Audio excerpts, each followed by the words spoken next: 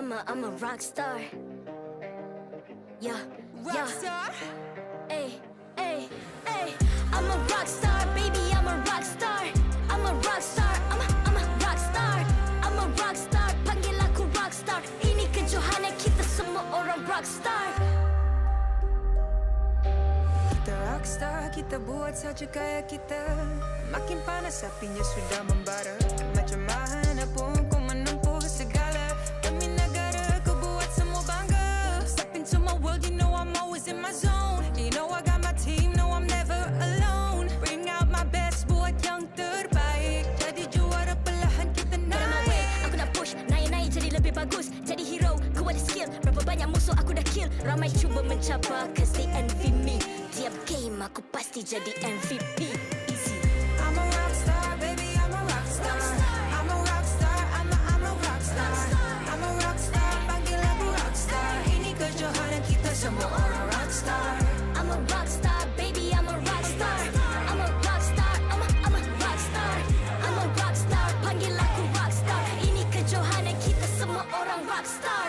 Tengok nanti siapa yang juara. Ni peluang kita bawa pulang piala. This is my game, this is my time. Menang semua, everything will be mine. Kalau jatuh kau pasti kembali. Bangun balik ku tegak berdiri. Kuatkanlah tenaga, ganjaran diperoleh. Ni kejohanan kita, Malaysia memang boleh. Rise up to the top, kita buat bersama. Semangat kita kuat di bawah satu bendera. Ay. I'ma go hard for the win. Win. On the battlefield till the end. I'm trying to beat the greatest anyone has ever seen. Stand by, I'm coming in for I'm the a win. rockstar. I'm a rock star, baby, I'm a rock star. I'm a rock star, I'm a rock star. I'm a rock star, panggil aku rock star. Ini kejohanan kita semua orang rock star. I'm a rockstar, baby, I'm a rockstar. I'm a rockstar, I'm a rockstar. I'm a rockstar, panggil aku rockstar. Ini kejohanan kita semua orang rockstar.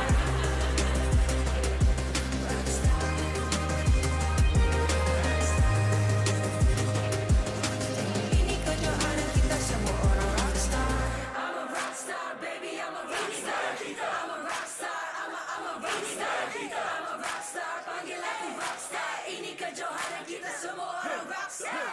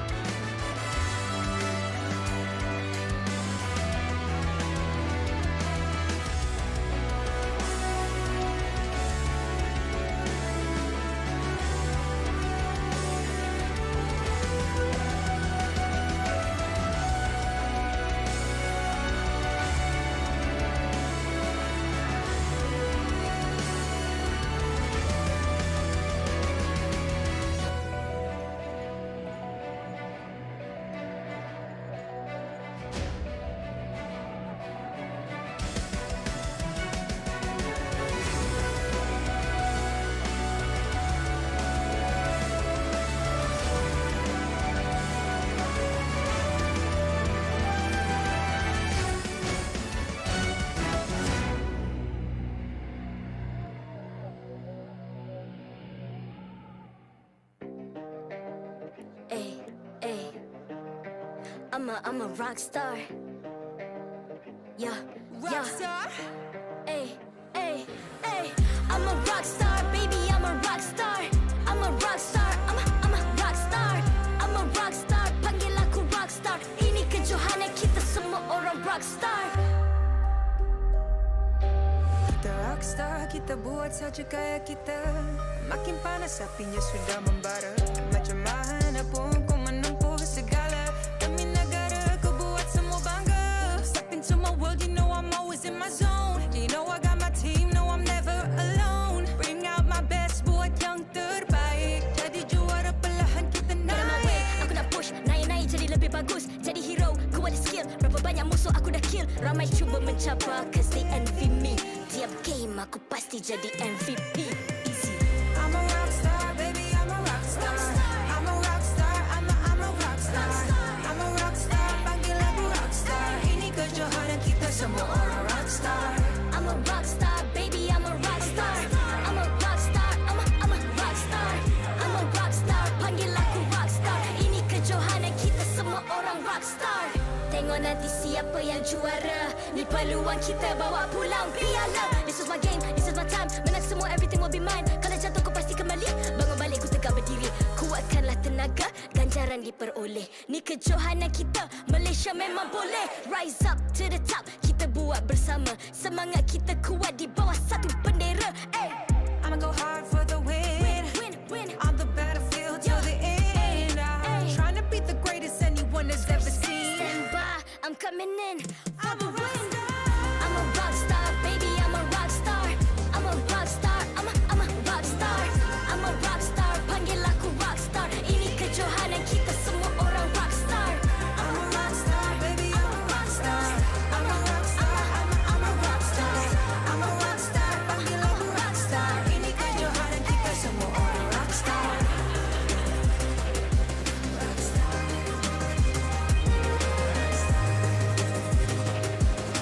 Ini kejohanan kita semua orang rock star. I'm a rock star, baby, I'm a rock star. I'm a rock star, I'm a rock star. I'm a rock star, panggil aku rock star. Ini kejohanan kita semua orang rock star.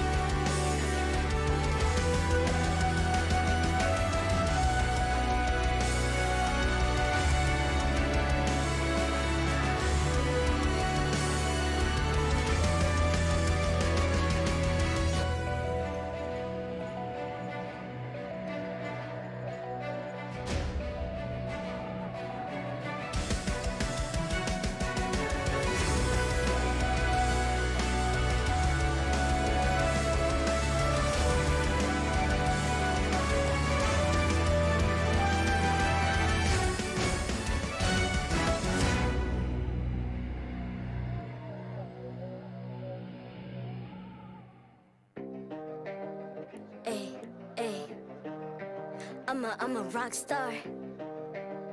Yeah. Rock star. I'm a rock star, baby, I'm a rock star. I'm a rock star, I'm a rock star. I'm a rock star, panggil aku rock star. Ini kejohanan kita semua orang rock star. Kita rockstar, kita buat saja gaya kita.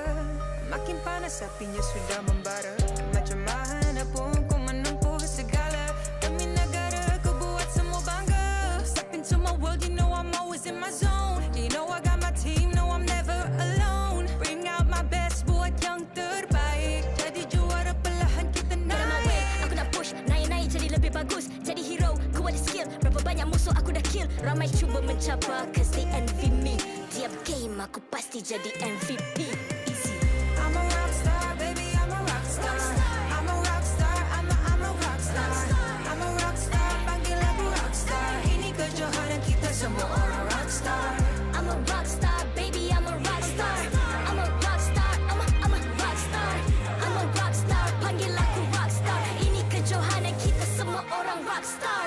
Tengok nanti siapa yang juara. Ni peluang kita bawa pulang piala. This is my game, this is my time. Menang semua, everything will be mine. Kalau jatuh kau pasti kembali. Bangun balik ku tegak berdiri.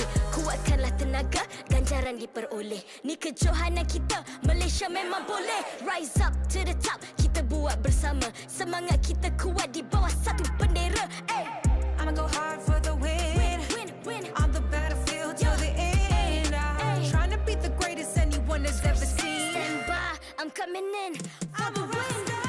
I'm a rock star, baby, I'm a rock star. I'm a rock star, I'm a rock star. I'm a rock star, panggil aku rock star. Ini kejohanan kita semua orang rock star. I'm a rockstar, baby, I'm a rockstar. I'm a rockstar, I'm a rockstar. I'm a rockstar, panggil aku rockstar. Ini kejohanan kita semua orang rockstar.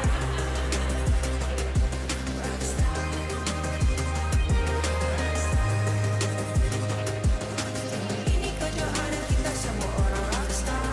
I'm a rockstar, baby, I'm a rockstar. I'm a rockstar, I'm a rockstar. I'm a rockstar, panggil aku rockstar. Ini kejohanan kita semua orang rockstar.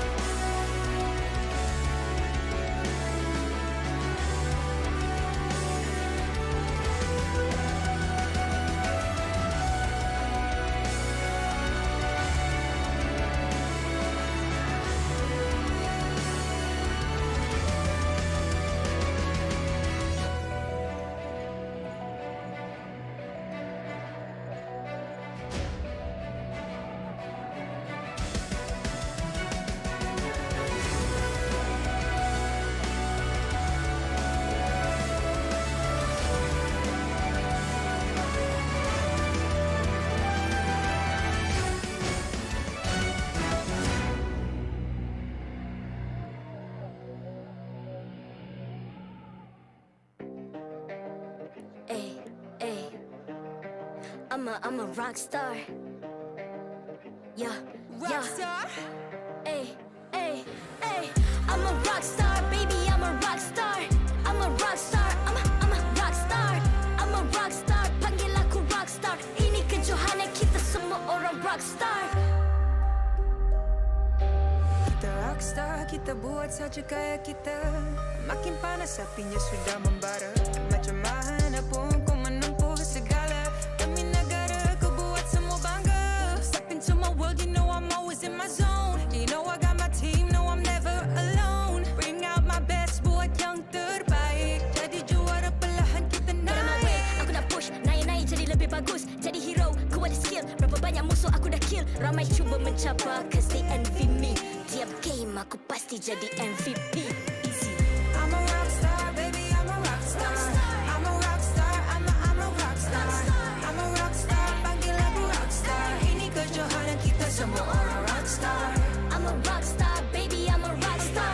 I'm a rock star, I'm a rock star. I'm a rock star, panggil aku rock star. Ini kejohanan kita semua orang rock star.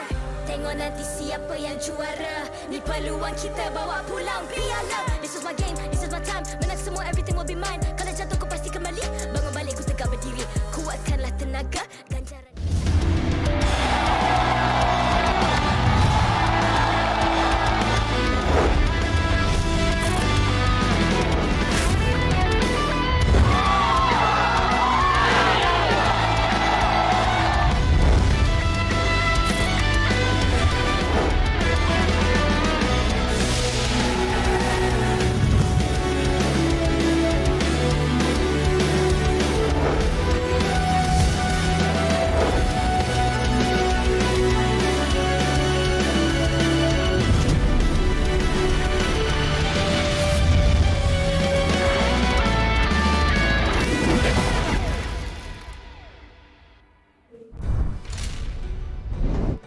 Orange Esports akan berlawan dengan GEEK Fam pada match yang pertama. Assalamualaikum dan selamat kembali ke MPL Malaysia musim yang ke-9 yang dikuasai oleh Muntun, dipersembahkan oleh McDelivery Samsung sebagai telefon pintar rasmi kita dan juga diraikan bersama Nescafe. Anda bersama saya Sleepy Godzillas Lafel dan juga kita punya analis Arta. Yang penting kita ada founder daripada RED ESPORTS, Kak Pen. Hi Kak Pen, how are you? Kak Pen, ada bunyi apa tu? Dia nak cuba hi tapi dia punya hi. Ada satu benda kau kena tahu. Yeah. Dia sudah jadi macam basikal buruk dah. Tapi ya Kak Pen, you look amazing. How are you doing today?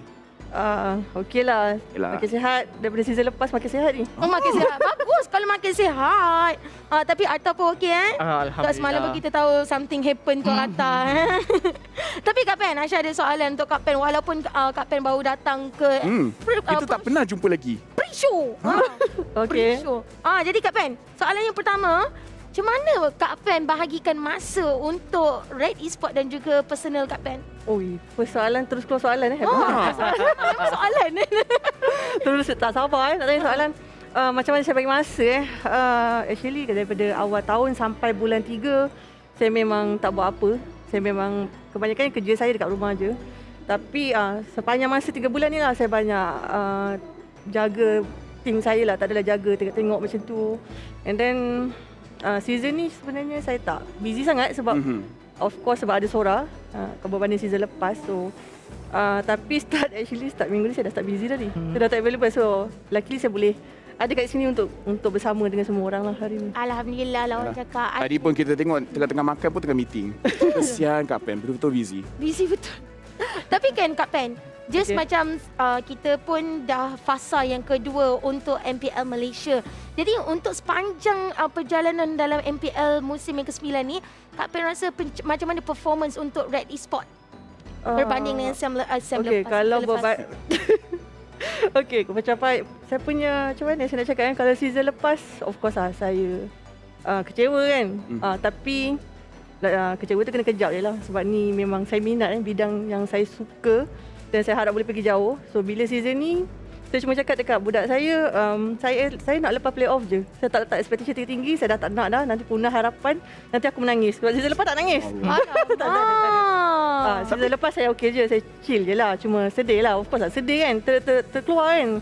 So bila ada peluang season ni, saya cakap tolonglah buat elok-elok. Saya tak expect banyak, saya nak lepas je. Itu je saya minta dengan korang. So diorang cakap trust diorang untuk season ni. Itulah, inilah yang jadi. So bila tengok diorang perform, saya agak terkejut lah bila tengok win streak pula tu. Saya cakap, apa jadi dengan tim aku sekarang ni? Itulah Kak Pen. Memang sekarang nampak race sangat kuat. Actually awal-awal tadi Kak Pen pernah cakap, okay sekarang Sora Payung dah ada, so Kak Pen dah start free sikit. So boleh cerita tak dengan adanya Sora Payung, is Sora Payung big difference yang menyebabkan RED nampak sangat-sangat kuat sekarang? Tu salah satu punca lah kenapa saya punya tim betul-betul transform jadi RED yang saya rasa ni antara season paling kuat kot untuk tim saya. So bila Sora masuk tu, dia boleh kata saya rasa 80% lah bagi perubahan dekat tim. 30% goes to the player sendiri lah. Of course kena ada player sendiri, kena ada orang kata semangat nak berubah. Kalau tak berubah, kat bawah lah kita orang terkeluar lah lagi second season. Sekarang ni pada pendapat Sora Payung, boleh kita kategorikan lah antara the best coaches kat Malaysia? Tapi Aisyah sebenarnya nak lagi dengar daripada Kak Pen. Tapi sekarang kita akan saksikan dulu untuk jadual untuk pada hari ini, di mana match yang pertama adalah Orange Esports berlawan dengan GEEK Fam. Match yang kedua SUHAZ Esports berlawan dengan RSG. Match yang ketiga MAB berlawan dengan RED ESPORTS. Kak Pen confirm lah tunggu match yang ketiga kan. Jadi kalau untuk Lafel pula? Okey, kalau kita tengok, Kak Pen akan pilih match ketiga. Saya sebenarnya tengok pasukan SUHAZ Esports lawan dengan RSG. Sebab saya nak tengok mereka punya draft. RSG tim yang kuat tapi still ada on-off. SUHAZ Esports pun sama. Saya nak tengok the battle of the coaches kat sini. Apa perubahan kat dia ke jungler punya matchup. Itu kita akan bincangkan bila game ni nanti muncul. Kalau untuk saya pula, saya nak tengok 3-3. Sebab patch yang baru, kita dapat tengok banyak hero yang baru yang akan masuk lagi. Hilda, expectation saya pada hari ini, Hilda ataupun Guinevere akan dibawa masuk. Itu bagi pendapat saya lah. Sebab awak nak tengok 3-3. Bagus. Tak, jawapan yang bagus lah. Jawapan Plus sebab semalam kan kita pun ada satu kejutan di mana lepas patch update Masya pula muncul sebagai macam hero yang tiada tandingan dan tak ada obat. Dan yang penting sekarang ni kita nak saksikan untuk Orange Esports berlawan dengan GEEK Fam. Sekarang ni kita saksikan untuk kita sukses untuk tim daripada Orange Esports. Ya, dekat sini kalau kita tengok mereka punya key to success, mereka kena hati-hati dengan zone punya aggression dan Masha. Lepas tu mereka kena avoid meaningless trade. Maksudnya kalau tak perlu nak fight kat situ, tak payah fight dan mereka kena ban Masha. Mereka kena target hero-hero Lil B sebab kita kena fair, okay? Lil B basically dia kalau Beatrix tak boleh nak main dan dia tak boleh nak buat apa-apa lah. So ban Beatrix dan ban Masha. Kemudian mereka kena contest ataupun ban Masha dengan Grok. Dan kena ban Masha. Betul. Dan kalau kita tengok Orange sendiri, drafting diorang mungkin pada minggu lepas, diorang punya performance, satu kemenangan tu dah membuktikan yang diorang boleh menang lagi sebenarnya. Diorang dah ada momentum ataupun strategi untuk diorang tutupkan game itu sebenarnya. Tapi kat sini saya nak tengok Orange Esports bila lah mereka nak bawa masuk balance. Balance kita tak pernah tengok lagi dia punya game. Mungkinkah hari ini?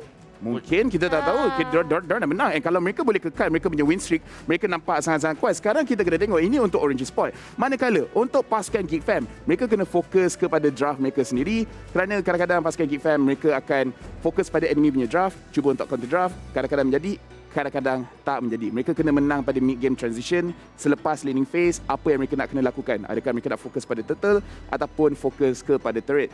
Pastikan dekat bahagian mid lane, mereka menang jadi rotation lebih cepat dan mereka kena aktif dekat map control. Kalau mereka pasif, mereka akan kalah. Dan pada pendapat saya, fokus yang pertama itu, di mana jangan over completekan draft tu. Sebab draft, kalau kita tengok pasukan GEEK Fam, diorang banyak mengaturkan strategi yang baru tetapi itu salah satunya. Itu salah satunya dan ini memberi impact yang sangat besar. Mungkin meta yang cuba dibawa masuk oleh pasukan GEEK Fam belum sesuai lagi untuk patch yang terbaru ini. Ya, dekat sini saya nak tanya soalan yang senang je. Okey, Orange dengan GEEK, dua-dua tengah nampak tak okey. Pada pendapat akak sendiri, akak as a fan, rasa-rasanya akak soalan tricky ni. Rasanya siapa yang akan menang? Orange baru menang lawan dengan SUHAZ, GEEK Fam still tengah lose streak. Okey, kalau saya suka tim, bukan suka lah, saya suka tengok GEEK sebenarnya. Dan bila tengok performance GEEK, dia buat remind saya dekat season lepas. Benda yang sama jadi kat kita orang. So apa yang saya harapkan, saya nak GEEK bounce back lah kalau boleh. Sebab kita punya group B kan. Betul. Aisyah, pasti bukan harapan daripada Kak Pender. Sebenarnya Kak viewer di luar sana pun mengharapkan GEEK Fam akan kembali dan mungkinkah hari ini mereka akan menunjukkan kejutan kepada kita dengan patch update. Mungkin strategi meta mereka dah berubah. Tapi sekarang ni pun kita dah tengah hari. Jadi sebenarnya saya malas nak cakap benda yang sama kan. Tapi itulah, saya lapar. Okey, dekat sini sebelum awak masuk tu kita transition lagi baik. Kak, apa favourite McD punya makanan? Favourite McD Filet-O-Fish. Kalau Lafel? Oh, saya suka Big Mac. Big Mac dengan spicy chicken Mac Deluxe. Kalau Hatta? Spicy chicken Mac Deluxe. Kalau Aisyah beli free je. Okey, sekarang ni kalau anda lapar di luar sana, anda boleh order McDelivery dengan menggunakan voucher MPL Rewards dan berbelanja seminimum RM50 untuk dapatkan 6 ketul free nugget dan juga skin MLBB secara eksklusif. Kalau nak cerita sedih ringkas kat sini, jangan risau producer, saya bukan nak cerita teruk pasal McD. Hari tu saya ada beli tau. Saya beli Big Mac, set, and then I beli apple pie. Apple pie tu I suka kalau dia sejuk sikit. So I simpan dekat peti ais. Apple pie panas lagi, sedap lah. Tapi esoknya I tengok apple pie tu dah tak ada. Lepas tu tahu kawan I cakap apa? I ingat you tak nak makan. Mana ada orang makan apple pie sejuk-sejuk? Tapi sekarang ni guys, kita dah nak cerita pasal apple pie dah. Kita nak saksikan game yang pertama. Tapi sebelum tu kita akan pergi ke coin toss terlebih dahulu. Siapakah akan memilih untuk first pick ataupun second draft pick? Ya, dekat sini kita akan invite Daniel Tis selaku kita punya head marshal, Pops daripada Orange Esports, kemudian Amox daripada pasukan GEEK Fam. Di mana Pops kat sini dia memilih heads dan untuk pasukan GEEK Fam mereka memilih tails. Buat masa ini kita tengok kalau sesiapa saja berjaya untuk dapatkan first pick, mereka punya win rate jauh lebih tinggi. Jadi dekat sini kita punya coin toss dah berpusing-pusing dekat situ dan heads telah didapati dan pasukan Orange Esports mereka memilih sebagai first pick dan mereka punya win rate dekat situ adalah 44%. Dan dekat dalam game ni memang first pick sangat-sangat penting kerana kalau Masha tak di-ban, diorang boleh ambil Masha. Ya, boleh juga kalau kita nak counter Masha sebenarnya. Banyak kalau kita tengok negara lain, ada banyak potensi untuk diorang counter semula Masha tersebut, tetapi bagi saya kenapa kita nak counter Masha? Sedangkan counter yang paling senang sekali ban saja Lafel. Jangan Yalah, overcomplicate. Kalau kita tengok pun tadi Lafel dah sebut 4 kali untuk ban Masha, tapi adakah Orange Esports dan juga GEEK Fam akan menjadi pilihan pertama mereka untuk ban that hero? Kita tak tahu, mungkin mereka sebenarnya nak gunakan juga kan. Tapi sekarang ni guys, kita jangan tunggu-tunggu dah. Kita akan saksikan game yang pertama sekarang ni. Back to Caster, let's go. They say when you're at the bottom, the only way to go is up. But for these two bottom place teams, that praise will only be true for one today in our first match of Week 6, Day number 2. My name's Staffa. Alongside me, as usual, is going to be Gideon, here to welcome you back to MPL MY Season 9, which is, of course, brought to you by our wonderful sponsors, the official gaming chair Secret Lab, partners in esports, TikTok Live, esports charts, and EGG Network, and our co-organizers ESI. Yep, with beautiful games going to be happening today and a new patch to accompany it all. The question is, who has adapted faster? And I think it's a scary thing between both GEEK Fam as well as Orange Esports. A lot are on the line, being the two bottom teams. Yep, you never want to be in this position here in the regular season. Unfortunately, it's got to happen to someone, and for these two teams, now is the do it or break it moment, because now that we're going into phase 2 intergroups, they're facing off against each other for the very first time. This is a very important point for both of them, which are on pretty notable losing streaks to finally turn their fates around. I mean, the fact is, Group B has been labeled as one of the stronger groups overall. So technically, a lot of people are expecting GEEK Fam to win this game, but we'll see in the predictions up ahead. Before we get into that, guys, the milestones are back at it again. You can farm the MPL right now, and all you gotta do is share the stream. 500, 800, and 1,000. And the moment we hit 1,000, 10 lucky draw winners will be selected at the end of the show. Yep, you guys already know it by now, so make sure to click on that share button on the bottom of the screen to make sure that you guys share out the stream to all your friends, all your family who might be interested in some Mobile Legends action, and to join us here in MPL MY. With that being said, there's still more to be had. We also have the MPL Predictor happening at the exact same time, happening only for the very first match of the day. You can be walking away with a beautiful Cho Go Ballistic skin, and all you got to do is go right into the stream chat, make sure you put your predictions, but also your user ID for your Mobile Legends account, and most importantly, your server ID as well. We need to be able to identify you guys to give you the skin. If not, well, you know, if you're dyslexic like me, please double check and don't type in the wrong numbers to be giving it to some other rando out there. Yep, as much as we want to give you the prizes, if the information is incorrect, it's gonna be a bit difficult to find you. So we want to make sure that all of you get the prizes and rewards that you so deserve. Going ballistic. And by the way, I'm hearing the teams absolutely go ballistic in the back with their team cheers. They're getting pumped up for this game, so the draft is going to begin very, very shortly. And I don't know, it feels like Masha has been the hot pick since Friday, and as soon as the patch comes through, they're like, you see the coaches, they're like, yeah, first pick. Yeah, it's very exciting to see how the meta has shifted, and it just so happens that the new patch, a pretty notable patch as well, drops on the exact same time as the second phase of MPL MY starts, which means that the moment these teams go head-to-head into groups, you have to deal with a new meta. But without further ado, it is time to introduce the two teams that will be going up in our first series of the day. Orange Esports. Orange Esports take the stage, and a familiar face graces our presence. The man, the myth, the legend, the return of Valence. Can Orange Esports bounce back and revert from their form since last season? We know that in the previous season, Valence was a very notable playmaker and shot caller for Orange Esports, and now that he's going to finally return to the stage in Season 9, this could be a much needed change that Orange are looking for to really shift their fates, turn things around, especially with a brand new meta. GEEK Fam.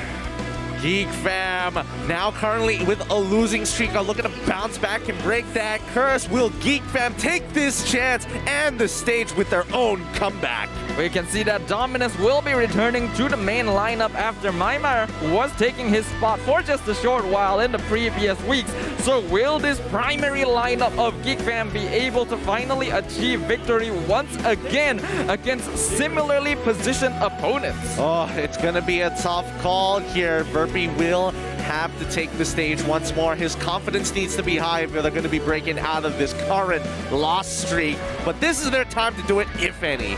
Yep, it's gonna be an exciting game number 1 here, ladies and gentlemen, and we are very happy to be able to bring it to all of you at home. Looking at both these teams, they're gonna be setting up, getting ready. So before we head on into the game, let's have a look at some player stats, starting with Orange Esports. Starting off with Orange Esports, Valens coming back into the roster. Min and Mon looking as good as ever with their outstanding stat line so far. But we have to talk about Gary and as well as Burpee. I think Gary and as well as Born. At this stage of the game, I feel like Born, in terms of his lane matchups, he kind of knows it. Is he good at executing it? Is a different story. Gary, same exact situation, but I think what they're really good at is overall teamfight execution. Yeah, Gary and Born, obviously newer additions to Orange Esports since the first transfer window. Performance still a little bit unstable, but when they are able to perform, their consistency is pretty on point and are able to follow up on Min and Man's execution. However, what's most interesting here is that Valens is going to be playing in the gold lane, replacing Lola, unlike in the previous season where he played as an additional roamer, which sort of swapped out with Min. Yeah, I'm not sure what Valence's hero pool is going to be looking like. The last time we've seen him, the main 3, it's usually going to be Valir, Beatrix, or even Cho. Yep. On the other side, though, we're gonna have Geek fam. It's gonna be the same old faces: Burpee, Dominus, Zorn, Lilby, and Arts. We know that Zorn, obviously one of the most aggressive roamers in the entire jungle of MPL MY, taking a lot of damage, participating in a lot of kills. He might actually have a good time this season, considering that tanks are starting to come back into the meta. Interestingly enough, that is a really good point. With new tanks coming into the meta, Mon and as well as Zorn are going to have an incredibly good time. Both like to invade, both like doing the exact same things. The only difference is one sets up and the other just is aggressive. And Zorn is the more aggressive one. So I want to see whether Masha gets through and see what Zorn is capable with it. I think the Masha is going to be a very important hero to be contested for both teams because, as you highlighted, it does fit the style of both Min as well as Zorn on their respective sides to be aggressive and invade into the enemy jungle. In cases like this, it wouldn't be unusual for both teams to decide to ban it out, not allowing it to be picked up. But what's going to be very important here is how well the mage players will follow up on their roamers. Yep, let's have a look at the current predictions so far, and it looks like everybody's sort of split here, even on the English broadcast, with 3 going for Orange Esports, Lafel, Arta, and as well as Sadafa, and everybody else going for Geek Fam. Why Orange Esports this time around? Well, based on what I've seen, Orange Esports, while their performance still a little bit spotty, feels a little more consistent. But let's have a look at what you guys at home think. Looks to be that Geek Fam still has a lot of fans waiting for that victory. Yep, Geeks in chat will rejoice for now. One victory won, but now the main event is about to happen. And you can see how quick those fans are ready to go at it, man. Recently, they've been picking up some new props to actually increase the loudness, the audio, especially. It's picking up on our mics as well.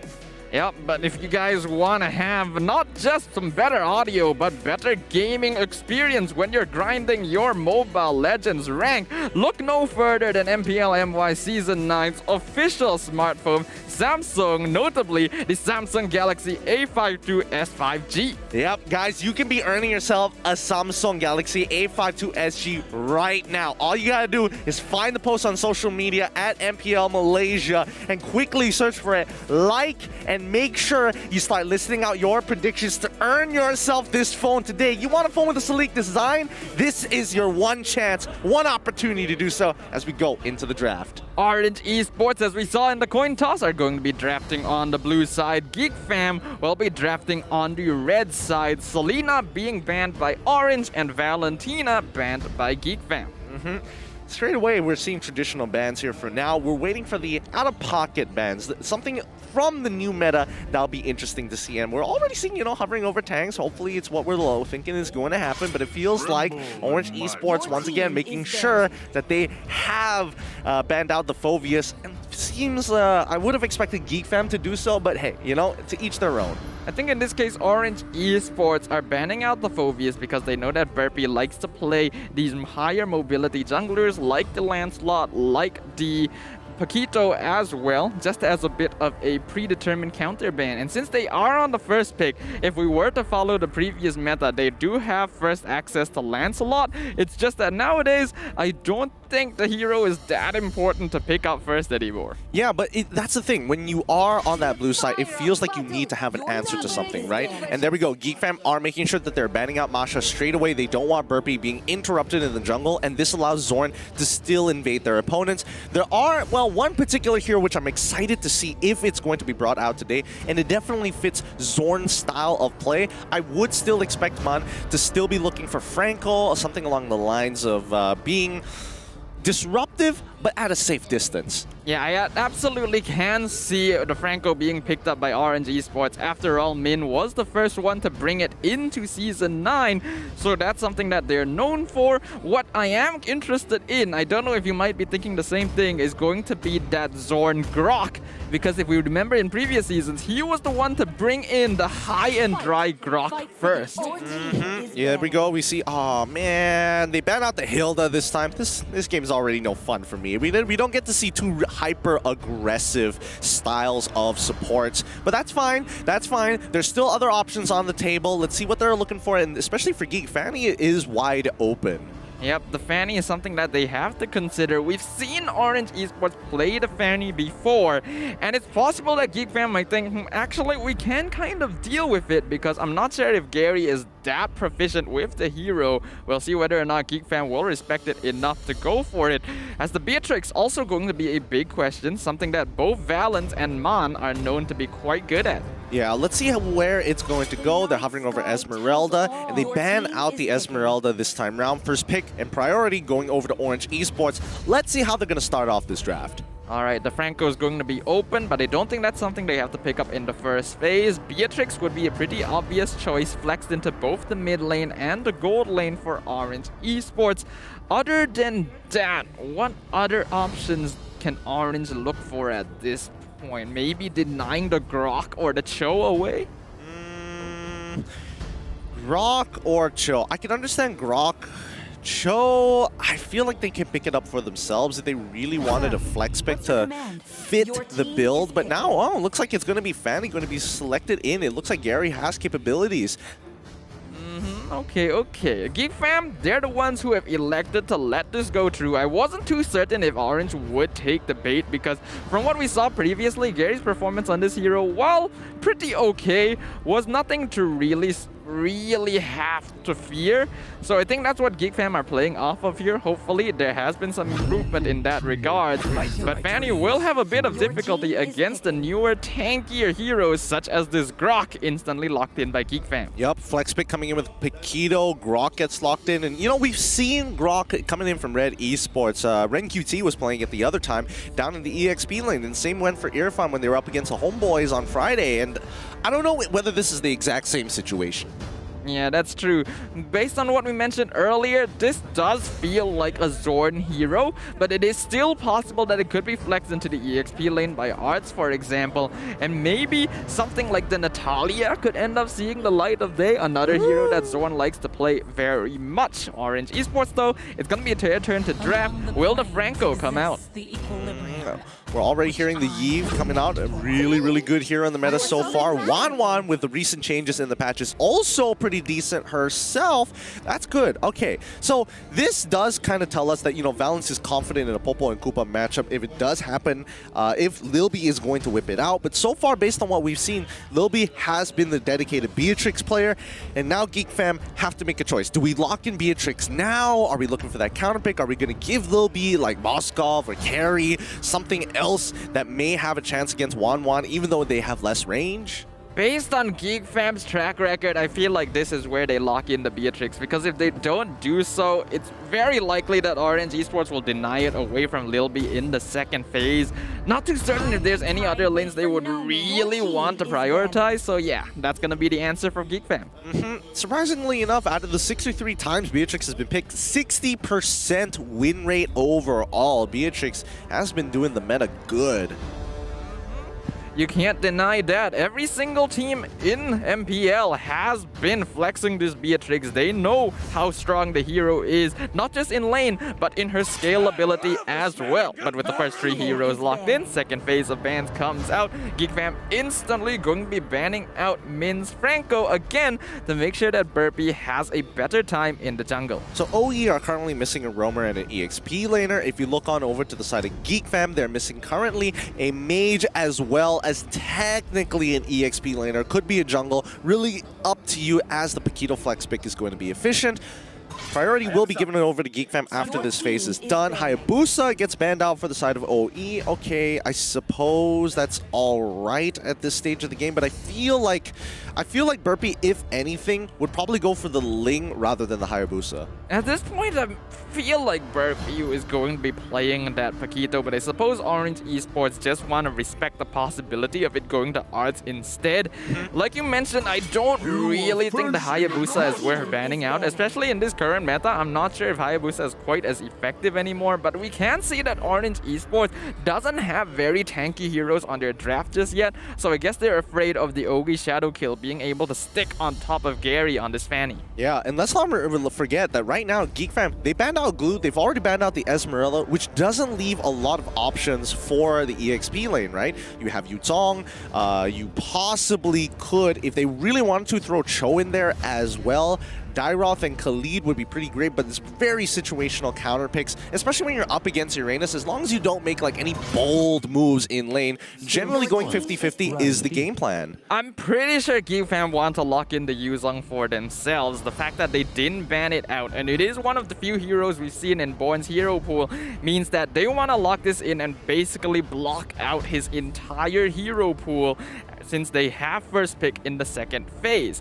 RNG Esports, they're gonna be completely homing in on Burpee, even banning out the Ling. I personally am not a big fan of this, considering the recent meta changes. Not too certain if Orange Esports has had enough time to adjust, but we'll find out what is Geek Fam going to lock in here as their 4th hero. Well, let's see what it's going to be. We're guessing that we're going to predetermine what the EXP lane. Art seems to be smiling a little bit more than usual, which would tell me that, oh, okay, Farsa is going to get picked up first, so they're waiting for that counter matchup in the EXP lane. All right, so Orange Esports now have to reveal their full lineup. So Fanny, I don't think is going to go into the EXP lane. We're still missing a roamer out of OE. Cho seems to be the go-to at this stage of the game, but we'll wait and see. Cho from Orange Esports. There's also the newer options like the Baxia and the Hylos now becoming more obvious. Both pretty solid, but oh ho ho, Orange Esports going to be the first ones to bring in Atlas with the new patch, only having been picked once before this. Yep, Atlas at this stage of the game has better scaling, but it's still like, unless you build full magic damage, I don't think you're really going to feel it, as well as a new passive, which every time you use an ability, people around and near Aulus does get slowed down. And he also gets a couple of new stats. Now, Uranus is going to get locked in for the side of OE, and now we have the full lineup from Orange Esports. Let's see how Geek Fam is going to play this counter pick. With 2 flex picks on their side, they really have a lot of options to play with. Yep, the Yuzong still going to be open if they want an option to jump into the back line with the Black Dragon form. Other than that, if they want to flex the Grok into the EXP lane, still going for something like the Natalia is possible. Or if they want to be annoying and completely counterplay the Atlas, Diggy with the time journey would be able to do so. But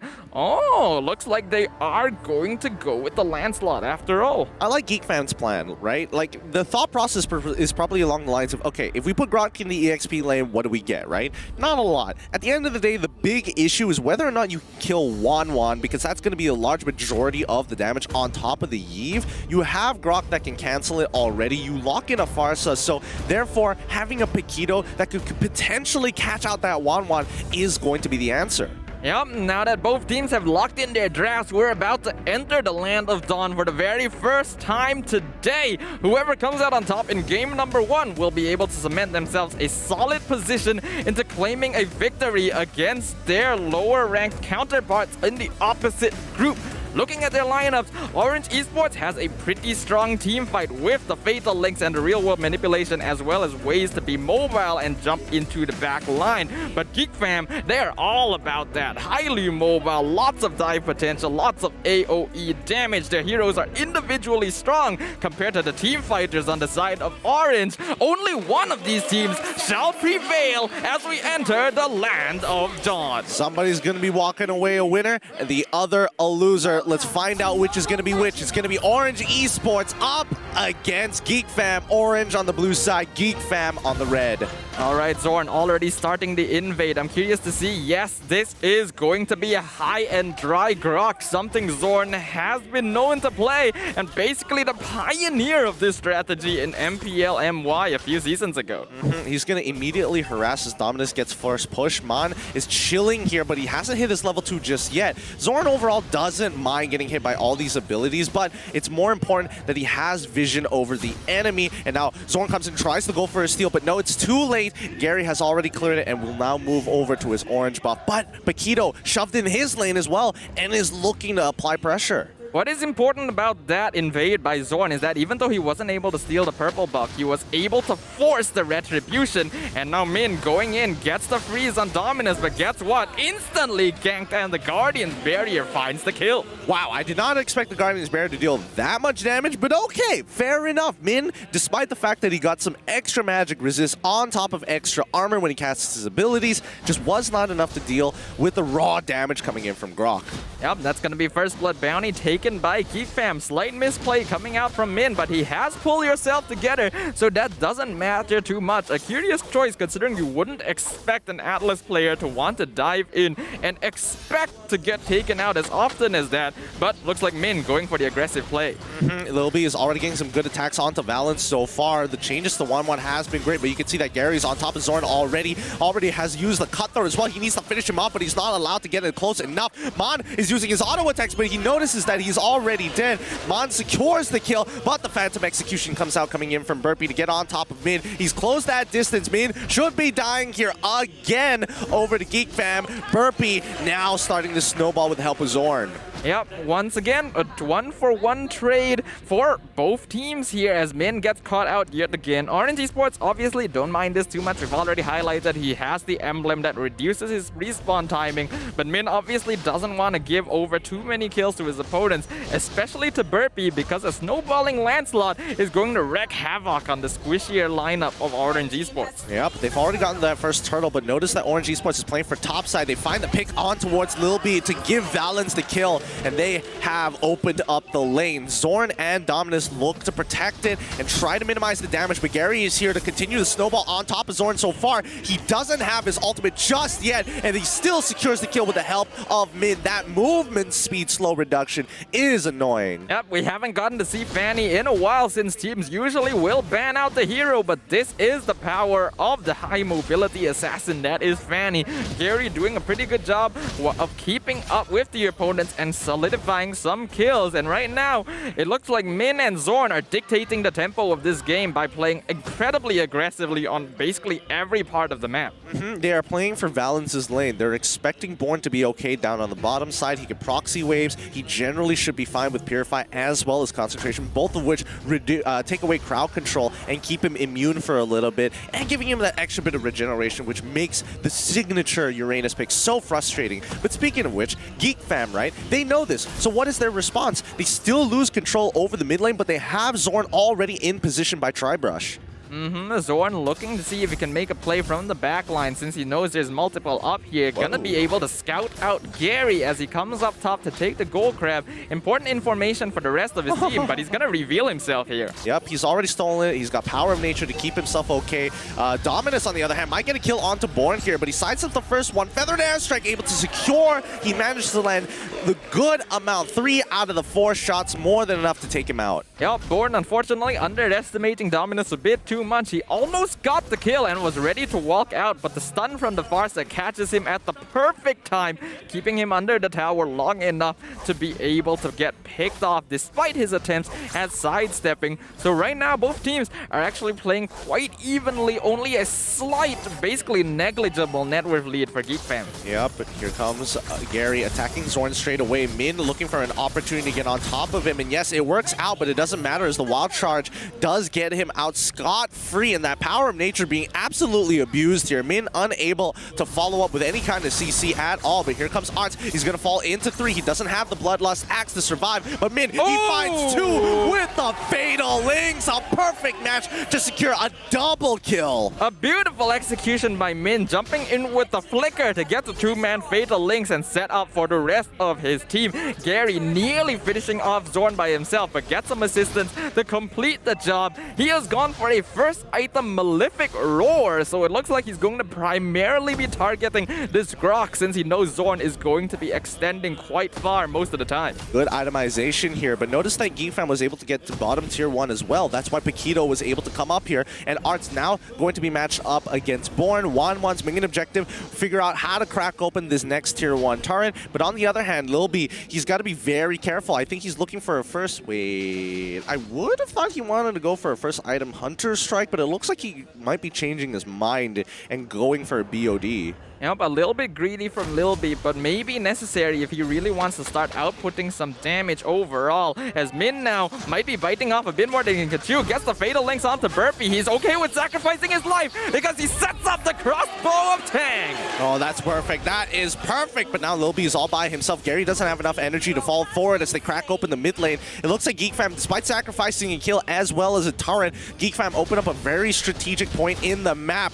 Arts, he's going to go head-to-head against Born for now, but Zorn doesn't want to waste his time any further than this. He opens up the map on the bottom half of the side, and we can see that Min, even he is making sure that he's mirroring Zorn as much as he can. I would say even more so than mirroring Zorn, Min is the one dictating the pace of this game right now. He's the one setting up kills and roaming around to basically be a nuisance to the enemy team, as now he finds Zorn. Wall charge, not going to be enough. Feathered Airstrike already dropped down as Orange Esports walks out with a free kill. Yep, but now Arts tries to lock down Born, but it really doesn't matter. The man's got Consecration as well as Purify, who pops both. Burpee is going to help try and clear this wave as soon as possible, as they are going to give up this turtle. Really no position, no priority, and no waves pushing to help them out. A good decision for now, but let's see whether Min can actually get this catch. The perfect match connects, finds Burpee. He goes for the Thorn Rose, but it isn't enough, and the Fatal Links. Arts manages to get out with a Purify, but he still goes down to the real-world manipulation. Yep, it's going to be quite a number of kills there too, going over the Orange Esports, and they don't end up losing anyone in return. Although the Fatal Links ended up missing, it was still enough as the entire team of Orange just funnels down the side of the mid lane and picks off core members of GEEK fam. That's going to increase their net worth lead now to 2.5k with double the kill count of GEEK fam. Yeah, it's not looking good so far, but GEEK fam are still in it. Despite being 2.5k behind, they still are even in terms of turns and are 1 turtle ahead. They're not behind in EXP at all for now. They're generally quite even. But we do have to watch out for that scaling, because on the side of Orange Esports, Man and Valence are going to start hurting quite a bit. But speaking of, Gary gets the mega kill, finds Dominus in the mid lane. Yeah, he is huge. Gary is 4-0-5 with Valence being 4-0-2, and also is able to secure himself a Winds of Nature. That's going to be so helpful against Lancelot or even Arts. Now Burpee spots out Man as well as Gary, going to have to back off as Gary now looking for a free purple buff. Looks like GEEK fam not going to be able to contest this at all. They see Min right there, and walking up in too large a group is going to set up a huge ultimate that they cannot afford to give over. Well, they hold on to the defense for now. Orange Esports extends their lead over to 4K. Now they're starting to move into the jungle, right? The next upcoming Lord is going to be very important, because that means that they get to secure the other tier 2s from GEEK fam's side and develop to a 6K lead. Yep, the problem right now is that GEEK fam overall simply do not have enough damage to face off the teamfight prowess of Orange Esports. The real-world manipulation proving to be a bit of a problem when they already have to consider not grouping up for the fatal links, as well as trying to avoid Gary on this high mobility Fanny means that GEEK fam cannot comfortably take fights at all. And Bowen doing a very good job of distracting 3 members of GEEK fam in the top lane. Yep, it looks like GEEK fam is doubling down on giving away this Lord and are just looking for picks. They walk up, but it's too late. Zorn is going to back off. He doesn't want to give another kill over to Gary at this stage of the game because of that Malefic Roar. It makes his extra stats and as well as all that armor perpetually useless to him for now. Art's going to be able to get the knockout strike, but doesn't do much damage to Min. He's already building quite defensively here as the waves are now pushing in. First Lord of the game pushing down bottom lane as the tier 2 has already been taken out. Orange Esports going to try and use this objective to take the top and mid tier 2s for themselves.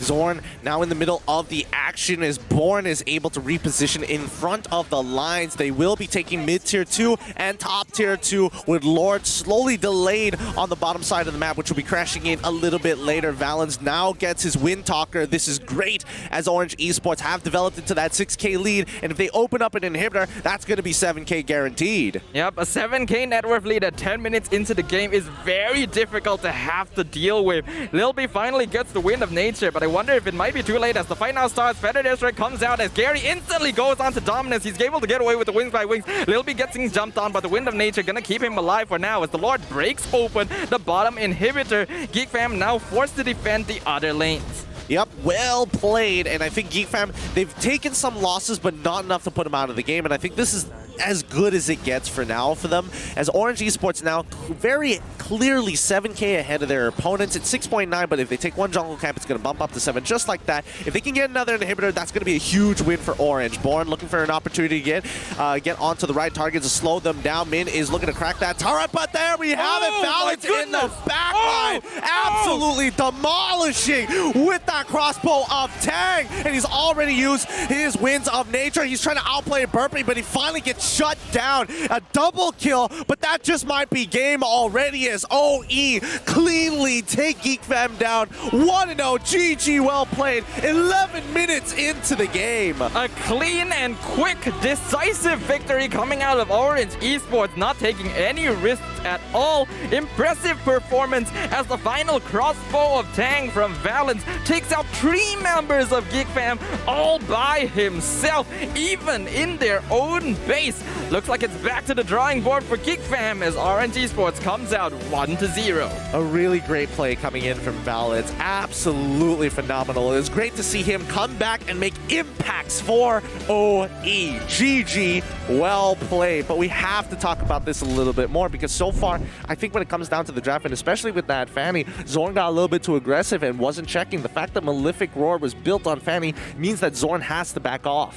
Yep, the thing is, GEEK fam, they kind of underestimated Gary's performance on this Fanny here overall. They really didn't draft enough crowd control to have to deal with it because Grok, his crowd control is very conditional, and then other than that, you don't really have anyone other than maybe Arts on the Paquito, and even that requires a little bit of skill to execute. So basically, Gary had free reign this game. When you add that onto the fact that Min was roaming around causing so much pressure, you allowed Valens to have a completely free gold lane to farm, and towards that end game, well, you can really see that farm come into effect. To be fair, it was a difficult game, and I definitely think that it was a lot more even until we hit about the mid game, right? Where we saw a lot more trades happen. I thought that Min was dying a little bit too much, but let's pull up the item build real quick and talk about it a little bit more, because in the earlier stages of the game, you can tell that Min clearly isn't as tanky in comparison to Zorn, but as soon as he was able to get that dominance ice, as soon as he was able to play for that gold lane and get the Athena shield, like look, even his blessings is encouraged. He is playing for Valens. Yeah, Min is absolutely playing for the team here. Again, a really aggressive roamer that sets up for the rest of Orange Esports.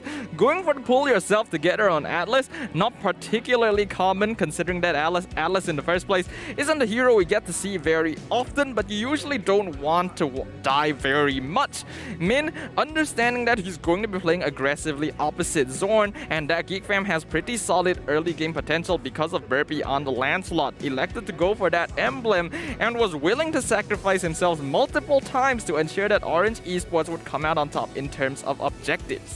So that's why Zoran wasn't very tanky during the mid stages of the game. It wasn't the fact that Gary already had the Malefic Roar. I mean, yes, that's great, but also for the fact that the BOD was immediately purchased by Zoran, so he basically has no armor at this stage of the game. And yes, there is a conversion rate, but it's just not enough. Yeah, it really isn't. Again, the Grok, although recently adjusted and changed to become more viable, still has a 0% win rate since the patch dropped. So players are definitely realizing that, this may not be quite as effective as we thought.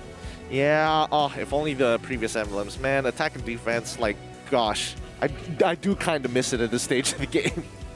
But I think we also have to give a shout out over to Born. I think he was doing an excellent job on this Uranus split, pushing on the opposite side, managing to survive 1v3, 1v4. His distractions gave Valens even more time to farm.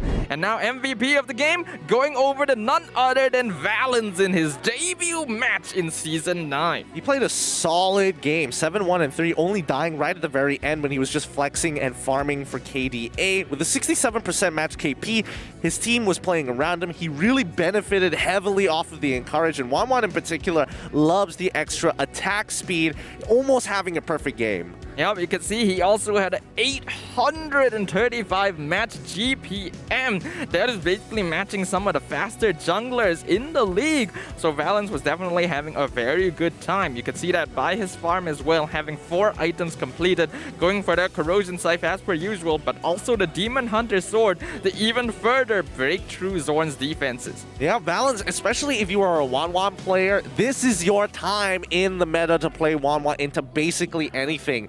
Only with 3 weakness points now. 3! It's so easy to proc. Yes, you don't have that much damage in lane as much as, when it used to be 4, but at the very least, you could proc that crossbow of Tang so fast. Yep, it really does come out more often, although it ends up resulting in Wanwan having less damage overall in trades in lane. Once she hits that level 4, being able to pop crossbow of Tang more consistently in teamfights means that not only do you have more iframes, but more safe damage to output against your opponents, as we saw in that final push into the base. Yep, let's look at the highlights one more time and just see how this was played out, because initially the early game was very GEEK fam dominated, and they played a solid early game taking trades. If Zorn dies, Burpee finds another kill, and it's just rinse and repeat. I think after that very first trade where they were able to pick off Min, it was actually more centered towards Orange Esports, because the amount of mobility and crowd control that their lineup has in comparison to GEEK fam allows them to make much more aggressive plays and invade a lot more often. Min oftentimes getting the nice fatal link, setting up kills for the rest of his team. Valens just making good use of the space that Min and Born are providing him to farm up as fast as possible. And once Orange Esports got a hold of that gold lead, they just instantly use it to steamroll the game as fast as possible. Yeah, I think the biggest factor here is the fact that Mon, with that real world manipulation and that big play coming in from him with a double kill on the top side of the map, really just changed the pace of the game, right? Because as soon as Mon was able to get an Ice Queen's wand, it's so difficult for GEEK fam to get out and disengage from fights. They're kind of forced to make a decision. Do I double down here and fight in the real world manipulation, or dedicate a couple of people to try and stop the real world manipulation? Yeah, for that reason as well, I really like the way that Orange Esports were itemizing this game. They weren't building items to make themselves strong. They were building items to support the style of gameplay that their team was going for. Getting the correct damage items to break through the front line, getting support items that would slow the enemy down so that the rest of your team has free reign. I really like this style of team play that Orange Esports is demonstrating here. On the opposite side, I think GEEK fam, they're still kind of suffering from the issue where every player seems to be trying to play their own game. Yes and no. I feel like they had no real plan of how to get into the backline, or whether people were looking for those plays, right? Because I think Zorn, now that he is playing Grok, he's not exactly the biggest playmaker in the world. It's very conditional, and there's only so much you can really do when you are calling the shots, right? Same goes for when Dominus is on Farsa. He's looking for these picks, but they should be playing with the help of their side lanes. Look to call, hey, Arts, are you able to look for this flank? Are you able to put yourself in a position where you can actually cut them in half and draw that line so that we can predetermine this fight? Well, either way though, I think Geek Fam gonna need to wake up a little bit going into game number 2, and what better way to do so than by grabbing some Nescafe for not just them, but yourselves as well, watching at home. Just scan the QR code at the bottom of the screen, use the promo code NESMPL30, and you guys can get yourselves 30% off on your next Nescafe product with no minimum spend. You can be getting their coffees or some of their newer flavors that have just hit the shelves today, so go check it out and scan that QR code to make sure that you do. Now, coming back into this game number 2 especially, we did see how the bans have been played out, right? Masha gets taken out pretty quick, Hilda as well. These super aggressive roamers, they're limiting Zorn so far, so why not put him on something like a Chill, which is something that I think Geek Fam will do now that it's coming down to that, 1-0 situation, fall back into your comfort picks. I think what's going to be important to watch out for is that in game number 2, Geek Fam will probably be drafting on the blue side, which so far is superior in this new patch. So we're gonna be seeing some differences in strategies, but overall, looking at the previous match recap, we can tell that RED Esports did way more damage than their counterparts. Yeah, significantly more, and I think this just playmaking coming in from Min.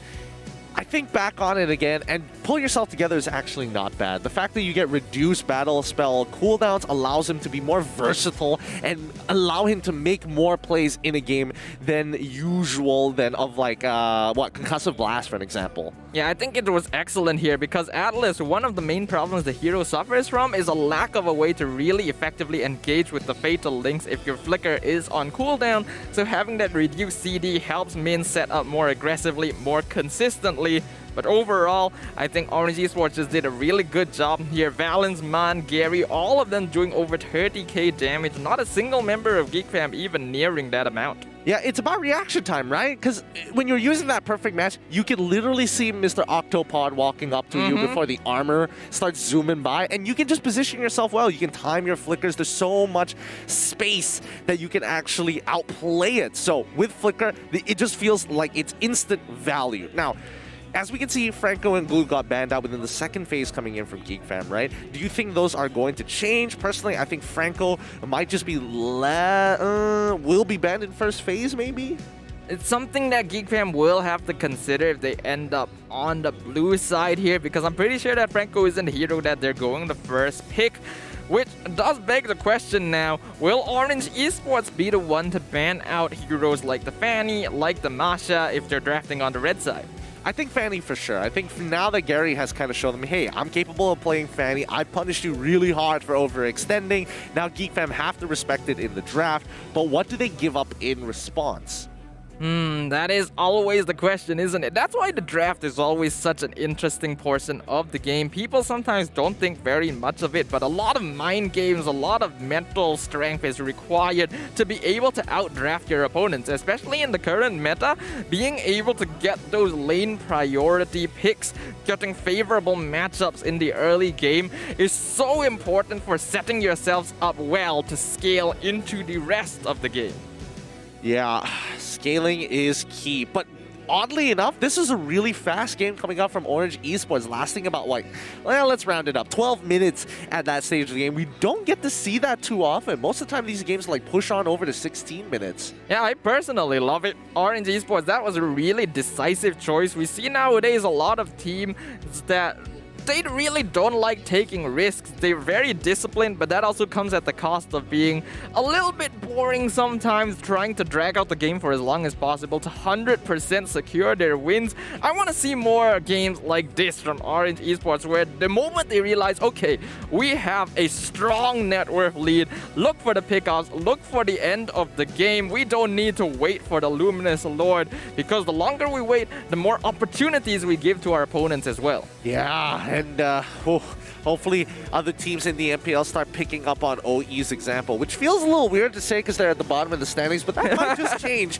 after this game. Let's jump right into the draft. Geek Fam on the blue side now as RED Esports is on the red. This is going to be a very interesting game to sort of analyze exactly what the differences between the blue and red side of the draft are with the new patch that just recently dropped, and whether or not it really is so dominating to be able to get that first draft, and whether or not Geek Fam will be able to adjust to what happened in game number 1. Their first ban going to be the Phovius. RNG Esports, as mentioned, going to be the ones to remove Masha from the pool. Okay, all right. Let's see what else they're going to let loose. Valentina most likely is going to get banned at some stage of the game, and the same goes for Fanny as well. That does leave a lot of these flexible picks. Well, sorry, not flexible picks. Power picks. Selena, Franco, Yves, Phovius, which are the usual go-to bans for both OE and as well as Geek Fam. I think the Eve especially is becoming a bit of an underrated surprise pick coming out from a lot of these teams, because while some teams will ban out the hero,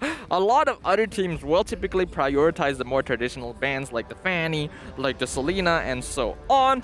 So allowing that to go through allows you to have a lot more control over the battlefield than I think a lot of people expect. Yeah, so that's the thing, right? Ooh, Karina gets banned this time out. For the side of Geek Fam, it does feel like they're setting up for Hilda here. I don't think OE is going to let go of either Valentina or Fanny, so I think Amox is doubling down on saying, all right, those are definitely going to be your last 2 bans for the side of Orange Esports, and if you let any one of those through, that's fine with me.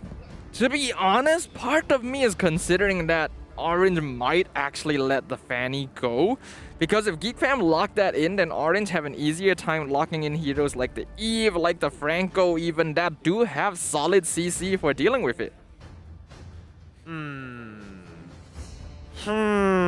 You are right. I think you're right here. I think you're right. But let's see whether Orange Esports is going to take that risk, though. I think it's a ballsy move to do. And there are a couple of possible plot holes in this. But let's see if Orange Esports do before we even delve into it. So Valentina gets banned out first. That's one part of the mix. We still have the second part to come. But first, let's see how Geek Fam ban. What will they go for here? The Franco still gonna be a problem from Min. No. Selena going to be open too. The Hilda that was previously banned out still available. So it's going to be up to Geek Fam to decide which of these are going to be posing the biggest problem. And I think you can be certain any that gets let through, Orange Esports will be very happy to snatch up themselves. All right, they're hovering over Selena. They moved away from Hilda. Come on, hit that ban button. He's hovering over. There we go. Selena gets banned out for the side of Geek Fam, which means that Hilda is open this time around. Orange Esports now have a couple of options. What do they want to get rid of? It is a great question here. If you ask me personally, I think banning out a flex pick here like the Paquito would be pretty safe. Maybe eliminating Lil B's Beatrix as well, but he didn't really have the best time there. Orange Esports looks like they are still going to go the traditional manner and ban out the Fanny. They don't want to take the risk. All right, so Amox called it. He knew for a fact that Orange Esports was going to get rid of both Fanny as well as Valentina, so we had basically all the counter picks get taken off straight away. Now, Geek Fam, what is their first pick going to be? No huge power picks so far, so I'm really hoping that Hilda gets locked in. Yeah, Hilda would be a solid choice for Geek Fam, but we haven't seen any teams pick the Hilda yet since the new patch came out. So who knows what's going on there? There's also priority choices like the Paquito, like the Eve that proved to be a big problem for Geek Fam previously. Might be safer to lock it in and not allow Orange to have that option. Here we go. Grok once again for the side of Geek Fam. Looks like they're trying to double down, and as you can see, 29% win rate after the 7 times it was picked. It is not looking good in terms of stats. I don't know if going for a Grok first pick is really the way to go for Geek Fam. I personally don't like it. I know Zorn can be quite effective with the hero, but this is a character that needs to be comboed up with the rest of the team to really make full use of his capabilities. So we'll see whether or not Geek Fam will be able to pull themselves together after that game number 1, as Orange Esports now have the power to lock in anything they want. The Eve, the Franco, the Hilda, all wide open. I'm hoping for Hilda. I'm hoping for Hilda. I really hope it's going to be Hilda. And it looks like it's going to be Yves once again with Wan, 2 very effective heroes from game number 1 being brought over to game number 2. It is going to be Geek Fam's priority once more. Now, most people are going to say, oh, right now in pro play, Grok isn't doing that great. Yes, I do agree, but there's still a lot of good things about him. The fact is that his wall charge, especially if he catches somebody near a wall and connects it, oh my goodness, a 1.7 second stun. That's just as long as getting stuck in the Wrath of the Dryads. of Belleric's ult as well. Literally the exact same amount of time. That is brutal to get hit by. I mean, yes, but the conditions for being able to land a strong wall charge are really, really iffy, especially if the enemy team knows how to position, and I think most teams in the MPL don't have a lot of problem being able to do that. GEEK fam, the last few seconds gonna be counting down. They lock in the Esmeralda and the Farsa, still going for safe comfort picks. Okay. So that does mean that there is a possibility that Born might get a counter pick for himself against this Esmeralda. This could be in the form of Dyroth. This could also be in the form of Khalid, which wouldn't be too bad because Farsa has already been shown. So you could potentially win lane and then use the Raging Sandstorm to stop a Feathered Airstrike. Yep, there's also the Yuzong, which would combo really well with the real world manipulation and even dive the back line to stop the Feathered Airstrike. So RNG Esports has that option for themselves. However, right now, I'm actually suspecting they might go for Gary's pick first because his hero pool is not that large, and keeping GEEK fam in the dark about Min and Born's options might be preferable. Well, let's see. Paquito gets locked in first, so now the flex is there for the side of OE. Priority still maintains with OE as they go into the second banning phase. What are they going to get rid of? So far, GEEK fam is currently missing a jungler and as well as a gold laner. Okay, an obvious choice would be the Beatrix, but I think RNG Esports are in a spot where they're like, Valens should have no problem against a Beatrix, so they don't need to ban it out. Looks like they're hovering over the Hayabusa. They might want to make sure that, yep, Burpee not going to have a good time. Yeah, they're probably going to ban out Ling as well. Very similar to game number 1 and what their second phase bans were, especially when they were on the blue side. At this point, I don't think Lil B is enough of a threat to deal with Valens on this 1-1. Ideally, you want to have Popo and Koopa, but then it becomes a mechanical matchup. Brody is going to have a tough time because it's hard to land his first ability. Clint generally is always going to be good. And again, it's still mechanical because you have to make sure that your movement is clean so you don't get stunned. Yep, absolutely. GEEK fam gonna be forced once again to ban out Min's hero, getting rid of the Franco, but now they have a choice. Do they want to ban out the glue like in game number 1, or was that Atlas more of a problem to them? I don't think Atlas was that big of a deal, to be fair. Unless you get caught off mid-rotation, then, I mean, it's rough, yes, but not enough for a ban personally. Orange Esports, on the other hand, Yep, let's get rid of the Ling. Okay, we expected that. That's fine. I love how his teammates are like, guys, ban Martis, ban Hanzo. We don't want to deal with this. But, okay, so now the choices for GEEK fam. Glue was their previous choice to ban here. I personally don't agree with them banning it again because the Esmeralda does play against the Glue pretty comfortably. So yes, they're going to ban out the Atlas instead, which means that we're going to be seeing another new pick coming out of Min. All right. Franco is gone. Atlas is gone, so lock in Hilda Uranus. Hilda Uranus, that's what I'm expecting for the side of Orange Esports, right? I think the Baxia is also not a bad choice. That's counters fair. the Grok, counters the Esmeralda. And able to stop Farsa as well by hopping over with the Shield Unity. Yeah, I think it fits the build quite nicely too. We'll see if Orange Esports goes for that here, considering that Min's options right now are not actually that limited. They can leave it until the end if they want to. And yes, they're gonna go for Born's Yuzong instead. Something I suggested earlier. Combos with the real world manipulation. Black Dragon form can dive the Farsa. Right now, really liking Orange Esports' draft. Yep, it's looking nice for now. And GEEK fam must finish theirs. They're still technically missing a jungler as well as a gold laner at this point in time. And Lil B, I don't know what he's going to play against Wanwan because, again, Wanwan pretty much goes 50-50 against most lanes. It really comes down to just raw mechanics. Will the Beatrix still be the choice? We know that it's basically Lil B's most comfortable hero overall, but it's already been outplayed in game number 1. Will he go for it again? I mean, he could go for Melissa. Melissa's not too bad. Clint's also not too bad as well. Very good at trading against the Wanwan. You just have to have clean movement. And Roger gets picked up for the side of Burpee on GEEK fam. All right, that's fair. Okay, I like this. I do like the Clint choice.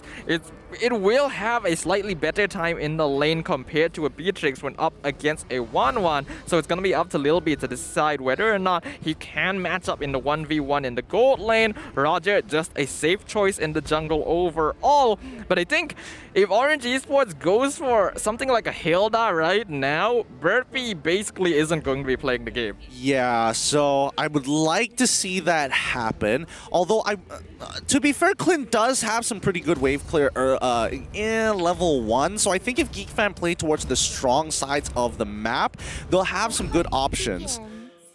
Oh, they're going to go for Ruby instead. They're going to play a little bit more defensively instead of aggressively. Fair enough. I can respect it. It's a super safe choice, and it gets the job done very, very well for very minimal skill needed. So, well done for Orange Esports on their draft. I really would have loved to see the Hilda, though. That would have been so fun. Yeah, I think all of us want to see the new heroes come out here, but Ruby going to be a very solid choice for Orange Esports.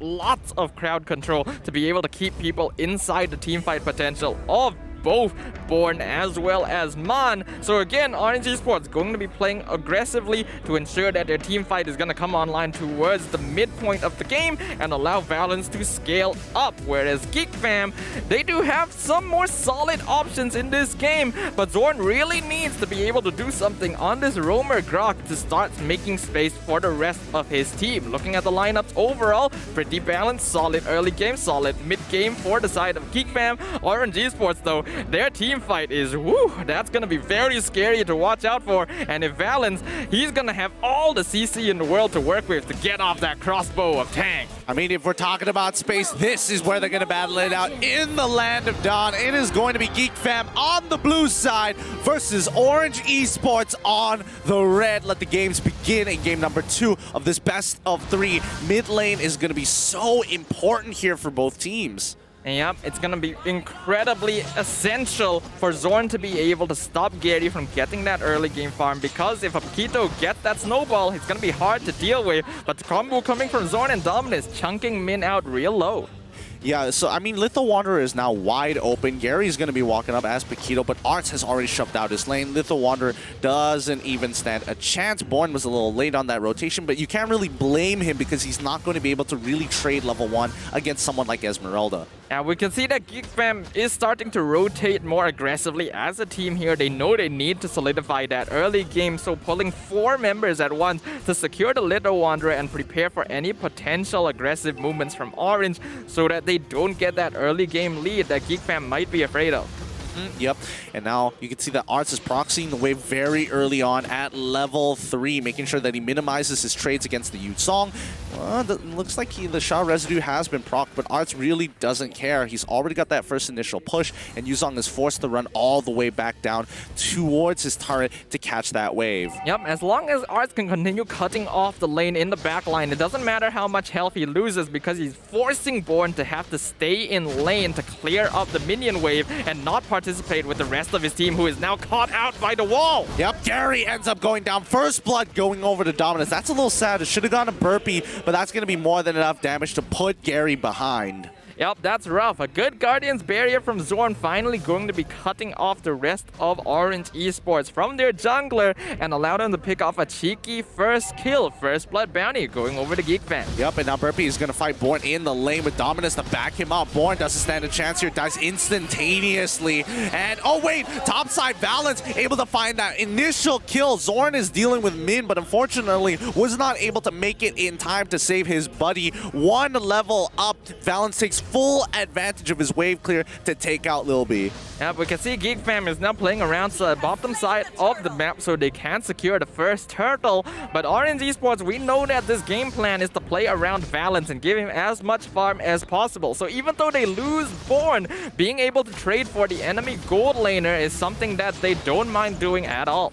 Yeah, and at this point, it's just sad for Lil B because you can see that Min is just babysitting this lane, making sure that Valence is well handled and making sure that this is going to stay as a 1v1. Nobody is going to interfere. And unfortunately for Lil B, he can't even go for trades aggressively against Valence. Yeah, down here, Born still going to be trading pretty evenly against Arts. Slightly behind an EXP, but nothing too large. Oh, as look at Min that now going to be stud. caught out, forcing the flicker out. And unfortunately, Guardian's Barrier not gonna get the last hit. So the Ruby surviving that despite multiple skills being used is a plus for RNG Sports. It's always good. It really is always good. And now let's keep an eye on the junglers here because it's going to be predetermined by how quick they move around. Burpie's level 6, Gary's level 6. Gary's able to kind of stabilize at this stage of the game, but here comes Burpie getting on top of Gary so far. We don't see any knockup strike as Lilby follows up very quickly with the trapping recoil. Valens can only do so much, and this is all because Min had to recall. Yeah, Burpie putting himself kind of out of position there. Not sure if he knew what he was intending to go for, but going for a 1v4 in that situation is never ideal. And now RNG Esports' jungler has already been taken out 2 times. This is going to be quite huge as Burpie is sitting on a 2-0 KDA. Now Born against Arts down on the bottom side. Born is starting to fall off against them, and Arts is continuing to win these trades as he builds full tank and making sure that he's playing defensively, and Yuzong is just maintained in lane. Yep, it's pretty rough for Born overall because he wants to join these fights. He has his level 4, he has the Black Dragon form. As long as he can combo up with Man, it's going to be devastating for GEEK fam. It's just that Arts is doing too good of a job delaying him in his own lane. Well, let's see if he's able to maybe... Actually, no. They're just going to keep playing for Valens, right? Valens is able to destroy Tier 1. GEEK fam is able to obtain Turtle. And at the end of the day, RNG Esports are continuing... Wait, Zorn still with the power nature doesn't get hooked over the wall by Min. And that's going to be an I'm offended wasted. Yeah, it's always really rough playing against something like a Grok when you're playing Ruby because you expect to be fully in control, being able to crowd control whoever you want. And Zorn just walks in and says, nope, I'm near a wall. That doesn't work on me. Yep, and now the lane swap has happened, but Lilby this time able to read it, and the rest of the GEEK fam making sure that they are adjusting accordingly. So they're not going to lose any EXP. Nobody's getting caught off guard. And the important thing is that both Min and wait, no, Mon, he's caught out, but unfortunately, manages to survive with the real-world manipulation shield. Zorn was very, very close, uses his sprint to get out, but OE maintained control. My goodness, that was actually perfect timing on the real-world manipulation. If he had just been a little bit later, Man would have died to the projectile of the Guardian's barrier, so being able to survive that is huge, as GEEK fam were forced to retreat after having their health chunked out and will lose that bottom tier 1. Yep, side lane tier 1s are destroyed. Valens is going to continue his pursuit for greatness in the mid lane. Top side for GEEK fam finally cracked open, and now RNG Esports looking to make a play. Yep, we can see the Ice Queen's wand has been completed by Man, so that's going to be a huge team fight enabler for the rest of Orange. Now though, Born in a lot of trouble. 4 members of GEEK fam coming up top, and the well charge keeps him in place long enough for the kill. Yep, they are just finding the EXP laners. All they're designed to do is defend. And Arts, this is going to be a tough defense against 4, so he needs the rest of his team before they lose this tier 2. Where is GEEK fam? And now you can see them rotating from the mid side, and Orange is trying to get out. They pop the conceal to try and buy that little bit of time, and they make it out into the river safe and sound. I really like the way RNG Esports retreated from that one, but now Min is in a bit of trouble, forcing out the flicker yet again. Real world manipulation right on top of Zorn as the knockout strike finds the kill onto the Grok, not being able to escape thanks to the Ice Queen's wand. Yep, Gary is able to unleash a full combination on Zorn, who doesn't have enough time to react and doesn't have his sprint. Still 8 seconds until it comes off a cooldown. OE now have control over Turtle. They might be able to bounce back from this one if they can crack that mid-tier 1. That's going to open up a whole new angle for Orange Esports to attack GEEK fam's economy. Yep, that's going to be a very important objective for both sides, as a matter of fact, because they want to be able to continue opening up the map for the big team fights. Should be easier for Orange to do so because of the real-world manipulation, but GEEK fam doing a good job of split pushing the side lanes as well. Arts right now being quite a nuisance to Orange. Nope, Zorn, he might be in some trouble here. The power nature ran out just in time. No real-world manipulation. Oh no, it had already been used earlier. So now he's going to walk out for free, but the tier 2 is now vulnerable, and Valens is going to get on top of it. Gary, he wants to hold them back, and he doesn't have to. His presence alone in that brush keeps Arts away. That was a good read by Arts, however. You can see RNG Esports, they were positioning, using Valens as bait to force someone to come in for the kill. We're hoping to catch them out with Gary, but now they've caught out Zorn inside the real-world manipulation, and the Grok will go down yet again. Mid-tier 1 falls to RNG Esports. What are they going to do? Burpee is trying his best. He's playing like a high boost to scrape some gold on the side lanes. He does it every single time he is shown on camera for GEEK Fam. And if we pull up the items, looks like GEEK Fam haven't achieved their second. Majority of them actually haven't completed their second item. Yeah, but we can see that Valence has already completed his third item, the Wind of Nature, and is even ahead of Burpee in terms of farm. So this is very much Orange Esports' win condition, and they're going to be fully playing around this Mawanwan to ensure Valence will have the best time he can get. Yeah, now once again, they're trying to get on top of Born. Feather Airstrike not doing as much damage as Dominus would like. He hasn't even finished the Winter Truncheon just yet, but OE going to take the initiative here, looking for options. Born needs to survive. Dominus tries to land it. The Hunter's Mark actually expires just in time, but they've already cracked open the tier 2, and now we'll be taking the orange buff as a consolation prize. We can see Min and Man will be the ones sent back to defend the mid lane, as Gary as well as Valence going to continue farming up the bottom side jungle. So Orange Esports right now doing a very good job of splitting up their resources, as they know that GEEK Fam is not going to be able to put up a fight unless they are together. And with Arts constantly having the split push, Orange know they have control of most of the map. Yeah, Burpee may be ahead of Gary at this stage of the game, but so far Gary has made more than enough of an impact. Valence is going to get this kill onto Zorn. Crossbow of Tang already pulled out. Min unfortunately misses but now Valence, he doesn't actually kill Zorn. Burpee could have gone further, but he doesn't want to get collapsed onto by Born. He wants to stay alive long enough. Min is going to delay him from getting on top of this Lord, and that's unfortunate for Burpee. Yep, but also unfortunate for Valence, as Zorn was literally one hit away from getting taken out. Valence was actually super out of position there and would have ended up dying to Burpee if not for the fact that he had the Wind of Nature completed, which was not that long ago, in fact. So if that fight had occurred literally 2 minutes earlier, it would have been a huge difference, as Valence, a very important member of Orange, would have been taken out. Yep. So far, Dominus is able to get his Lightning Truncheon. That's going to help him scale into this game. But the goal lead is very minimal, right? Orange Esports currently at 2.2k. GEEK Fam don't have any leads whatsoever. And in terms of objectives, it's going to be a rough defense. It is a rough one indeed, but this is the first Lord of the game. GEEK Fam shouldn't have much problem dealing with this. Curie gonna elect not to escort it. I think the Lord has gone on far enough. Orange Esports ideally want to use this to take the mid tier 2. Yep, and now they find Arts initially. Wait, do they get the knockup? No knockup just yet, but they do proc the Shroud Residue, keep him Born topped off, and even with the Regenerate, that's going to bring him past 60% of his HP. OE going to continue forward, and here comes the Siege. Black Dragon form in Conceal with the rest of the team just holding back. The minions get cleared out fast with the help of Arts. They back away. They don't find an inhibitor, and Min misses the I'm Offended. Real World Manipulation is going to get popped in response. Valence now in some trouble here. Oh, a quick attack from Zorn with the power of nature to finish him off. Oh boy, that's a mistake by Orange Esports. They bit off a bit more than they could chew. They stayed for way longer than they anticipated.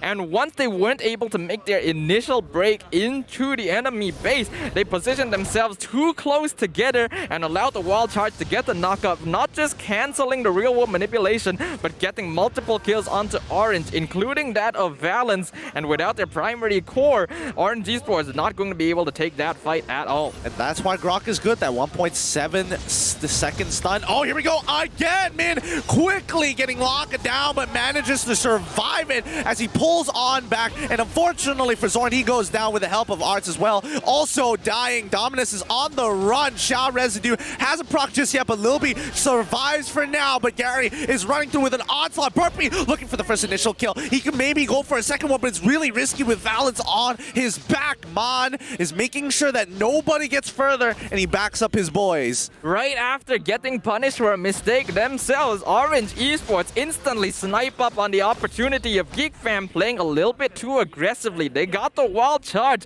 onto Min, but instantly dived way too far and allowed themselves to be caught out by the real world manipulation and Black Dragon for combo, setting up free space for Gary to get 3 kills in his pocket. Now, Lord is spawning, and this is a Luminous Lord. This could spell a lot of disaster for GEEK Fam, as 2 of their inhibitors have taken significant damage, and especially with the mid lane already at 65%, that's not going to be a good look for GEEK Fam. Orange, They're playing it slow. They're waiting for opportunities for a mistake. Feathered airstrikes coming through. Valence is really low, but he can come back. They already found the first initial kill onto Burpee. Immortality is popped. He's dead. And now Gary and Born are running it, looking for any opportunities to catch someone. Zorn is trying to slow them down. Wild Charge knocks him off, and Arndt manages to finish off that kill. But now Valence is able to proc his crossbow of tag. He finds 2, a double kill for OE. Oh no, the Luminous Lord gonna be breaking in now. Mid inhibitor already down. Only 2 members of GEEK fam alive against 4 of Orange Esports. They're looking for more. Valence doing a lot of damage to the bottom tower as Gary goes in to take out the Feathered Airstrike. Gonna survive the base as well. Zorn trying to see if he can delay for as long as possible, but it's not gonna be enough. He gets 1, but it's not enough as Orange Esports secures the 2-0 victory against GEEK fam. They have more momentum coming in. They're finding their wins in Group B. A good start for the week. Yep, that is exactly what they were looking for in this battle of the bottom of the tables. Orange Esports going to be getting a great morale boost after that, and Valence really making a splash with his return to the MPL. Let's see what they had to say at the mic check. Kakak, boleh angkat kak? Angkat.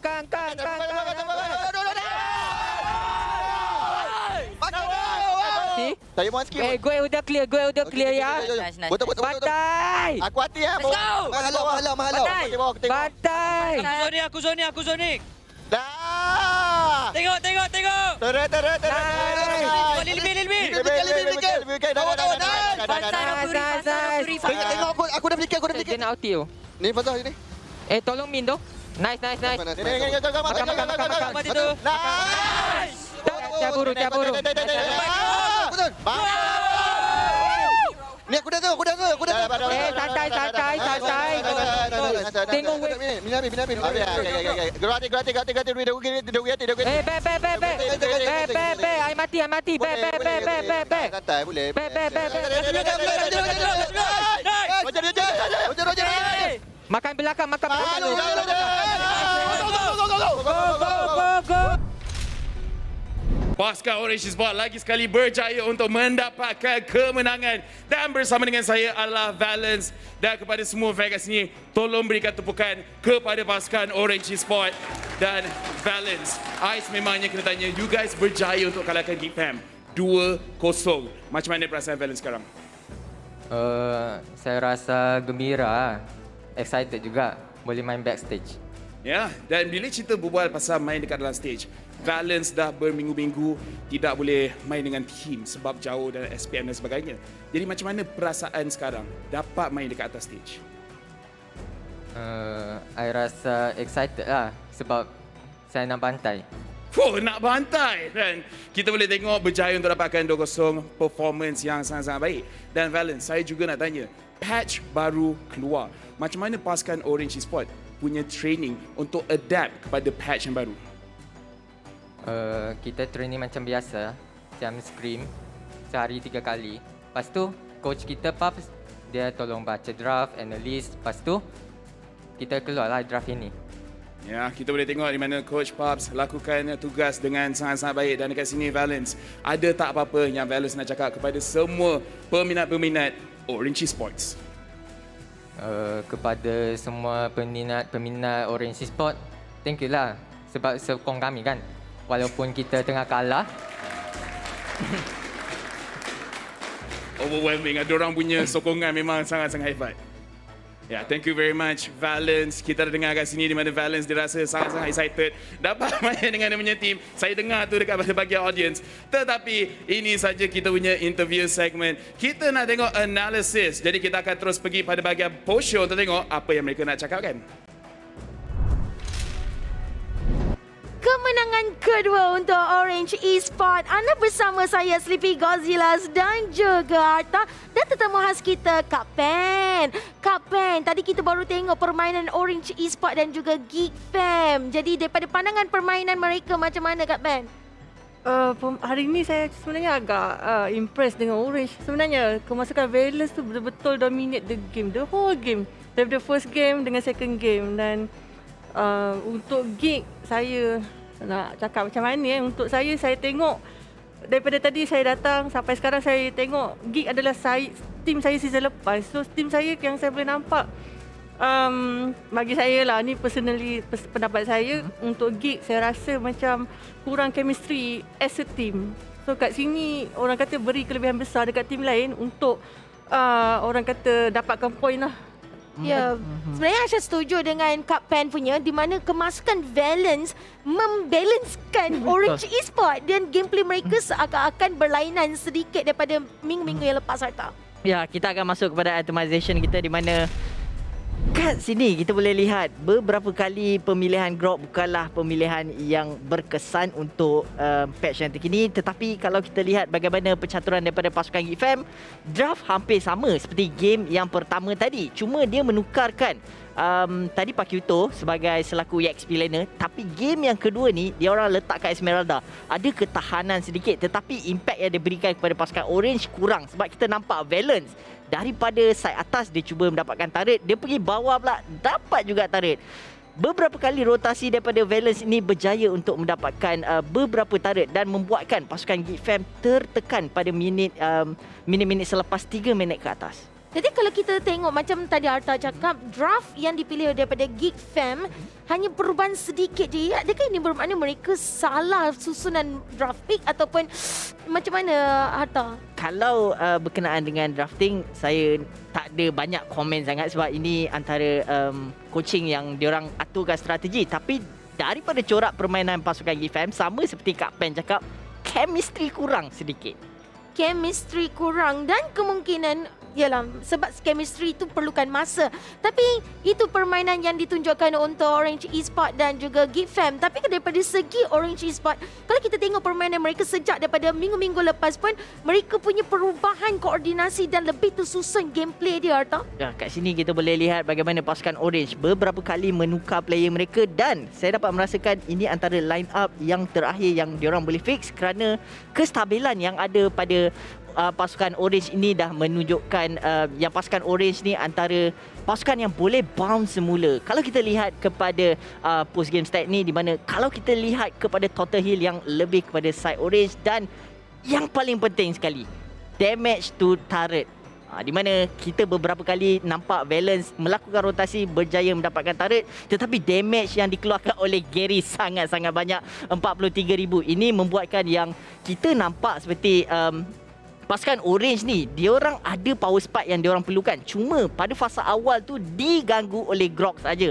Tetapi kalau kita tengok overall damage, Man dengan Gary antara pengeluar damage yang terbesar. Untuk pasukan GEEK Fam juga dominance. Farsa memang secara aslinya counter kepada 1-1. Tetapi kita dapat tengok rotasi daripada pasukan GEEK Fam tak berjaya untuk mendapatkan beberapa ahli pasukan Orange, kerana rotasi yang diorang buat tu agak sedikit masalah. Bila diorang nak try engage, kita dah nampak kat mana Ruby, dekat mana Min ada, dekat situlah diorang tahu di mana position GEEK Fam, dan diorang aturkan strategi untuk berundur sedikit ke belakang. Jadi macam kalau kita tahu, patch update ni menekankan lebih kepada tanker dan penggunaan Grox, di mana untuk 2 hari ini siapa yang guna Grox kalah. Jadi adakah disebabkan hero tu sendiri ataupun kekurangan sesuatu di situ, Arta? Bagi saya hero ni tak jadi masalah, sebab hero ni memang kuat. Cuma mungkin patch terbarulah, mungkin banyak strategi yang boleh digunakan, sama ada Grok boleh dimainkan di SP laner barangkali. Dan kita akan masuk kepada MVP kita. MVP untuk game yang kedua sebentar tadi jatuh kepada Orange Esports Gary dengan match KDA 5-3-3, match KP 73%, manakala match GPM 765. Skill set item yang ada untuk Gary ni kita dah nampak yang Malefic Raw dan juga Hunter Strike ini memberikan penetration yang lebih kepada pasukan lawan. Walaupun ada beberapa kali rotasi yang dilakukan oleh Gary tak berjaya, tapi dia dapat balik momentum dia apabila Min set upkan game itu. Dan kat sini kita boleh lihat bagaimana MVP memang patut diberikan kepada Gary, tetapi silent MVP boleh tak saya bagi kepada Valence yang menggunakan 1-1 tadi. Boleh juga kalau itu pendapat Arta kan, sebab kita pun dah saksikan permainan untuk kedua-dua game tadi. Orange Esports pun mereka betul-betul perform pada hari ini. Jadi macam kalau kita tengok kan, macam Kak Red cakap, Kak Pen, ya Allah daripada tadi. Kak Pen daripada Red. Kak Pen daripada Red Esports tadi pun cakap these player-player sebenarnya bukan setakat bermain. Mereka kalau bermain untuk dalam satu tim, mereka perlukan chemistry, dan bila nak pupuknya chemistry, mereka perlukan communication yang bagus. Jadi bila kita tengok mic check yang ditunjukkan daripada Orange Esports sebentar tadi, mereka seakan-akan enjoy the game and mereka betul-betul berkomunikasi dan menunjukkan kedudukan yang sangat mantap daripada mereka. Tetapi sekarang ini kita akan saksikan highlight yang ditunjukkan, yang dibawakan oleh Samsung Galaxy A Series. Pada minit-minit yang terawal ni kita boleh lihat bagaimana Gary melakukan kesilapan. Pasukan GEEK Fam pada minit yang terawal ni diorang dapat rentak diorang cuba untuk engage, dan kalau kita lihat dekat sini Roger mendapatkan kill. Kita tahu kalau Roger snowball daripada awal dia boleh dapat momentum dia. Siap, kalau tak silap saya Win Talker dia dah siapkan seawal 4 minit, tetapi bila masuk kepada 6 minit kita lihat sendiri 4-1 skor ini dia berubah. Sekarang pasukan Orange yang sedang mendominasikan perlawanan ini, kerana pasukan GEEK Fam rotasi yang diorang buat tu dapat dibaca oleh pasukan Orange, dan ini orang katakan Orange ambil peluang ini untuk diorang tutupkan game ni. Kesilapan yang dilakukan oleh pasukan GEEK Fam ni agak begitu besar sebenarnya, Asha. Dan kalau kita okey, tak mengapa kalau kita lihat sendiri di mana pasukan GEEK Fam dan juga pasukan Orange, beberapa kali pasukan GEEK Fam cuba untuk mengasak semula pasukan Orange tetapi tak berjaya. Lihatlah drafting yang ada untuk pasukan Orange ni, dengan adanya setup maker daripada pasukan Orange ini mampu untuk menghasilkan satu war yang sangat strategi, dan ini membenarkan Valence daripada jarak jauh untuk membuka ultimate dia mendapatkan ahli pasukan GEEK Fam. Dan boleh saya katakan untuk kali ini pasukan GEEK Fam agak kena berubah sikit daripada segi drafting mereka ataupun game style rotasi mereka. Ya, inilah kedudukan kumpulan untuk Grup A dan juga Grup B sekarang, di mana Orange Esports melonjak naik satu tangga ke atas Homeboys dengan poinnya 9 poin. Ini menunjukkan kebangkitan yang ditunjukkan Orange Esports membuahkan hasil dan mereka mendapatkan tempat yang keempat dalam Grup A, Arta. Ya, kita boleh lihat pasukan GEEK Fam dalam Grup B memang masalah besar. Kak Pen nampaklah dekat sini. Apa yang Kak Pen rasa, Kak Pen pernah jadi management untuk e-sport kan? So, apa yang Kak Pen rasa yang GEEK Fam perlu buat? Sama ada player, coach ataupun diorang punya harian rutin? Kalau saya macam saya flashback je sebab the same thing happen dekat tim saya. Kalau saya rasa saya akan buat penukaran player lah, sebab perlukan orang kata gameplay baru. Sebab saya tengok gameplay tadi macam dorang macam tak tahu apa yang dorang buat. Kurang tahu. Tak berapa jelas lah bagi saya berbanding dengan Orange. Lebih agresif, lebih objektif. Dorang tahu bila nak team fight, bila nak back. So kalau saya prefer kepada penukaran player kot. Mungkin. Ya, itu orang cakap sejarah mungkin berulang, dan daripada sejarah kita dapat belajar sesuatu dan orang cakap membangkit semula daripada sana. Tapi itu depends kepada setiap tim apa yang mereka harus lakukan. Tapi macam Kak Pen cakap pun, ya mungkin ada sebab transfer window mungkin akan berlaku. So mungkin ada kejutan yang akan dibuat oleh GEEK Fam atau mana-mana tim yang akan datang. Jadi Harta, permainan tadi pun kalau kita tengok balance. Jadi balance ni betul ke dia membuat perubahan yang besar dalam Orange Esports? Kalau nak letakkan kepada balance tak boleh juga, sebab overall kalau kita lihat diorang punya strategi seperti yang Kak Pen cakap tadi, chemistry diorang bermain secara berkumpulan apabila melakukan war tu nampak lebih kemas. Saya boleh bagi kredit kepada kesemua pasukan Orange, dan dekat sini agak bahaya sebenarnya kalau kita tengok point tadi 5 dengan 12, agak begitu besar jarak. GEEK Fam nak kejar balik pergi ke playoff sebenarnya. Tapi itu kita baru habiskan match yang pertama sebentar tadi, dan kita akan saksikan kita sukses untuk Orange Esports mendapatkan kemenangan di match yang pertama. Ya, kalau kita boleh tengok zone agresif tadi, diorang macam lepaskan zone punya hero. Yang kita tahu Grok memang agresifnya. Grok ini ada terletak kepada skill set Grok, dan diorang macam tak kisah, ambil lah Grok. Game pertama kita dah tengok performance zone main Grok. Game yang kedua kita lepaskan. Memang menjadilah game yang kedua tak nampak banyak big impact yang dihasilkan oleh zone. Ini membuatkan yang pasukan GEEK Fam dalam keadaan tertekan. Dan yang kedua saya suka, avoid meaningless trade, di mana saya tak nampak pasukan GFM cuba melakukan sesuatu trade. Dia macam okey, kat mana ada balance, diorang takkan try press, sedangkan diorang ada Farsa. Farsa tu kalau feather strike kena kepada 1-1, 2 hit insya-Allah boleh mati. Tetapi diorang tak try untuk trade salah satunya, dan diorang tak try untuk counter semula pushing yang ada. Kat mana ada balance, kat situ diorang kena push ataupun press sikit supaya balance tak dapat farm. Tapi yang penting mereka ban Marsha pada first ban dia. Macam Lafel cakap daripada semalam lagi kemunculan Marsha, dia dah sebut pagi ni pun dah 4 kali ban Marsha, dan Orange Esports betul-betul ban. Betul. Masha antara salah satu hero yang kita sendiri tahu 3 nyawa daripada Masha ni, dan dia continue dengan buat item defend, memang sangat-sangat annoying. Sangat annoying.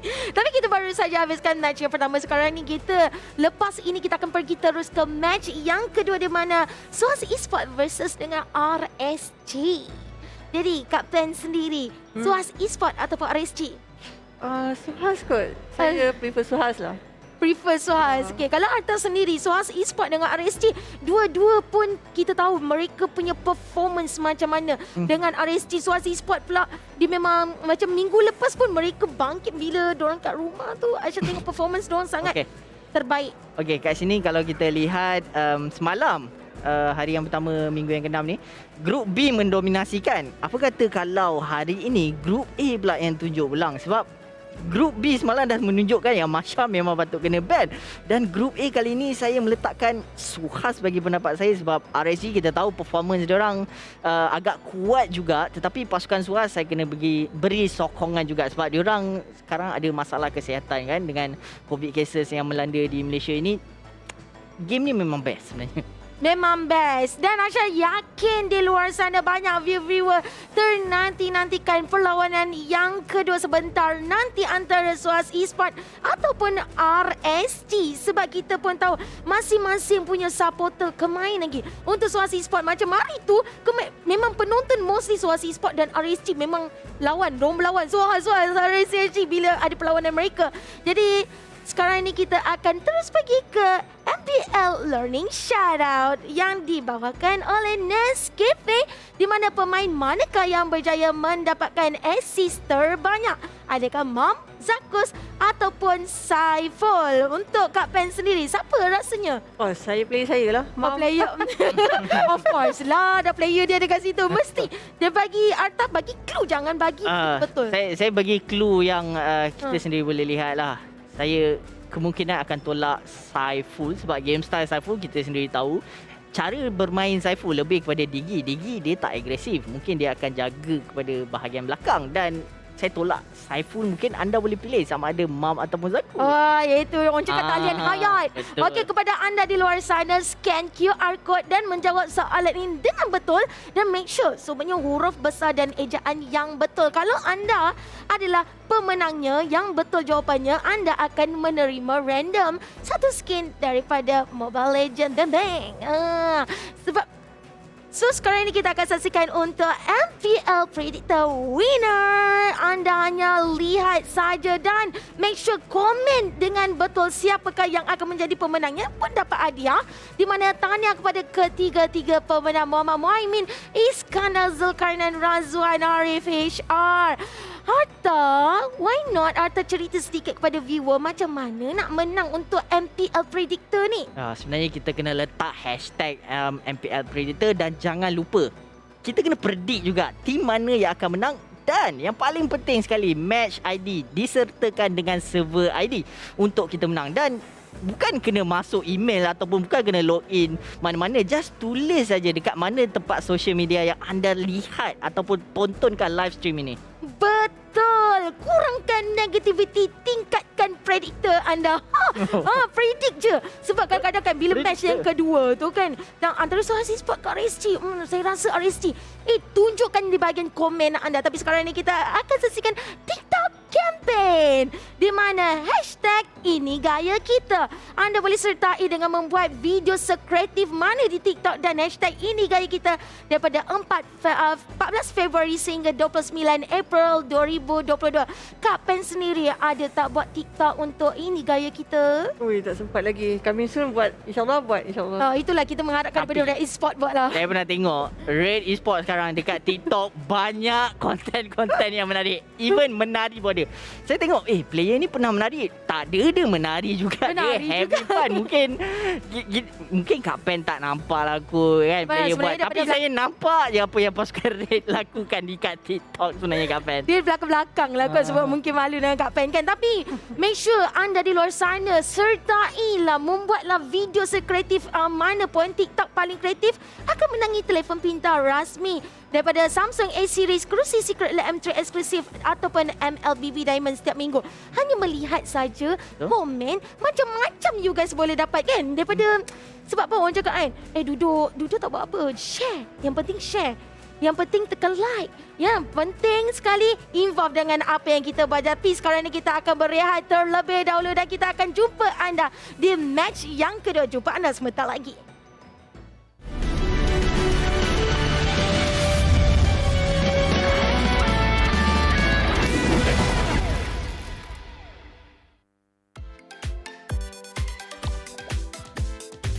I love you, cutie, kitty, best party, happy journey. Hello, hello, we are bodies, cutie, friendly, we are bodies. It's kitty and bodies, be together, be forever. Hello, hello, arigato, really friendly, kawaii. Hello, hello, arigato, really friendly, kawaii. Hello, hello, arigato, cutie, friendly, kawaii. Hello, hello, arigato, happy cutie, happy journey. Heidi, Heidi, vice, Heidi, Heidi, Heidi, come and do kitty. Higher bodies, Heidi, Heidi, higher bodies. Friends, it's the Heidi, Heidi, vice, Heidi, Heidi, journey. Come and do kitty. Higher bodies, Heidi, Heidi, happy cutie, happy journey.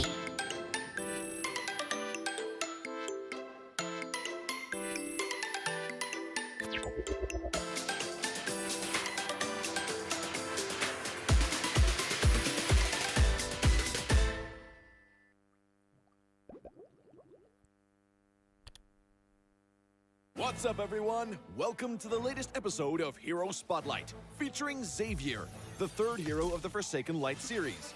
Xavier is a ranged mage, boasting superb sustained damage.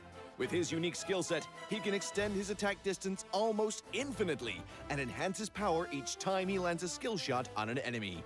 Hero skills. First skill, Infinite Extension. Infinite Extension is Xavier's foremost damage tool. Xavier fires a mystic bullet that damages enemies in a straight line.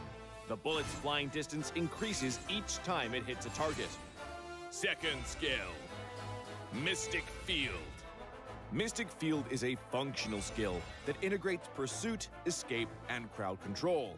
Xavier conjures a mystic barrier that slows enemies and speeds up allies. When hit by Xavier's other skills, the barrier will expand into a forbidden field that immobilizes enemies within. Ultimate Dawning Light. Dawning Light is the first ever global attack in Mobile Legends. Xavier unleashes a beam of mystic magic that damages all enemies in a line on the map and directly enters the Transcendent state. Passive. Transcendence. Transcendence allows Xavier to scale steadily in battle. Each skill hit on enemy heroes grants Xavier a passive stack that enhances his subsequent skills. At max stacks, his next skill cast allows him to enter the Transcendent state, during which all his skills are enhanced to the maximum. Pro tips. Pro tip number 1. Make use of minions and creeps to extend the attack range of Infinite Extension and launch a surprise attack on enemies in the distance. Crumble into dust. Pro tip number 2. Cast Infinite Extension or Dawning Light and then Mystic Field on the path of the skill to control enemies in the target area. Pathetic.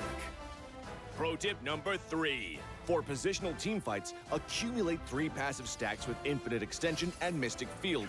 Then cast Dawning Light to hit as many enemies as possible.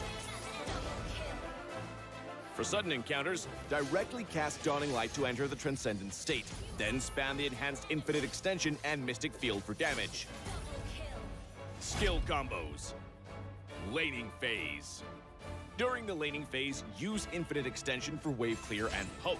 Look for opportunities to slow the enemy with Mystic Field, then cast Infinite Extension again to activate the field and immobilize them. Finally, cast Dawning Light to secure the kill. Team fights.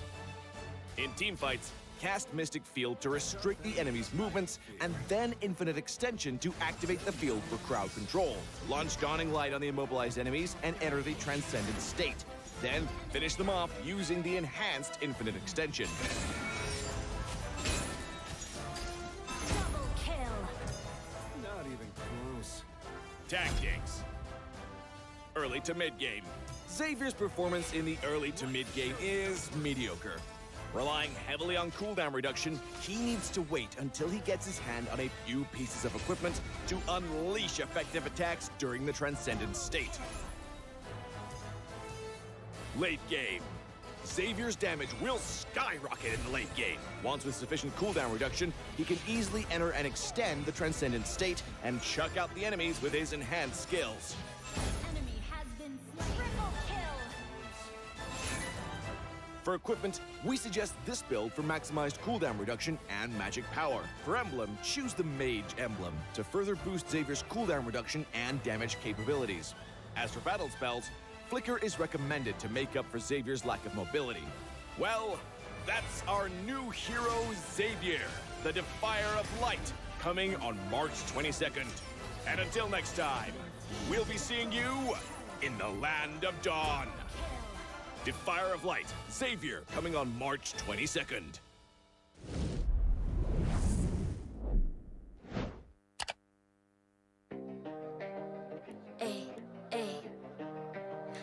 I'm a rock star. Yeah, Rock star. Ay, ay, ay. I'm a rock star, baby. I'm a rock star. I'm a rock star. I'm a rock star. I'm a rock star. Panggil aku rock star. Ini kejohanan kita semua orang rock star. Kita rockstar, kita buat saja gaya kita. Makin panas apinya sudah membara.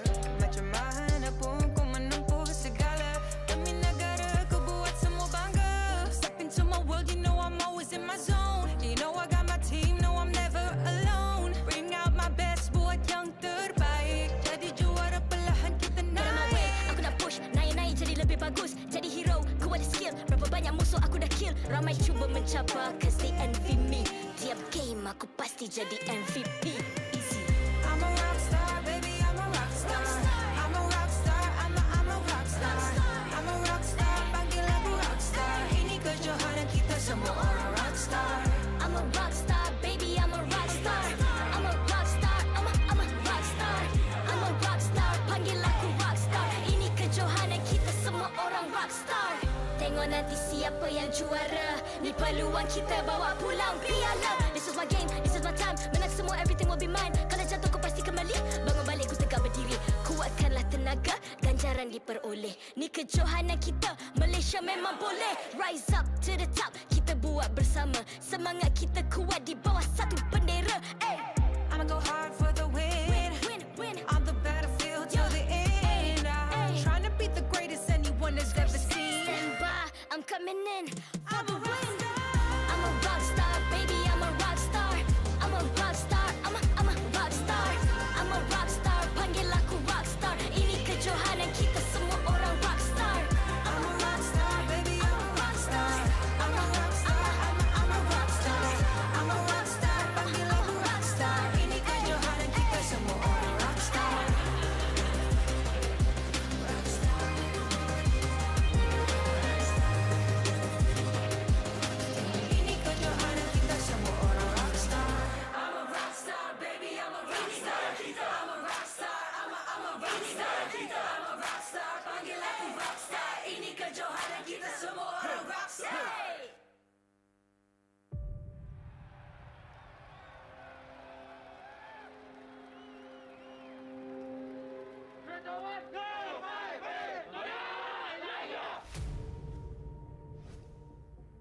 So, diorang dapat pelbagaikan lagi gameplay diorang dan Angka yakin dua-dua tim ni boleh pergi sangat jauh dekat M3.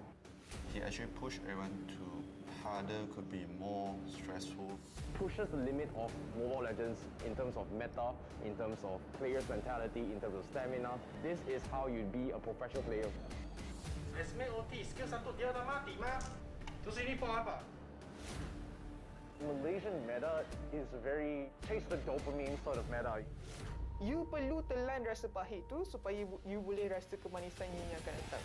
Our meta is more focusing on helping or contributing dekat marksman supaya dia boleh orang kata istilah fat untuk win the game. Pergi mana-mana region, any part of the world, kita orang boleh perform.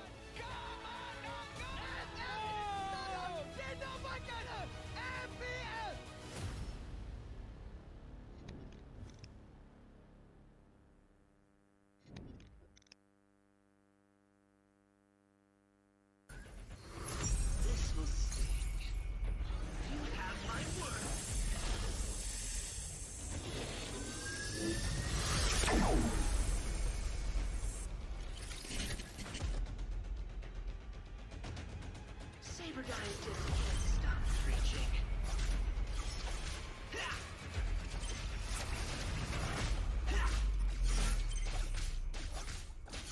Saber guys just can't stop. Hey, that purple thing looks cool.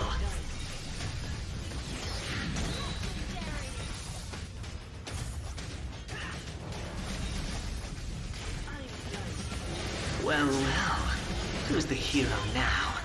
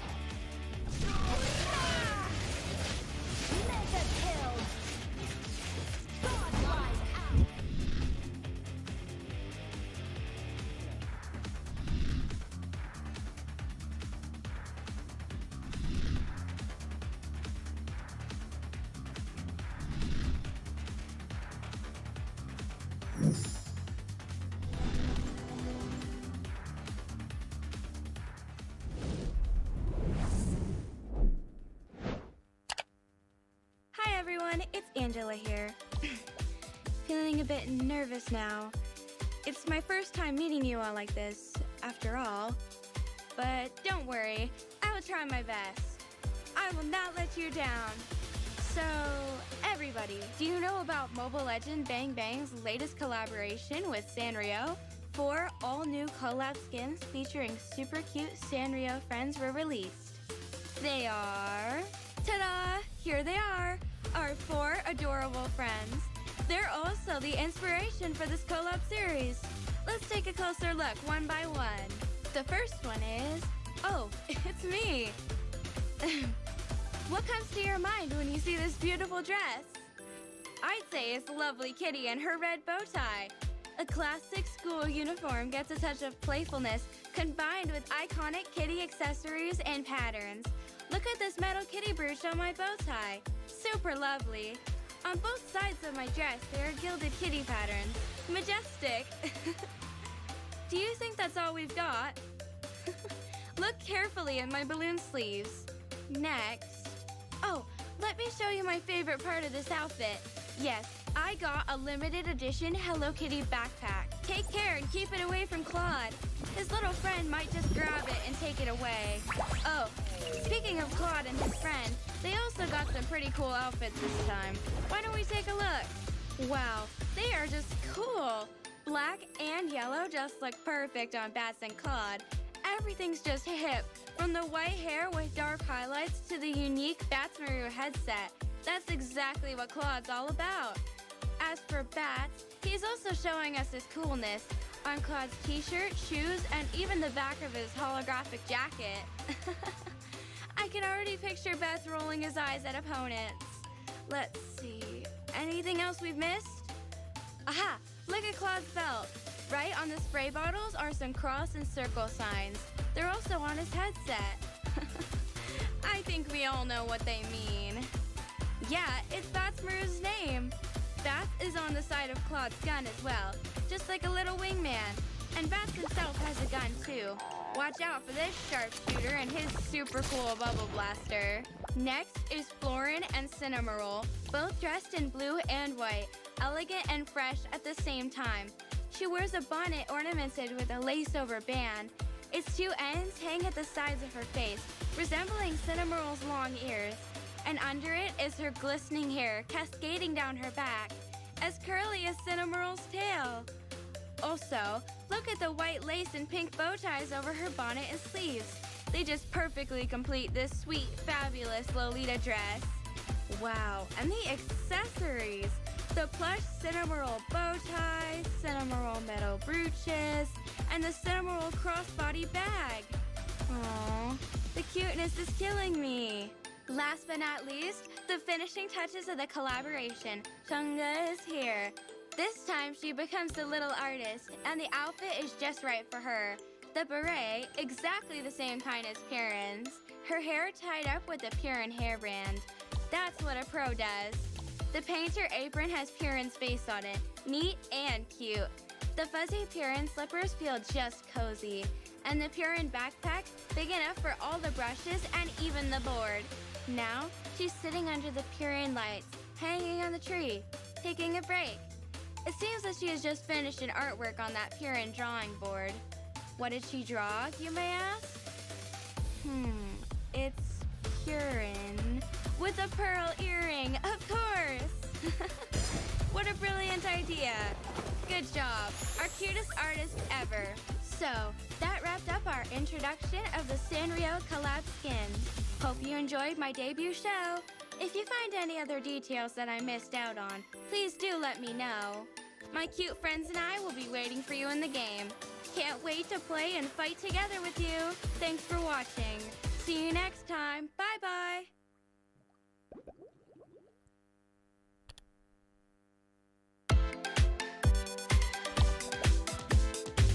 I love you, cutie, kitty, best party, happy journey. Hello, hello, we are bodies, cutie, friendly, we are bodies. It's kitty and bodies, be together, be forever. Hello, hello, arigato, really friendly, kawaii. Hello, hello, arigato, really friendly, kawaii. Hello, hello, arigato, cutie, friendly, kawaii. Hello,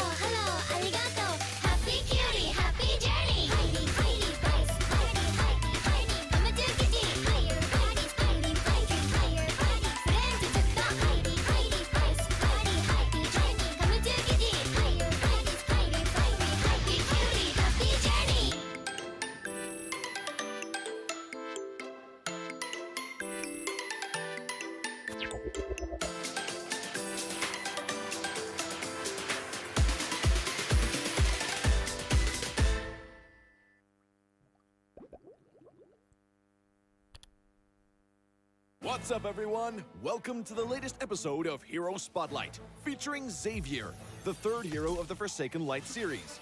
Xavier is a ranged mage, boasting superb sustained damage. With his unique skill set, he can extend his attack distance almost infinitely and enhance his power each time he lands a skill shot on an enemy. Hero skills. First skill, Infinite Extension. Infinite Extension is Xavier's foremost damage tool. Xavier fires a mystic bullet that damages enemies in a straight line. The bullet's flying distance increases each time it hits a target. Second skill, Mystic Field. Mystic Field is a functional skill that integrates pursuit, escape, and crowd control. Xavier conjures a mystic barrier that slows enemies and speeds up allies. When hit by Xavier's other skills, the barrier will expand into a forbidden field that immobilizes enemies within. Ultimate Dawning Light. Dawning Light is the first ever global attack in Mobile Legends. Xavier unleashes a beam of mystic magic that damages all enemies in a line on the map and directly enters the Transcendent state. Passive.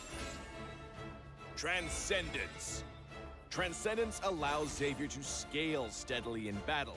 Each skill hit on enemy heroes grants Xavier a passive stack that enhances his subsequent skills. At max stacks, his next skill cast allows him to enter the Transcendent state, during which all his skills are enhanced to the maximum. Pro tips. Pro tip number 1. Make use of minions and creeps to extend the attack range of Infinite Extension and launch a surprise attack on enemies in the distance. Crumble into dust. Pro tip number 2. Cast Infinite Extension or Dawning Light and then Mystic Field on the path of the skill to control enemies in the target area. Pathetic. Pro tip number 3. For positional teamfights, accumulate 3 passive stacks with Infinite Extension and Mystic Field. Then cast Dawning Light to hit as many enemies as possible. For sudden encounters, directly cast Dawning Light to enter the Transcendent state. Then spam the enhanced Infinite Extension and Mystic Field for damage. Skill combos. Laning phase.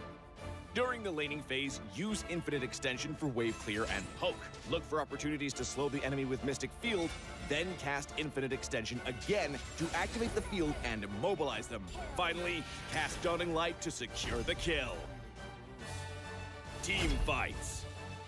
In team fights, cast Mystic Field to restrict the enemy's movements, and then Infinite Extension to activate the field for crowd control. Launch Dawning Light on the immobilized enemies and enter the Transcendent state. Then finish them off using the enhanced Infinite Extension. Double kill. Not even close. Tactics. Early to mid-game.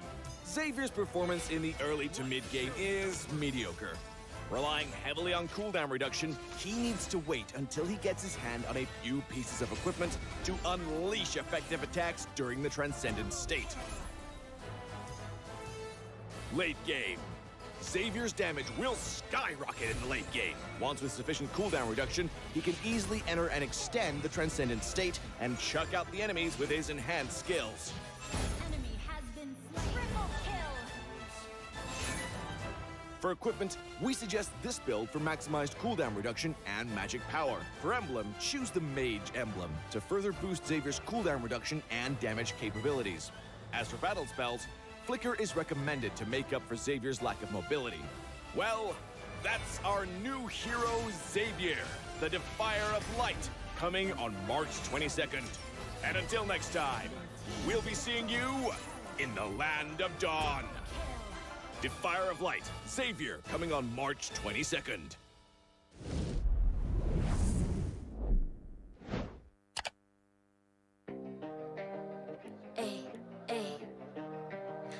I'm a rock star. Yeah, rock star. Ay, ay, ay. I'm a rock star, baby. I'm a rock star. I'm a rock star. I'm a rock star. I'm a rock star. Panggil aku rock star. Ini kejohanan kita semua orang rock star. Kita rockstar, kita buat saja gaya kita. Makin panas apinya sudah membara. Macam mana pun kau menempuh segala. Demi negara kau buat semua bangga. Step into my world, you know I'm always in my zone. You know I got my team, no I'm never alone. Bring out my best, buat yang terbaik. Jadi juara perlahan kita naik. Aku nak push, naik-naik jadi lebih bagus. Jadi hero, ku ada skill. Berapa banyak musuh aku dah kill. Ramai cuba mencapai, cause they envy me. Tiap game aku pasti jadi MVP. Easy. I'm a rockstar, baby, I'm a rockstar. I'm a rockstar, I'm a rockstar. I'm a rockstar, panggil aku rockstar. Ini kejohanan kita semua orang rockstar. I'm a rockstar, baby, I'm a rockstar. I'm a rockstar, I'm a rockstar. I'm a rockstar, panggil aku rockstar. Ini kejohanan kita semua orang rockstar. Tengok nanti siapa yang juara. Ni peluang kita bawa pulang piala. This is my game, this is my time. Menang semua, everything will be mine. Kalau jatuh kau pasti kembali. Bangun balik ku tegak berdiri. Kuatkanlah tenaga, ganjaran diperoleh. Ni kejohanan kita, Malaysia memang boleh. Rise up to the top, kita buat bersama. Semangat kita kuat di bawah satu bendera. Ay. I'ma go hard for the win. Win. On the battlefield till the end. I'm trying to beat the greatest anyone has ever seen. Stand by, I'm coming in for the win. I'm a rockstar, baby, I'm a rockstar. I'm a rockstar, I'm a rockstar. I'm a rockstar, panggil aku rockstar. Ini kejohanan kita semua orang rockstar. I'm a rockstar, baby, I'm a rockstar. I'm a rockstar, I'm a rockstar. I'm a rockstar, panggil aku rockstar. Ini kejohanan kita semua orang rockstar.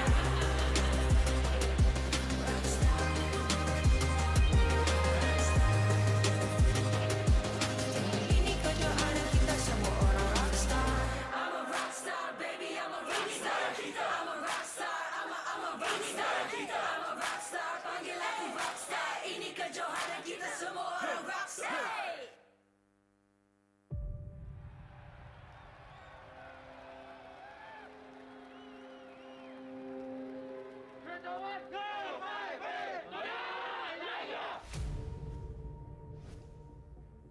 So, diorang dapat pelbagaikan lagi gameplay diorang dan angka yakin dua-dua tim ni boleh pergi sangat jauh dekat MPL. He actually pushed everyone to harder, could be more stressful. Pushes the limit of Mobile Legends in terms of meta, in terms of players' mentality, in terms of stamina. This is how you be a professional player. Esme OT, skill satu dia dah mati, Mak. Terus ini for apa? Malaysian meta is very chase the dopamine sort of meta. You perlu telan rasa pahit tu supaya you boleh rasa kemanisan yang akan datang. Our meta is more focusing on helping or contributing dekat marksman supaya dia boleh orang kata istilah fat untuk win the game. Pergi mana-mana region, any part of the world, kita orang boleh perform.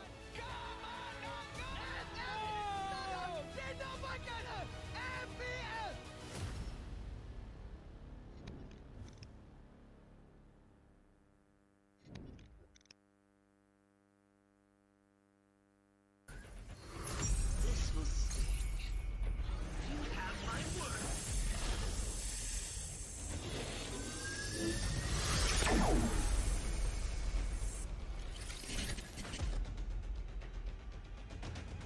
Saber guys just can't stop preaching.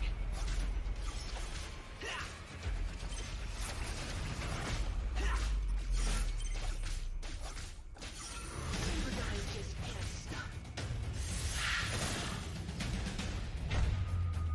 Hey, that purple thing looks cool.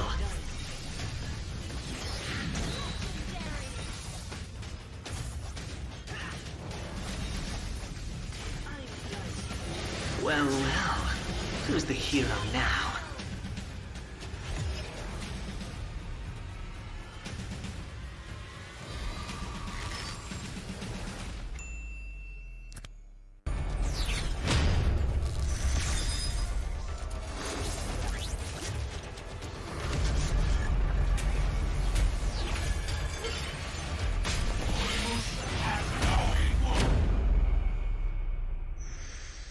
Weapon and locked must be plugged.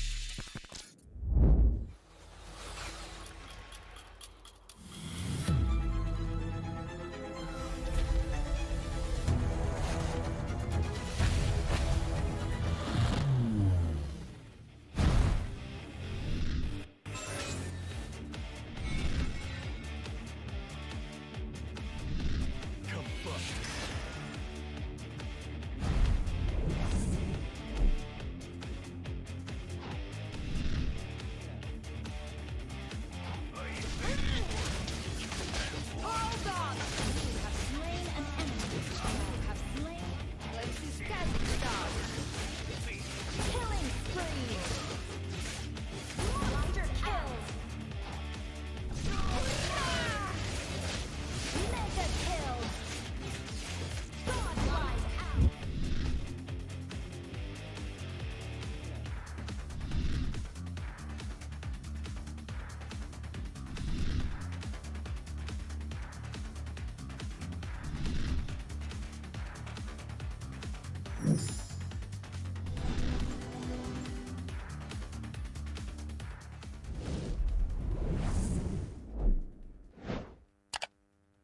Hi everyone, it's Angela here. Feeling a bit nervous now. It's my first time meeting you all like this, after all. But don't worry, I will try my best. I will not let you down. So, everybody, do you know about Mobile Legend Bang Bang's latest collaboration with Sanrio? 4 all-new collab skins featuring super cute Sanrio friends were released. They are... Ta-da! Here they are, our 4 adorable friends. They're also the inspiration for this collab series. Let's take a closer look one by one. The first one is... Oh, it's me! What comes to your mind when you see this beautiful dress? I'd say it's lovely Kitty and her red bow tie. A classic school uniform gets a touch of playfulness combined with iconic Kitty accessories and patterns. Look at this metal kitty brooch on my bow tie. Super lovely. On both sides of my dress, there are gilded kitty patterns. Majestic. Do you think that's all we've got? Look carefully at my balloon sleeves. Next. Oh, let me show you my favorite part of this outfit. Yes, I got a limited edition Hello Kitty backpack. Take care and keep it away from Claude. His little friend might just grab it and take it away. Oh, speaking of Claude and his friend, they also got some pretty cool outfits this time. Why don't we take a look? Wow, they are just cool. Black and yellow just look perfect on Bats and Claude. Everything's just hip, from the white hair with dark highlights to the unique Bats Maru headset. That's exactly what Claude's all about. As for Bats, he's also showing us his coolness on Claude's t-shirt, shoes, and even the back of his holographic jacket. I can already picture Bats rolling his eyes at opponents. Let's see, anything else we've missed? Aha, look at Claude's belt. Right on the spray bottles are some cross and circle signs. They're also on his headset. I think we all know what they mean. Yeah, it's Bats Maru's name. Bats is on the side of Claude's gun as well, just like a little wingman. And Bats himself has a gun too. Watch out for this sharpshooter and his super cool bubble blaster. Next is Florin and Cinnamoroll, both dressed in blue and white, elegant and fresh at the same time. She wears a bonnet ornamented with a lace-over band. Its 2 ends hang at the sides of her face, resembling Cinnamoroll's long ears. And under it is her glistening hair cascading down her back, as curly as Cinnamoroll's tail. Also, look at the white lace and pink bow ties over her bonnet and sleeves. They just perfectly complete this sweet, fabulous Lolita dress. Wow, and the accessories! The plush Cinnamoroll bow tie, Cinnamoroll metal brooches, and the Cinnamoroll crossbody bag. Aww, the cuteness is killing me. Last but not least, the finishing touches of the collaboration. Chunga is here. This time she becomes the little artist, and the outfit is just right for her. The beret, exactly the same kind as Piran's. Her hair tied up with a Piran hairband. That's what a pro does. The painter apron has Piran's face on it, neat and cute. The fuzzy Piran slippers feel just cozy, and the Piran backpack big enough for all the brushes and even the board. Now, she's sitting under the Piran lights, hanging on the tree, taking a break. It seems that she has just finished an artwork on that Piran drawing board. What did she draw, you may ask? It's Piran with a pearl earring, of course! What a brilliant idea! Good job, our cutest artist ever. So, that wrapped up our introduction of the Sanrio collab skin. Hope you enjoyed my debut show. If you find any other details that I missed out on, please do let me know. My cute friends and I will be waiting for you in the game. Can't wait to play and fight together with you. Thanks for watching. See you next time. Bye-bye.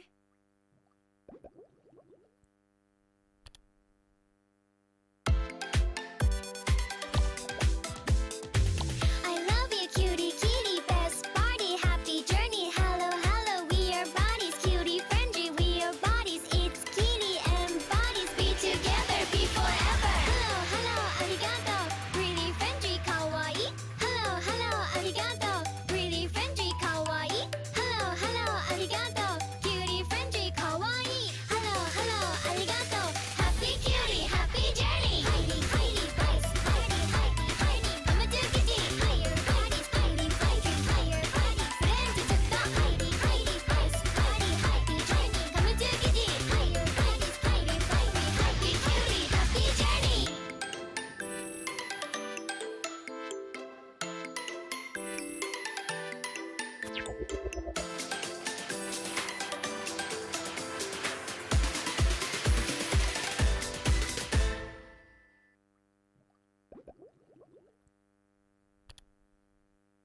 What's up, everyone? Welcome to the latest episode of Hero Spotlight, featuring Xavier, the third hero of the Forsaken Light series.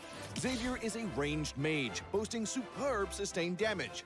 With his unique skill set, he can extend his attack distance almost infinitely and enhance his power each time he lands a skill shot on an enemy. Hero skills. First skill, Infinite Extension. Infinite Extension is Xavier's foremost damage tool. Xavier fires a mystic bullet that damages enemies in a straight line. The bullet's flying distance increases each time it hits a target. Second skill, Mystic Field. Mystic Field is a functional skill that integrates pursuit, escape, and crowd control. Xavier conjures a mystic barrier that slows enemies and speeds up allies. When hit by Xavier's other skills, the barrier will expand into a forbidden field that immobilizes enemies within. Ultimate Dawning Light. Dawning Light is the first ever global attack in Mobile Legends. Xavier unleashes a beam of mystic magic that damages all enemies in a line on the map and directly enters the Transcendent state. Passive. Transcendence. Transcendence allows Xavier to scale steadily in battle. Each skill hit on enemy heroes grants Xavier a passive stack that enhances his subsequent skills. At max stacks, his next skill cast allows him to enter the Transcendent state, during which all his skills are enhanced to the maximum. Pro tips. Pro tip number 1. Make use of minions and creeps to extend the attack range of Infinite Extension and launch a surprise attack on enemies in the distance. Crumble into dust. Pro tip number 2. Cast Infinite Extension or Dawning Light and then Mystic Field on the path of the skill to control enemies in the target area. Pathetic. Pro tip number 3. For positional teamfights, accumulate 3 passive stacks with Infinite Extension and Mystic Field. Then cast Dawning Light to hit as many enemies as possible. For sudden encounters, directly cast Dawning Light to enter the Transcendent state. Then spam the enhanced Infinite Extension and Mystic Field for damage. Skill combos. Laning phase. During the laning phase, use Infinite Extension for wave clear and poke. Look for opportunities to slow the enemy with Mystic Field, then cast Infinite Extension again to activate the field and immobilize them. Finally, cast Dawning Light to secure the kill. Team fights. In team fights, cast Mystic Field to restrict the enemy's movements, and then Infinite Extension to activate the field for crowd control. Launch Dawning Light on the immobilized enemies and enter the Transcendent state. Then finish them off using the enhanced Infinite Extension. Double kill. Not even close. Tactics. Early to mid-game. Xavier's performance in the early to mid-game is mediocre. Relying heavily on cooldown reduction, he needs to wait until he gets his hand on a few pieces of equipment to unleash effective attacks during the Transcendent state. Late game. Xavier's damage will skyrocket in the late game. Once with sufficient cooldown reduction, he can easily enter and extend the Transcendent state and chuck out the enemies with his enhanced skills. Enemy has been slain. Triple kill. For equipment, we suggest this build for maximized cooldown reduction and magic power. For emblem, choose the Mage emblem to further boost Xavier's cooldown reduction and damage capabilities. As for battle spells, Flicker is recommended to make up for Xavier's lack of mobility. Well, that's our new hero, Xavier, the Defier of Light, coming on March 22nd. And until next time, we'll be seeing you in the Land of Dawn. Defier of Light, Xavier, coming on March 22nd.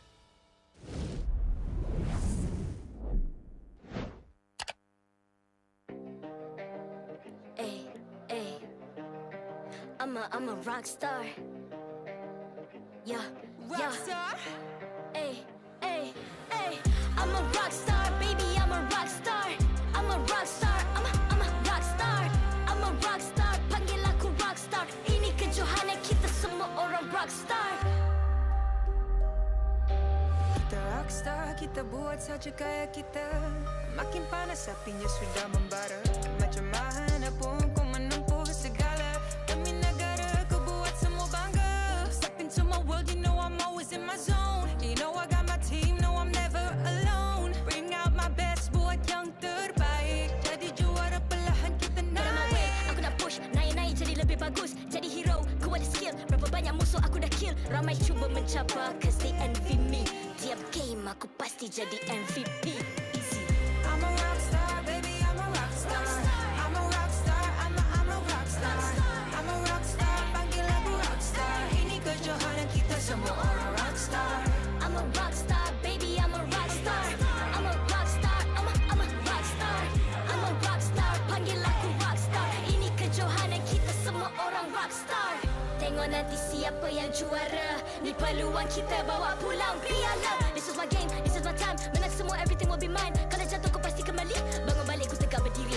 Kuatkanlah tenaga, ganjaran diperoleh. Ni kejohanan kita, Malaysia memang boleh. Rise up to the top, kita buat bersama. Semangat kita kuat di bawah satu bendera. Ay. I'ma go hard for the win. Win. On the battlefield till the end. I'm trying to be the greatest anyone has ever seen. Stand by, I'm coming in for the win.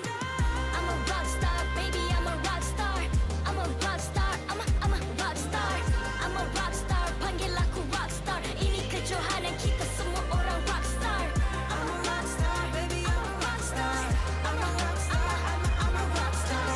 I'm a rockstar, panggil aku rockstar. Ini kejohanan kita semua orang rockstar.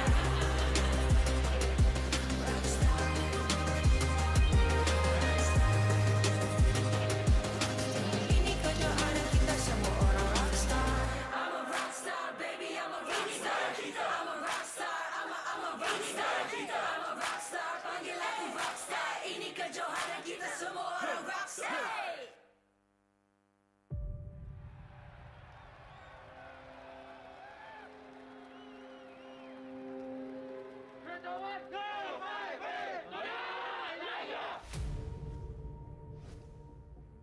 So, diorang dapat pelbagaikan lagi gameplay diorang dan Angka yakin dua-dua tim ni boleh pergi sangat jauh dekat MPL. He actually pushed everyone to harder, could be more stressful. Pushes the limit of Mobile Legends in terms of meta, in terms of players' mentality, in terms of stamina. This is how you be a professional player. Esme OT, skill satu dia dah mati, Ma. Terus ini for apa? Malaysian meta is very chase the dopamine sort of meta. you perlu telan rasa pahit tu supaya you boleh rasa kemanisan yang akan datang.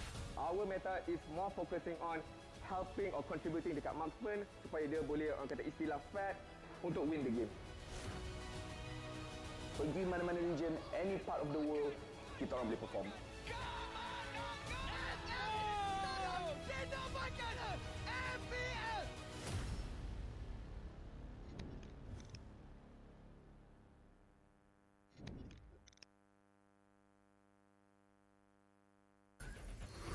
This will sting. You have my word.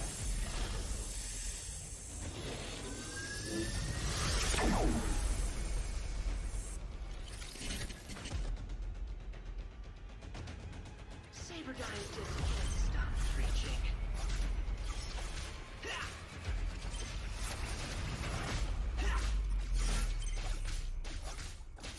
Saber guys just can't stop. Hey, that purple thing looks cool.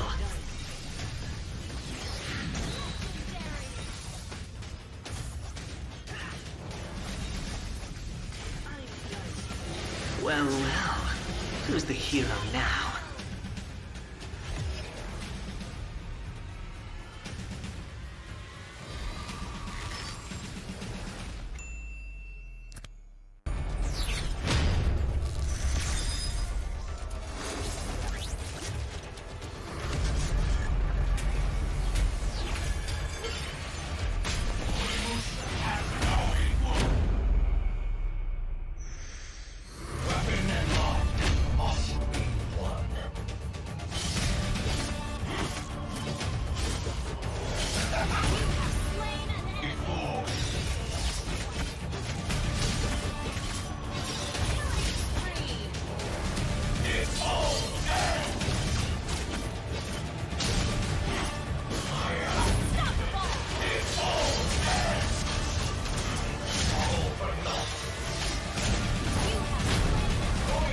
Masters all weapons, let alone this energy sphere.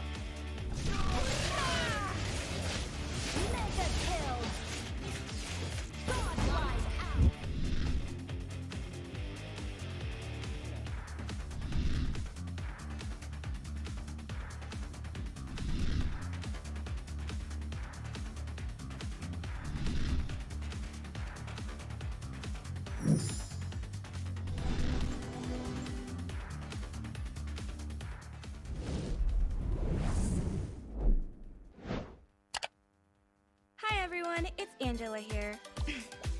Feeling a bit nervous now. It's my first time meeting you all like this, after all. But don't worry, I will try my best. I will not let you down. So, everybody, do you know about Mobile Legend Bang Bang's latest collaboration with Sanrio? 4 all-new collab skins featuring super cute Sanrio friends were released. They are... Ta-da! Here they are, our 4 adorable friends. They're also the inspiration for this collab series. Let's take a closer look one by one. The first one is... Oh, it's me! What comes to your mind when you see this beautiful dress? I'd say it's lovely Kitty and her red bow tie. A classic school uniform gets a touch of playfulness combined with iconic kitty accessories and patterns. Look at this metal kitty brooch on my bow tie. Super lovely. On both sides of my dress, there are gilded kitty patterns. Majestic. Do you think that's all we've got? Look carefully at my balloon sleeves. Next. Oh, let me show you my favorite part of this outfit. Yes, I got a limited edition Hello Kitty backpack. Take care and keep it away from Claude. His little friend might just grab it and take it away. Oh, speaking of Claude and his friend, they also got some pretty cool outfits this time. Why don't we take a look? Wow, they are just cool. Black and yellow just look perfect on Bats and Claude. Everything's just hip, from the white hair with dark highlights to the unique Bats Maru headset. That's exactly what Claude's all about. As for Bats, he's also showing us his coolness on Claude's t-shirt, shoes, and even the back of his holographic jacket.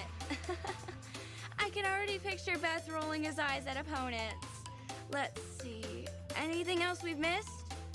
Aha, look at Claude's belt. Right on the spray bottles are some cross and circle signs. They're also on his headset. I think we all know what they mean. Yeah, it's Bats Maru's name. Bats is on the side of Claude's gun as well, just like a little wingman. And Bats himself has a gun too. Watch out for this sharpshooter and his super cool bubble blaster. Next is Florin and Cinnamoroll, both dressed in blue and white, elegant and fresh at the same time. She wears a bonnet ornamented with a lace-over band. Its two ends hang at the sides of her face, resembling Cinnamoroll's long ears. And under it is her glistening hair cascading down her back, as curly as Cinnamoroll's tail. Also, look at the white lace and pink bow ties over her bonnet and sleeves. They just perfectly complete this sweet, fabulous Lolita dress. Wow, and the accessories! The plush Cinnamoroll bow tie, Cinnamoroll metal brooches, and the Cinnamoroll crossbody bag. Aww, the cuteness is killing me. Last but not least, the finishing touches of the collaboration. Chunga is here. This time she becomes the little artist, and the outfit is just right for her. The beret, exactly the same kind as Piran's. Her hair tied up with a Piran hairband. That's what a pro does. The painter apron has Piran's face on it, neat and cute. The fuzzy Piran slippers feel just cozy, and the Piran backpack big enough for all the brushes and even the board. Now, she's sitting under the Piran lights, hanging on the tree, taking a break. It seems that she has just finished an artwork on that Piran drawing board. What did she draw, you may ask? It's Piran with a pearl earring, of course! What a brilliant idea! Good job, our cutest artist ever. So, that wrapped up our introduction of the Sanrio collab skins. Hope you enjoyed my debut show. If you find any other details that I missed out on, please do let me know. My cute friends and I will be waiting for you in the game. Can't wait to play and fight together with you. Thanks for watching. See you next time. Bye-bye.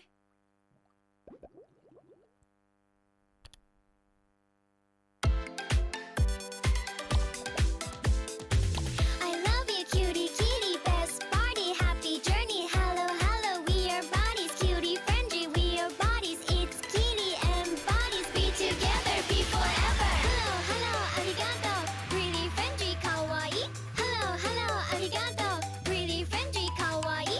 Hello, hello, arigato, cutie, friendly, kawaii. Hello, hello, arigato, happy cutie, happy journey. Heidi, Heidi, Bryce, Heidi, Heidi, Heidi, come and do kitty. Higher bodies, Heidi, Heidi, higher bodies. Then to the Heidi, Heidi, Bryce, Heidi, Heidi, journey. Come and do kitty. Higher bodies, Heidi, Heidi, happy cutie, happy journey.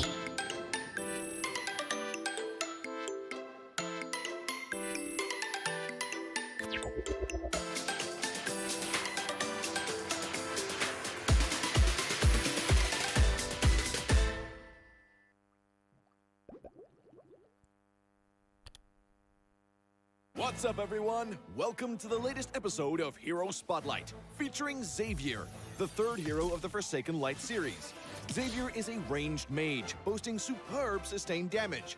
With his unique skill set, he can extend his attack distance almost infinitely and enhance his power each time he lands a skill shot on an enemy. Hero skills. First skill, Infinite Extension. Infinite Extension is Xavier's foremost damage tool. Xavier fires a mystic bullet that damages enemies in a straight line. The bullet's flying distance increases each time it hits a target. Second skill, Mystic Field. Mystic Field is a functional skill that integrates pursuit, escape, and crowd control. Xavier conjures a mystic barrier that slows enemies and speeds up allies. When hit by Xavier's other skills, the barrier will expand into a forbidden field that immobilizes enemies within. Ultimate. Dawning Light. Dawning Light is the first ever global attack in Mobile Legends. Xavier unleashes a beam of mystic magic that damages all enemies in a line on the map and directly enters the Transcendent state. Passive. Transcendence. Transcendence allows Xavier to scale steadily in battle. Each skill hit on enemy heroes grants Xavier a passive stack that enhances his subsequent skills. At max stacks, his next skill cast allows him to enter the Transcendent state, during which all his skills are enhanced to the maximum. Pro tips. Pro tip number 1. Make use of minions and creeps to extend the attack range of Infinite Extension and launch a surprise attack on enemies in the distance. Crumble into dust. Pro tip number 2. Cast Infinite Extension or Dawning Light and then Mystic Field on the path of the skill to control enemies in the target area. Pathetic.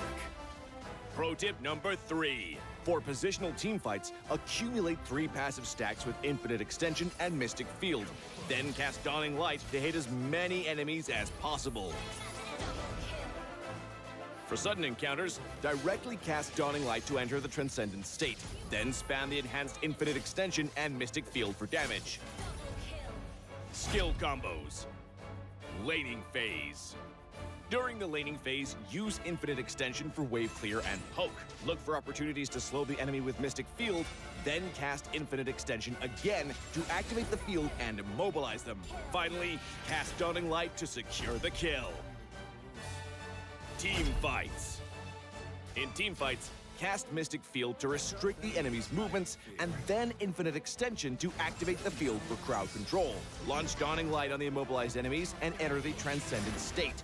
Then finish them off using the enhanced Infinite Extension. Double kill. Not even close. Tactics.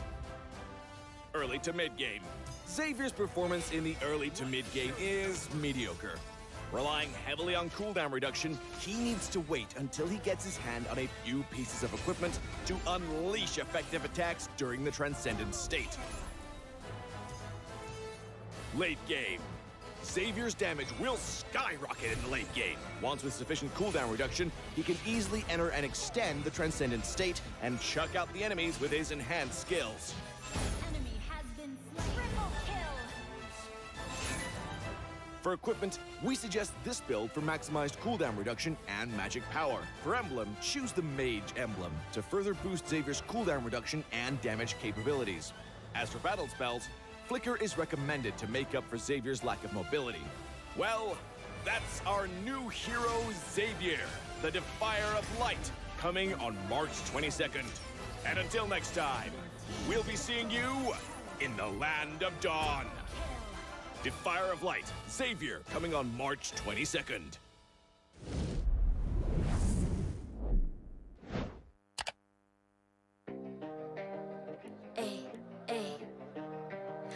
I'm a rock star. Yeah, rock star. Ay, ay, ay. I'm a rock star, baby. I'm a rock star. I'm a rock star. I'm a rock star. I'm a rock star. Panggil aku rock star. Ini kejohanan kita semua orang rock star. Kita rockstar, kita buat saja gaya kita. Makin panas apinya sudah membara. Macam mana pun ku menempuh segala. Demi negara ku buat semua bangga. Step into my world, you know I'm always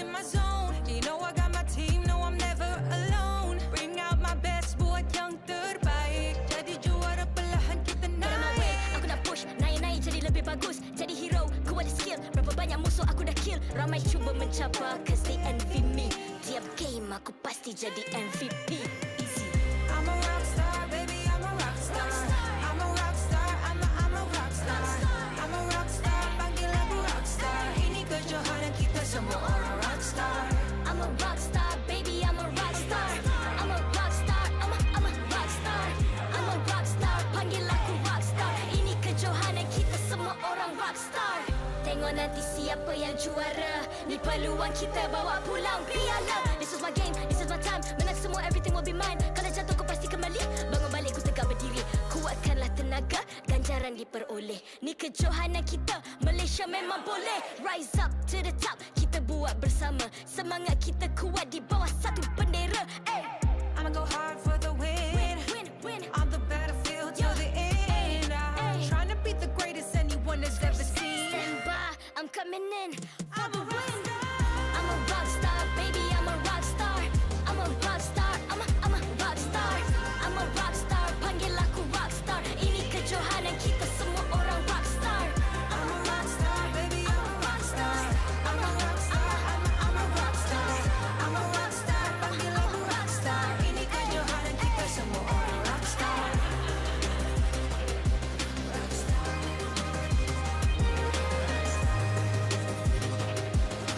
Ini kejohanan kita semua orang rock star. I'm a rock star, baby, I'm a rock star.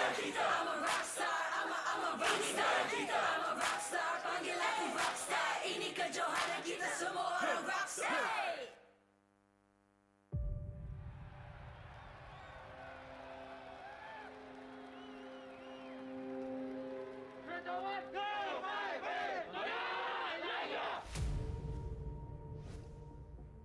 So, diorang dapat pelbagaikan lagi gameplay diorang dan Angka yakin dua-dua tim ni boleh pergi sangat jauh dekat MPL.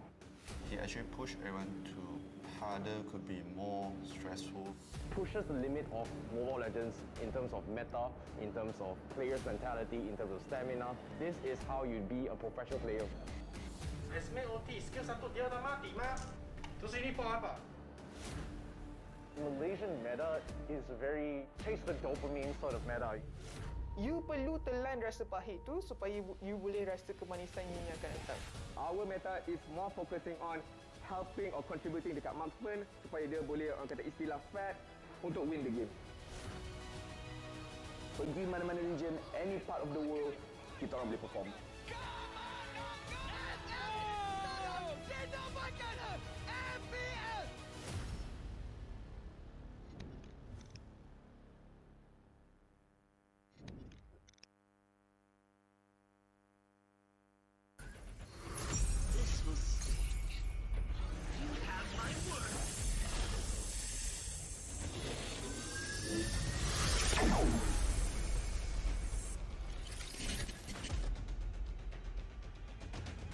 Saber guys just can't stop preaching.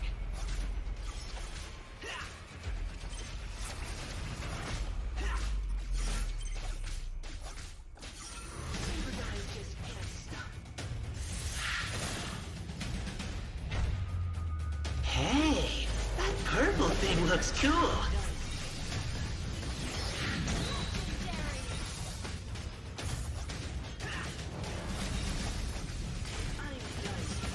Well, who's the hero now?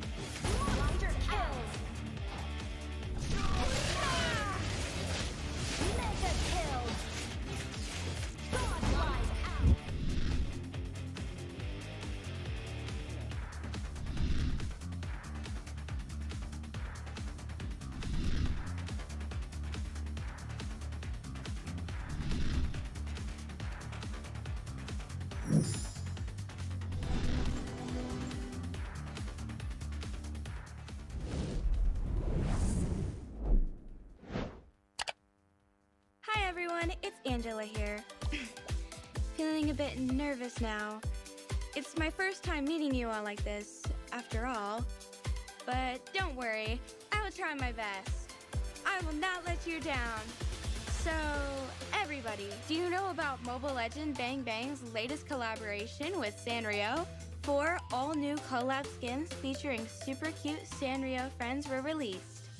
They are... Ta-da! Here they are! Our 4 adorable friends. They're also the inspiration for this collab series. Let's take a closer look one by one. The first one is... Oh, it's me! What comes to your mind when you see this beautiful dress? I'd say it's lovely Kitty and her red bow tie. A classic school uniform gets a touch of playfulness combined with iconic Kitty accessories and patterns. Look at this metal Kitty brooch on my bow tie. Super lovely. On both sides of my dress, there are gilded Kitty patterns. Majestic. Do you think that's all we've got? Look carefully at my balloon sleeves. Next. Oh, let me show you my favorite part of this outfit. Yes, I got a limited edition Hello Kitty backpack. Take care and keep it away from Claude. His little friend might just grab it and take it away. Oh, speaking of Claude and his friend, they also got some pretty cool outfits this time. Why don't we take a look? Wow, they are just cool. Black and yellow just look perfect on Bats and Claude. Everything's just hip, from the white hair with dark highlights to the unique Bats Maru headset. That's exactly what Claude's all about.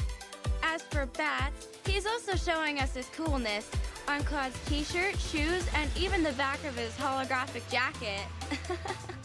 I can already picture Bats rolling his eyes at opponents. Let's see, anything else we've missed? Aha, look at Claude's belt. Right on the spray bottles are some cross and circle signs. They're also on his headset. I think we all know what they mean. Yeah, it's Bats Maru's name. Bats is on the side of Claude's gun as well, just like a little wingman. And Bats himself has a gun too. Watch out for this sharpshooter and his super cool bubble blaster. Next is Florin and Cinnamoroll, both dressed in blue and white, elegant and fresh at the same time. She wears a bonnet ornamented with a lace-over band. Its 2 ends hang at the sides of her face, resembling Cinnamoroll's long ears. And under it is her glistening hair cascading down her back, as curly as Cinnamoroll's tail. Also, look at the white lace and pink bow ties over her bonnet and sleeves. They just perfectly complete this sweet, fabulous Lolita dress. Wow, and the accessories! The plush Cinnamoroll bow tie, Cinnamoroll metal brooches, and the Cinnamoroll crossbody bag. Aww, the cuteness is killing me. Last but not least, the finishing touches of the collaboration. Chunga is here. This time she becomes the little artist, and the outfit is just right for her. The beret, exactly the same kind as Piran's. Her hair tied up with a Piran hairband. That's what a pro does. The painter apron has Purin's face on it, neat and cute. The fuzzy Purin slippers feel just cozy, and the Purin backpack big enough for all the brushes and even the board. Now, she's sitting under the Purin lights, hanging on the tree, taking a break. It seems that she has just finished an artwork on that Purin drawing board. What did she draw, you may ask? It's Purin with a pearl earring, of course! What a brilliant idea! Good job, our cutest artist ever. So, that wrapped up our introduction of the Sanrio collab skins. Hope you enjoyed my debut show. If you find any other details that I missed out on, please do let me know. My cute friends and I will be waiting for you in the game. Can't wait to play and fight together with you. Thanks for watching. See you next time. Bye-bye.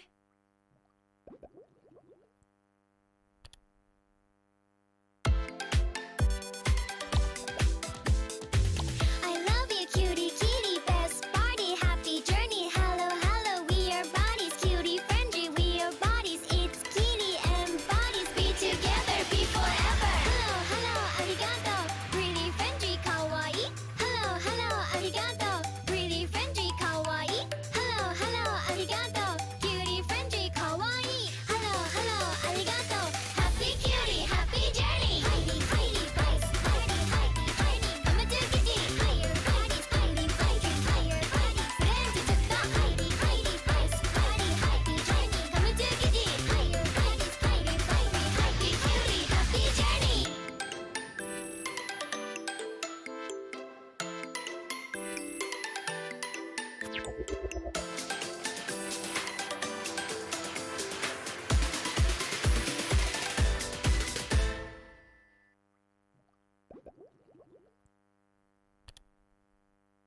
What's up, everyone? Welcome to the latest episode of Hero Spotlight, featuring Xavier, the third hero of the Forsaken Light series.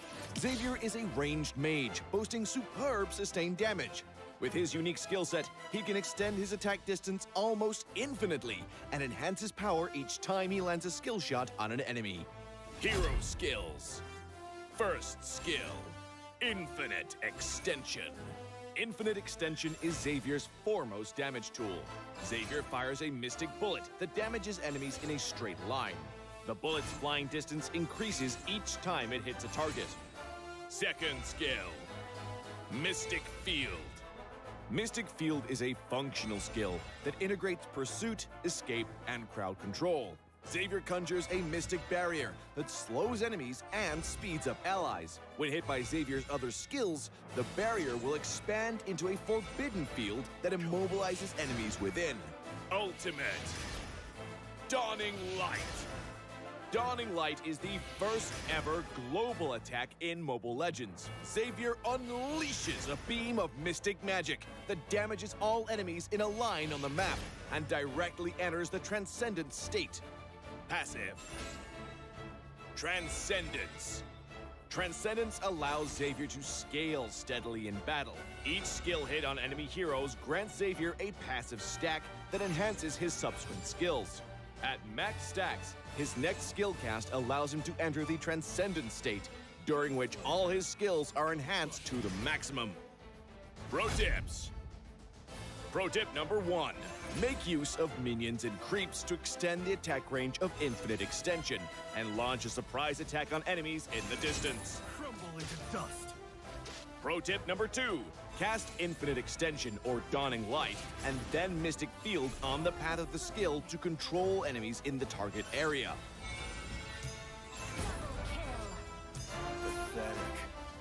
Pro tip number 3. For positional teamfights, accumulate 3 passive stacks with Infinite Extension and Mystic Field. Then cast Dawning Light to hit as many enemies as possible. For sudden encounters, directly cast Dawning Light to enter the Transcendent state. Then spam the enhanced Infinite Extension and Mystic Field for damage. Skill combos. Laning phase. During the laning phase, use Infinite Extension for wave clear and poke. Look for opportunities to slow the enemy with Mystic Field, then cast Infinite Extension again to activate the field and immobilize them. Finally, cast Dawning Light to secure the kill. Team fights. In team fights, cast Mystic Field to restrict the enemy's movements, and then Infinite Extension to activate the field for crowd control. Launch Dawning Light on the immobilized enemies and enter the Transcendent state. Then finish them off using the enhanced Infinite Extension. Double kill. Not even close. Tactics. Early to mid-game. Xavier's performance in the early to mid-game is mediocre. Relying heavily on cooldown reduction, he needs to wait until he gets his hand on a few pieces of equipment to unleash effective attacks during the Transcendent state. Late game. Xavier's damage will skyrocket in the late game. Once with sufficient cooldown reduction, he can easily enter and extend the Transcendent state and chuck out the enemies with his enhanced skills. Enemy has been slain. Triple kill. For equipment, we suggest this build for maximized cooldown reduction and magic power. For emblem, choose the Mage emblem to further boost Xavier's cooldown reduction and damage capabilities. As for battle spells, Flicker is recommended to make up for Xavier's lack of mobility. Well, that's our new hero, Xavier, the Defier of Light, coming on March 22nd. And until next time, we'll be seeing you in the Land of Dawn. Defier of Light, Xavier, coming on March 22nd.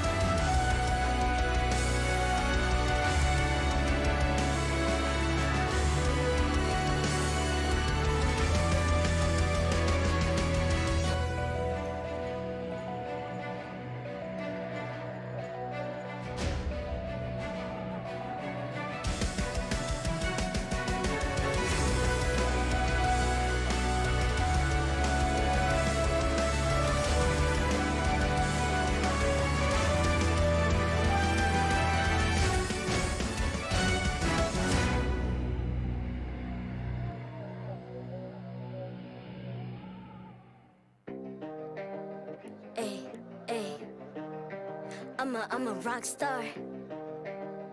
Yeah, rock star. Ay, ay, ay. I'm a rock star, baby. I'm a rock star. I'm a rock star. I'm a rock star. I'm a rock star. Panggil aku rock star. Ini kejohanan kita semua orang rock star. Kita rockstar, kita buat saja gaya kita. Makin panas apinya sudah membara. Macam mana pun kau menempuh segala. Demi negara kau buat semua bangga. Step into my world, you know I'm always in my zone. You know I got my team, no I'm never alone. Bring out my best, buat yang terbaik. Jadi juara perlahan kita naik. Aku nak push, naik-naik jadi lebih bagus. Jadi hero, ku ada skill. Berapa banyak musuh aku dah kill. Ramai cuba mencapai, cause they envy me. Tiap game aku pasti jadi MVP. Easy. I'm a rockstar, baby, I'm a rockstar. I'm a rockstar, I'm a rockstar. I'm a rockstar, panggil aku rockstar. Ini kejohanan kita semua orang rockstar. I'm a rockstar, baby, I'm a rockstar. I'm a rockstar, I'm a rockstar. I'm a rockstar, panggil aku rockstar. Ini kejohanan kita semua orang rockstar. Tengok nanti siapa yang juara. Ni peluang kita bawa pulang piala. This is my game, this is my time. Menang semua, everything will be mine. Kalau jatuh kau pasti kembali. Bangun balik ku tegak berdiri. Kuatkanlah tenaga, ganjaran diperoleh. Ni kejohanan kita, Malaysia memang boleh. Rise up to the top, kita buat bersama. Semangat kita kuat di bawah satu bendera. Ay. I'ma go hard for the win. Win. On the battlefield till the end. I'm trying to beat the greatest anyone has ever seen. Stand by, I'm coming in for the win. I'm a rock star, baby, I'm a rock star. I'm a rock star, I'm a rock star. I'm a rock star, panggil aku rock star. Ini kejohanan kita semua orang rock star. I'm a rock star, baby, I'm a rock star. I'm a rock star, I'm a rock star. I'm a rock star, panggil aku rock star. Ini kejohanan kita semua orang rock star.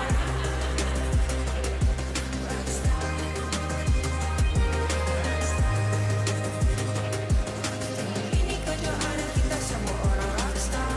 I'm a rock star, baby, I'm a rock star. I'm a rock star, I'm a rock star. I'm a rock star, panggil aku rock star. Ini kejohanan kita semua orang rock star.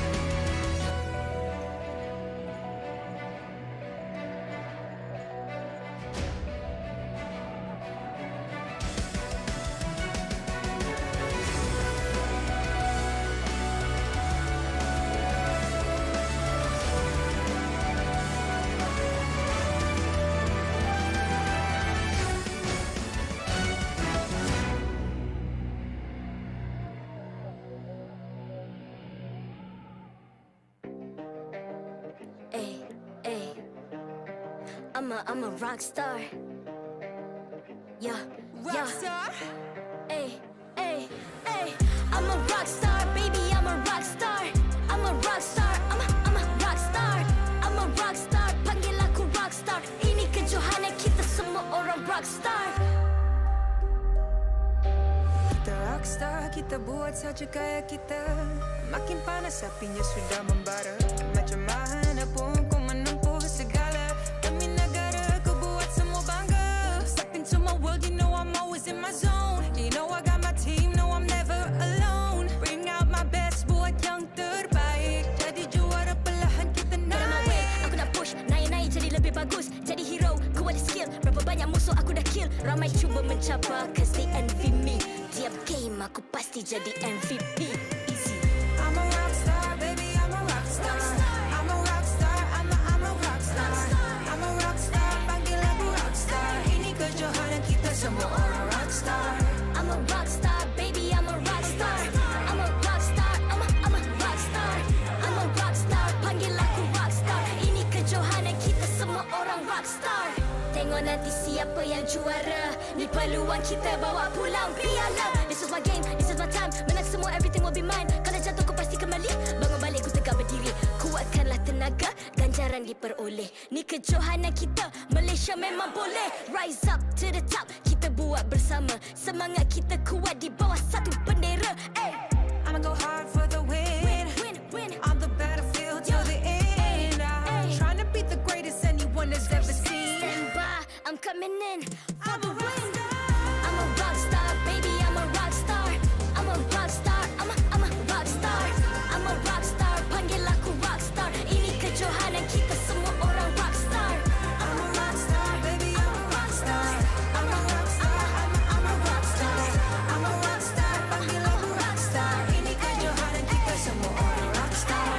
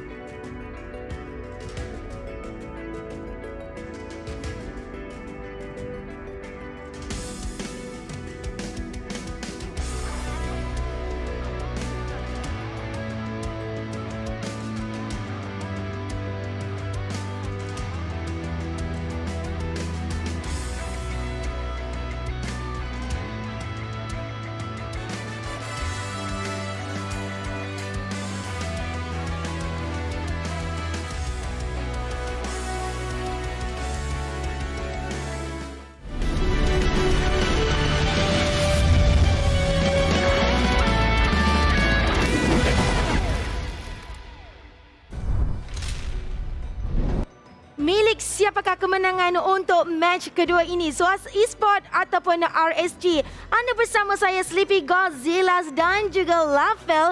Baik, selamat kembali ke MPL Malaysia musim yang ke-9 yang dikuasai oleh Muntun, dipersembahkan oleh McDelivery, Samsung sebagai telefon pintar rasmi kita dan juga diraikan bersama Nescafe. Bukan kami berdua saja, kita ada Hatta dan juga tetamu khas kita, Kak Pen. Ya, tapi sebelum kita nak continue kita punya conversation, saya sebenarnya nak tanya Arta, you sendiri tengok match yang sebelum ni, pasukan GEEK dan juga Orange Esports. Ada tak apa-apa yang Arta nak cerita as the analyst? Apa yang saya nampak, pasukan Orange Esports lebih adapt dengan patch yang terbaru berbanding dengan pasukan GEEK. Dan bagi saya, kalau game style ataupun gameplay yang kerap ditunjukkan oleh pasukan Orange ini, tak mustahil lah untuk diorang bermain di playoff nanti. Ya, kita boleh tengok di mana poin mereka sekarang lebih tinggi daripada pasukan Homeboys. Kalau mereka kekal, pasukan Homeboys tak boleh dapat apa-apa mata. Ya, mungkin Orange Esports boleh masuk playoff. Ya, tapi tadi kalau yang terlepas tadi kita dah pun tengok perlawanan yang menarik daripada Orange Esports dan juga GEEK. Tapi kita ada Kak Pen dekat sini. Kita tak nak Kak Pen duduk diam je, sebab tu Asha ada soalan untuk Kak Pen. Dekat sini kita nak chill sikit. Pandai. Okey Kak Pen, macam manakah perjalanan sepanjang build RED ESPORTS? Ui, soalan.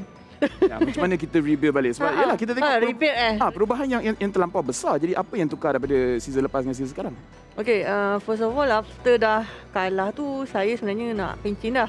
Sebab penat kan. Tapi macam, tak boleh lah, kesian pula budak-budak saya kan. So saya stay strong.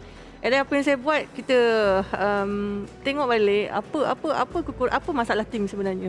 Apa problem dekat saya, apa problem dekat tim. So kat situ yang kita orang cuba settlekan. Kita orang salah satunya saya tukar player, and then at the same time kita orang perlukan orang untuk draft dan jaga disiplin team, sebab mostly team kalau tak ada apa orang kata coach ni di ibarat macam ni dia macam bawa kereta tapi tak ada driver.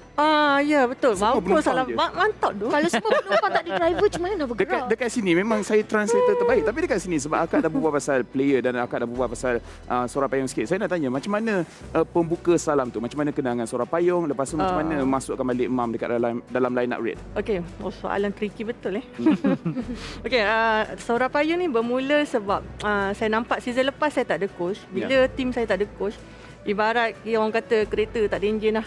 Orang kata tak bergerak kan. So kat situ saya cakap dekat tim, saya nak bawa masuk coach season ni.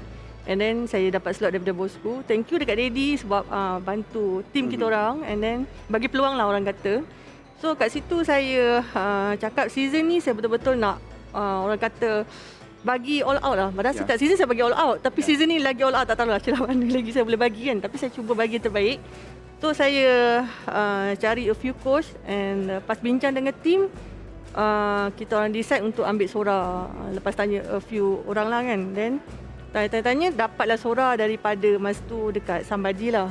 Dia cakap okey, saya terus call, so cakap okey. So kat situ saya risau juga sebab sebenarnya kita orang pun pernah ada coach. So kira macam ini orang kata cuba yang terbaik. So dengan MAM tu saya kena ambil sebab itu orang kata untuk saya dapat kat sini saya kena ambil MAM. And kita tengok MAM punya performance sangat baik dekat sini. Kita boleh tengok bonus sebenarnya. Ya, Kak Pen dia punya usaha tu betul-betul membawa hasil. Tapi sekarang kita nak tengok match yang akan datang, SUHAZ Esports menentang dengan pasukan RSG. Jadi untuk kita berbual pasal kedua-dua pasukan ni, saya sebenarnya nak tengok mereka punya players. Sebab patch baru keluar. So dekat sini kita nak tengok perbandingan antara head to head dekat sini untuk pasukan SUHAZ dan juga pasukan RSG. Kita nampak dekat depan ni Box dan juga Kuza. Boleh kita bincangkan pasal mereka, Arta? Kat match up ni siapa yang realistically akan menang dalam patch baru? Kalau dalam patch baru ni, berdasarkan performance ataupun permainan hero yang digunakan oleh kedua-dua pasukan, Box saya pernah tengok dia dah adapt dengan Kufra jungler seperti yang Lavel bincangkan saya pada sebelum ni. Kuza kita nampak lebih fokus kepada assassin dan juga fighter. Untuk patch yang terbaru ni kita tahu assassin tak se-efektif dulu dan berkemungkinan besar Box ada potensi lebih lagi untuk menunjukkan hero baru pada match yang akan datang. Ya, kalau cerita pasal hero baru kita nampak di mana kalau ada Masha, senang cerita kalau ada sesiapa yang gaduh dekat pada bahagian buff. susah untuk assassin hidup. Jadi kita kena tengok daripada mereka punya pick and ban, macam mana mereka nak adjust. Box dah pakai Kufra, saya rasa antara yang mungkin kita boleh nampak adalah Hylos dan maybe Hilda. Boleh selit sikit Baxia dekat situ. Oh ya, Baxia memang juga. Baxia antara salah satu hero yang bagus dalam patch sekarang. Dia punya second skill damage tu dah di-increasekan sikit dan tak mustahil lah Baxia mungkin akan menjadi taruhan di antara kedua-dua pasukan ini. Boleh jadi. Asalkan Masha ban. itu penting. Itu je cakap. Tapi kalau permainan semalam kita tengok Marsha dengan Grox datang and dipermainkan oleh player-player kita. Tapi kalau pada hari ini mungkinkah ada unexpected hero yang akan dimainkan oleh SUHAZ Esports dan juga RSG? Hilda ataupun Guinevere bakal masuk sebab Guinevere kita tahu kalau dulu dia dependkan second skill dia untuk dapatkan knock out. Sekarang dia tak perlu, dia perlu kumpulkan stack dan dia buka ultimate saja. Dekat sini juga Kak Pen pun dah main ML. Ada tak hero yang tak apa, kita tak payah pandai sangat. Ada tak apa-apa hero yang sebenarnya Kak Pen nak tengok main tapi team still tak bawa lagi? So far Ini kita dah nampak Freya, saya tak suka dengan nama Freya. Dia macam personal je level. Saya ada personal issue dengan Freya. Kalau tengok, saya nak tengok Hilda lah sekarang sebab orang cakap ni kan kacau gila-gila sebab kita dah tengok Masha semalam. So saya nak tengok macam ni Hilda yang latest ni kacau gila-gila macam tu juga. Jadi mungkin RED ESPORts akan gunakan Hilda pada hari ni. Kantoi. Secret. Tapi terlepas kita tak tahu apa yang akan jadi kan. Tapi kalau kita tengok pun kita dah tahu game patch update pada hari Rabu hari itu dan kalau kita tengok untuk kedua-dua hari ini ada perubahan ke untuk game length? Macam permainan mereka semakin panjang ke, semakin pendek ke? Bergantung juga sebab kalau kita tengok daripada patch yang terkini dia lebih gemar untuk melakukan satu ganking tapi ganking diorang tu tak sepatas dulu sebab dulu assassin datangnya gang senang diorang nak execute tapi sekarang dia makan masa sikit. Makan masa tapi lagi tak makan masa sebenarnya kalau anda tengok MPL bersama McDelivery. Order saja McDonald menggunakan McDelivery, tak payah keluar pergi mana-mana, just order through online menggunakan voucher MPL or rewards dan spend seminimum RM50 untuk dapatkan 6 ketul free nugget dan juga skin eksklusif MLBB. Kak Pen ada order kan McDonald tadi. Lupa nak masukkan voucher kan? Tolong jangan bagi tahu dia sebab tadi dia dapat fries hilang. Fries hilang. Kita lapar, okay, so terpaksa. Yalah, uncle ambil. Saya tak nak bagi tahu tapi uncle yang ambil. Ya. Tapi betul sebab apa? Asha kan kalau buat something mesti kena ada McDonald. Tapi sekarang ini kita akan saksikan coin toss untuk kedua-dua kumpulan ini antara SUHAZ Esports dan juga daripada RSG. Siapakah yang akan mengambil first pick ataupun second draft pick? Ya, dekat sini kita boleh tengok kita punya head marshal dekat situ, Daniel Teh. Dia yang akan mengetuai kita punya coin toss kat sini, Rexvin untuk pasukan SUHAZ Esports. Dan kita boleh tengok di mana SUHAZ mereka memilih heads, pasukan RSG pula mereka memilih tails. Lagi sekali kita perlu ingatkan di mana first pick kebanyakannya berjaya untuk mendapatkan kemenangan. Ada lagi patch yang terbaru ini. Kita tengok Daniel Teh kat situ dia dah pusing dan tails telah dipilih. Kita tengok pasukan RSG mereka memilih sebagai first pick dan bila pasukan RSG berjaya untuk dapatkan first pick, win rate 50%. Maksudnya dekat sini RSG first pick, second pick same. Same, different but still same. Tapi dalam patch yang terbaru ni first pick diorang boleh jadi macam Masha antara salah satunya dan selebihnya macam Kak Pen sendiri nak tengok kan Hilda dibawa masuk. Betul. Hilda. So sekarang ada satu hero yang saya tak nak tengok bawa masuk. Apa dia? Grok. Betul. Belum menang lagi. Saya nak tengok high loss. I tak sabar nak tengok high loss. Tapi sekarang ini kita nak saksikan permainan yang pertama untuk match yang kedua ini. Let's go to Caster. A fine day to catch some great Mobile Legends action here at the MPL MY Season 9 on the English broadcast. My name is GEEK. This is Sadafa here for the second best of 3 here today. RSG up against SUHAZ Esports. It's going to be a fine matchup, but it cannot happen without a beautiful audience, a beautiful stage, and our thankful sponsors. So generous for making this all happen. First of all, our official gaming chair, Secret Lab, our partners in esports, TikTok, Esports Charts, and EGG Network. And not forgetting our co-organizers ESI for making all of this happen. Yep, we have just come off the cusp of an impressive performance in game number 1 of the day, where RSG Esports were able to take down GEEK Fam 2-0, which just goes to show it really does come down to how well these teams have been able to adjust to the brand new meta after the patch dropped a few days ago. So it's going to be very interesting to see how the following 2 teams do so. And if you guys have any idea how this will turn out, and perhaps participate in our MPL Predictor Challenge.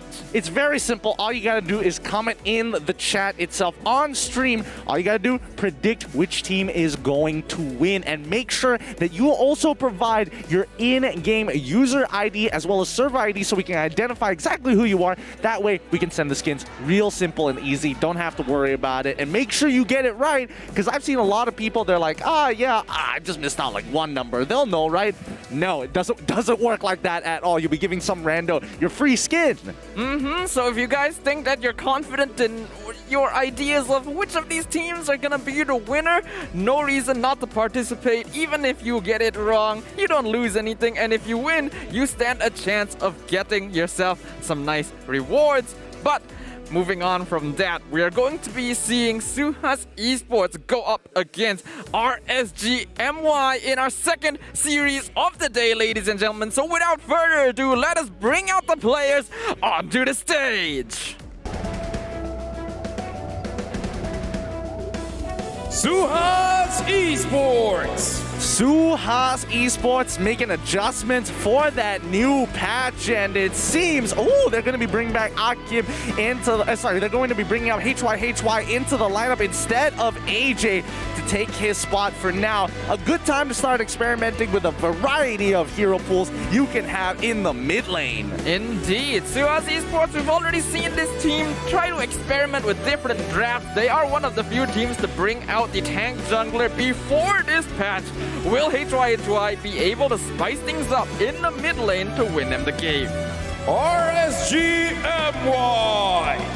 Retaining that side lane combo. Akim and Iris are here today to make sure that they are standing tall and standing strong. Can RSG grab that victory today? Yep, similar to SUHAZ Esports, RSG themselves have been trying out new strategies, recently bringing in the Johnson-Kadita combo not just once, but twice. Will the Izanami Zakas combo be able to push on and get ahead in their group standing? They certainly need those points to get above of the opponents.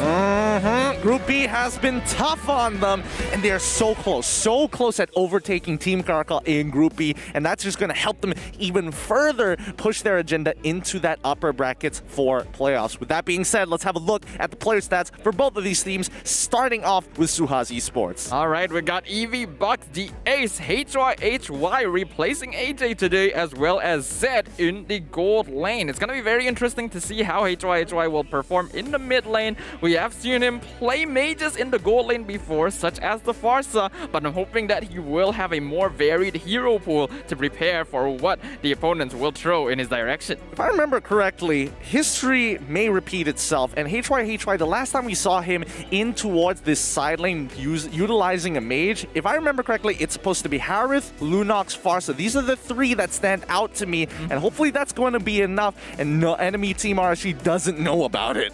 That is true. We know that HY, he tends to be quite aggressive, so perhaps him pairing up with the Ace might work out to allow SUHAZ Esports to play a bit more aggressively in the early game. And we already saw before that Box is actually capable of playing jungle tanks, such as when he played the Kufra in the jungle beforehand. Maybe he will work out in this new tank meta. Some may say they're a little ahead of their time, but RSG MY at this point are looking stronger than ever. And with Akim into the lineup, it feels rather interesting that they kind of stray away from the gold lane, knowing that he can kind of hold his own and start playing for the big playmakers of the team. Yep, it's pretty solid that Akim is able to hold his own in the gold lane, and that allows Izanami, Zakas, and Kuza to be even more aggressive throughout the map. We already saw the Johnson-Kadita combo from them previously, something that we didn't expect them to stick with, but actually even comboed it with the Hellcut beforehand. So there's still a chance we'll see Zakas'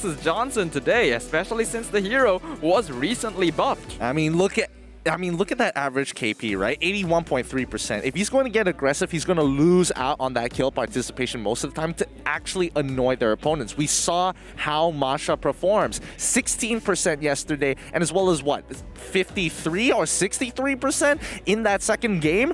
It's tough. And honestly, with the new patch, I think RSG is going to take this away. It looks like you do too, with only Lafel, Arte, and Karakuri going to be leaving in SUHAZ Esports. It's good to see that the competition is really heating up as the weeks go by in MPL regular season, because this is now the second time today that the talent prediction has been so split down the middle. These teams are really starting to put up more of a fight against one another, and I for one am all for it, because it just goes to show that anyone has the potential to become a star on this stage regardless of how they might have began their journey. Yeah, and furthermore, it's actually implied with the help of the audience here today. It may be a new patch, but the audience still stays the same as RSG. Will have majority of the votes with a good amount for SUHAZ Esports. It's not a landslide just yet. And remember, with that new patch, it is an equal playing field. It really comes down to who has better preparation. I'm personally the most excited to see these two teams go head-to-head here today after the new patch, because they have been two of the teams in the MPL so far demonstrating some degree of experimentation, trying out new strategies, going with slightly more meme lineups and still making it work. So with this new patch out, I'm really curious to see if they'll bring in some new heroes, they'll bring in some new strategies. That's always very fun to watch. I need more examples here. What are these memes that you're talking about? Because when we've got Samsung Galaxy looking real sleek and clean, none of that meme stuff right there, just pure efficiency for an awesome gaming experience. The Galaxy A5 2S 5Gs just makes memes look like movies. Yep, a brand new smartphone with a sleek design as well as all the technology you need to improve on your MLBB gameplay. Our official smartphone Samsung has all of you guys covered, so if you guys are looking for a brand new device to upgrade your gameplay, look no further than right here. Now, I'm curious to know whether or not, see, the new patches come through. Last week, we saw Hellkurt. You don't get to see Hellkurt very often in professional play, but Kuza was like, you know what?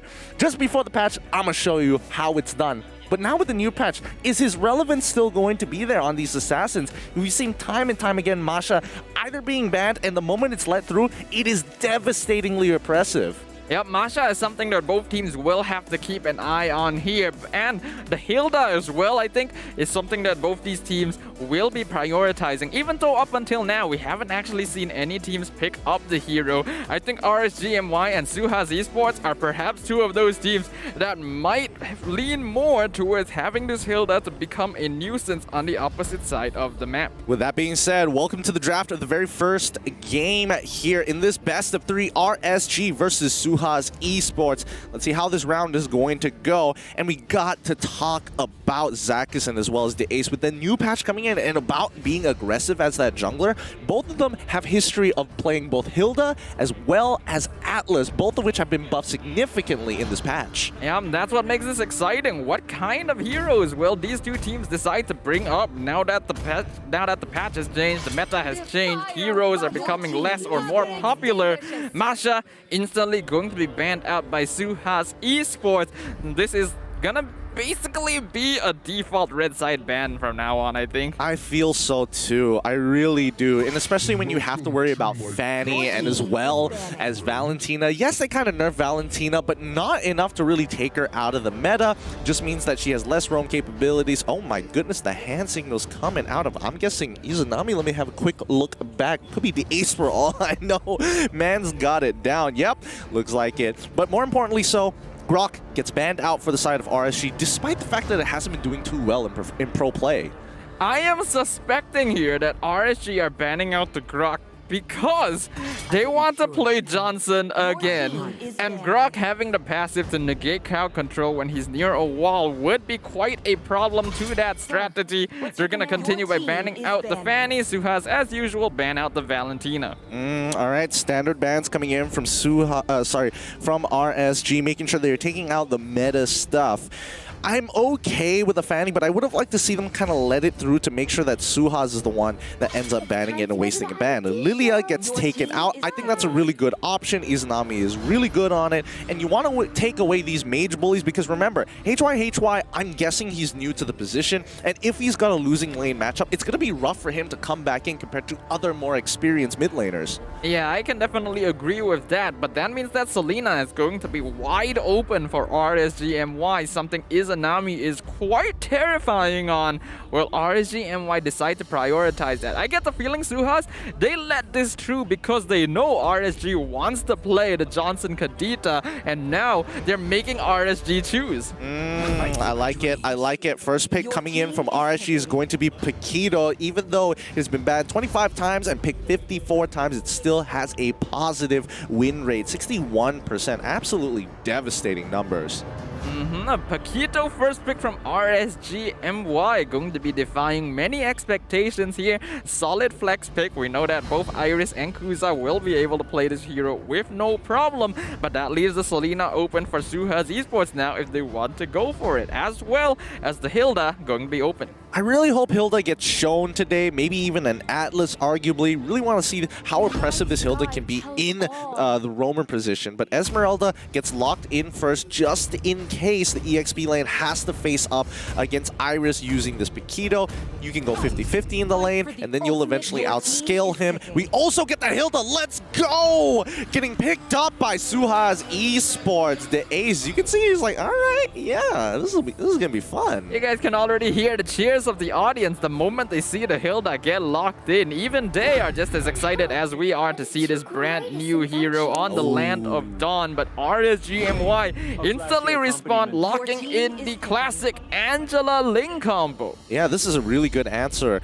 Ling, honestly, if it's a 1v1 against Hilda, is going to get bullied at level 1. With the help of Angela, you not only get to harass the ace on this Hilda, but you also get to top off the health from Ling, allowing her to stay longer in the jungle, allowing her not to force a recall so early on into the game. I think this is a great answer to Hilda, and maybe not as oppressive as a Masha, let's say. But Cho gets locked in for the side of SUHAZ Esports. Going for the Angela Ling combo means that RSG MY are definitely going to be playing a slightly more defensive style of early game, since they're not going to be able to respond to Hilda's aggression, so they have made that decision. But SUHAZ Esports making an interesting choice here with the Cho. We already know Esmeralda is basically guaranteed to go into the EXP lane, which leaves the Cho as a potential mid laner.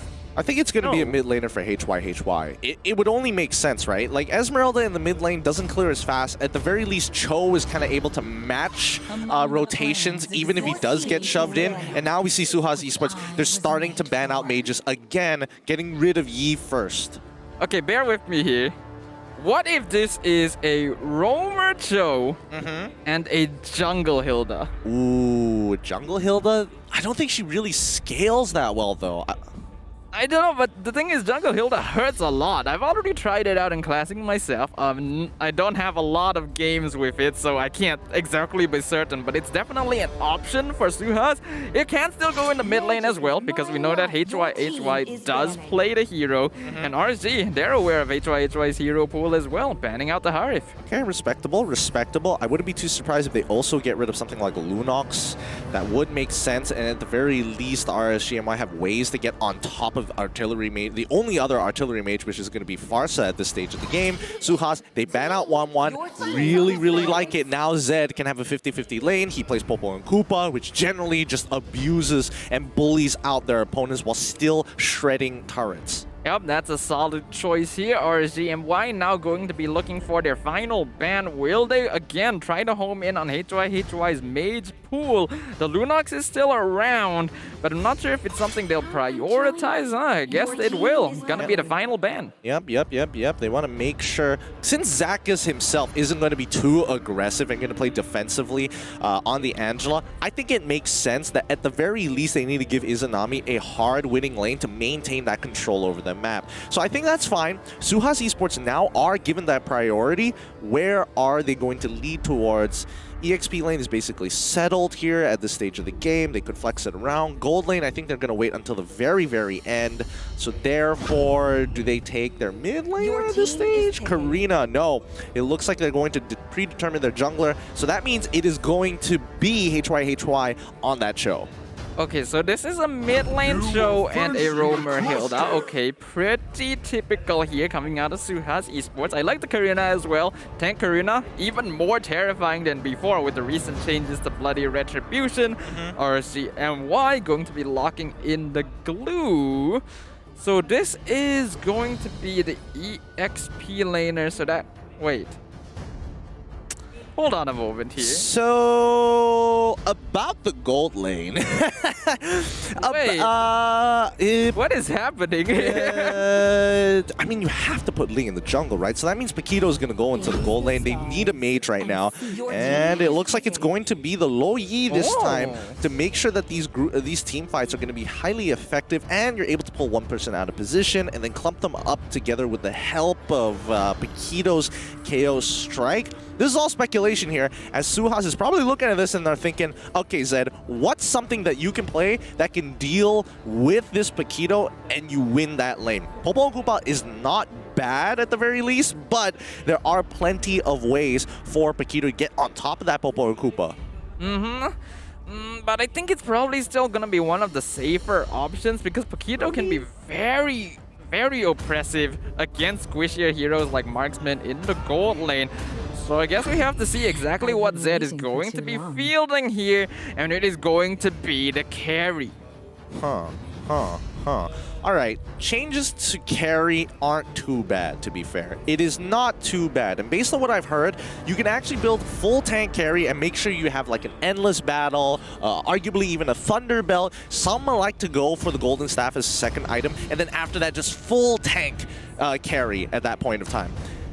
I think this is going to be the case with SUHAZ Esports. Well, I guess we'll find out. After all, it's going to be the first time we see carry after the recent patch has dropped. Many have speculated that carry would become more prevalent now since more teams are going to be drafting tanks. But we'll see whether or not in the hands of Zed from SUHAZ Esports will she be as effective as many people may think. Looking at the lineups once again, RSG MY going to be going for a more defensive early game with the Angela and the Lo Yi to protect Kuza in the jungle, whereas SUHAZ Esports, we're going to be seeing the Hilda roamer for the very first time. They're going aggro. They want to look for those pickoffs with the Cho, with the Karina, and they're not going to have a proper dedicated mage in the mid lane. So we'll see exactly what happens in game number 2. But first we got to go into a technical pause, and luckily we didn't get right into the game and get that pause. That is the worst break in momentum. Looks like the players caught on exactly what was wrong before the game even began, which is great because now we can make sure that everything is running smoothly. Yep, for those of you who may not know, if there are any technical difficulties happening on the stream, happening with the players, we gotta make sure to resolve it before we enter the game just to make sure that competitive integrity is maintained and all the players can play to their maximum potential. Oh, I'm happy to see you on the stage. Who is that about? That could be about anybody. That could literally be about anybody. I don't know which person you're talking about. I mean, it can just be a general thing. Whoever it's actually targeted to, they'll know, but everyone else can just take solace in being like, maybe it's me. Literally everybody in China is like, she's talking about me. Oh, but look at that packed crowd. We're only allowed a limited number of people because of SOPs, but people are ready to go, and fans are happy to oh, wait. What? Is that his friend? Yeah, that's his friend! He's putting it on blast on live stream. Oh man, if you are that guy on the phone right now, that's not gonna feel very good about it. Even the audience getting a kick out of seeing probably not the most ideal picture someone wants live streamed to a crowd of thousands. Look, to be fair, maybe he requested, I want this picture specifically displayed. If the camera is on you, you know what to do. And then when he sees it on stream, he's like, that's my boy. I want my sleeping face plastered all over MPL MY. Yes. That's something a normal person would say. Yeah. For sure. Let that burn grain into your memory. He's probably going to turn into like an NFT or something. Oh my god, I don't think you want to go there on MPL here.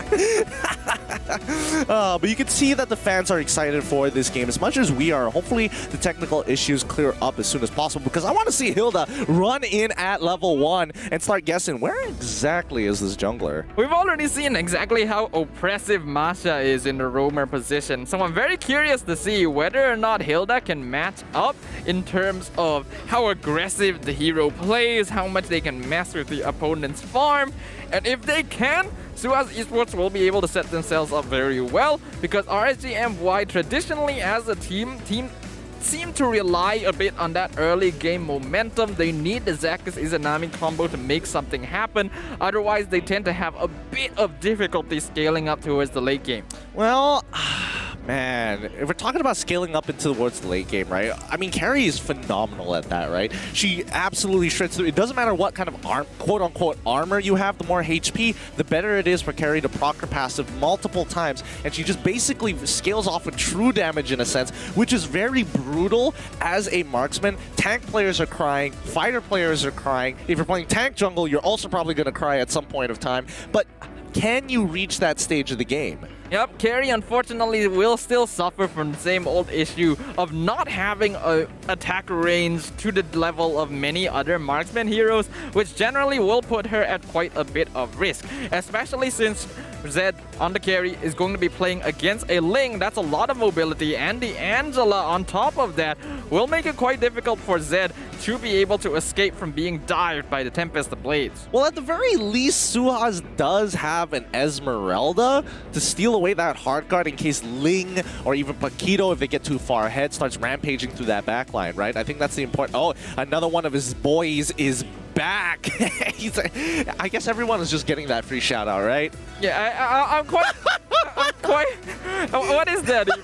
It's just another... I think it's the same dude with a chainsaw.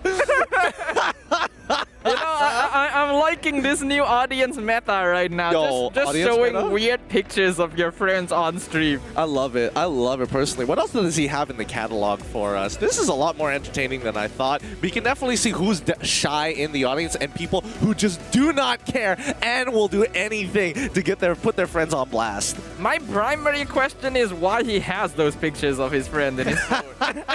He's probably texting his friend, yo, send me some whack photos. Give me the craziest ones. His friend is just asking, why? What do you need him for? It's the project. You know, school project. It's a school project where they weird pictures of my friends and he just sends them over, not realizing exactly what's happening. Wait, hold on. Notice me, senpai. Oh my goodness. Consider yourself noticed. Oh, God. It's you. Oh, this is awkward. This is awkward. This is real uncomfortable. You want to give him a wave in the crowd? I'll do it if she looks over here. Quick wave. Quick wave. We acknowledge the audience here today. I'm not used to it because usually the BM broadcast is played over the PA at this point, but now it's time to get right into the game. Just in case you've forgotten, it's RSG on the blue side and SUHAZ Esports on the red. Zakus thwarting Hilda from getting anywhere near their jungle technical pause. God. Dang it. That is always rough. Unfortunately, it is something that has to happen. Again, if there are any issues, we gotta make sure to resolve them. Otherwise, you know, you never want to end up playing a game where one of the players has something going on and it's going to be unfair otherwise. So, you know, it's a necessary sacrifice. And we're just gonna be here to provide you guys with the down low. Yep, with the down low. Every time I see the player cams and they're all like looking one direction, it feels like they're looking at the opposing team. It's just like, I'm guessing Zed has issues with his phone, but he's sitting all the way on the right. Just conveniently on the right. They're just all looking at him like that. It's like when you're sitting in a traffic jam and you're wondering why the car in front is not moving and everyone is just looking in that direction. I wonder if you can make a social experiment out of that, where you have a bunch of cars, everyone on their cars are just looking in one direction, see how many people look otherwise. I think it would be surprisingly effective. People tend to look, like if you saw a whole group of people just looking up at the sky, wouldn't you look up at the sky? I'm not gonna lie, I probably would just do a quick look to see if like there's really anything, scratch my head and be like, alright, I'm done with this after like 2 seconds. No more than 3. No more.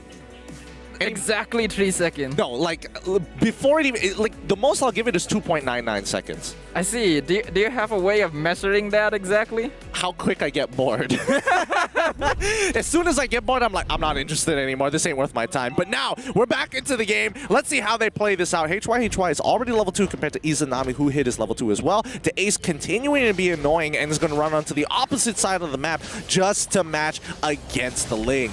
We can see that in general here that Hilda is much less oppressive than a Masha, but the Ace is still going to be very annoying towards Kuza here. You can see that Zakas actually deciding that, okay, it's not too big of an issue. We can afford to go back to the mid lane and clear things up. But Zed down here actually taking a pretty good trade against Akim. Yeah, no, see, the problem with Paquito is that he's very ability based. As soon as his cooldown, he has his abilities on cooldown, that's when carry can punish. And that's when you can really start using that Phantom Step to make sure you're getting extra auto attacks in and weaving them in alongside to make sure you proc your passive. And as soon as you do, you win the trade. Now, it's going to be a lot of pressure onto Akim down here in the bottom lane to be able to win this lane. Kuza actually not minding the Ace at all, even invading into the jungle and saying, you can hit me all you want as long as I get the gold. Yeah, but now Box.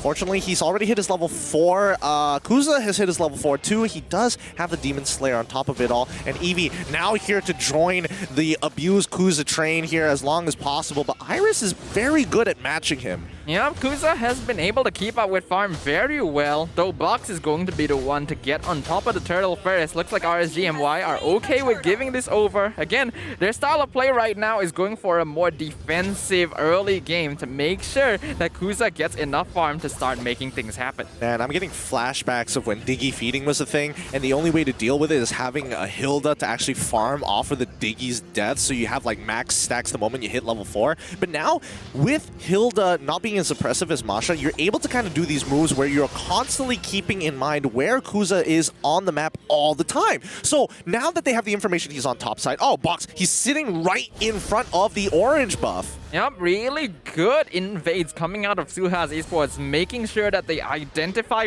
gaps in RSG MY and just completely taking advantage of it as Akim forced to use the flicker to get away from the 3-man gank. Oh, I'm surprised. I thought Box for sure was going to use his ult there and look for the quick execute and get that first blood bounty as soon as possible. But now this is really helping out Zed. Now SUHAZ Esports, with the addition of Zed, have been playing more towards this gold lane side, right? Eevee is very good at holding it on his own. Now HY finds the initial kick on towards Akim. He generally doesn't care, but he can't afford to die just yet. The Ace is here to back him up, and the same goes with Kuza with the hard card, and immediately they disengage. Yep, really good disengage from SUHAZ Esports. Kuza still trying to chase, but it's not going to matter. They've already completely broken down the gold shield on the bottom tier 1, and that's fine for SUHAZ. They already have a 1k net worth lead as a result of this mobility.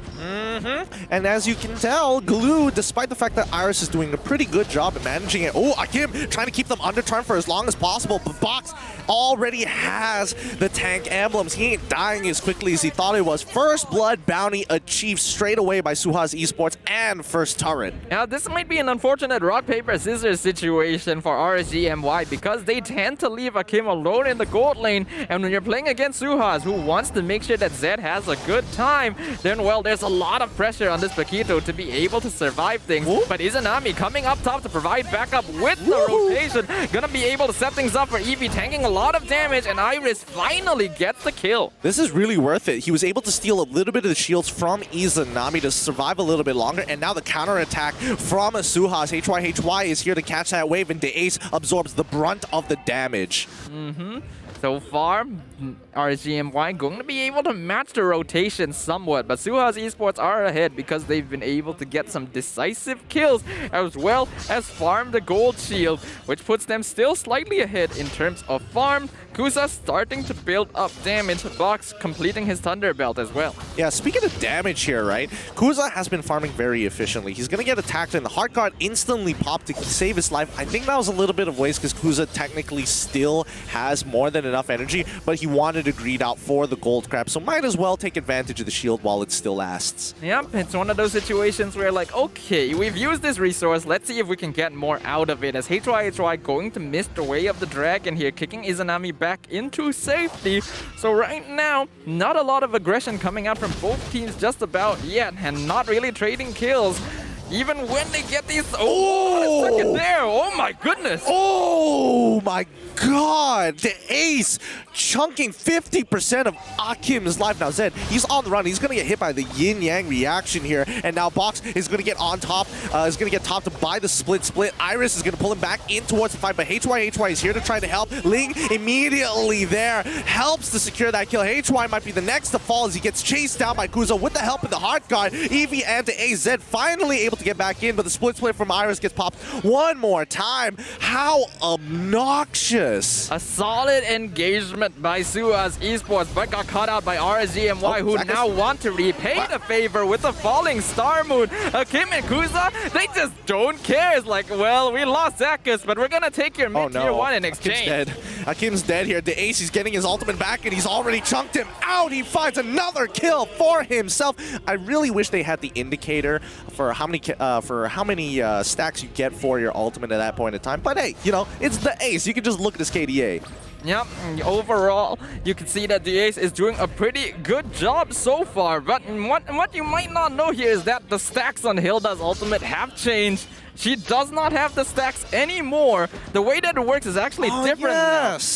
The more skills she uses on an opponent, the more stacks she builds up, and then those stacks are consumed to increase the damage of her ult. Oh, Zed on the run now, but you're absolutely right. With Turtle falling into the hands of SUHAZ Esports, these changes coming in from the ace really making the difference, getting consecutive damage on the right targets. They will have to sacrifice top tier 1, and unfortunately Zed can't continue to snowball. But the fact is, he's level 9. Akim's level 8. There's nothing much that he can really do.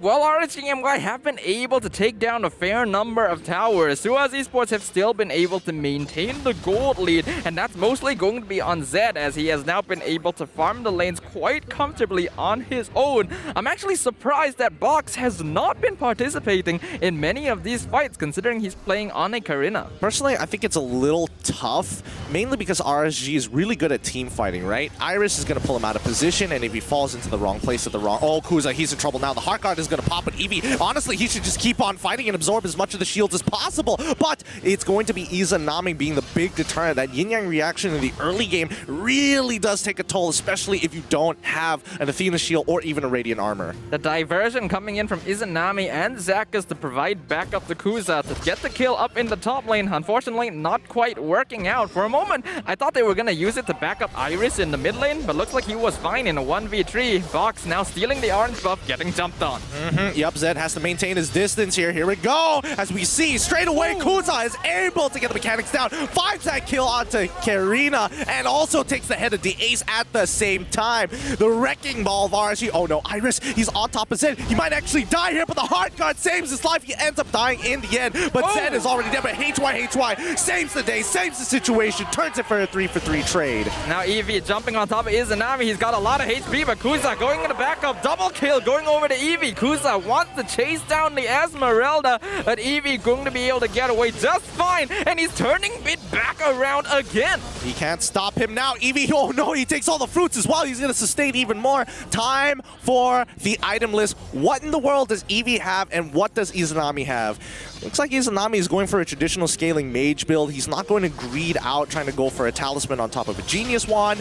And if we look on over to Eevee's side, he's only got a dominance ice, and he only has one component for some form of MR. Makes sense, but I'm kind of surprised he was able to kind of walk through all of that. Yeah, I think this is just a testament to Eevee's own ability. He's very comfortable with the Esmeralda, Uranus type side laners to just create space for the rest of his team.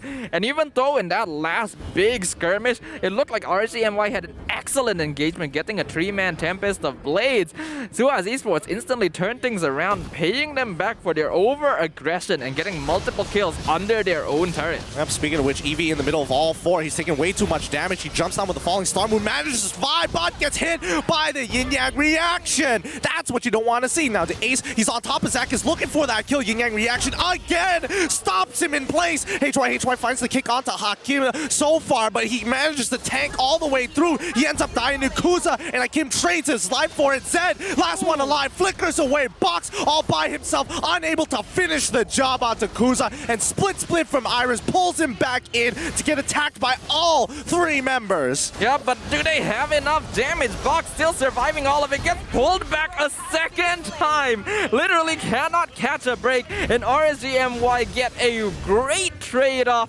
in the top lane. A massive fight turning out in their favor. Man, what a triple kill coming out from RSG's side. And we also see the Necklace Durance coming out of Zakas to minimize the healing all across the board. But SUHAZ Esports are looking for the counter offensive. They want to take lore for the side of RSG, but here we go. Eevee jumps in towards Izanami's side. He has to zone him out as soon as possible. But Kuza with the hot guard takes on the 1v1 against the ace. It's going to be Paquito who secures the Lord. RSG have what they want. They back off. Oh no! They find Zed! Iris able to make the counter initiative on the opposite side as Kuza might be in some trouble. Falling Stormwind secures that kill, and that's going to be Eevee for the win. Iris walks away with a split. Yep, Iris should be absolutely fine here. Eevee gonna be walking into the bush, misses the knockout strike. Akim doesn't quite manage to get the knockup on Eevee, allowing him to walk away, as now HY will clear up the wave. But RSG MY again getting a pretty solid trade there. The ace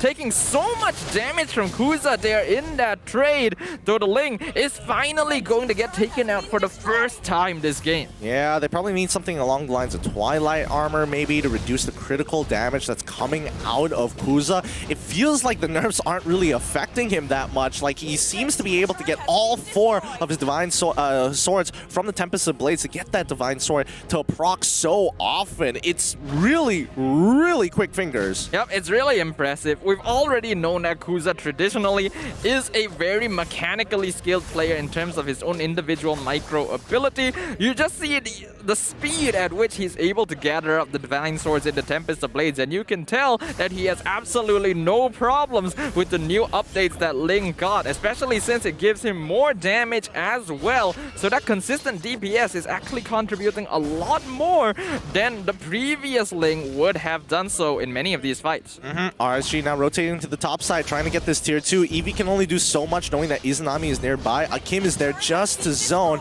But I'm curious to know, let's pull up the item list. Where is Zed in terms of scaling, right? Because it's all dependent up to him to make this team composition work. Everybody on the side of SUHAZ Esports is playing for this man. He's got the Demon Hunter sword. It looks like he's going for the Endless Battle, but he already has the Winds of Nature to protect himself against Kuza. Yep, the Wind of Nature is going to be very important here in this game for Zed to ensure that he is able to survive this. But something that we have to be careful about is that RSG MY, their late game scaling is going to slightly fall behind, especially when Eevee and Zed start maxing out on their items. Well, let's not forget, Akim is building full damage here. He's already got 3 items, very efficient. Hunter's Strike, Malefic Roar, as well as War Axe to make sure that your armor is basically nothing. And for Zed, that means that he's going to get one shot if he walks too far close. It's going to be pretty tense now. A 2k net worth lead for RSG MY, but 13 minutes into the game, that's not actually that big of a difference. So it's going to come down totally to execution between these two teams. Yep. Let's see how they play this out. I mean, so far, when Kuza is currently up against Box, the kill participation is 69 to 65 so far, but Kuza has been farming more efficiently as of yet. Yeah, for those who might not know, these are actually live stats here as Kuza instantly gonna jump in. The ace gets taken out straight away. Iris now on top of Eevee, but the Esmeralda is able to walk away with no problem. So RSG MY not going to push the issue. Instead, rotating over to Luminous Lord since they know that the enemy roamer is down. HY out of position. Knockout strike picks him off as Eevee now cutting off Izanami from the back line, but not doing enough damage. He's in 1v4 situation. That's a lot of damage from Akim. Kuza picks up the double kill, and now Box is out of position. Diversion going to be used to cut off Zed. Triple kill going over to Kuza. RSG's team fighting just seemed to be better than SUHAZ at this stage of the game. They managed to completely wipe the floor with SUHAZ Esports, and now we'll get straight onto the Lord. That was a really strange engagement by SUHAZ Esports, attempting to split up the fight, but not working. And then after that, continuing to stream in one by one to get taken out by RSG MY. That was just a really bad team fight. Yeah, I mean, it's unfortunate, and at this stage of the game, the ace has completely fallen off, and he's got concussive blast, but if he had focusing mark, maybe there's an opportunity for him to still remain relevant in these fights, but it's hard, because right now, Zed can barely get into these fights. He keeps getting zoned away by people like Iris, Akim, and as well as Kuza, all looking to claim his life. Yep, but that is a triple kill provided by McDelivery again. You guys, make sure to use the checkout code below to get yourself some free 6-piece chicken McNuggets as the game is now approaching its penultimate form. Right now, the Luminous Lord gonna be pushing down the bottom lane. RSG MY going for the mid tier 2. Well, but I can just hear the disappointment in the players behind us, but that's the Luminous Lord crashing in. They should be able to claim this inhibitor. They find one. Kuza tries to dive on towards HY, but now Eevee has to tank that damage as much as he can. Box is slowing down, but the Ace now in some trouble. He ends up dying. Immortality is going to bring him back, but Zed's doing some good damage off the Lord. Yin-Yang reaction from Izanami puts 3 out of their misery. A mega kill for Kuza. HY finds the kick on towards Kuza, but that might not just be enough. Izanami once again takes out the ace. Zed is trying his very best, but he's struggling to get in on this fight. He clears the wave. Zakas is low. Puppet on a string to lock down Box, and that might put him out of his misery too. He even taunts him in front of his face. Zed says no, takes it. Winds of nature, turning it around. Izanami is the only one left, and he's trying to finish up. Zed doesn't find it. Box will claim his life. SUHAZ Esports with a desperate defense turns things around and survives with their crystal at 40% HP. An excellent defense as RSG MY are caught off guard and picked off one by one for their over-aggression. Zed, the wind of nature, finally coming in handy to be able to take that final 1v1 against Kuza and really turn things around. That's a perfect situation. Iris gonna go into split form to hold up, but let's see his POV right now. Man does not care, will take any kind of damage, doesn't matter when, why, or whatever reason you have, he will eat it for breakfast. Now, RSG MY did get their plan of just pushing in and ending the crystal stopped, but they are still ahead in terms of farm, and we know that their team fight prowess is still a bit more impressive. However, now that Zed has completed his item build with the Rose Gold Meteor, it's gonna actually become a lot more difficult to take this carry out of the fight. Really interesting build. He's greeting out on the true damage that he's going to get, and he wants to stack the Endless Battle on top of the Thunder Belt, get a little bit of a slow every single time he goes for it, every 6 seconds. That should be more than enough to buy him that space and time that he needs to get the Phantom Step off again. But as you can see, his regular auto attacks are kind of just like, okay. We have reached the late game at this point, and this is going to be the final evolution of the Luminous Lord. A very important objective for both teams. Kuza, the first one on it, but SUHAZ Esports going to coming in to respond. Yep. Oh, Zed, he's in trouble. He has to flicker out of there. Iris wants him bad, and Eevee's trying to slow them down. But here we go. Izanami Yin-Yang reaction onto Zed. He's in trouble. He finds it. Izanami does it again as Kuza takes out Zed to end this game. Box goes into his winter trudge. HY running towards the wave. Box ends up dying to Pinkido, and this game is more than done. HY getting chased by Zakas at this stage of the game, but nobody can actually take out Eevee. He's a lot stronger than what RSG would have thought. He can't get through him.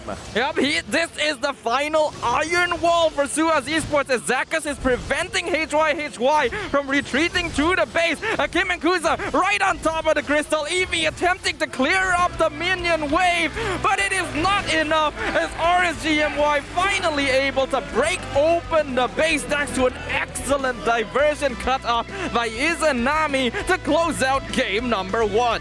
Woo!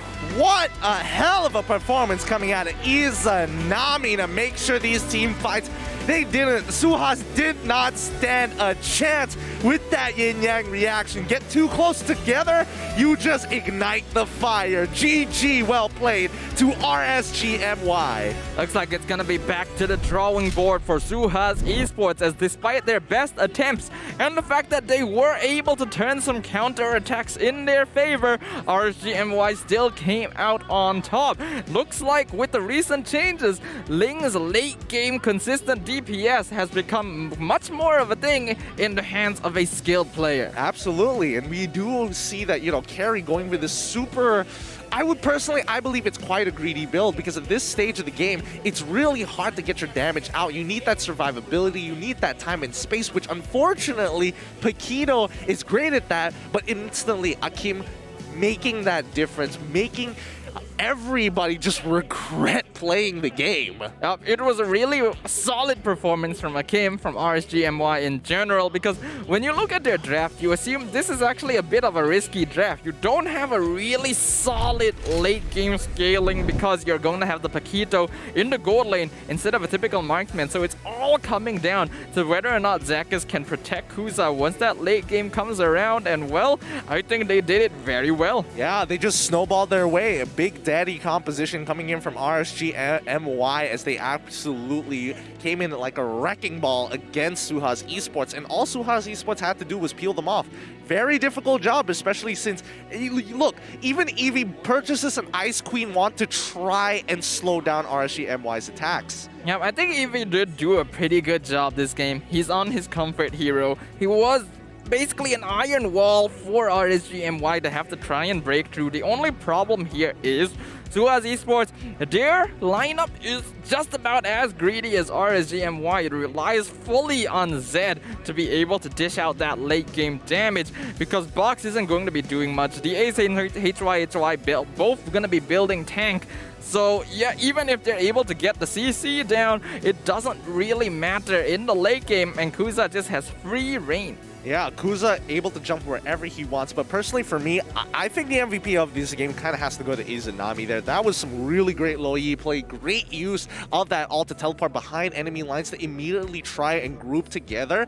If you can catch Carry, that's great, but if you group the other members together, that makes it so easy for people like Akim and as well as Iris to get maximum amount of damage. Honestly, I'm so amazed at the fact that Izanami was able to make that split-second decision. When I saw that diversion come in behind Zed, I was like, Izanami's gonna teleport one or two other people with him. But then it was just him that pops out. I thought, that doesn't seem like a good idea. If he gets picked off, he's screwed. But he still made it work for his team. MVP of this game gonna be going over to Kuza on the lane for the 12-7 match KDA. You gotta give it to the man, even though Izanami did set it up for the team as well as Iris and the Kim, it's Kuza who makes these executions work.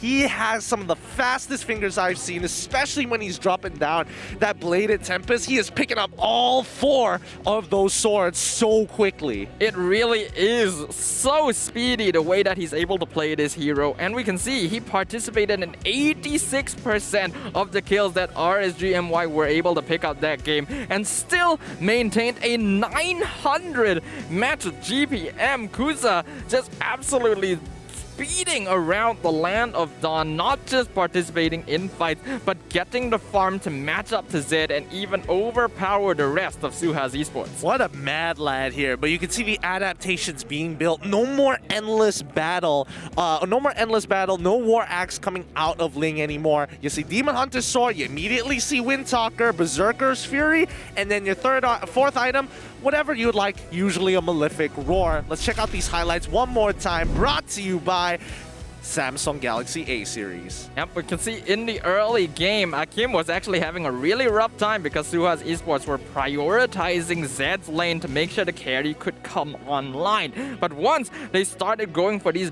big team fights, you could tell that this Angela-Ling combo was really effective for RSG. Yeah, I mean, look at that. Zed is trying his very best to get his damage out, but it still takes time to get that many auto attacks with so many targets in the middle. It's tough.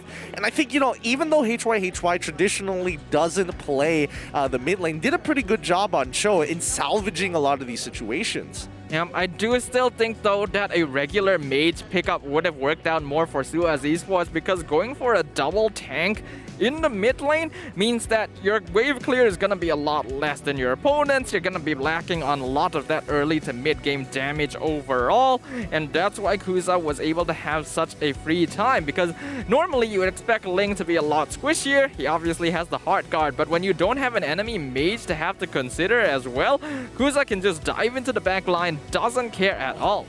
Oh, these big setups from Izanami. He's so good at just managing whether it's yin or yang. He's going to get a reaction some way, somehow. Zen making a great outplay with the help of the Winds of Nature to buy that extra bit of time for SUHAZ, but in the end, it was for naught. Like Iris, look at that. He's so frustrating to deal with. He refuses to die, and by the time he's found his priority target, usually Kuza has already executed Zed, so therefore, who else do you go on at that point? Yeah, that's why you need more than one consistent source of damage. Obviously, they had Box, who was building the tank Karina, but he really wasn't as aggressive as I expect him to normally be on a hero like this. And Karina is going to spike the most during the mid game. If you don't take advantage of that power spike, then towards the late game, he's obviously going to do a lot less damage than Kuza, who has the Heart Guard to just back him up.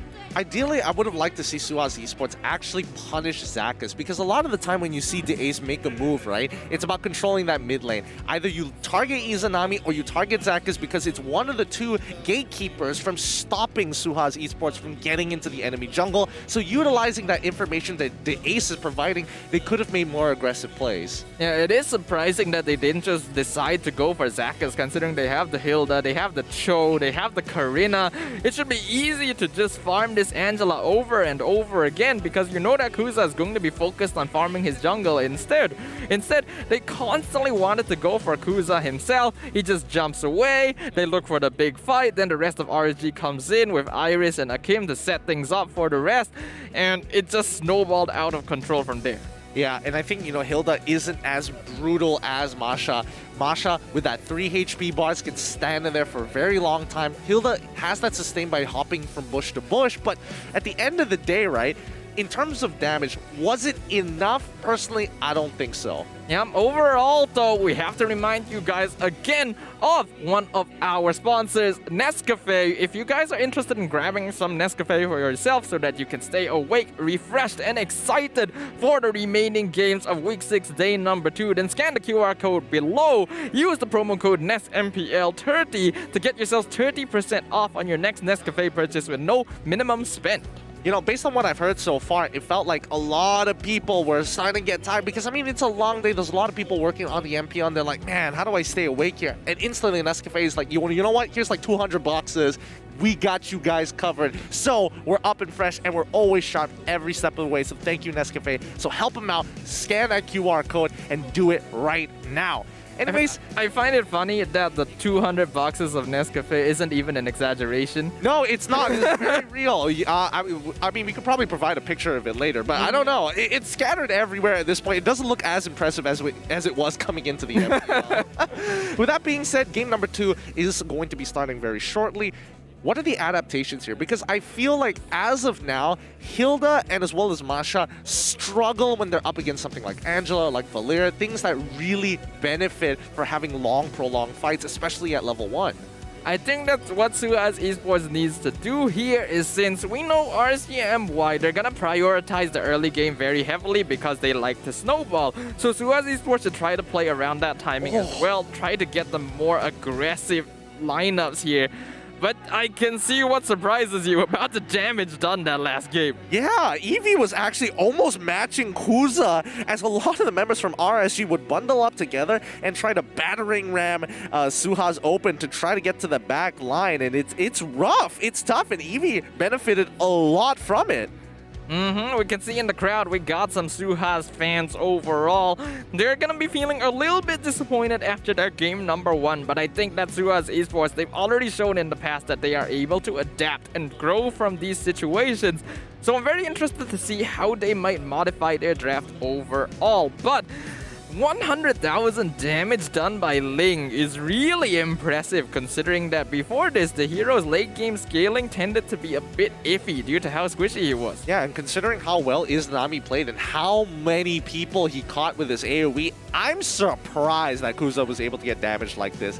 To be fair, it could be just a lot of auto attacks and a lot of Divine Swords going into DAce, but to each their own, right? On top of that, Zach has actually ended up doing more damage than HYHY. So the Angela was a very effective pick to counteract not just the Hilda, but the Cho as well. Because, well, if you're going to CC one of our players, then I just gotta jump on him with the Heart Guard and just completely take over the fight from that point on, thanks to the fact that they have much more aggressive side laners with the Paquito and the Glue. Well, let's see what SUHAZ have in store here. Man, now that Hilda, it doesn't seem as effective if you have to waste the ban getting rid of the Angela. It seems a little obnoxious to do, but I think you would have to do the same with Masha anyways. So it's gonna be up to both these teams to decide how they want to proceed forward. I think that the early game is going to be the most important for both teams here. For SUHAZ to disrupt RSG MY's momentum, and for RSG to ensure that they have the best time to be able to provide scaling to Kuza. And if they can continue drafting around that sort of strategy, I think they will be fine. What I am also curious about, though, is whether or not we will actually see the Johnson Kadita again. Well, I'm not so sure whether we're going to see it or not, especially with so many new things in the patch so far. Johnson, maybe. Kadita, I guess it's situational, right? Johnson did recently get buffed, so he actually does end up doing more consistent magic damage than before. I think Kadita's still going to be about the same as last time, but now that more and more tanks are being played, it's going to be a bit more difficult to find easy targets for the rough wave. So I suppose that's why RSG MY might not lean too heavily into this strategy we saw from them last week. And I don't know. With the conversations that they're having up here on stage, I think they're really talking about the draft and how they're going to position themselves, right? Because we don't see very often, especially after a patch, that blue side loses, right? And SUHAZ looking for those counter picks, it's tough, especially when there's so many new things on the table. Like, I don't think anybody has come to a point, because remember, this patch only came down on Tuesday itself. There has not been a lot of days for these teams to get ready. Yeah, unfortunately, that is the nature of the game. That's the nature of this tournament. Sometimes you just gotta roll with the punches and be capable of adapting to things on the fly, which is exactly what SUHAZ is going to need to do as we enter into game number 2. I think they need to play more to their strengths. They need to go more aggressively. If they can't find Kuza, they gotta be able to farm kills off of the other members of RSG MY. And we'll find out exactly if they will do that in the second game draft. Well, it's all about efficiency here. Welcome to game number 2 here in this best of 3 between SUHAZ and RSG. If you're just tuning in, SUHAZ is on the blue side with RSG on the red side. Lilia instantly banned. Yep, RSG going to be 1 game up, so looking very comfortable going into this next game. Lilia getting banned off quite early here, so SUHAZ are very concerned about Izanami getting his hands on this hero when going up in lane against HYHY. Yep, Valentina gets banned out straight away. Standard bans for the red side. Let's see where SUHAZ Esports is going to put a lot of focus on. Now, RSG, they got rid, if I remember correctly, they got rid of Phoveus. And I think at this stage of the game, do you really need to get rid of Phoveus? Is it that devastating? I personally don't think so, but there are teams that really prioritize having access to that mobility without having to think about, am I activating Demonic Force? So it's less of a how effective the hero is and more of a how disruptive the way that the hero plays is to their sort of strategy making, decision making overall.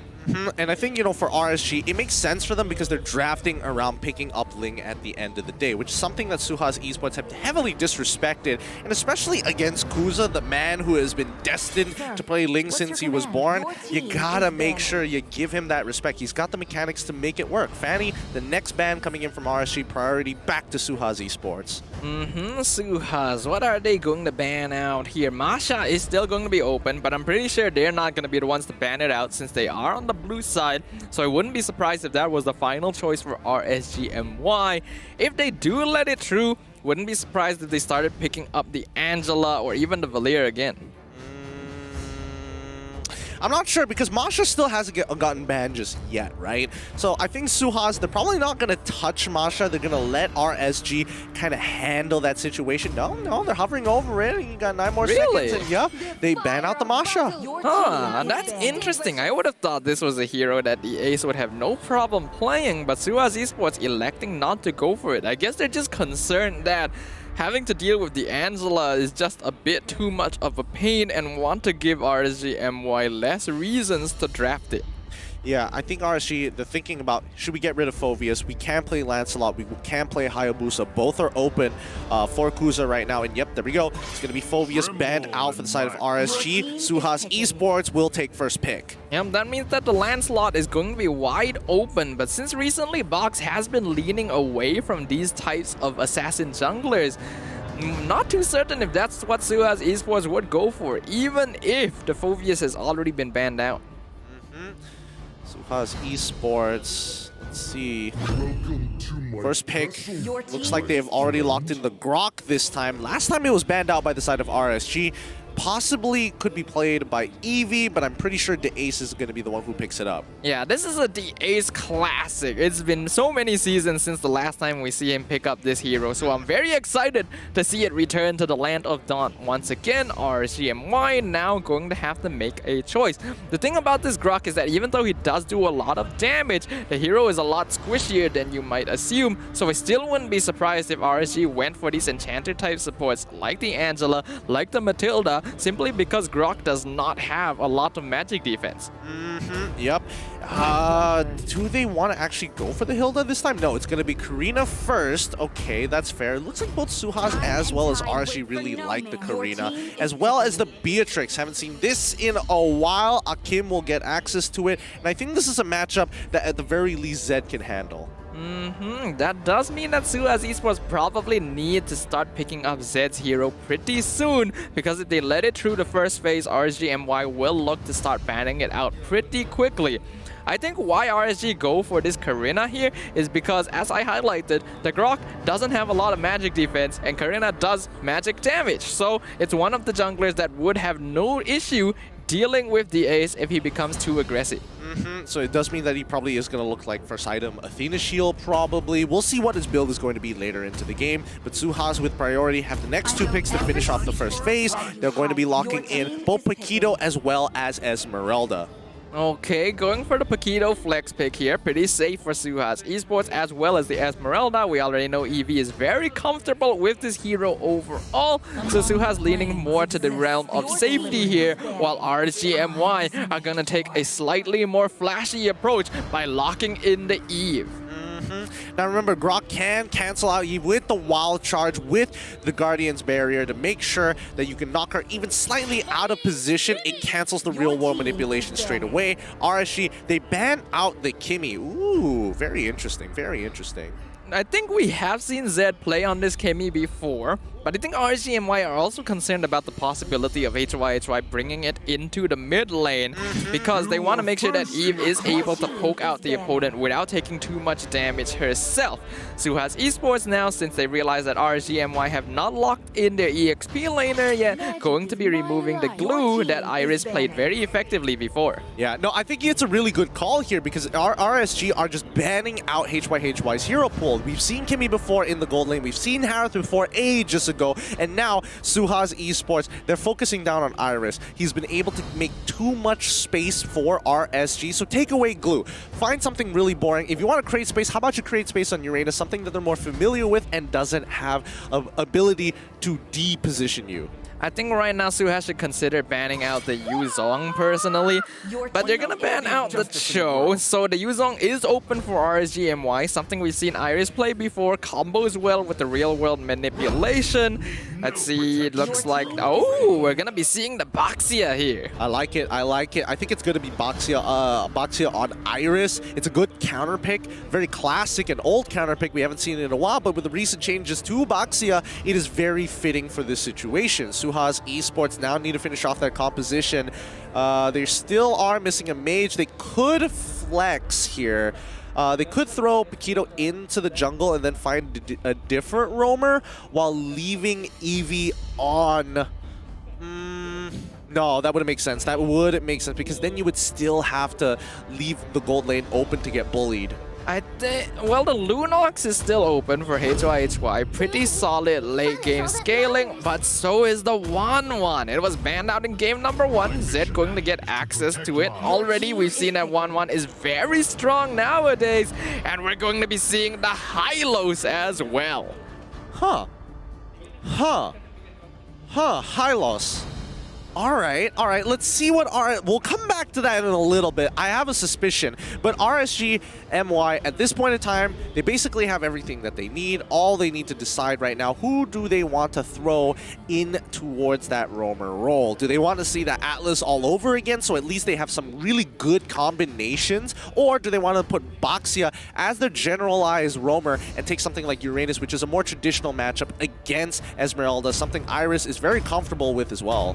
It's a good question. It needs to be something that will allow RSG to take these team fights more comfortably. Oh, they're gonna be locking in the dare off. They see the high-lows, they see the Grok. Just take the dare off for the armor shred. Yeah, it looks like Iris, after coming back into the MPL, he's just like, I just want to dominate my lane. I don't really need to do anything else. If you need me to make a play, I'll make it happen, but at least give me this sweet, sweet joy of beating my lane. Yeah, that's gonna be pretty fun for Iris there, since he's gonna be up against Eevee on the Esmeralda. The armor shred going to be very dominating in that 1v1 EXP lane matchup. Overall, I do like SUHAZ Esports' lineup here, better than the one they had in game number 1, but RSG MY have already drafted a pretty solid solution to it overall. Looking at the lineups, once again, SUHAZ Esports solid scaling. They've got a really bulky front line to buy enough time for Zed to activate the crossbow of Tang, whereas RSG MY are going for full out damage. They only have the Baxia to defend the backline, but there's no need to defend if all of yours are dead first. The Land of Dawn will find out whether or not we witness another 2-0 victory. Currently the score is 1-0 in favor of RSG playing on the red side against SUHAZ Esports playing on the blue. Now speaking of this mid lane, right, this is going to be Grok with the help of High Loss. Oh no, High Loss is going to invade straight away, and Zakas is trying to do his best here, but the Ace wants to chunk out enough members. But you can tell that Grok just clears faster than Izanami at level 1. No! Oh my goodness! No! He actually steals it away! Kuza going to... No! And now gets blocked away from the Ardent's buff as well. SUHAZ Esports being quite a pain already. Wow, that has got to blow. That's really going to slow down that level 4 on Kuza for now. He doesn't mind it. There's nothing much he can do. What happens in the past has already happened, and the most that he can do is just wait for the hope for the best at this point. Zach is trying to increase the efficiency by taking out the Bugbear at the same time to allow Kuza to speed up on his clear. HY and the Ace continuing to pressure through mid lane. We're going to be seeing HY and the Ace do this a lot for this game. They recognize that they're very strong because of the fact that they have 2 tanks here in the early game, so they're gonna make as much space as possible with this Grok high-lows combo to ensure that Zed and Eevee can come online.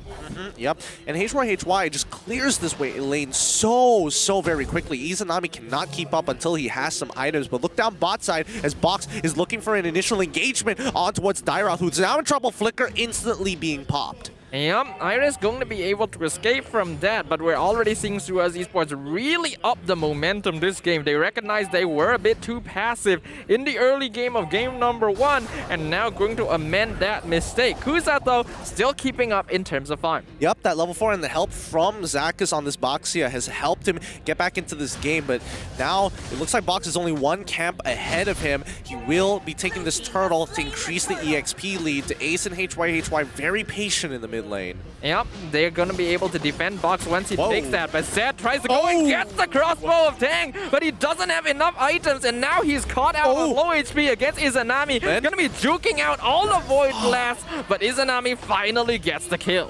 He gets the kill. It was very close outplay coming in from Zed. If only he had a little bit more attack speed so he can create some more distance, but very nice attempt. First blood bounty achieved by RSG MY. Yep, RSG going to once again be bullying out Zed. They know that that's a late game win condition, but HY finds a Kim in the back line. Well, HY using that Power Nature and Glorious Pathway being popped by DeAce to make sure that his boy gets on out of there. You can see Kuza trying his best to go for this execute. It's getting close, very close indeed. Zed already making it back into lane, forcing Zakas and Kuza to back off. That Glorious Pathway just slows you down so much. If not for that ultimate ultimate, Kuza might have even been able to pick up a double kill there, because we know that the Karina is gonna hurt quite a lot here, as Iris taking the 1v1 against Box. He has to be careful here. Derov does a lot of damage. Ooh, Derov did miss his ultimate, and here comes Eevee as he does land the falling Star Moon. Iris now in some trouble as HY is here for the big execute, the big play. It's the power of nature. Already proccing. Wild Charge going to cancel Izanami's real world manipulation, unable to finish off that kill, but HY might have to pay for his sin. Zacchus takes him out. Yep, that's going to be the anti-healing coming out of Vaxia, as the Glorious Pathway will be popped up top lane to make sure that RSG cannot take more money from this gold shield. And since they know that Kuza is in the top lane, Box gets the purple buff. Well, this is kind of awkward. Box probably didn't want to hop over the wall, just wanted to make sure he could steal the Cobalt in time. Now has to move over to his Beetle, to Ace, finally finishing up his boots. But if we look on that top side, right, Turtle is coming up in about 1 second. Turtle is up, and right now RSG MY, especially with a jungler on the bottom side, it does give them an opportunity to take control of the river.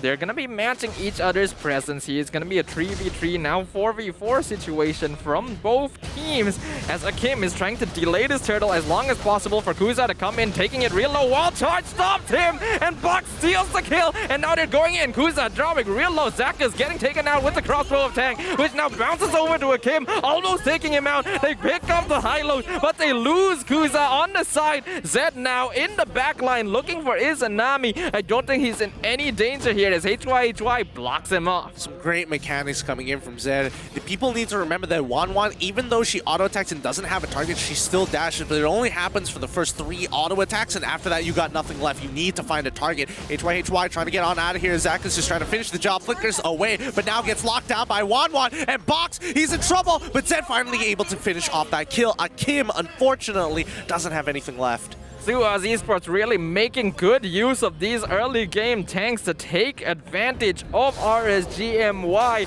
They already lead by 1k net worth overall. HY even going for the Blade of the Heptaseas just to ambush RSG with his damage. Yeah, he was just going to pop out of the bush, chunk you for 50% of your HP, walk away, and maybe if you're close to a wall, use the Wild Charge. But so far, so good for SUHAZ Esports. First items already achieved, and even Zed doesn't want to take the boots at all. He's going to quickly rush in towards his second item. I'm not sure. I think he has a component for the Winds of Nature, but I think he might be just going straight. No, he's going for the Winds of Nature, right? It makes sense with this composition for RSG MY. That would be a very early Wind of Nature, but perhaps necessary if Zed really wants to balloon his lead. He is the win condition for SUHAZ Esports once again, and he's actually getting a pretty solid start this time, as now Iris as well as Kuza trying to take out the top lane, but gets cut off by HY with a Wild Charge, forcing the flicker away, as Eevee just gonna run down the Dira. Oh, the Wild Charge, such an effective ability. Find a solo target. If they're close to a wall, they get stunned up for 1.7 seconds, and Eevee just getting the freest of hits. The Ace taunting his opponents to get on top of him so far, but here comes Akim looking to try and dish out some damage. Quick flicker coming in from the Ace, and the Glorious Pathway being utilized does mean that Wanwan on the bottom side of the map must be careful. Yeah, but the Ace easily getting out of that with the flicker, even taunting them a bit with the spam recall at the end, because he knows that, hey, you guys are all here dealing with me. Box can easily take the turtle, and now even real world manipulation not enough to take out Zed, as HY lands a 3-man Wild Charge to run away from RSG with no problem. Yep, HY, he's got no defensive. He's very weak to magic damage, so the rest of the team needs to back him up. Iris is shoved up on top side. Zacchus spots out Eevee, falls into Box. Now he's some trouble, as he will be giving his life over to SUHAZ Esports. SUHAZ Esports suddenly turning things around again. 2k net worth lead now, 4 kills ahead of RSG MY. Things are starting to spiral out of control, because if this space continues, Zed, Eevee, and Box will have the freest time we've ever seen. And this is the kind of snowball that RSG MY is incredibly weak to. Once they get behind in the early game, it's difficult for them to catch up. Yep, this Grok pick coming in from HY is working out well. Zach Zakas needs to get on top of Eevee to apply his passive, but Eevee continues moving forward with the Star Moon, with the Frost Moon Shield to get the extra bit of movement speed. The Ace waiting patiently. Oh, Akimi's gonna face check it, and now he is going to get locked. He hops over the wall just in time. There's no follow-up damage coming in from SUHAZ Esports, so really, there's no point. The Ace is just so tanky right now. The recent changes to high-lows have just made him even more difficult to kill than before. So the Ace can just so easily walk up to people and not care, even face tanking 1v3, 1v4 situations. And that's exactly what SUHAZ Esports needs. Oh, Iris, he started taunting and he got punished for it. Box instantly takes him out. He has a 3-level lead. There's no way Iris is going to be surviving. Now that's literally the most obvious example of being punished for trolling a little bit too much. There are times where you simply don't go for the taunt, and that was one of them. Box getting that free kill now on top of the Lord to even further increase SUHAZ Esports' lead. Yeah, Zed is getting really huge right now, and with this upcoming Lord, they're going to extend their lead hopefully to 5k, and maybe that's going to be enough, but look at Eevee. At this stage of the game, he's so tanky. Even Zakas can't really do much with the Toys Poissons. RSG MY are now in a really tough spot. They want to catch the members of SUHAZ Esports, but they all have ways of surviving or getting out of the damage that RSG MY are able to output, and now they're just going to continue piling on the pressure. Yep, here comes Eevee. He jumps onto 2, gets Iris in as well as Izanami. Real War Manipulation is out. Eevee is holding on, but Zed, he has to pull backwards. It's going to be the Rejuvenate getting popped by Zakas that keeps them alive. Winds of Nature purchased by Zed so far, and the Ace very out of position, but big ultimates being used by RSG MY as tier 2 topside is cracked open. RSG MY finally get a kill in their pockets once again, but it might be too little, too late. SUHAZ Esports have already gained control of most of their side of the map. Now at 4.6k net worth lead, they try to engage, but they literally cannot do anything unless SUHAZ Esports makes the biggest mistake of their lives. And I think if they lose Zed early on in that fight, then the rest of the team won't be able to do much because Baxia naturally will be able to deal with the healing that comes out from most of these heroes. HY going for an extremely greedy build, has the Blade of Despair on top of the Blade of Heptasis. With the Rapid Boots, he'll get into position faster, but you can see that he's playing a very ambush style of mid laner. But we can see that Zed as well has been farming very well. He's now ahead of Kuza even in terms of farm, not to mention Eevee, and Box way ahead at 8k personal net worth, already getting close to completing his 4th item. Yeah, he's been extremely efficient. And now we can see that RSG MY is starting to slow down. They're realizing that SUHAZ Esports has the lead and they can't afford to keep forcing these fights against these tough tanks because they're hard to get around by. Now to Ace, he does purchase a blade armor that's going to be really great, especially if Akim whips out Nibiru. Now Eevee gonna spot out Kuza here. Neither side investing for the fight, but SUHAZ Esports, they're totally fine with this. They've already pushed RSG MY back into their base. This is a basically chokehold situation for any team because it's very difficult to push out and get farm, and the longer you're forced to play defensively, the further and further ahead your enemy team gets in terms of net worth. Yeah, and SUHAZ Esports, they don't exactly have strong siege potential, but they do find Izanami here. He's forced to flicker. HY takes him out from 42% of his HP with a single flicker wild charge. Oh, that's gotta be rough for Izanami. They're getting caught out with the rest of his team trying to get the split push. He thought he was the one in a safe position, but SUHAZ instantly get the ambush. And now, even if RSG wants to look for something, they simply cannot at all. They continue to rotate around the map as SUHAZ take full control over bottom side, knowing that Lord is going to be up. Zed is going to start it. He's got more than enough. I think he has 3 items at this point of time. He probably has the Windtalker as well. He's dealing plenty of damage. Now we can see that Kuza attempting to go for the split push. He's able to get it, but having to give up the Lord for that is definitely not ideal. SUHAZ now 6k ahead, just slowly and slowly building up their advantage over their opponents, RSG MY. To be honest, this game is probably over for them.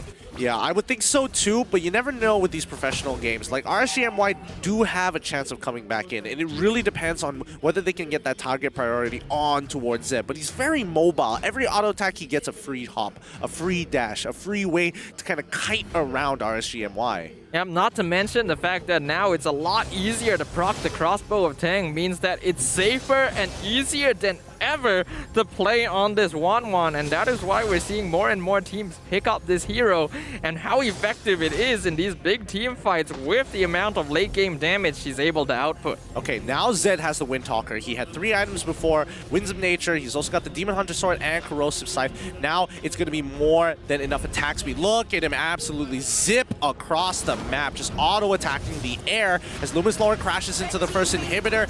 Looks like SUHAZ are just going to let it happen. Yep, RSG MY will be able to defend against this. SUHAZ Esports going for the safe option of not pushing too far to try and end the game aggressively because they know that they will get punished if they end up caught out in the wrong spot. But personally, I think SUHAZ are in a good spot to just try to go for the dive here. Having both the Ace and HY should enable this. I don't know, with a Beatrix it's kind of tough, but Zaka's face checks and now he's trapped. He can't go anywhere. He puts down his Rejuvenate, but that's not going to be enough. There's plenty of damage. Crossbow of Tang coming out of Zed. A bit of a waste there. He didn't need to do that just yet, but now RSG have to fight 4v5. I'm actually so impressed at how on point these Guardian Barrier have been from HY, consistently cutting off members of RSG MY, especially Zaka, since usually he's going to be the one jumping up in front to scout out for the rest of his team. Getting caught out as often as this just means RSG MY has less and less chance to actually be able to respond. Yeah. And I think that for RSG MY, the only way they respond is making sure that Iris is able to absorb some form of damage and get his ult off to chunk them down. And Eevee with Ice Queen's wand, that's going to be tough because everywhere he goes, if he gets mirrored, I don't think he wins that 1v1 anymore, right? This is just a really rough timing now at this point in the game where both teams are just dancing around one another without going for the fight because they know that it's too risky for either side to make an aggressive move unless it is the perfect one. SUHAZ Esports in this position, they're just gonna keep waiting for the Lord to come up again and again and slowly use that to win the game. Yep, Lord's coming back up in 2 seconds and SUHAZ Esports take full priority over it. They want to be able to start it, they want to finish it too, but here comes RSG MY. This is going to be an important fight for them as Zakas comes in, engages on Eevee, glorious pathway into the backline. Zakas immediately dropping down in low terms of HP. Nibiru's Passion going to be taking him out as Kusa finally picks off the high lows. Eevee going to get taken out as well. They do end up losing Zakas, but they're still trading 2 for 2. HY now out of position. Iris going in for the armor shred, but gets blocked off by the wall. All things considered, a pretty good trade. Yep, great trade in a matter of fact for RSG MY. They lose basically nothing. They lose 2 for 2, and it's a 50-50 situation, right? If they go 50-50, especially when they are down behind, it buys that extra bit of time for them to actually scale for this later stage of the game. And now SUHAZ, they have to patiently wait. SUHAZ went a little bit too aggressive there, believing that they were way more tanky than they actually were. And ending up trading 50-50 in that situation, as you highlighted, is not ideal since SUHAZ is way ahead. But Zed just going to be left alone to his own devices to deal with this Lord. Yep, Zed's soloing it, and he has enough lifesteal to do so. Eevee is here to back him up, but you can tell that the RSG members are not going to give up this next Luminous Lord for free. So SUHAZ has to be very careful with their next engagement. Can't just simply pop down the glorious pathway and hope for the best anymore, as now Box and Zed gonna be focusing it down. Eevee and the Ace cutting off RSG MY. Yeah. The Ace, he's going to see 2 so far as Eevee, with the help of Box, will be taking out the Lethal Wanderer. They're going to set up these waves, and you can see that HY is looking for these big proxies to make sure that they keep control over these lanes, forcing RSG to make a choice. The Ace blocks Zakas from getting in on that fight. They rotate off of the Lord, and now Zed looking for the kill onto Iris. He's going to find one, but the backline, HY manages to cancel out the real-world manipulation. Doesn't lock him in just yet, but look at Box chasing down Akim. Akim is the next to fall. The Ace is going to trade his life for it, and here comes Zed, having to deal with Zakas all by himself. Yeah, but Zed has absolutely no problem with that, considering that both Akim and Iris have already been taken out of the equation. SUHAZ Esports only throw away the Ace, and that means that this next Luminous Lord will be free for them. But if you ask me personally, they could just be using this opportunity to try and push in, considering it's going to be a 4v3. Well, let's find out as we can see the rest of RSG MY getting on top of EV. Real world manipulation, forcing him to use the Falling Star move to get out. Oh, Guardian's Barrier coming out perfectly to stop their advance onto EV. The positionings of these walls from HYHY has been absolutely perfect so far, disallowing RSG MY from escaping from engages and even making sure that his teammates are able to escape.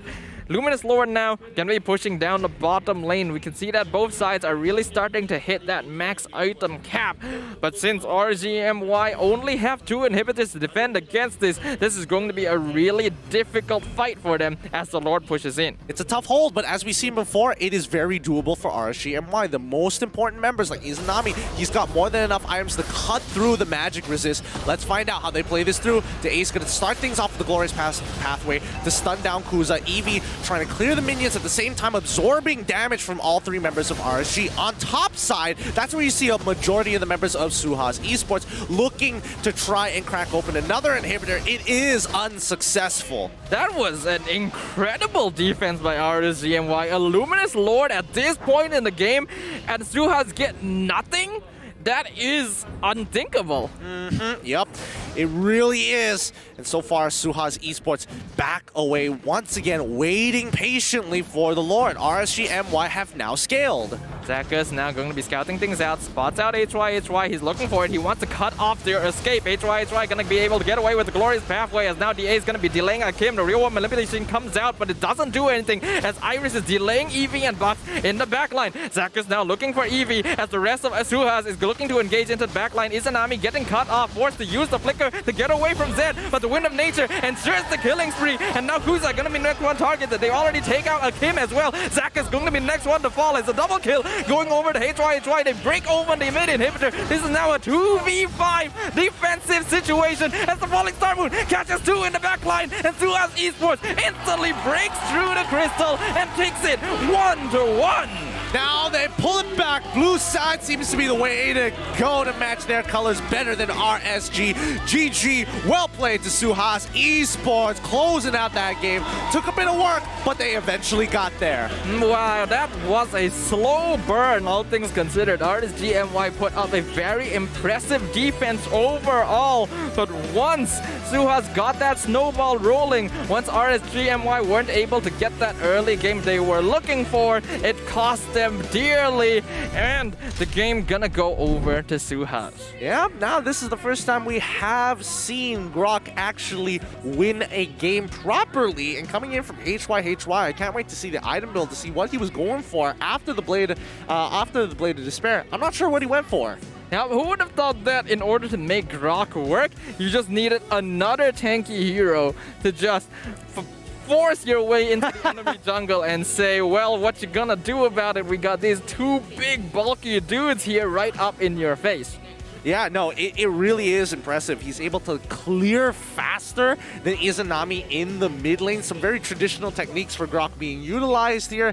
And the fact is, the Ace was a nuisance. And being able to shotgun and catapult Grok into the middle of fights with the Glorious Pathway, really smart idea. Yep, we can have a look at the item builds here at the end of the game. A very long one here, just under 20 minutes. So basically almost everyone were able to get their full items. Yeah, I mean, HYHY has a Wind Talker. I get the Bloodlust Axe, but the Wind Talker, I feel that that's a bit much. That is a curious choice. I suppose he just wants as much physical attack as possible so that it converts into defense? Malefic Roar, I guess? Wouldn't have that been the way to go, right? I mean, you could see him understanding, like, okay, like, Izanami, he's kind of dealing a lot of damage. I eventually need to get something good, maybe an Oracle, arguably. Could be looking to get Cursed Helm, for all I know.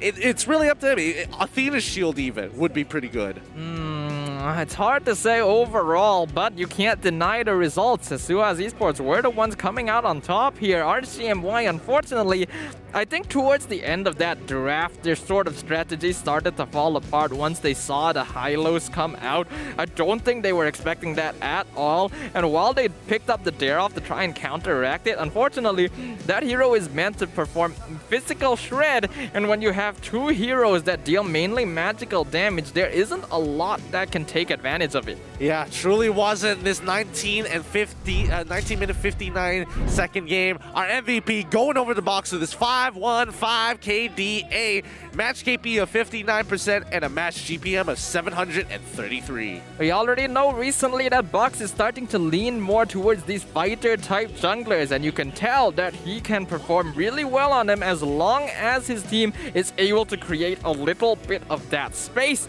and Box was able to fully take advantage of it. Kuza, unfortunately, getting bullied really early on meant that this Paquito had free reign of not just his jungle, but most of the neutral objectives as well. I mean, they were vertical jungling at a certain point, but I think the person who received the most amount of damage from Box had to be Akim. Like, he was trying to position himself well, but every single time he has to deal with Box just hopping over a wall with the double jab, getting hit once by a KO strike, and basically being out of the fight.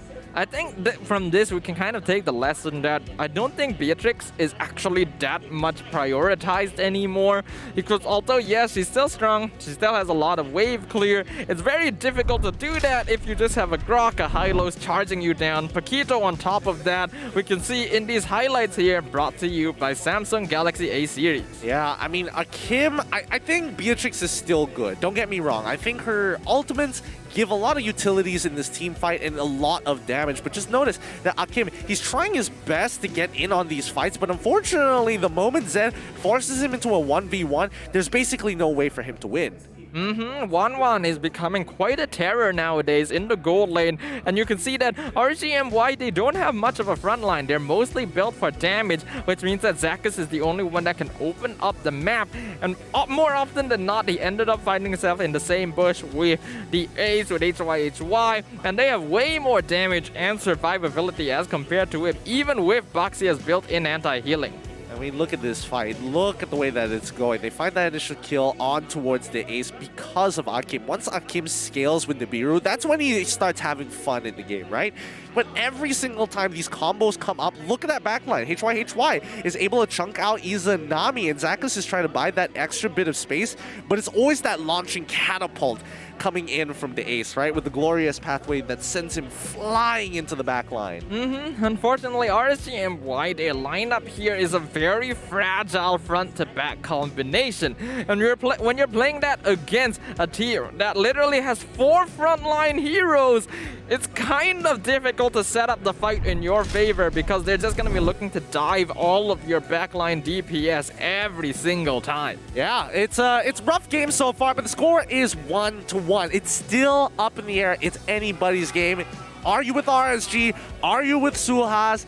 They need your support right now. Yep, overall though, we're going to be going into game number 3, and I am very excited to find out which of these two teams are finally going to be able to grasp that victory that they so desperately desire. So for all of you guys watching at home, ladies and gentlemen, make sure you guys don't go anywhere. Stay in your seats. Grab a snack if necessary, because you don't want to miss a single moment. We're going to be going on a break for a short while. When we come back, game number 3, RSG versus SUHAZ Esports.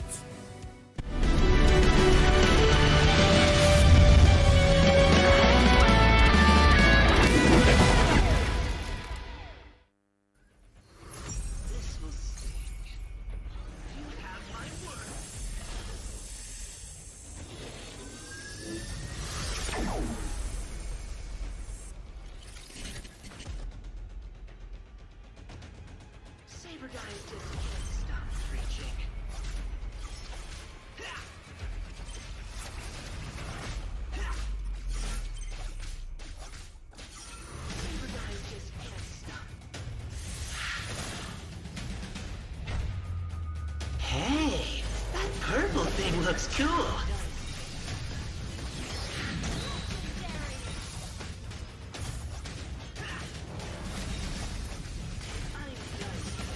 Well, who's the hero now?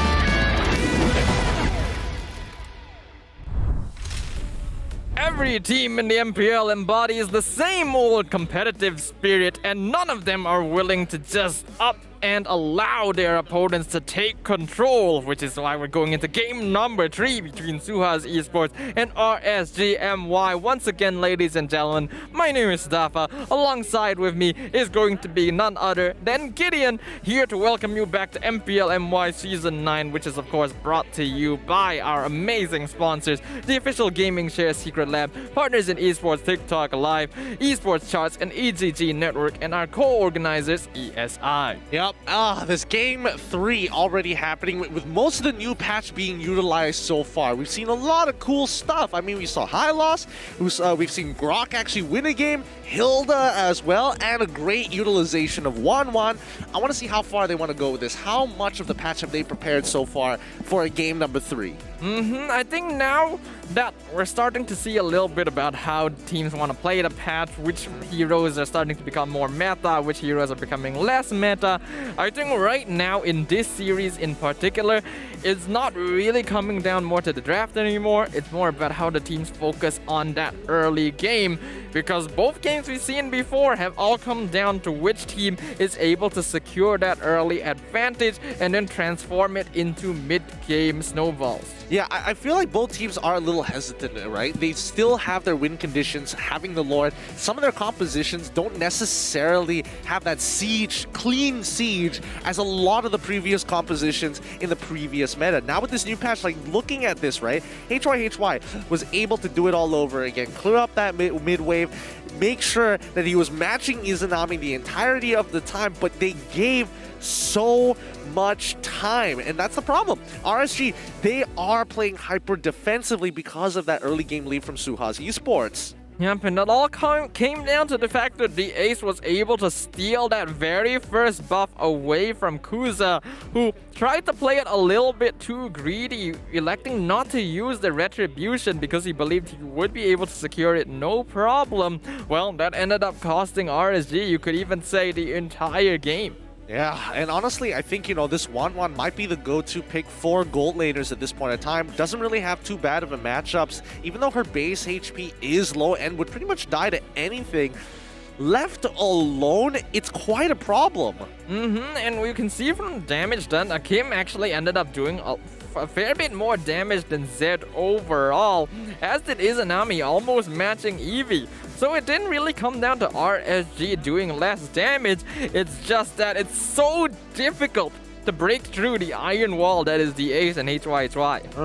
But it does show a cool utilization of Grok. It's very old, it's very classic since the early days of MLBB. Grok goes into the mid lane, clears it fast, and immediately starts to affect the rest of the map.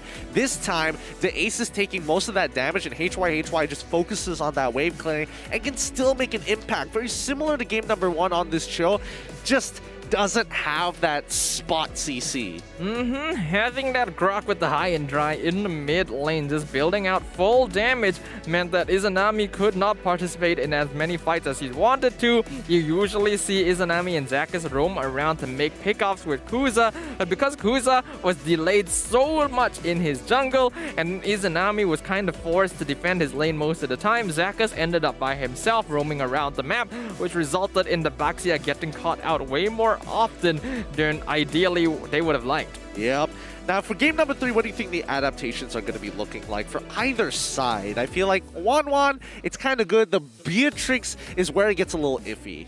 Yeah, I don't really like prioritizing the Beatrix anymore. I would definitely prioritize the 1-1 over the Beatrix just because of how effective the hero is, how many iframes she has, and since obviously both these teams like to play a similar sort of style where they rely on the gold lane to carry them through the late game. I mean, I do still think that Beatrix is okay. Like, we saw Akim's damage in the post-game stats, right? I mean, he's dealing damage. He's able to pump out a lot during those team fights. It's the way that it's set up that's a little difficult, because Baxia, yes, it's great at starting an initiation, right? But clumping up the enemies, forcing them and funneling them, that's not something that Baxia is too great at.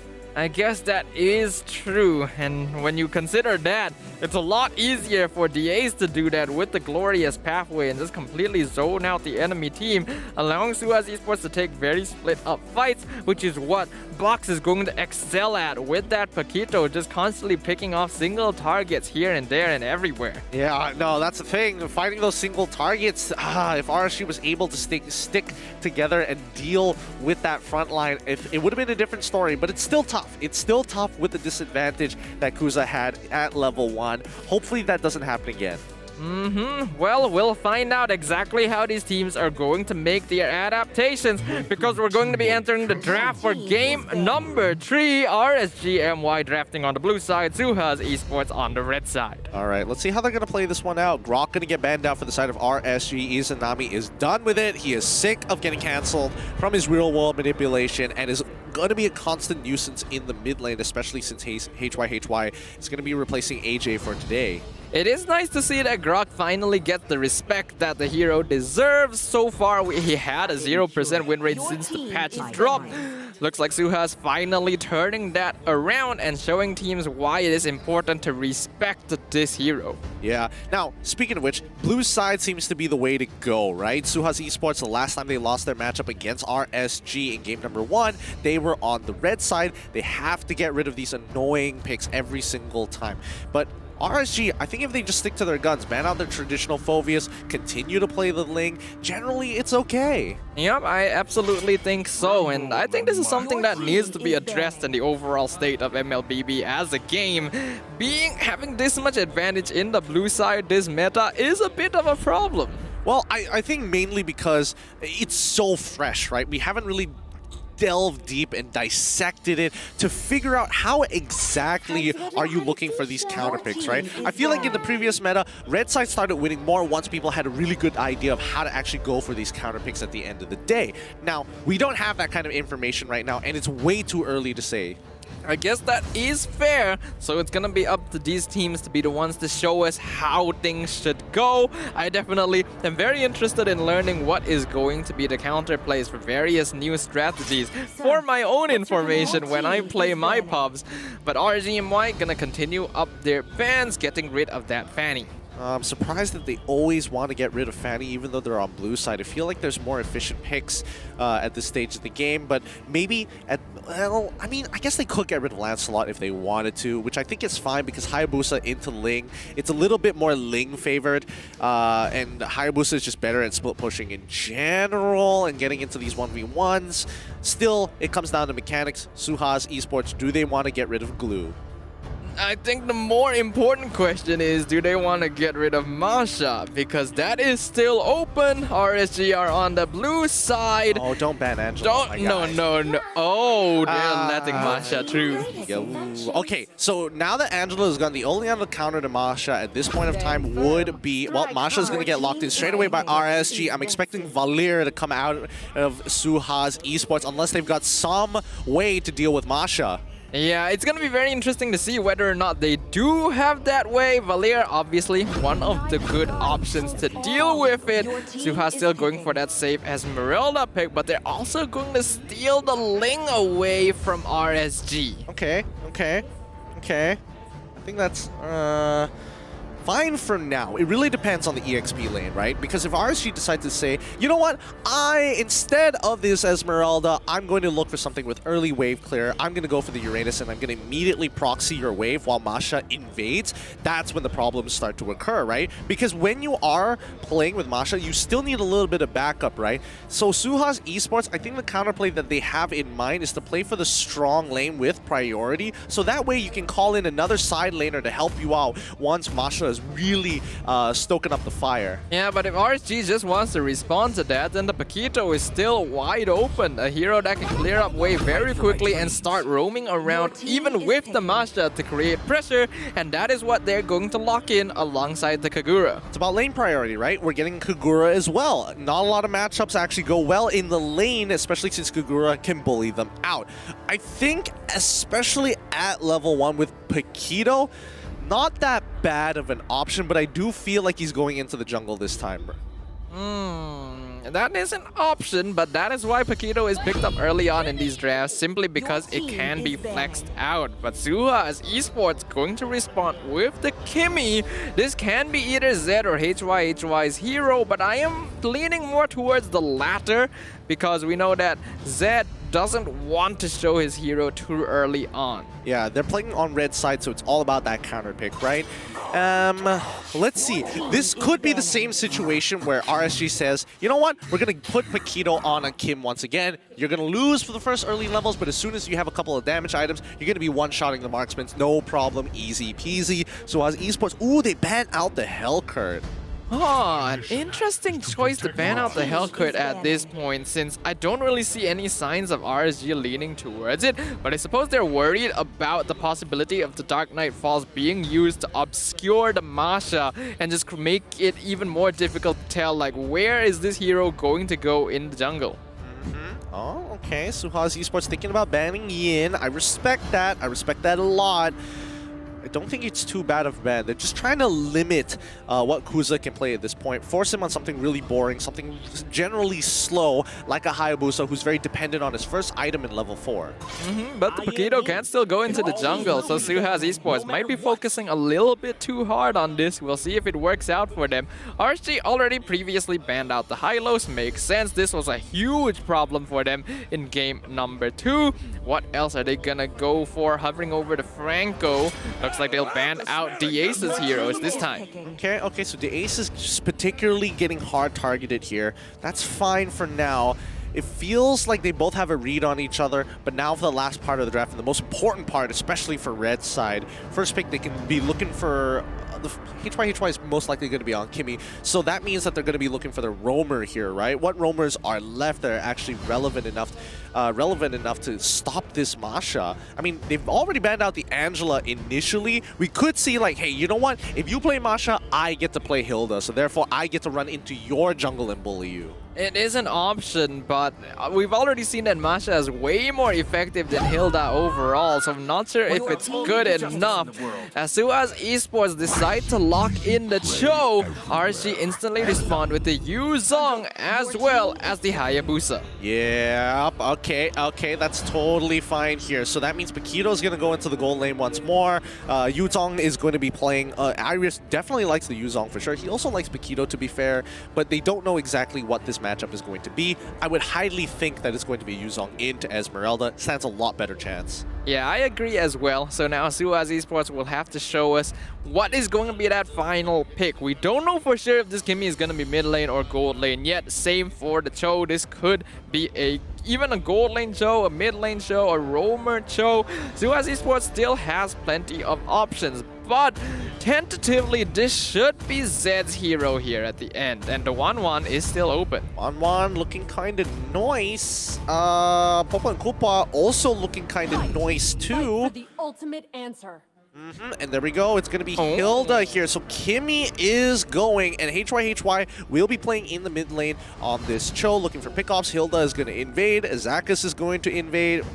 Well, okay, let's see how this goes. This is going to be an interesting matchup overall, I think, because I think all of us were really interested to see how a Hilda versus Masha matchup would look like when this patch dropped, and we're going to get to see it very early on here. RSG MY going to go for the Masha. SUHAZ, will the Hilda be enough to deal with it? Will they opt for a more defensive option to make sure that their jungler isn't chased out of the jungle, or will they just go tit for tat and invade into RSG's jungle themselves? Well, it looks like they are going to go tit for tat. Let's sum it all up. RSG, their composition, they want to invade with their Masha as usual, but they're going to take double fighters in the lane. Yuzong going into the goal and hopefully is going to be enough to deal with this Kimmy down by Zed. It might not necessarily be enough because even SUHAZ wants to invade and control that mid lane. So it's time to get into the Landodon and figure out which is going to be the better support here, is between Zakus and the Ace to set the tone, and who is going to be way more oppressive. This game 3 is going to be quite a spectacle to witness here between these two teams. I'm very excited to find out whether or not Hilda can actually put up a solid fight in the roamer position against the Masha. Though something important to note as well is the fact that RSG are going to have a weaker late game overall, so it's very important for them to build that early to mid-game momentum. Looks like an in-game pause has been called. Good thing that they got it out early, especially since level 1 is going to be so important between both of these teams. Overall, as you mentioned, it's going to be very important. We've already seen the kind of impact that the early game can have on both RSG and SUHAZ Esports, and to ensure that they can get that early mid-game scaling. Once you get to that point, it's very difficult for whichever team is behind to really start taking over the game again, unless you make a very notable mistake.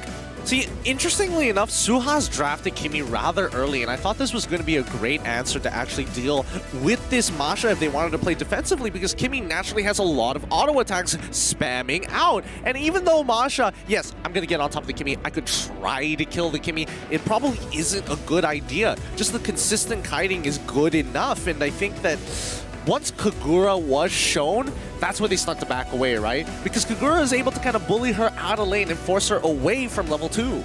I guess that is fair, but personally, seeing how Masha is able to perform in the roamer position, I actually think that the Masha would be able to 1v1 Kimmy at level 1 no problem either. It's something that I don't think we're gonna get to see in this game, but something to keep in mind in the future if it does pop up again. Yeah, I was very hopeful for mid lane Kimmy. Very, very hopeful. But instead, I'm surprised that Zed opted to go, yes, I will play Kimmy in the gold lane, rather than I could literally have the top bullies. I could have the top bullies. I could have a 1-1 in this situation, especially when you're up against someone like Yuzong or arguably even Bakito. As soon as you get hit by that Petrify, you can cleanse out of it, purify, make sure you take away that CC, and hop right away. Yeah, absolutely. I feel like SUHAZ Esports might have locked in the Kimmy a bit too soon here and forced themselves in a situation where like, the Kimmy doesn't work as well in the mid lane anymore, so we're forced to put it in the gold lane instead. Yeah, they doubled down and pivoted into a different direction, and I don't know. There's a lot of questions that I have later on that hopefully get answered within this game as the players, as well as the team, making sure that they are going to settle this technical issue.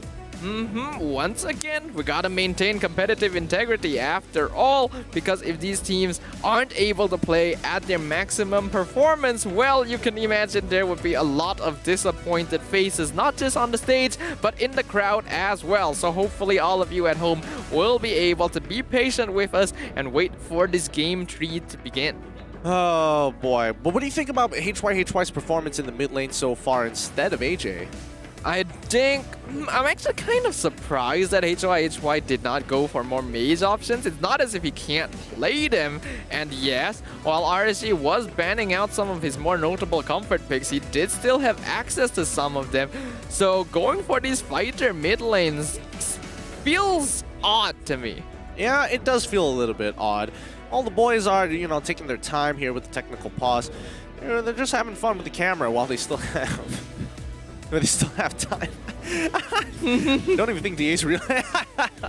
He's still a character. He's still a character. Yep, the Ace continues to be born to be on camera, and he's definitely making the most of this short pause here. And I think it's very important to be able to keep up your morale like this, especially going into game number 3. Yeah, it's a lot of tension here. It's 1-1, and especially for RSG MY, they have more serious. They have a more of a serious look on towards them, knowing that this game could predetermine whether or not they're going to overtake Team Karakal in Group B.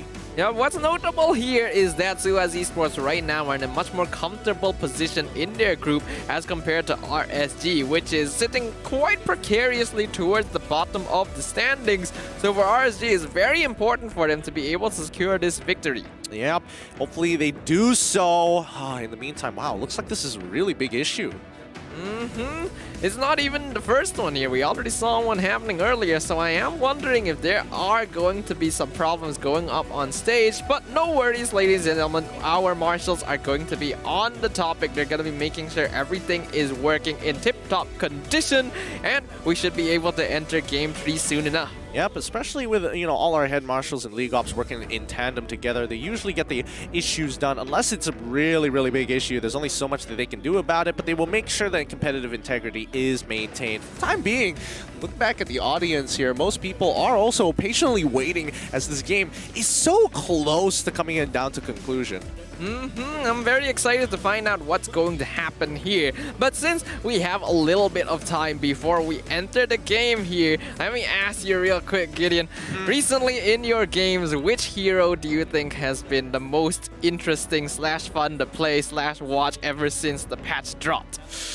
Ooh, I think it's Belleric. I think in particular, Belleric has been quite an effective hero and is super abusable since that he's an overly simple tank, very basic mechanics, right? But makes such big impacts with his ultimate, and now that the Vine spread has been significantly increased, you can't just walk away with it casually. You flicker on top of your opponent, they barely have any time to react to it. That is an interesting thing. I actually thought that Belleric would come out more often as well, since he was recently changed.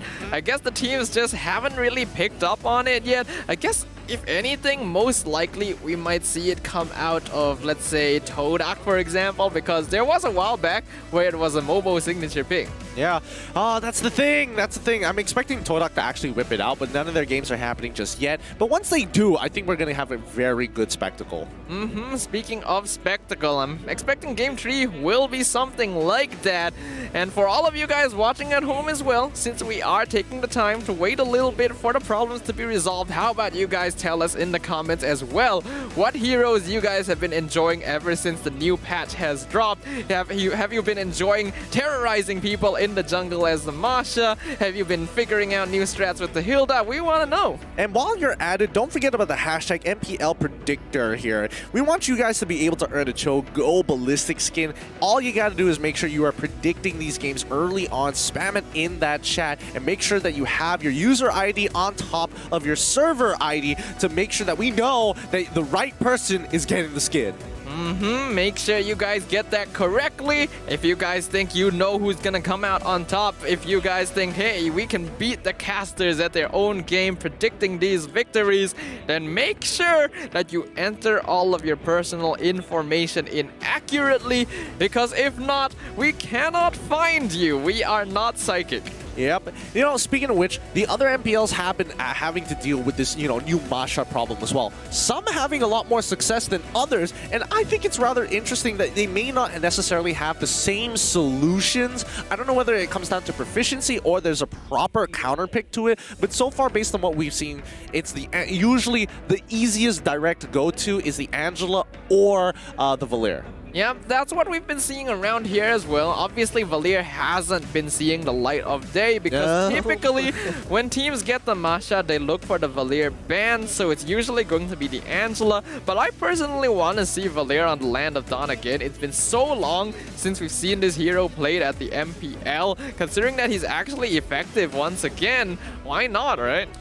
I don't know. I think Valir is in an interesting spot, right? Because he really punishes enemy compositions that have a lot of focus on dive and melee, with the Searing Torrents to keep them away. And now, with a lot of heroes, including the newest one, Xavier, right?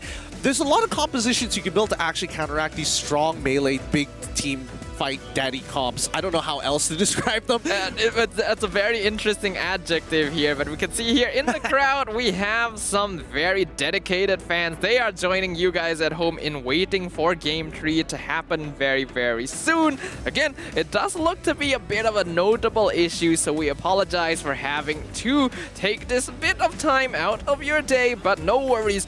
Once we get this solved, we will be back to the same old intense MLBB action. Yeah, I'm curious to see whether or not people are still going to be, the audience is going to be showing their friends to put on blast at this point. They're probably saying like, hey, it's a Game 3, boys. We got more pictures. You send in more pictures. I got a Google Drive for this. Yeah, this is literally the best time to do it. They see, there's going to be a pause. They see, the camera is showing the audience. Quick, I need to message my friend, ask him to send me even more weird photos of himself.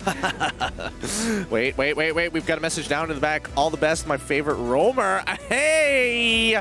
Hey-yo! It's the same person. And last time it was like, oh, glad to see you on stage. So, obviously, I wonder who it is. Who could it possibly be? Yeah, who could it possibly be? Indeed. Know. I get the feeling the fans in the audience already know. Maybe you guys at home already know as well. But, we don't necessarily have to say it. Yeah, that's so cute. That's it. And they're going to be like, cut back to the poor woman. She just wanted to show support. That's so funny. All right, looks like the technical issues are done. The games have begun, so let's get on our way. Yep, Zach is already taking a lot of abuse here, having to deal with HY EV as well as Box, but this is the problem with the Masha. He's just tanking all of it and nearly taking out HY as well. Yep, he manages to get on out of there, but SUHAZ make really good moves. Now, Izanami gets a walk in for free to start harassing. Zakas, he's already recharged 1 health bar and comes straight back to continue harassing the Ling. You can see Kuza's coming down here. DAce, he has literally been waiting here since the start of the game, and now they know! Oh my goodness. Wow, that's got to be so annoying. The Ace flickers away. Beetle gives away his position. That's got to be a feels bad. Yeah, that's just unlucky. The Ace thought he could ambush Kuza once he started going for the orange buff, but getting revealed by the other jungle camp is never fun. And now Izanami and Zakis are going to be coming in to provide a little bit of that RSG payback. All right, here we go. Now, the Ace, unfortunately, wasn't able to get much harass onto Kuza at this point of time. It looks like, Kuza was making some very smart moves. Instead of going to his buff straight away, he went to the Beetle and spots him out in the jungle. But now, even Masha as well, there isn't any slowdown. Like, Box is level 4 and so is Kuza. They haven't been stopped at all. Yeah, I'm kind of surprised that the fact... Oh, hold on here, though. But Kuza gonna be the first one to accelerate things with the Ogi Shadow kill. The moment he hits level 4, comes down, gets the kill on Eevee. That's what you want to see. That's what you want to see. I thought it was going to happen on the gold side, but it looks like that might have been a little bit too predictable. So they're going to be giving up these early neutral objectives. Take the Litho Wanderer. I don't care. Take the Turtle. Doesn't matter to us. We're going to play on the opposite side of the map. But here comes Zakis once again to be annoying and wants to harass. Yeah, we can see Iris coming in from the side as well as Tempest Ablaze is dropped down. The two-man falling Star Moon gonna chunk him out, but Zakis is absolutely fine. Just walks straight in as the gank from the Ace gonna be able to get a kill onto Akim. Kuza now jumps in with the Ogi Shadow kill, but not enough damage to really finish him off. Oh, he does. Finish him off. Finish him off. There we go. Zed gets that kill. Zakis is now in some trouble. He's trying to run away, and HY finishes him off. 2-2 is this kill score. Nobody is backing down. SUHAZ Esports instantly responding to RSG's early aggression by showing them, hey, we can do it too. And now they are ahead in terms of KDA. First Blood Bounty already up quite a while ago. Grab yourselves your free 6 pieces Chicken McNuggets. Yep, Zed, on the other hand, did get a very early Genius Wand, so that's going to be plenty of damage. But look at Kuza. The man's 2-1-0 so far. He's got a 2-kill lead ahead of Box. He is 1 level down, but he's going to get the items fast. Eevee trying to bait out Iris here into another engagement, but he notices Box just in time. Yep, really good timing on that flicker there as Box gonna get knocked off the wall, but is able to snipe the Little Wanderer with the Retribution. Unfortunately, Kuza did not have it available, so not able to contest that. I feel bad for the Observer who has to keep jumping between both jungles as both Zakis and the Ace continue to invade 3 minutes and 41 seconds into the game. Zed, he backs really far back, knowing that a lot of majority of RSG members are starting to rotate to this side of the map, and now the Ace finally actually playing defensively. Now, the annoying thing about this Nasha is that not only is she hard to kill, she does a pretty good amount of damage without needing any items. So it's very easy for her to invade the enemy jungle and steal camps away, even if she's not able to zone out the enemy jungle. And that just takes away network from SUHAZ Esports. Yep, now Iris is getting attacked here, but Tito's not having a fun time. It's going to be the Tempest Ablaze, and now there we find the first kill, initial kill. It's a 2v2 up on top side, but Zakis, he's got to get on out of there. Daze flickers in a really odd direction, but Akim now getting onto the back line. Zed manages to get on out. He survives, but now Zed is in trouble. A Shaw residue is procced, and Akim finds that kill. It's a 3v2 instead of a 2v2. Yep, a beautiful dive by RSG MY, but SUHAZ Esports are just gonna cut their losses by allowing Box to go in the bottom lane and grab the turtle. Zakis now right on top of HY. Unfortunately, gonna get taken out by the way of the dragon. Not able to turn off her wild power because of the CC. Yep, a little unfortunate. You can't die to your wild power, but you can sure die to the wave of the dragon. The Ace continuing to open up the map, getting some good damage onto Iris so far. HY, he's playing with fire here. He's getting really close, but Izanami understands he doesn't have enough damage, especially since HY decided to take the concussive blast instead of high and dry. SUHAZ Esports has now built up a pretty comfortable gold lead, and they're continuing to be annoying. Not just having the Ace invade, but having Eevee as well as Zed participate in these fights, see if they can get some EXP for themselves. Zack is now going in. Oh, unfortunately, HY tries to outplay the situation, hopping over the turtle wall as much as he can to try and dodge the yin-yang overturn, but Izanami plays it well, plays it slow, and catches him at the right time. Yep, lots of action coming out in this game number 3. I suppose that's to be expected when you have a Masha going up against a Hilda. Both teams are just trying to get as much early game advantage as possible by just upping the aggression to a 10. speaking of aggression here, SUHAZ does have both neutral objectives and also one turret against RSG. And RSG haven't been able to trade back in terms of that. And that's why you see the 1K gold lead for SUHAZ Esports. Now, RSG, I think they need a little bit of time to scale, right? They need their first and second items before they really start doing damage. So I think they're playing for that power spike. But notice on top side, SUHAZ Esports have not pumped the brakes just yet. We can see Box trying to make yank onto Iris with the ace, and he does manage to chunk out a bit of HP, but the knockout strike makes sure that the attempt is going to stop right there. They get the top tier 1, and that is good enough for them. Yep, now HY, he's maintaining the mid lane for now. They're going to get on top of that turtle, but notice that Akim is getting attacked by Eevee. They see what's going on here. HY, he sees Zakus, but the ace runs all the way into the back to zone out Kuza. He's still chasing him with his Izanami. Akim in the middle of that fight. I don't think it's going to be the best position in the world. The ace is already down, and even Zed is here to join the party. Falling Star Moon into that backline. HY finds Kuza. Zed takes him out. It's going to be a quick kill coming in from Eevee as he survives all 4 members of RSG MY. A beautiful catch from HY. Eevee not about to give it. Oh, the maximum charge almost gets it, but Akim is able to tank the damage for Zakus. They do lose the turtle yet again, and now Eevee is going to be cutting off the back line to try and take another turret. Yep, no more maximum impact here for Zed anymore to finish off the low member. Zakus is walking away with 1 HP so far, but at the end of the day, SUHAZ Esports do win out that bout. I'm quite surprised at how SUHAZ Esports has been able to take control of this early game when RSG MY actually does have a much stronger early game lineup. They've not been able to make full use of the full potential of this Masha, and now they are starting to pay the price for it. Honestly, I would make an argument that he's doing a little bit better than the ace at this stage of the game, right? I think Zakus will outscale the ace, and for now, he's just going to take the brunt of the damage. Eevee has been having the time of his life because SUHAZ have actually adapted to punish to punish Iris in lane and allowing someone like Eevee to pull attention to himself. Now, RSG MY are in a bit of a rough spot. 2.6k net worth difference in favor of SUHAZ Esports at 8 minutes into the game is never ideal, and Eevee has already scaled up so much to the point that he can just invade jungle with no issues, and Kuza getting hunted by Box, trying to escape with the quad shadow, but not going to be enough.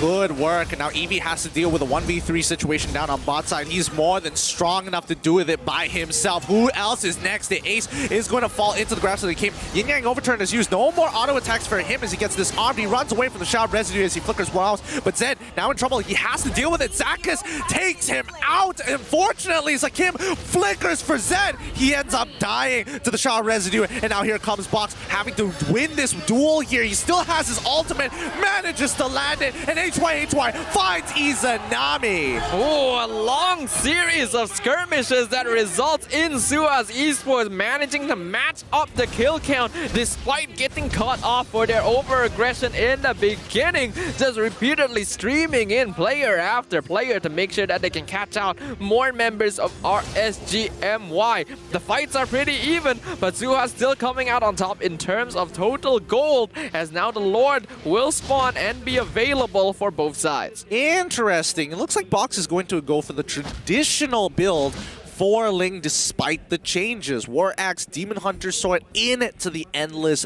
battle. Rather interesting. It means that his Divine Sword is going to deal generally more damage than his auto attacks, but I think that should be good enough for now, especially since he's focusing on just bursting down the right targets. You can see that Box is actually so far ahead in terms of his farm. He's 3 levels up on Kuza, and Zed as well, I saw, already has 3 items completed at this point. So SUHAZ are scaling very, very well. Yep, Kuza is going to get hit by HY for now, but the Quad Shadows is going to get him out. But notice the mid lane, Zed playing it slow and manages to get a good amount of chunks. Oh, wait, one more. Oh, where's Iris? He flickers out of the way, doesn't get hit by the maximum impact at this stage of the game. They crack open the mid lane, and now they've got Lord-empowered minions running through. HY in the back line, now in some trouble, buys some time, but he flickers over the wall as Eevee takes the charge. HY still looking for Kuza. They crack open tier 2. Yep, SUHAZ Esports just splitting this up perfectly right now. Akim attempting to use the Black Dragon form to zone them off, but they're so far behind at this point that Box was even able to chase him down and snipe him out of mid-air. The Lord gonna easily get taken out by RSG. It is, again, the first Lord of the game, but SUHAZ really growing that net worth lead. Yeah, absolutely. They've taken all the outer tier turrets, and now they just need the tier 2, and HY and Zed are here to demolish it real quick, and it's gone.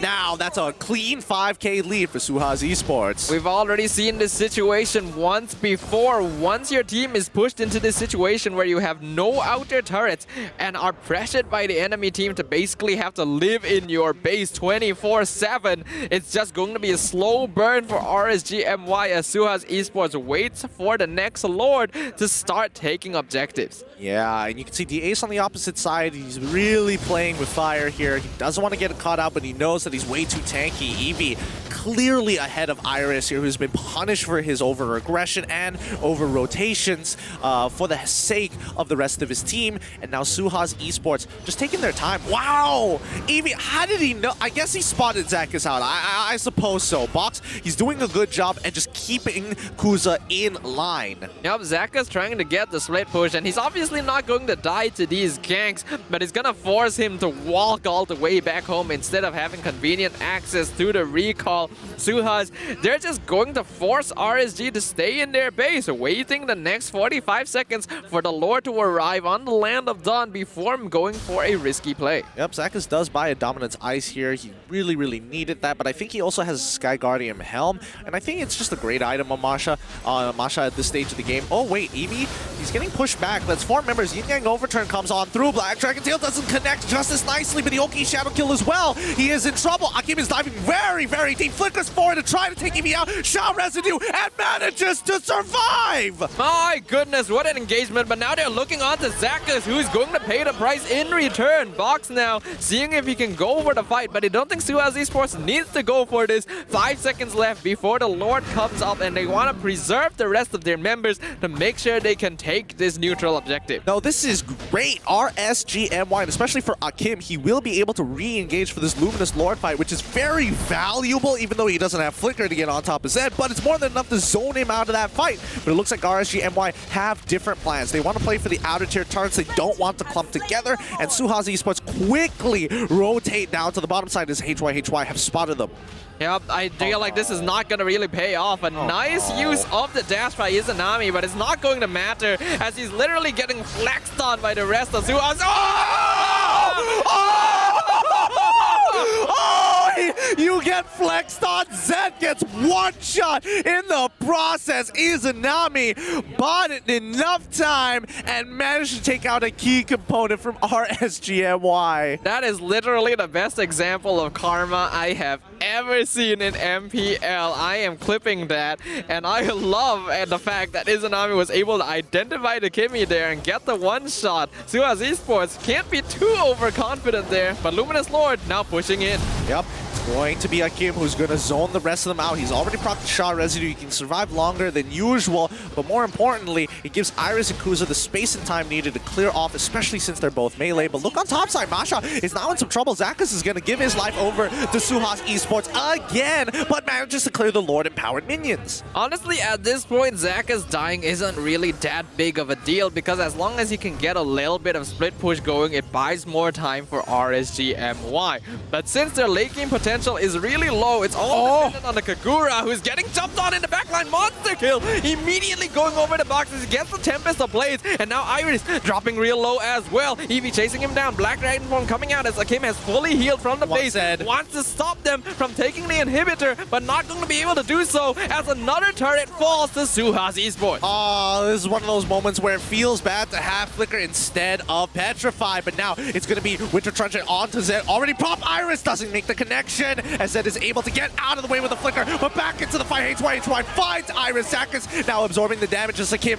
can't jump back in. He's got the shot residue, but only 50% of his HP. HY now in some trouble. He pulls backwards as the ace will look for a bush to recover. Box is dealing enough damage. Tempest the Blades already popped. Zed's now in trouble. Zakas might take him out. He's 1 HP. Somebody pull him out. Yin Yang overturn. Akim running for that backline. Takes him out just in time. The ace trades 1 for 1, but RSG pull off the defense of a lifetime. Just barely with their lives intact, RSG MY are able to prevent the exposed crystal from getting taken out. SUHAZ Esports unfortunately staying a little bit longer than they wanted to there because they thought they could go for the end, but with their health dropping low and the Black Dragon form coming in, Akim being able to trade 1 for 2 there is hugely valuable as it now allows RSG MY to regain some map control. Oh, Izanami actually whiffing, but instead it's going to be the Oki Shadow Kill dealing enough damage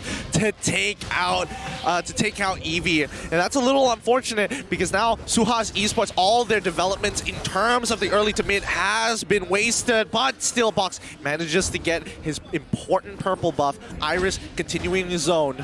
Yeah, Box needed that purple buff to contest this Lord. HY taking a lot of damage. The ace. Oh, Box! Fighting vision as Izanami gets the execute. A one-shot combo to prevent SUHAZ from having access to retribution. And now, Maximum Charge not gonna find it. They secured the Luminous Lord. They're chasing them down now. Immortality already popped by HY. He's gonna get chased down by Iris. Get the way of the dragon, but it's not enough as Akim now chases down the ace in the backline. HY still trying to escape, but he gets taken out. Oh! Well, it looks like the Quad Shadow allows Kuza to get away from the Kimmy's damage, and RSG MY are mounting a comeback. What a comeback this will be. RSG MY with the Luminous Lord on their side could potentially end this game. SUHAZ, HY is not going to be back up in 25 seconds, but with no pushing lane so far and a slow push, looks like RSG MY are going to rebuff themselves and set up for the last fight.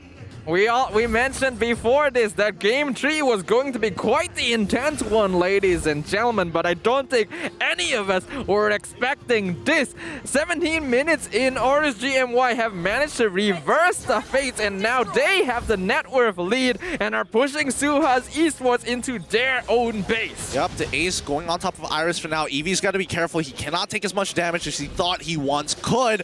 The help of Iris and Kuza is making that very, very much possible, and it's going to be up to Zed. He's going to slowly chunk away this Luminous Lord. They got to be careful because now Akim is going to go straight for that backline. Look for the primary target. Maximum impact is already going to be used. This Box is trying his best. Izanami must keep alive. Zack is very low. Will look to reset after pushing top side, and it's going to be a clean defense, but HY getting a little deep into the enemy territory, forced to flicker out. Shao Residue almost peeling him off, but it's going to be Shunpo with the backline. Yin Yang overturn is used. Eevee ends up falling. Oki Shadow Kill has been utilized, and only Zed remains to push the damage against RSG MY. No ultimates, no more utility, and only one inhibitor turret falls. Yep, but SUHAZ Esports only dropping Eevee means that they're still able to mount a defense here against RSG. The next Lord is a whole minute away, and RSG need to keep control over the map to ensure that SUHAZ Esports aren't able to find ambush angles against them.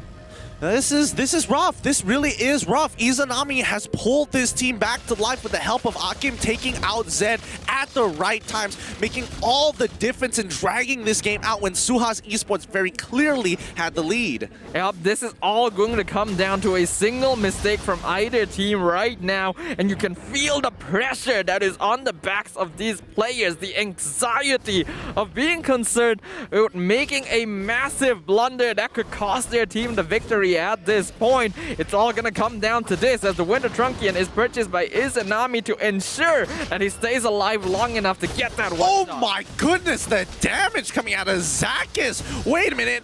Box lost 30% of his HP after the Thunderclap so far. Maximum impact comes out. Izanami barely feels it for now. He can heal it back up to full. Immortality is being purchased, but now the dive has begun. HY now in some trouble. He forces to take his Black Dragon form away from Akim after the initial wave activated the dragon. Eevee now in some trouble. The Ace is going to continue chasing now Izanami. Zed doesn't die, and now SUHAZ might have an opportunity. Box is trying his best, but your RSG stick together as 5, only losing 1 against 2 in favor of RSG MY. However, Box is still going to be alive, which means that Retribution is still available for SUHAZ Esports. DA is now delaying RSG MY for as long as possible, and Iris going to be the first one to take a lot of damage. Flicker already being used, forcing Iris to get away, but the Tempest Ablaze will take out the Immortality. Akim dropping real low as well. Jumping into the back line. They're going to get taken out. Akim pops the Black Dragon form to escape from the rest of SUHAZ Esports. He will survive it, but that means SUHAZ have control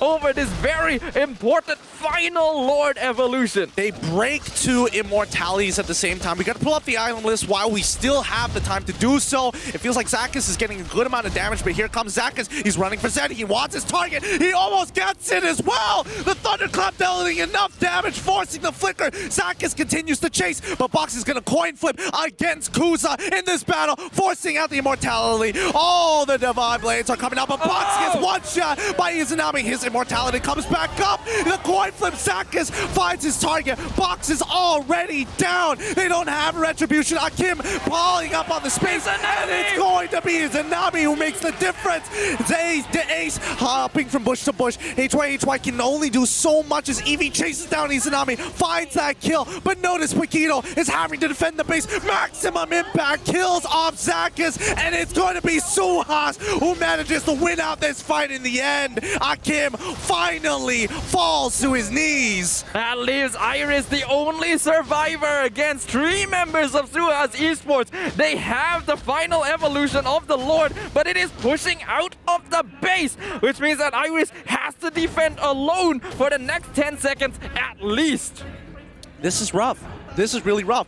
One last wave, but the Luminous Lord, what do you choose? And SUHAZ opt to go for the defense. We're going to have another bout. Oh, Zed! He loses his immortality. Iris finds him, and Zed is slowed down. Somebody else will have to take the lead. Iris, Winter Truncheon, he's going to end up dying anyways. But Kuza in the middle of that fight, trying to shred off these tanks, but Iris might actually be able to survive here. The Ace finally finishes him off. Kuza with the Ogi Shadow Kill. He still has his quad shadows coming up in about 3 seconds. No, he already has it. Gets back in. Izanami finds the kill on the Ace. What is happening right now? The Luminous Lord is going to be pushing in 3 members of SUHAZ to defend against it, which means that Eevee has been left alone down here in the bottom lane to escape Zakas, and Kuza should be able to walk out with the mobility. SUHAZ Esports clear up the Lord as well, and we are back into a stalemate. Yup. Iris coming back up in 29 seconds. The Ace in 35. Not that big of a deal for SUHAZ Esports, but Zed, he cannot be expanding his resources. It's important for him to have his Flicker, but here comes Akim once again, looking on top of Box. It's going to be the Tempest Ablaze that gets him out of there for free. Another inhibitor turret will be falling into the hands of RSG MY. They don't mind the sacrifice. It hurts a little, but what can they really do about it? HY already proccing the shot residue for now, but SUHAZ Esports will retain at least 1 inhibitor. This may be the most ridiculous game I have ever seen here in MPL MY, as both teams not willing to give an inch. Any moment that an engagement happens, you can be sure that both teams are looking for the most even trade they possibly can to be able to preserve their chances in this game. RSG, the crystal is exposed. SUHAZ still has 1 inhibitor, but it is still anyone's game. Eevee gonna continue on that chase on towards Iris. Akim is looking for that turnaround into 4, but gets called off. He cannot afford to split too far away from his team, and Eevee does not care, will maintain vision over them, and even the Ace is going to keep up the chase. Yep, Eevee now gonna be chasing down Kuza, puts himself slightly out of position. Zakas goes for Box in the backline, but that means that he's gonna get caught out by the Ace with the 3 health bars, though that doesn't matter to him at all. Kuza now wants to secure his buff. The next Lord has come out. This is going to be a super important objective for both teams, and you can be sure that you're gonna be looking for the coin. Oh, Zed! Finds Zed straight away, executing him with the 1 shot. Oh, they can buy time. They can buy time with way game's already pushing in favor of SUHAZ Esports. It's going to take a lot of members of RSG MY to actually defend against it. And then you can see that RSG MY are just looking for picks at this point of time, and SUHAZ Esports pull back away. Izanami's trying his best. He can't one-shot Eevee, unfortunately, and even Akim is trying to zone him off as hard as he can, proccing the shot residue and keeping himself topped up as Iris will start off. The Lord sees the ace. Really, does this matter? We're about to find out here as Izanami walks up closer and closer, and Akim will help zone out and clear these brushes together as they sweep through this minefield of just constant attacks from SUHAZ Esports. This is crazy gameplay I'm witnessing right now. They have their target set on the ace, but he is tanky enough to be able to walk away with no problem. Box now coming back in. This could be a coin flip again for this Lord. So important to secure. Eevee still zoning them out. Zakas with HYHY in the mid lane. DA is getting hit by the Black Dragon form, but nothing is really happening just yet. They're now going for Eevee. They identify he's low on HP, and they get the kill on the Esmeralda. The rest of SUHAZ Esports not even in position to respawn as they now change their target to Box, who gets himself taken out. Immortality popped on the Ling and slain by Izanami. What poor play. SUHAZ Esports finally dropped the ball. They do find a return kill onto Kuza, but look at those death timers. Every second is going to count, and Izanami is going to be the next most important player on the side of RSG MY providing the damage, but D-Ace does not care. We'll find his target one way or another as HY continue to disrupt that map. My goodness, neither side can find an opening here. They need to be able to clear up enough members of the opposing team to actually be able to take the game. But at this point of the game, so everyone is just so tanky, so difficult to kill, that it's basically impossible to get that team wipe. And it all comes down to taking advantage of a massive error. Oh boy, Zakas right now, he's a little too strong. That's what I have to say. He can actually 1v1 Box if given the opportunity to do so. And right now, that's why RSG MY is back in this game so efficiently. Zakas is just pulling his weight. Izanami can one-shot the squishier targets like Zed if he walks too close. So it's all about positioning and how to fight a traditional front-to-front against RSG MY, whose entire goal is to jump into your back line. At this point, I have absolutely no idea how this game is going to end. This is literally the most ridiculous game I have ever seen. It is so even. Anything can happen. It's so important for RSG to be able to dive into the backline, but even if they do, it's impossible to get through HY and D-Ace on top of that. So what exactly is the plan? Well, but I guess they're just waiting for mistakes and they're willing to duke it out until that happens. Like, you can notice that RSG MY, wait, hold on, that backline though, the ace gets on top of Izanami and he's going to pull attention away to himself. He's now in trouble, forcing out that flicker. He should be going down with the Oki Shadow Kill, and even Akim is going to try and chase for him. Eevee slows him down just in time, but notice that top side is getting proxied straight away by the Ling. The ace does survive, and Eevee now in some trouble. Falling Star Moon on top of Izanami. He quickly goes into his Winter Truncheon, ends up giving his life, and now Box is forced to rotate back into this fight. They find Iris. Zed is able to help get that kill with the help of his assassin, but down on bot side, the ace manages to survive. They trade 1 for 1. I don't even have any words left to describe the absolute absurdity of this situation. The Lord is open, but neither team can go for it because they're both playing to the extent, they've scaled to the extent that it's impossible to win a fight one-sidedly anymore. You go in, try to kill one member of the opposing team, you lose someone on your side as well. We could be witnessing what is the longest game of Season 9 ever here, ladies and gentlemen. Oh boy, I mean, this is rough, but we have to consider the state of the lanes, right? Zakas can easily push this top side, and it's good that he's maintaining it, but I think it's important that they actually have this lane priority, right? SUHAZ Esports will send a member to actually deal with what Zakas is doing, because I don't think anybody can really kill Zakas 1v1 no more, except for Zed. That's exactly the case right now. Zakas being able to split push the side lanes is causing some problems for SUHAZ Esports, who actually do have a solid amount of damage. But they also have to be very wary of the ambushes coming out of Izanami, as you can very easily one-shot either Box or Zed, and they cannot afford to lose these cores. Yeah, and that's the thing. Look at Zakas. He's basically doing whatever he wants. He's able to walk up and look, box. He gets hit with the initial amount of damage from that Thunderclap, but notice that Zed is nearby. RSG is going to start this Lord at the same time. Mid is wide open. The next minion wave is going to spawn, timed perfectly by RSG MY. And we're seeing even HY is distracted on top side. Eevee cannot hold this out alone. They're going to get muscled through. Now RSG MY, they've got the Lord, and Zakas might sacrifice his life for the greater good. He's popped the sprint. He's on the run. HY, does he have flicker? No, he does not. He tries to go for the kill onto Zakas. He's going to come back up from his own immortality. But Eevee, and as well as Akim, is going to be chased down by Ia, is going to chase each other down. And I think Eevee might just be going down. No, he manages to survive. The Luminous Lord is here. They've lost Zakas, and now it's a 4v5 battle. If Eevee goes down, this would be great for RSG. But the Ace gets onto the back line towards Kuza. They're looking for HY, and so far it goes great. They cracked the first immortality. It's looking good. And Iris gets the knockups. The Oki Shadow Kill comes off in time. Eevee drops down with a falling Star Moon. It's looking perfect for RSG MY. They've got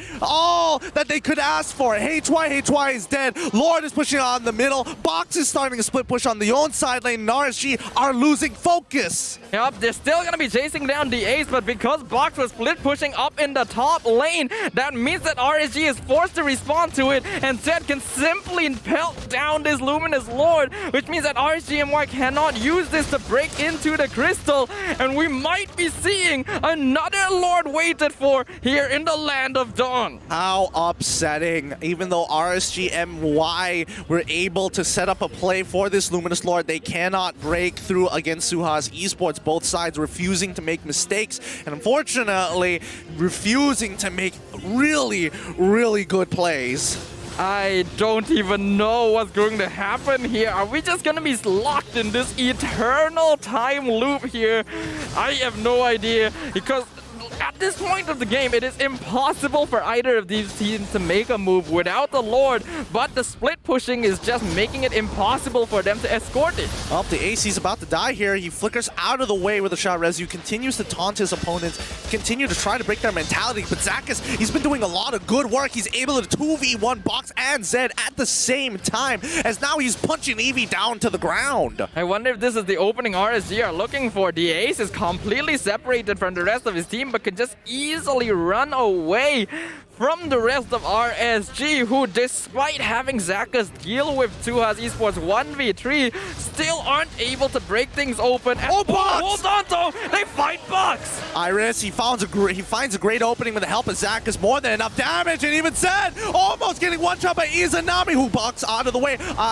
Kim is trying his very best to buy that space in time needed. He jumps forward. This might be it. RSG MY muscle their way in to end this game. Iris trying to buy that time. RSG MY take game 3. In the longest game of MPL MY Season 9, after countless minutes of just waiting and trading, RSG MY finally find the opening they needed to break through SUHAZ Esports' defense, get the important pickoffs necessary, and secure a well-earned and long-awaited victory.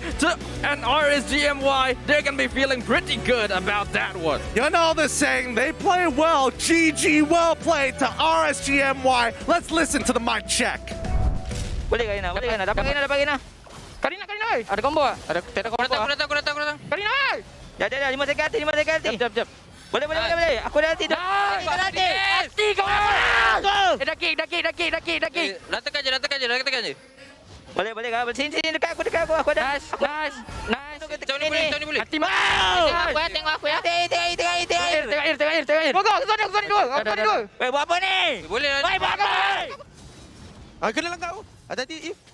Bunuh, aku tak ada. Patrick daripada mid. Nice. Mid. Ambil bawah. Aku flank. Ambil bawah. Patrick. Siapa dia? Dia boleh buat ting aku ni. The win. Aku belakang. Nice.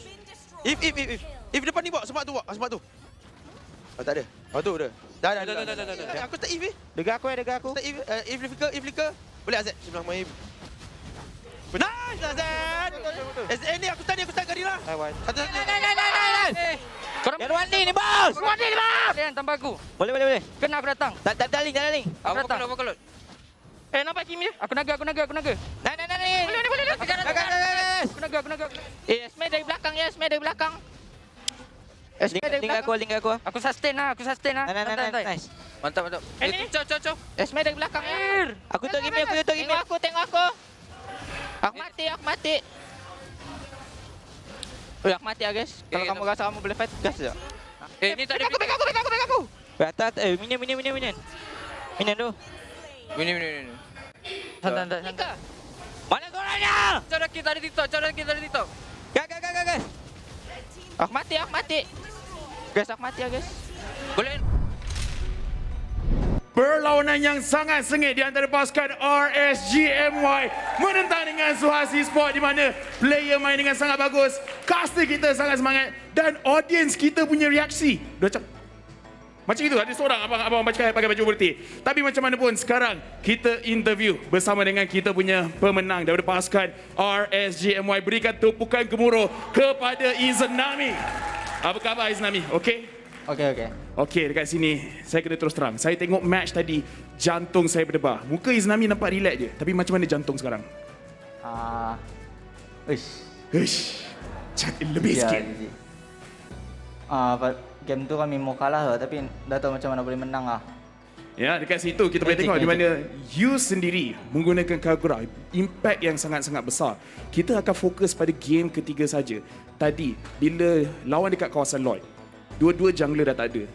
Lepas tu you berjaya untuk curi lot dekat situ.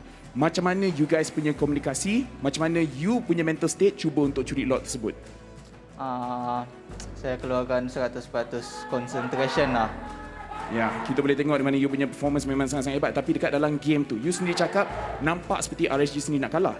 Apa sebenarnya yang menyebabkan SUHAZ Esports nampak kuat sangat dalam game tadi? Apa yang kacau? Yang buat SUHAZ Esports kuat? Ya, yang kacau sangat dalam game tadi. Mungkin sebab dua tank tu. Sebab diorang bermain dua tank di mid, jadi susah lah untuk saya. Sebab selalunya saya akan bunuh mid lane enemy, tapi kalau dua tank susah. Kalau dua-dua keras nak bunuh siapa. Tetapi dekat sini, Izanami perform dengan sangat-sangat hebat. Tapi selain daripada Izanami, siapa daripada pasukan RSG MY yang pada pendapat you, performance sangat-sangat hebat pada hari ini yang menyebabkan dapat kemenangan? Mungkin bagi saya semua main dengan bagus lah. Jadi ya, dekat sini kita boleh tengok di mana Izanami sendiri cakap ini adalah team effort. Walaupun kita boleh nampak you main dengan sangat-sangat bagus, tapi kesemua player daripada pasukan RSG put out their best. Dekat sini ada tak apa-apa pesanan nak cakap kepada semua fans yang ada dekat stage dan semua yang tengah tonton di rumah? Kepada fans-fans, kepada yang datang ni, thank you lah selalu datang. Dan kepada sahabat-sahabat yang di luar sana, thank you sentiasa sahabat kami. Alright, thank you very much. Izanami performance yang hebat. Tanya lagi sekali kepada RSG MY. Tetapi kita nak dengar juga kita punya pendapat panelis pasal game tadi. Jadi tak buang masa, Sleepy Godzilla, take it away. Kemenangan milik RSG. Anda bersama saya Sleepy Godzilla dan juga Arta dan juga Kap Fan kita. Jadi tadi kita punya perlawanan yang ketiga dah panjang tapi memberikan goosebump. Kita tak tahu siapa yang menang sebenarnya. Sikit-sikit tengok macam SUHAZ Esports, tiba-tiba RSG pula. Jadi Arta, macam mana nak simpulkan game yang ketiga tadi? Ringkasan yang saya boleh berikan di mana pasukan RSG, diorang punya momentum pada awal perlawanan tak nampak sangat, tapi dah masuk kepada late game, diorang nampak disebabkan kesalahan yang dilakukan oleh pasukan SUHAZ sendiri, di mana diorang ada satu time tu yang diorang cuba nak push dan diorang mati beberapa kali kat situ. Momentum untuk pasukan RSG tolak balik lane, cuba mendapatkan gol yang diorang telah hilang tadi untuk menangkan game tadi. Tapi kalau kita tengok, Marsha dilepaskan pada game yang ketiga. Tapi pada awal permainannya seperti tiada impak. Tetapi akhir-akhir sekali tu, wow, lain macam. Tapi sekarang ini kita saksikan dulu item build untuk kedua-dua pasukan RSG dan juga SUHAZ Esports.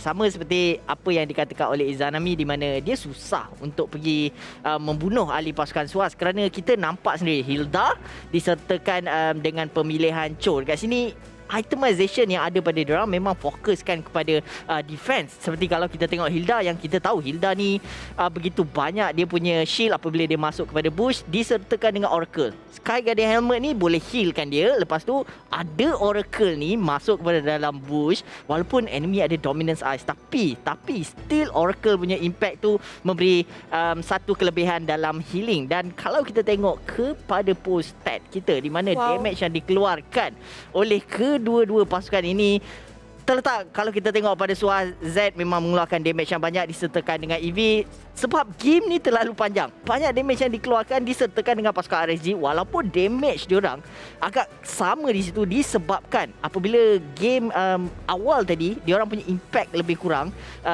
kurang sikit berbanding dengan pasukan SUHAZ, tetapi RSG bangkit semula setelah kesilapan yang dilakukan oleh pasukan SUHAZ sendiri. Dan tak lupa juga Zakus punya game style, antara kita tengok Masya yang lain, jarang sikit kita tengok Zakus. Tapi kita masuk kepada MVP dulu. Jom kita saksikan MVP untuk game ketiga sebentar tadi. Terjatuh kepada RSG Izanami, match KDA 6-6-16, match KP 73%, manakala match GPM 584. Okey, dekat sini saya boleh katakan Izanami memang layak, sebab banyak kali poin yang kita boleh lihat bagaimana Z telah ditangkap oleh Izanami. Ada momen yang kalau kita tengok highlight nanti kita akan nampak di mana Izanami walaupun dia tak mati, dia still bunuh orang yang terpenting, iaitu Z yang menggunakan Kimi tadi, dan beberapa kali dia buat. Dan walaupun game ni sangat panjang, kita boleh nampak di mana pasukan Izanami, tetapi sebelum tu kita masuk pada highlight untuk kita bincangkan apa yang berlaku tadi. Seperti yang saya katakan pada minit-minit yang terawal, pasukan SUHAZ memang dominate game ni. Kita lihat bagaimana percaturan daripada Hilda ini, dia cuba untuk mengganggu, tetapi tak lupa juga kepada Masya pun cuba mengganggu. Kalau kita fokuskan kat sini, objektif yang paling besar didapatkan oleh pasukan SUHAZ pada minit yang terawal masuk pada mid game, diorang berjaya menjatuhkan banyak turret berbanding dengan pasukan RSG. Kalau tak silap saya 9 minit ke atas baru baru pasukan RSG dapat momentum diorang boleh push balik atas kesilapan daripada pasukan SUHAZ. Tapi inilah yang saya katakan di mana Izanami berjaya untuk membunuh Kimi. Satu serangan yang diorang buat, dan kalau kita tengok momen di mana pasukan SUHAZ ini diorang dah ada leading, diorang dah mendapatkan kesemua inhibitor turret, tetapi kesilapan di sinilah punca utama di mana pasukan RSG cuba mengejar balik leading goal yang diorang terlepas tadi. Walaupun lot beberapa kali kita tengok dijatuhkan oleh kedua-dua pasukan, tetapi kesilapan yang pasukan SUHAZ tadi buat tidak sepatutnya, sebab 3 inhibitor turret kita dah tahu yang potensi untuk kita menang tu sangat-sangat tinggi. Tetapi banyak juga yang kita boleh persoalkan kenapa pasukan SUHAZ diorang punya display bila masuk pada late game lebih cenderung ke atas, macam nampak seperti diorang main tas-tas sikit dekat situ. Ada kesilapan yang dilakukan juga. RSG rasa ini adalah peluang terbaik, gunakan kelebihan ini untuk push sampai habis game. Kita saksikan kedudukan kumpulan di mana Grup A dan Grup B, Red Esports dan juga tim SMG masih lagi di tangga yang pertama. Dan kalau kita tengok perubahannya tak banyak yang berlaku di dalam Grup A dan juga Grup B. Ya, kalau kita fokuskan kepada Grup B di mana pasukan RSG melonjak naik tempat yang ketiga, di mana pasukan Karkal turun ke tempat yang keempat, dan GFAM dalam keadaan yang bahaya sebab 5 poin saya rasa agak sukar untuk pasukan GFAM nak kejar. Even Karakal pun susah juga kan. Oh, mesti. Tapi kalau berbanding Kak Pen, Aisyah nak tanyalah, sebab kalau bergantung kepada game tadi, sebab kita tengok 50-50, masing-masing boleh ada chances untuk menang. Jadi apa pandangan Kak Pen tentang perlawanan tadi? Pandangan saya rasa saya tak banyak pandangan. Saya rasa hari ni Izanami buat mercun lah saya rasa. Paling bayang pub, hilang. Bawa mercun. Saya rasa itu senjata rahsia kot RSG hari ni. Tapi kalau kita tengok perlawanan tadi pun sebenarnya SUHAZ Esports ada 2 kali chances untuk terus menang game tadi. Ya, tapi kesilapan macam yang Arta cakap tadi membuatkan kemenangan itu jatuh kepada tangan RSG. Jadi kiranya kalau SUHAZ Esports macam mana nak cakap? Macam ni lah saya katakan. nampak macam pasukan SUHAZ Esports macam terlebih overconfident sebab diorang dah dapat inhibited turret dan diorang rasa macam okay, kita dah selesa, kita boleh buat apa yang kita suka, tapi kena counter balik. RSG punya display, dia punya kesabaran, mentality diorang handle game yang terakhir tadi memang awesome. Apa-apa pun tahniah sekali lagi kepada RSG kerana telah memenangi match yang kedua. Tapi yang lepas biarkan lepas, sekarang ni kita nak tengok match yang ketiga iaitu antara RED ESPORTS berlawan dengan MAB. Jadi alang-alang Kak Pen ada kat sini, mungkinkah ada surprise-surprise yang akan dilakukan oleh RED ESPORTS sebentar nanti? Surprise Saya suka tunggu kot. Tak boleh cakap sekarang. Betul lah, nampak pun surprise. Sorry. Okey, tapi kalau kita tengok pula macam expectation Arta untuk RED ESPORTS dan juga MAB. Red sebenarnya kena menang sebab diorang satu mata ketinggalan, minta maaf, diorang leading satu mata daripada pasukan Todak sebab diorang nak kekalkan diorang punya momentum, sebab boost tu ada kalau diorang kekal nombor 1 masuk kepada playoff, mana tahu bantai semua tim. Tapi kalau kita tengok semalam punya perlawanan, RED ESPORTS punya performance lain macam, especially Ashmam. Tapi macam mana MAB sendiri untuk orang cakap counter balik Ashmam? MAB, kalau nak counter Ashmam tu, kita kena fokuskan dulu kepada MAB punya drafting, di mana Lancelot semalam terlalu old school dan banyak tim yang dah nampak apabila fighter cuba ganggu assassin Lancelot yang digunakan Alif tu, banyak juga resources yang Alif terlepas, dan ini antara salah satu yang pasukan MAB kena tengokkan berdasarkan draft mereka. Ya, kita akan nantikan perlawanan itu. Tapi sekarang ni kita nak tengok MPL Predictor. Siapakah yang memenangi? Ketiga-tiga nama yang bertuah Hafiz Udin, Muhammad Fadil dan juga Vex Buaya. #MPL Predictor. Okey, kemenangan mereka untuk sebab viewer-viewer kita pun boleh menang sesuatu. Tapi macam mana mereka nak masuk untuk MPL Predictor, Arta? Ya, untuk MPL Predictor ni ada game yang seterusnya. Jangan lupa #MPL Predictor dan tulis sama ada MAB ataupun RED dekat ruangan komen, dan jangan lupa game ID anda disertakan dengan server ID. Itu yang paling penting. Ya, komen predict anda, jangan simpan-simpan, tulis saja di bahagian komen. Tapi sekarang ni kita saksikan MPL Learning Shoutout. Berapakah bilangan hero yang memiliki 100% kadar kemenangan? Kak Pen rasa yang mana satu, Kak Pen? Mak, saya rasa saya pilih nombor saya suka kot, 10. Saya pakai baju 10 hari ni. Okey, 8, 9, 10. Kalau Arta? Kalau saya terpaksa ambil bersama dengan Kak Pen lah. Sebab baju Kak Pen lawa 10. So saya sertakan dengan paparan skrin ni 10. Okey, itu mungkin clue-clue, tapi tak tahulah betul ke tak betul. Itu bergantung kepada anda. Hanya scan QR code dan tuliskan jawapan anda dengan huruf besar dan ejaan yang betul. Hanya melihat saja komen pun mereka dapat sesuatu daripada kita. Jadi sekarang ni pun kita dah habis kedua match, kita nak pergi ke match ketiga. Tapi sebelum itu kita akan break sebentar dan jumpa anda sebentar lagi.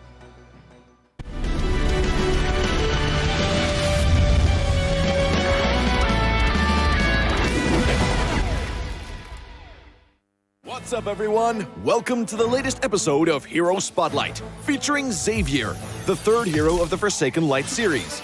Xavier is a ranged mage, boasting superb sustained damage.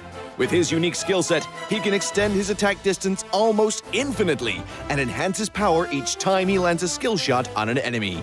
Hero skills. First skill, Infinite Extension.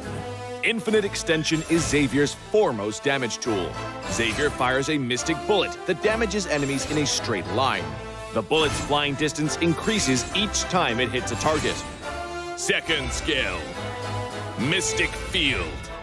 Mystic Field is a functional skill that integrates pursuit, escape, and crowd control. Xavier conjures a mystic barrier that slows enemies and speeds up allies. When hit by Xavier's other skills, the barrier will expand into a forbidden field that immobilizes enemies within. Ultimate Dawning Light. Dawning Light is the first ever global attack in Mobile Legends. Xavier unleashes a beam of mystic magic that damages all enemies in a line on the map and directly enters the Transcendent state. Passive. Transcendence. Transcendence allows Xavier to scale steadily in battle. Each skill hit on enemy heroes grants Xavier a passive stack that enhances his subsequent skills. At max stacks, his next skill cast allows him to enter the Transcendent state, during which all his skills are enhanced to the maximum. Pro tips. Pro tip number 1. Make use of minions and creeps to extend the attack range of Infinite Extension and launch a surprise attack on enemies in the distance. Crumble into dust. Pro tip number 2. Cast Infinite Extension or Dawning Light and then Mystic Field on the path of the skill to control enemies in the target area. Pathetic. Pro tip number 3. For positional teamfights, accumulate 3 passive stacks with Infinite Extension and Mystic Field. Then cast Dawning Light to hit as many enemies as possible. For sudden encounters, directly cast Dawning Light to enter the Transcendent state. Then spam the enhanced Infinite Extension and Mystic Field for damage. Skill combos. Laning phase. During the laning phase, use Infinite Extension for wave clear and poke. Look for opportunities to slow the enemy with Mystic Field, then cast Infinite Extension again to activate the field and immobilize them. Finally, cast Dawning Light to secure the kill. Team fights. In team fights, cast Mystic Field to restrict the enemy's movements, and then Infinite Extension to activate the field for crowd control. Launch Dawning Light on the immobilized enemies and enter the Transcendent state. Then finish them off using the enhanced Infinite Extension.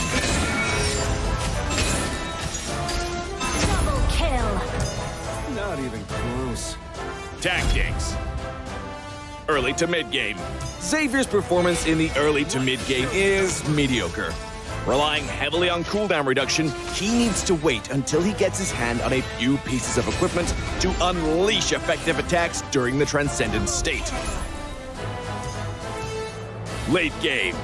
Xavier's damage will skyrocket in the late game. Once with sufficient cooldown reduction, he can easily enter and extend the Transcendent state and chuck out the enemies with his enhanced skills. Enemy has been slain. Triple kill. For equipment, we suggest this build for maximized cooldown reduction and magic power. For emblem, choose the Mage emblem to further boost Xavier's cooldown reduction and damage capabilities. As for battle spells, Flicker is recommended to make up for Xavier's lack of mobility. Well, that's our new hero, Xavier, the Defier of Light, coming on March 22nd. And until next time, we'll be seeing you in the Land of Dawn. Defier of Light, Xavier, coming on March 22nd.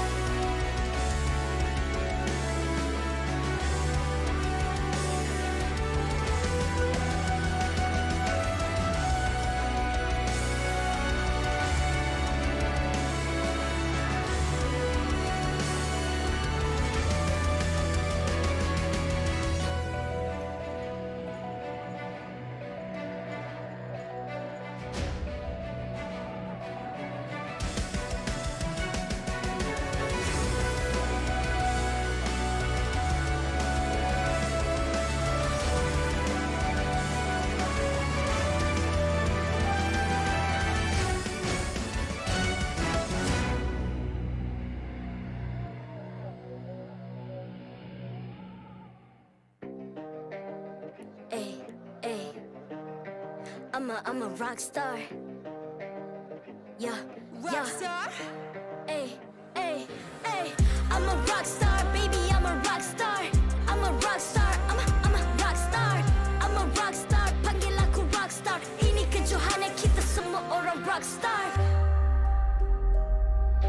Kita rockstar, kita buat saja gaya kita. Makin panas apinya sudah membara. Macam mana pun kau menempuh segala.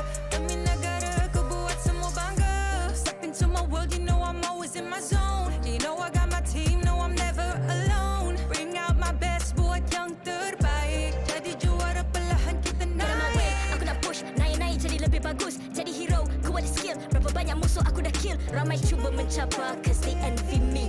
Tiap game aku pasti jadi MVP. Easy. I'm a rock star, baby, I'm a rock star.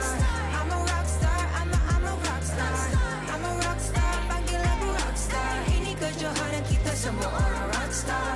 I'm a rock star, baby, I'm a rock star. I'm a rock star, I'm a rock star. I'm a rock star, panggil aku rock star. Ini kejohanan kita semua orang rock star.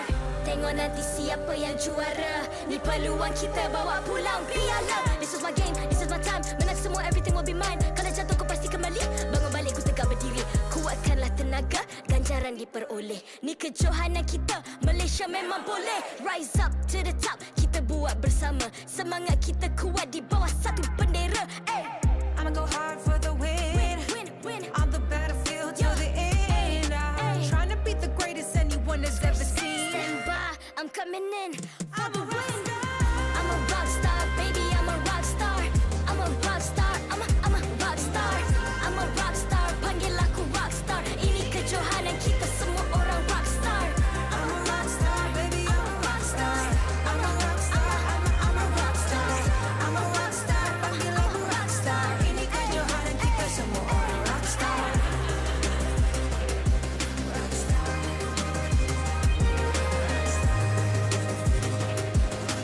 Ini kejohanan kita semua orang rock star. I'm a rock star, baby, I'm a rock star. I'm a rock star, I'm a rock star. I'm a rock star, panggil aku rock star. Ini kejohanan kita semua orang rock star.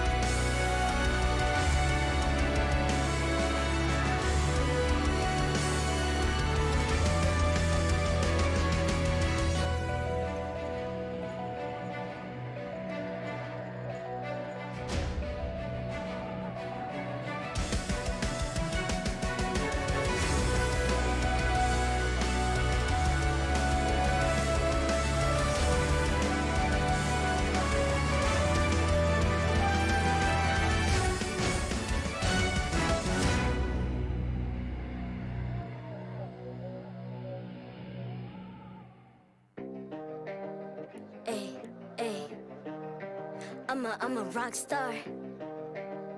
Yeah, Rock star. Ay, ay, ay. I'm a rock star, baby, I'm a rock star. I'm a rock star, I'm a rock star.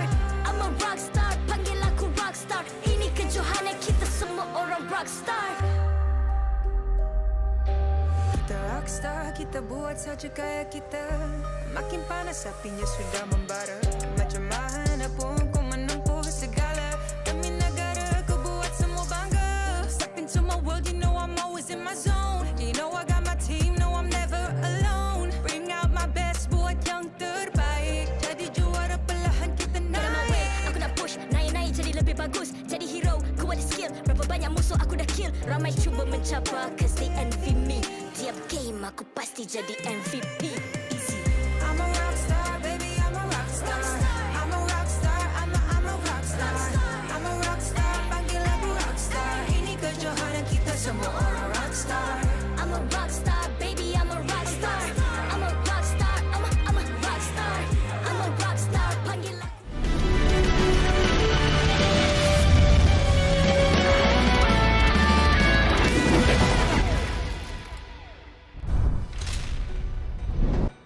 Assalamualaikum dan selamat kembali kepada MPL Malaysia musim yang ke-9 yang dikuasai oleh Muntun, dipersembahkan oleh McDelivery, Samsung sebagai telefon pintar rasmi kita dan diraikan bersama Nescafe. Anda bersama saya Sleepy Godzilla dan juga Lafel. Tapi bukan kita berdua je, kita ada Arta dan juga Kapten. Ya, tapi sebelum kita nak cerita pasal match terusnya, ya tahu Kak, Red akan main tapi game tadi Kak, game tadi Arta, apa pendapat you sebagai seorang analis? Sebab game tadi memang shock lah. Game tadi memang best, tapi dia bukan lama yang farming tau. Dia farming. Dia lama yang lebih cenderung ke war, dan itu perkara yang seronok untuk kita tonton, dan saya yakin juga penonton dekat rumah pun seronok untuk saksikan game tadi. Tapi kita tahu pun permainan tadi pun memang seronok. Tapi sekarang ni kita nak maju ke match yang ketiga, iaitu MAB berlawan dengan RED ESPORts. Tapi sebelum tu Aisyah ada soalan kepada Kapten. Jadi Kapten, apakah planning untuk RED ESPORts pada masa akan datang? Uish, planning terkejut dia. Sebab kita tahu dia mesti dia ingat kita nak tanya pasal match. Itu aduh, tricky betul soalan daripada awal sampai sekarang. Saya punya planning saya sebenarnya target kalau boleh nak pergi M4. Kalau boleh kita nak macam, tak naklah macam tim Malaysia je, tak, orang kata tak kuat. So kalau boleh kita nak ada tim yang betul-betul kalau boleh buka mata orang luar yang tim kita ni setanding dengan orang.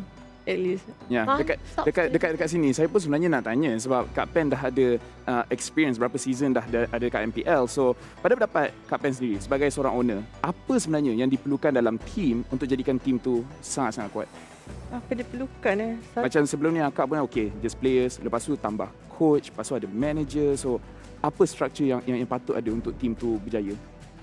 Bagi saya ni lah kot, chemistry dengan orang kata tolak ansur. Sebab saya dengan tim kita orang faham each other, even saya tak cakap apa-apa, diorang faham apa saya nak. Sebab kita dah get through lama. So nak boleh setahap season ni, saya rasa kita orang dah tempuh waktu suka duka tu dah terlalu lama dah.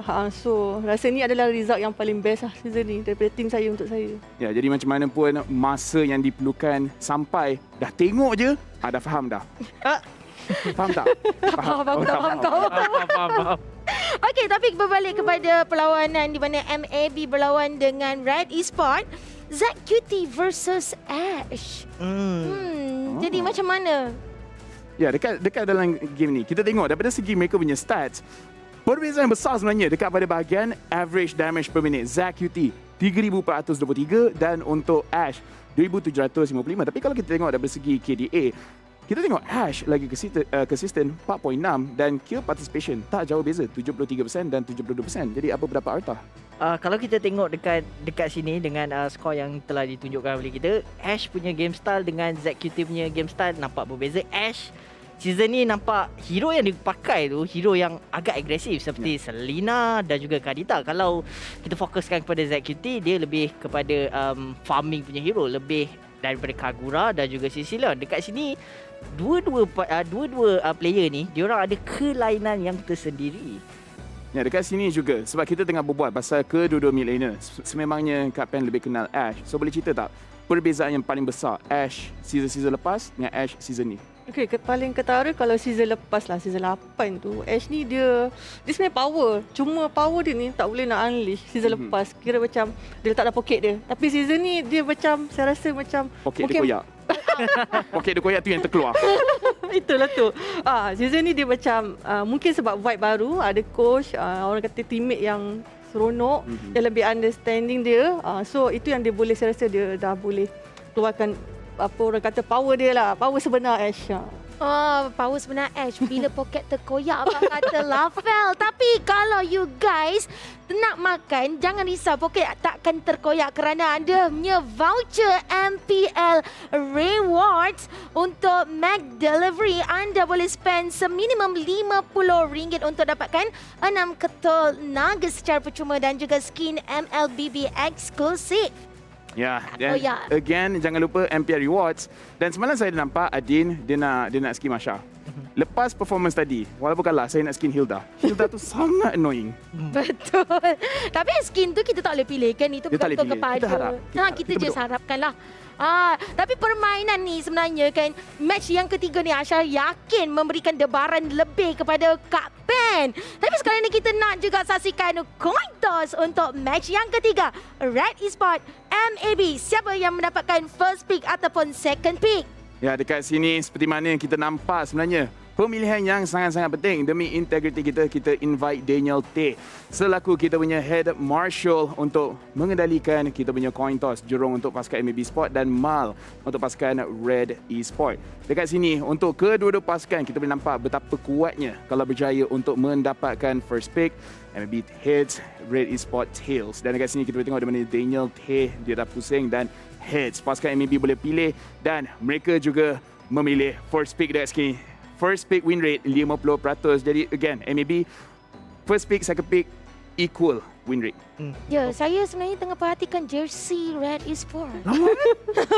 Dia Macam mana nak dapat? Itulah macam mana nak dapat Dah dapat. Tapi itulah kita dah tahu dah siapa yang akan mendapatkan first pick ataupun second pick. Dan kita tahu pun MAB 50%. Tapi itu bergantung mungkin macam tadi punya perlawanan ataupun akan lebih sengit. Jadi sekarang ni kita nak saksikan perlawanan yang pertama daripada MAB dan juga Red Esports. Back to Kasta.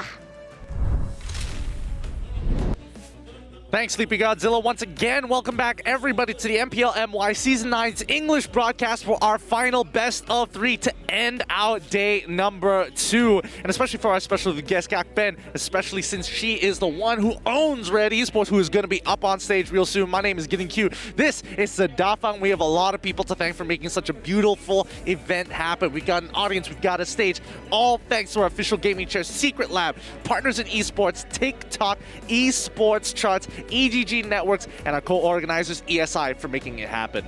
For those of you who might have just joined us at home, you certainly missed out on what may be the most grueling series of MPL MY Season 9 so far, where RSG MY, after a 32-minute game, were finally able to claim victory against SUHAZ Esports.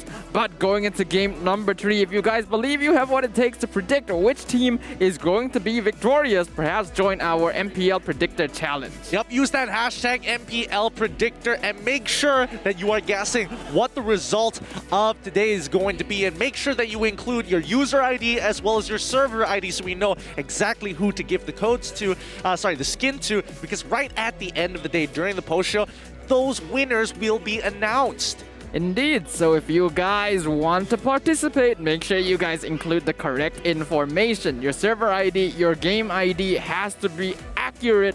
Otherwise, we won't be able to award the prize to the correct person, and you just might end up winning for someone else. So make sure you guys catch yourself making that mistake if you are participating. Make sure you get it done now, because it's now MAB up against Red Esports, and I think this is going to be one of the toughest challenges MAB has had to face thus far. Now going and dealing with some of the best teams here in Red Esports. I mean, they're topping Group E so far, and they have a 5-win streak. They just keep on rolling. I think both Red Esports and MAB have been sort of unexpected challengers here in MPL MY Season 9. I think they're both teams that came in without a lot of expectation on their shoulders, but they have certainly proved people wrong. Red Esports, obviously, were much more consistent in terms of their gameplay, but I think if anyone can show them a thing or two, MAB Esports has that potential. Yeah, no, that's the potential that we're talking about, and who can utilize it better, because right now Red Esports, they're looking clean, they're looking polished, and they are ready to rumble and farm those points from Group A, unless MAB has something to say about it. It's gonna be difficult though. We know that Red Esports, their performance so far has been very aggressive, very consistent. Their team fighting, their coordination, their communication, their execution has been all top tier going into Season 9. So MAB, they're gonna have quite the uphill climb to make, but if they're able to do so, it will be quite the upset. Yep, the only advantage that they have is their preparation for this upcoming patch. And they've already played a game previously. Hopefully, it's more than enough. We've got a little bit of a taste of the new patch then. Hopefully now, it's going to be a more refined than what we saw before. But the same can be said about Red Esports. They get to see that game, they have an idea. Both teams have already played in the previous day, so you already know their players. But it's time to bring them up on the stage anyway. MAB versus Red. MAB Esports! With the same starting lineup as yesterday, can MAB fix their mistakes today? Yep, will Olive be planning to switch up his playstyle today, or will he continue to opt for assassin-type junglers? Yesterday, they had a very difficult time overall when they had to go up against the Masha, so that's a hero that they have to give a lot of respect to in the draft from now on. Yep, the draft is going to be the key point for MAB. They've got the skills. They just need a draft that can help them excel and get the points that they need to survive. No doubt about that. RED ESPORTS. But on the other hand, though, we have RED ESPORTS. They continue to be performing red hot on the stage, and you can tell that by the cheers of the crowd. Will they be able to expand their winning streak to 5 matches in a row? Look, all 5 players are playing at tip-top condition. They are looking unstoppable, being one of the most polished teams so far here at the MPL's Phase 2. Yep, you can tell the number of fans they've been able to build up thanks to their consistent gameplay, and going into this series with a 4-game win streak, one of the few teams to have claimed victory in the new patch. We'll see what happens on the Land of Dawn. Oh, well, the draft is going to be so important here because based on what we've seen so far, Mama's had a phenomenal performance so far with that Masha in hand. But if you look over at MAB, Olive, he absolutely loves his assassins. The question is whether or not he will continue to go with assassins, because now that the meta is shifting towards more tank-style heroes, it may become a little more difficult to execute on them. Overall, though, you can see that the statistics on the side of MAB Esports are very consistent, with some of the more notable performers being ZachQT and Nova, the support tank duo that can really support the rest of MAB and allow them to scale up. See, that's the thing, right? With the new patch, Nova should be able to start making these bigger plays, and we've also seen Ren actually taking a little bit of a dabble in this new tank meta as well, bringing in crazy things as like Grok. We've seen even Ren QT's like, you know what, I'll bring Grok too, why not? And considering the amount of damage he has taken, it certainly fits the build. On the other side, we're going to be looking at RED ESPORTS, and one real confusing thing that we're gonna have to deal with this game is the fact that the EXP laners basically have the same name. Yep, it's Ren versus Ren QT, and either or, I think both of them, they like to play very different styles, right? Ren, if he dominates a lane, you can definitely see his presence on the map, but when he's given something that's not allowed to dominate, it is forced to go 50-50. The rotations are a little bit slow, and that's when Ren QT makes the bigger play, right? As a team player, as a team fighter, he executes a lot better with his team around him. Now, this is going to be a very interesting matchup between both these teams, because in addition to the EXP laners, we also have to look at Alif versus Syed, Ash versus ZachQT, Nova versus Mom, X-Slash versus Maul. Every single lane is going to be an intense 1v1 battle, and it's going to come down to each player's individual skills to ensure that they get the lane priority necessary for that early game lead. All right, let's have a look at the talent predictions here. Who is going to be winning this game? Is it going to be RED ESPORTS or is it going to be MAB? The overwhelming majority being RED ESPORTS, but Uncle Chickenrock decided to go for MAB this time. Always scary when you see a single talent voting for the opposite team here, but so far this trend hasn't been as consistent as it is in past seasons, so it is still anybody's game. We can't blame Uncle for going for MAB here. They have been showing a very good showing so far in Season 9, and although they are on a bit of a losing streak right now, you can bet that they're gonna make use of that to fuel their morale. I think it's ironic because Garakuri is actually the analyst for MAB and Uncle Chignon is the manager for Team Red, so it feels a little weird seeing that they're actually going for the opposite sides. I don't know what's going on the BM broadcast, but could be conflict. I think it's more of a gentleman's agreement. Let's just vote for each other's team so that we can apply the caster curse, right? But on the audience prediction, we can see overwhelmingly going to be in favor of RED ESPORTS. And very understandably so. Their performance has been rather outstanding and a big shock and a big change. They've definitely evolved into this next level new form that MAB needs to be able to kind of contest. And with this new patch, that's the only even ground that they get. I'm gonna be very interested to watch this match here because I expect some really intense gameplay coming out from both sides as we enter into week number 6 and the playoffs edge closer and closer. Every single team wants to build up as many points as they can, and that comes with some awesome gaming prowess. Guys, get yourself one today. If you haven't heard about it, our official smartphone for the MPL MY Samsung is giving you guys a potential chance for the A52s 5G, an awesome gaming experience like Stafa said, with a sleek design, making sure that every move you make is gonna look phenomenal on the screen. But speaking of moves being made, it's time for us to move the screen over to the very first draft of Series 3, Week 6, Day 2. MAB Esports drafting on the blue side, RED Esports drafting on their signature red side. Well, let's see how they're going to play this out, right? Because again, Fanny's going to get banned out. Yuzong actually getting banned out for the side of MAB. Standard bans for RED Esports. They always like getting rid of Selena. But Valentina, the question is, what else are they going to ban? MAB decide, you know what, Mom? Not this time. No Masha for you. Very fast draft. Interesting choice, but that means that MAB are not looking to play the Masha themselves. Perhaps not really Nova Escobar style here in terms of gameplay. And if they don't pick it, then you can be sure that Mom will. So MAB, they just don't want to take that risk. Yep, it's understandable. But RED Esports, what else are they thinking about? Beatrix? Is that much of a concern to them? I feel like with Mal's hero pool, he can definitely find a winning matchup somewhere. But getting rid of the Beatrix to make sure that X-Slash can't really contribute as much as he would like to with Beatrix in the bigger team fights. All right, fair enough. Speaking of Mal's hero pool, his signature 1-1 now is really starting to show itself due to the recent updates. And that's going to be a hero that MAB is going to be hard-pressed not to give over to RED Esports.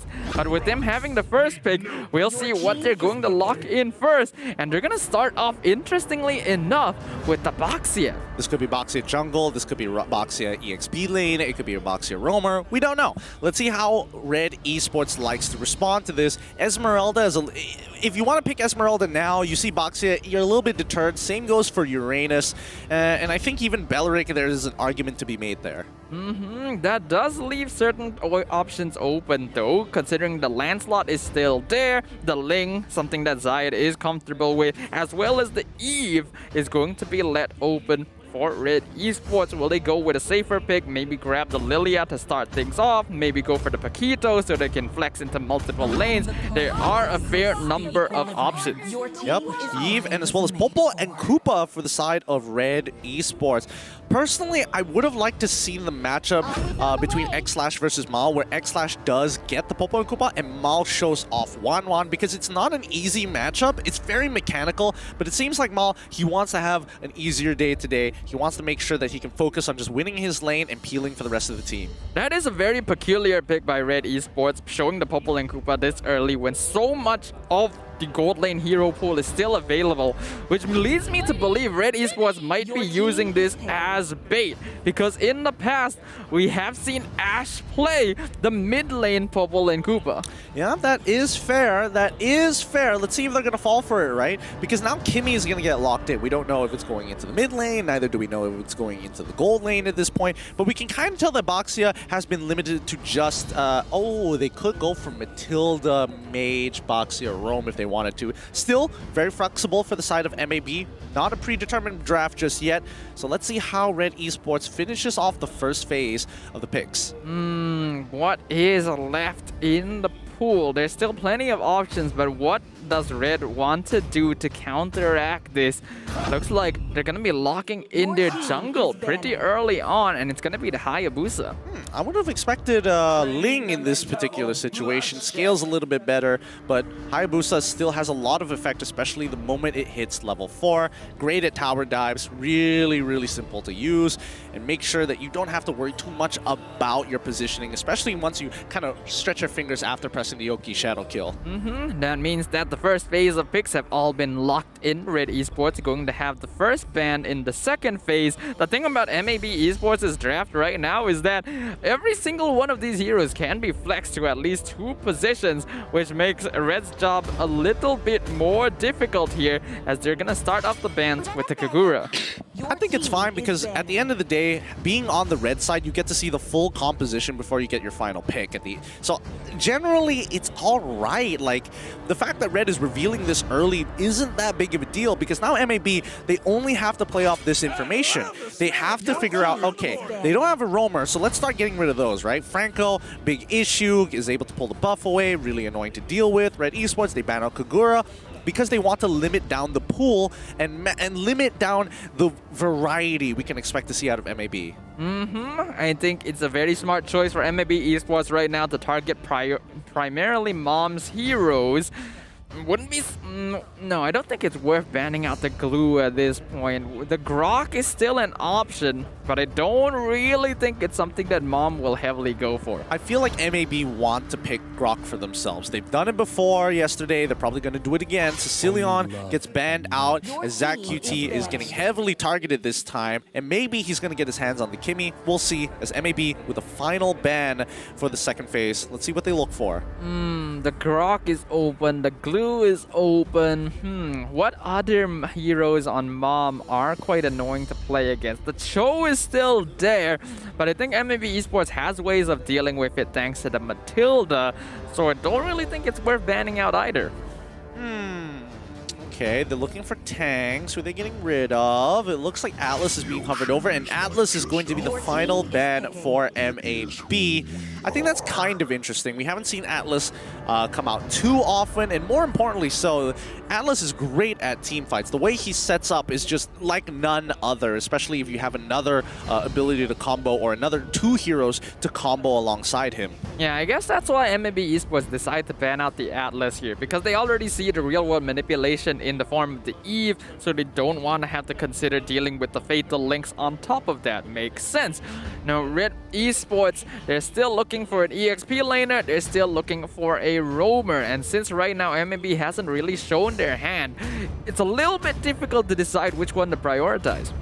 Yeah, I think at this stage, well, I mean, locking in your roamer is not too bad. It still can be flexed into the EXP lane. Very good use of flex picks for the side of Red Esports and as well as for MAB, but now MAB must reveal their entire composition. Until now, we don't actually know for sure where every single one of these heroes is going to be laning. So it's still anybody's guess what MAB's completed lineup will look like. The Grok is still open, you mentioned that earlier. If they really want to, the Esmeralda also not a bad choice since Red Esports has a Cho, they have an Eve as well. I think for MAB, where are they going to double down? They get the Belleric for themselves. This could be EXP Belleric, which I think is generally okay. But with a follow-up of Lilia, all right, that gives us a much better idea of what to expect. So with Lilia on, that means Baxia is going to go into the jungle.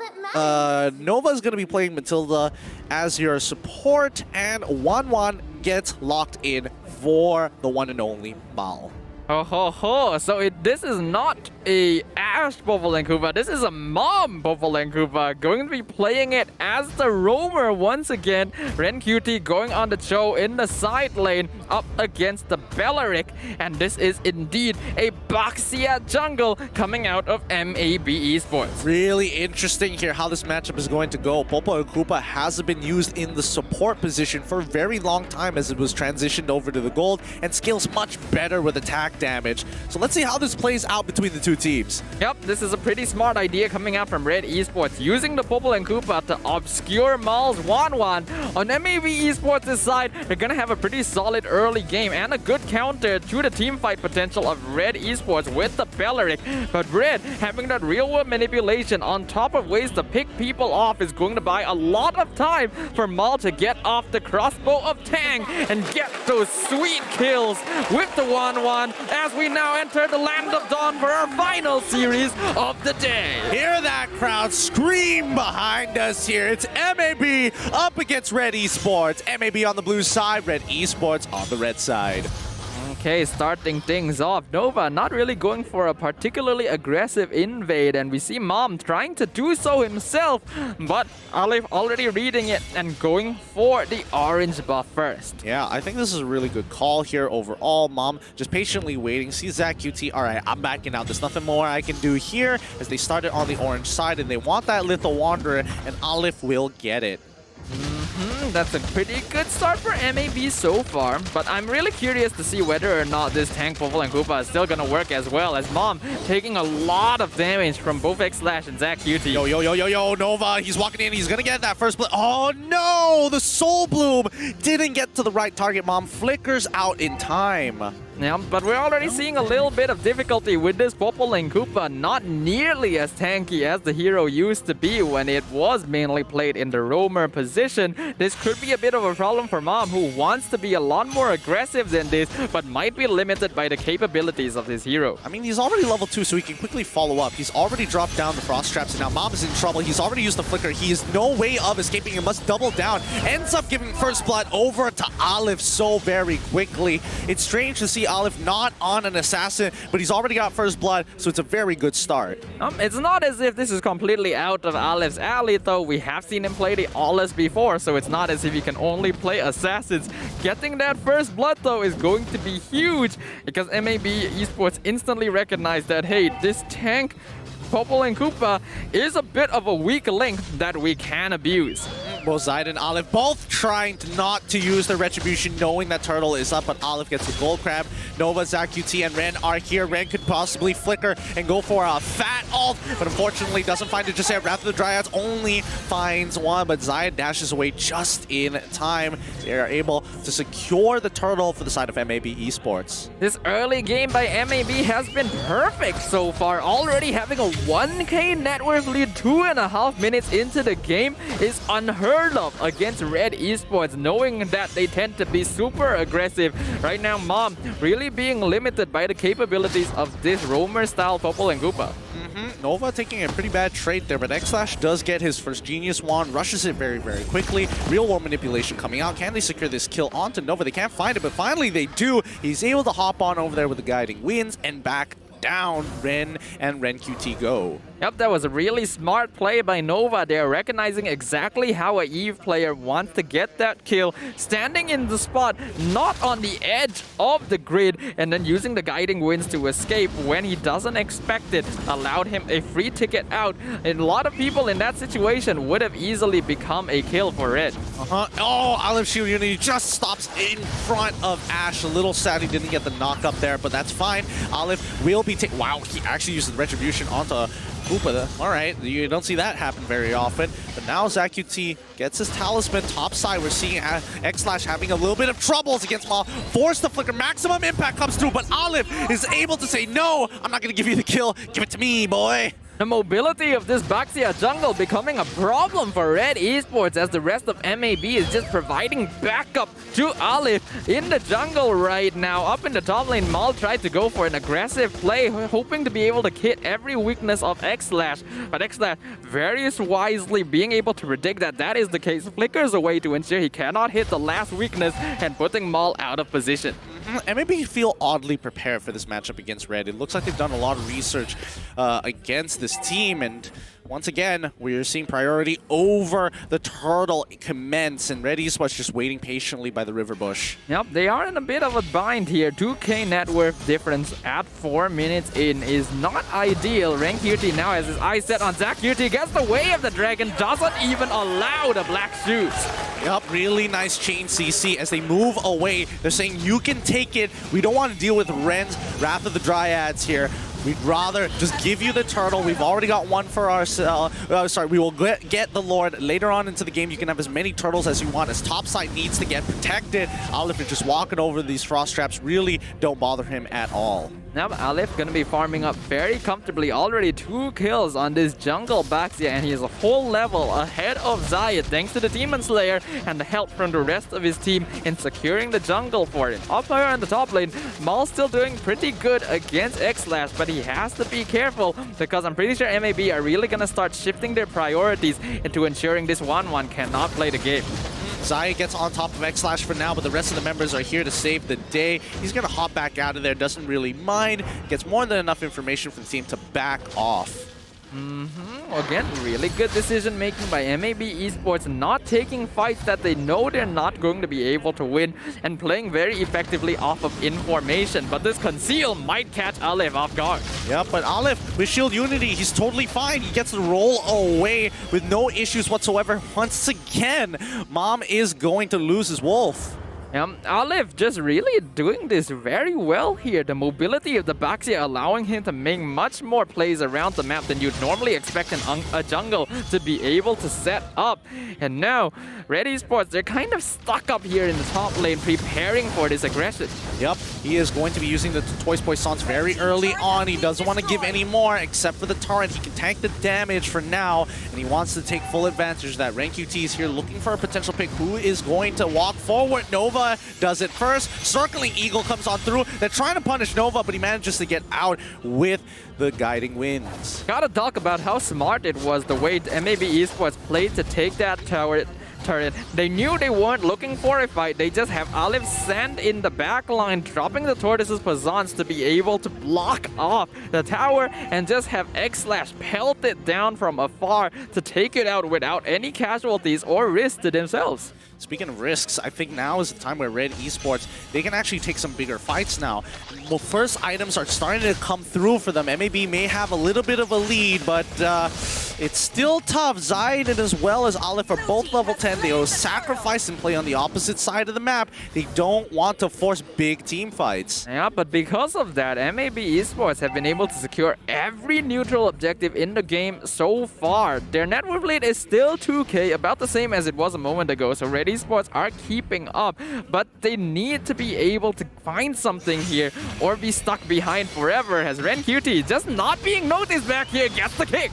Yep, X-Slash instantly goes down. Nova tries to save his life, but it's too late. Circling Eagle is going to get on towards Mom's side. He's trying to get on out. He does get the initial peel with the Alpha Wolf, but he has to sacrifice his life as he does not have any more to give. No flicker, no escape.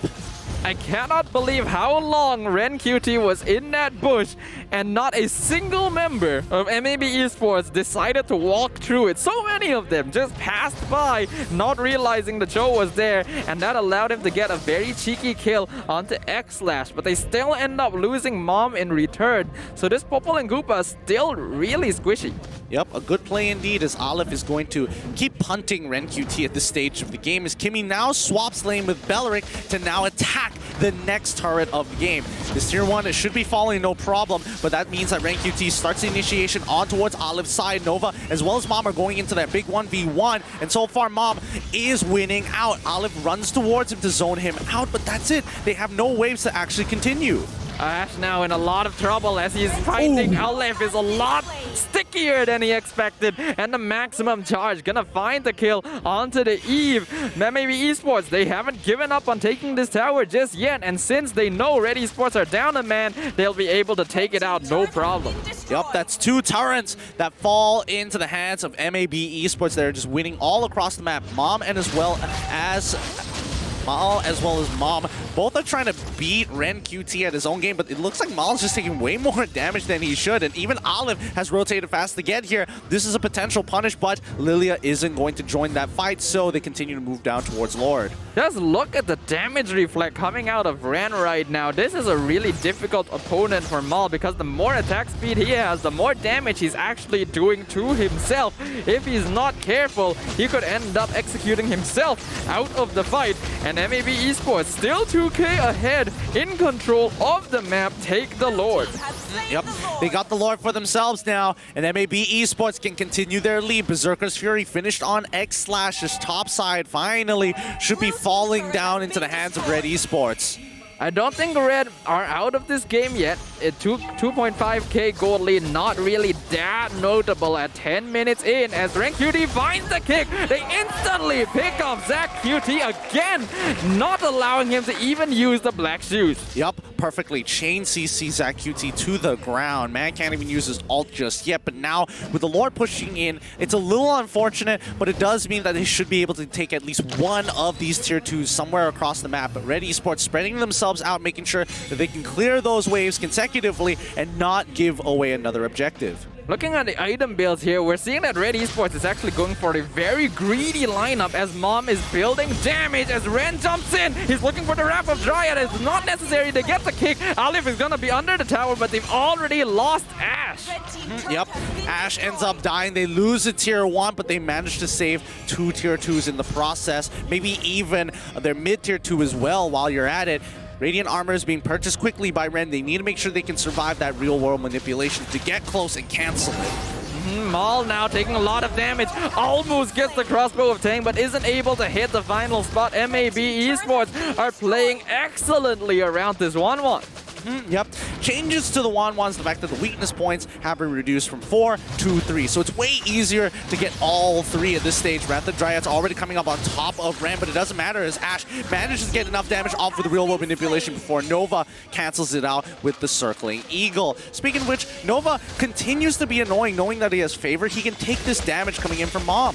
Yep, and now they're going to be pushing into the mid-tier 2. Mom not going to be able to do anything to stop this, and MAB should be able to take this out, but Ash was able to clear up the lane effectively, though top tier 2 now being threatened. Yep, Alif now attacks the tier 2. They are just claiming all that free gold 4K lead in favor of MAB Esports. Yep, this is looking pretty bad for Red. They are now 4.5k behind MAB, and even though they've been doing a pretty good job of keeping up in terms of the gold farm, they're now finding themselves unable to take a single fight because they lack a proper initiator, and Ren QT can only really find one, and it really does come down to whether or not he gets the way of the dragon in the correct direction in the first place. I would have thought that this is where Popo Koopa is going to fall off, right? I'm not sure what he decided to build just yet. It doesn't look like he built pure tank at this point. No, he's building damage. He had a BOD. Yeah, he has. Okay, so now that we know that, he's going to be chunking out a lot of the members, but it's not going to be enough. Again, someone like Alif who can just absorb the damage and generally does not care, can still run him down. Yeah, it's gonna be pretty rough for Red Esports, but we do know that Red, they are a team that leans towards these late game 5v5 team fights, so there is still a possibility, but Ren gonna be doing a lot to try and stifle that as the Wrath of Dryad looking for those big catches all the time.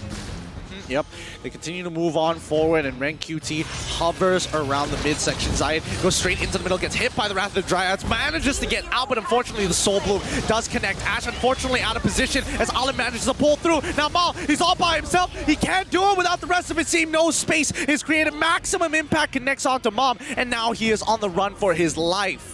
No way he's gonna outrun Alif on this Baxia, except looks like Alif actually is just going to let him go. He doesn't really care. He's gonna get the Lord. They already found 3 kills onto Red Esports, and now even Ren QT is being prevented from going home, getting chunked out by X-Slash and Zach QT. Yep. Oh, Ren, he's unfortunately going to be dead here, and that's going to be MAB Esports technically wiping out Red Esports, except for Mom. He's still alive, and even Ash makes it back just in time. And now MAB, this is the best position they've been in a very long time. 7.8k goal lead, 13 minutes into the game. This is an unprecedented performance coming out of MAB Esports. No one would have anticipated this going into this game. Looking at the player head-to-head between Zach QT and Ash, it is leaning quite heavily towards Zach QT, only Ash having a slightly higher KDA. But Zach QT having way more gold per minute, damage per minute overall, simply because of the fact that MAB Esports are constantly finding catches. Yeah, and they haven't stopped just yet. They've been able to kill Zach QT a good number of times, but nothing too crazy so far. Like, they haven't been able to find a pick onto X-Slash just yet, and I think the only person who has done that is Ren QT at this stage of the game. But even for Ash, he's struggling to play because there's so many things that just cancel out his, the circling eagle, just the vines coming in from Ren, possibly even getting hit by the shield Unity from Alif. Yep, Luminous Lord doing half the inhibitor's damage already. Alif jumping into the backline to zone out Red Esports, and the inhibitor goes down without any fight at all. Zayed tries to jump in, but instantly has to back off. Even Maul taking a lot of damage from the Lord, and MAB gonna use this opportunity to push in and get more inhibitor towers. Yep, it looks like Red not looking or feeling very good about their draft so far as MAB continue to press their advantage. They've already got an inhibitor. What more? 8.9k, 8.8k, 15 minutes into the game, 39-48. This is a checkmate angle for MAB Esports. And who would have anticipated this going up against RED Esports? Literally before this game we said if MAB Esports is able to claim the victory, it will be quite an upset. And that is exactly what we're witnessing right now. Not even allowing RED Esports to put up a fight, a very decisive snowball from MAB to prevent the cores from Red to even hit their power spike. Yeah, I mean, it's rough, and they do have the EXP, but I don't think it's enough. X-Slash now in some trouble. Oh, he takes the kill, but RNG was not in his favor. Zide finds the initial kill. Rank QT is looking for an engagement here, but that just means Wrath of the Dryads gets popped to save the day. Mom's going to get the initial lockdown on towards Ren. The taunt comes on through, but unfortunately, they cannot go any farther than this. Real world manipulation comes on out. Nova tries to get into the middle of that fight, but Mal, he's just doing just enough, but not popping off his ult. This is the composure of RED Esports, instantly responding, finding basically the most important catch they could onto X-Slash, and then trying to go in to see if they can find any more without losing any members in return. They're obviously still very much on the back foot, but the late game is a realm in which they are very comfortable, and if they're able to turn this around, it will be quite the comeback story. Yeah, it would. RED Esports, they got plenty of damage here, and now sitting on top of Lord, the rest of MAB slowly start creeping in on this. This is going to be a tough fight, especially for the marksmen. Maximum Impact does miss, but now we can see Aleph running into the middle of that purple buff. It's not looking good. Zai gets it out of that fight. The kick comes through onto Aleph, but Mom, he's just continuously peeling backwards, and Ren QT has no way to get out. Yeah, I think RED Esports, they have no choice but to abandon Ren QT there, who did a very good job of delaying MAB, preventing them from jumping onto the squishier members of his team. But without their primary initiator, it's going to be difficult for RED Esports to try and contest this Lord. Yep, you see Nova, he's walking up. Mal gets into the back line. Oh! Crossbow of Tank pops off and is able to pick up Zach QT as well. Two of the carries are down. Mal makes the play, and the rest of RED Esports will follow up. A double kill coming in for Mal. Make it a shutdown. Give him the last one. Triple kill going over to Mal on the 1-1, and you guys can hear the cheers from the crowd as we are witnessing an absolute upset by RED Esports, rendering all of MAB Esports' previous efforts pointless. They're gonna chunk out Aleph, take away his immortality, and instantly turn around for the victory. What again? Ren QT lifts both his hands up. What just happened? An instant turnaround after a good fight and an insane play coming in from Mal. We are just witnessing an entire day of absurdity today, ladies and gentlemen. After a grueling Series 2 of the day, Game 1 of the third series, RED Esports in a single fell swoop turns around a game that was against them for the entire time. That has to be so heartbreaking for MAB Esports. They had like an 8.8k lead and they dropped it off of one Lord fight. Oh, you hate to see it. You hate to see it. I honestly cannot believe what I just witnessed as well. I'm pretty sure the crowd here in the arena, they're feeling so excited about witnessing that, because how often do you see something like that happen? Yeah, no, not very often indeed. Like, I don't know how exactly Mal was able to find the weakness points just in time, hop over the wall, and manage to start securing kills out of nowhere. And especially with Ren QT just absorbing all that damage, well done. I mean, that's all you can really say about this. Yep, really well done. We already highlighted during the game that in the late game is where RED Esports will shine the most in these big 5v5 team fights. But even I did not expect them to be able to so quickly and decisively turn that around. Yeah, I mean, MAB Esports are still up in terms of kill score against RED Esports 18 minutes into the game. And I think that's the major issue. The fact that MAB Esports were not able to close out this game against Red. They had everything, all the ingredients ready to go. Yep, they were just looking for the next Lord so that they could slowly push in and make use of the neutral objectives to secure the game for themselves. But once Red Esports identified even a single moment of weakness, once they were able to pick off X-Slash, once they were able to pick off Zach QT in the background, Aleph and Ren, they don't do nearly enough damage, and Red Esports can just take their time dispatching them. Yeah, look at that. Mal, at the end of the game, he comes out with almost a full build. 5 full items, no boots, never needed it anyway, and the Inspire making all the difference here. As soon as he got that Malefic Roar, I'm surprised he went for the Sea Halberd, but just making sure that Ren isn't able to heal off in fights, and the same goes that Nova's overall favor blessing isn't able to top off low members like Zach QT or X-Slash, really change the tide of the fights, because the only other person who has any kind of negation to heals is Ren QT. Yeah, but what really does surprise me is how much Red Esports were willing to risk it with this damage roamer, Popple and Koopa. You expect him to build something more like a tank, but no.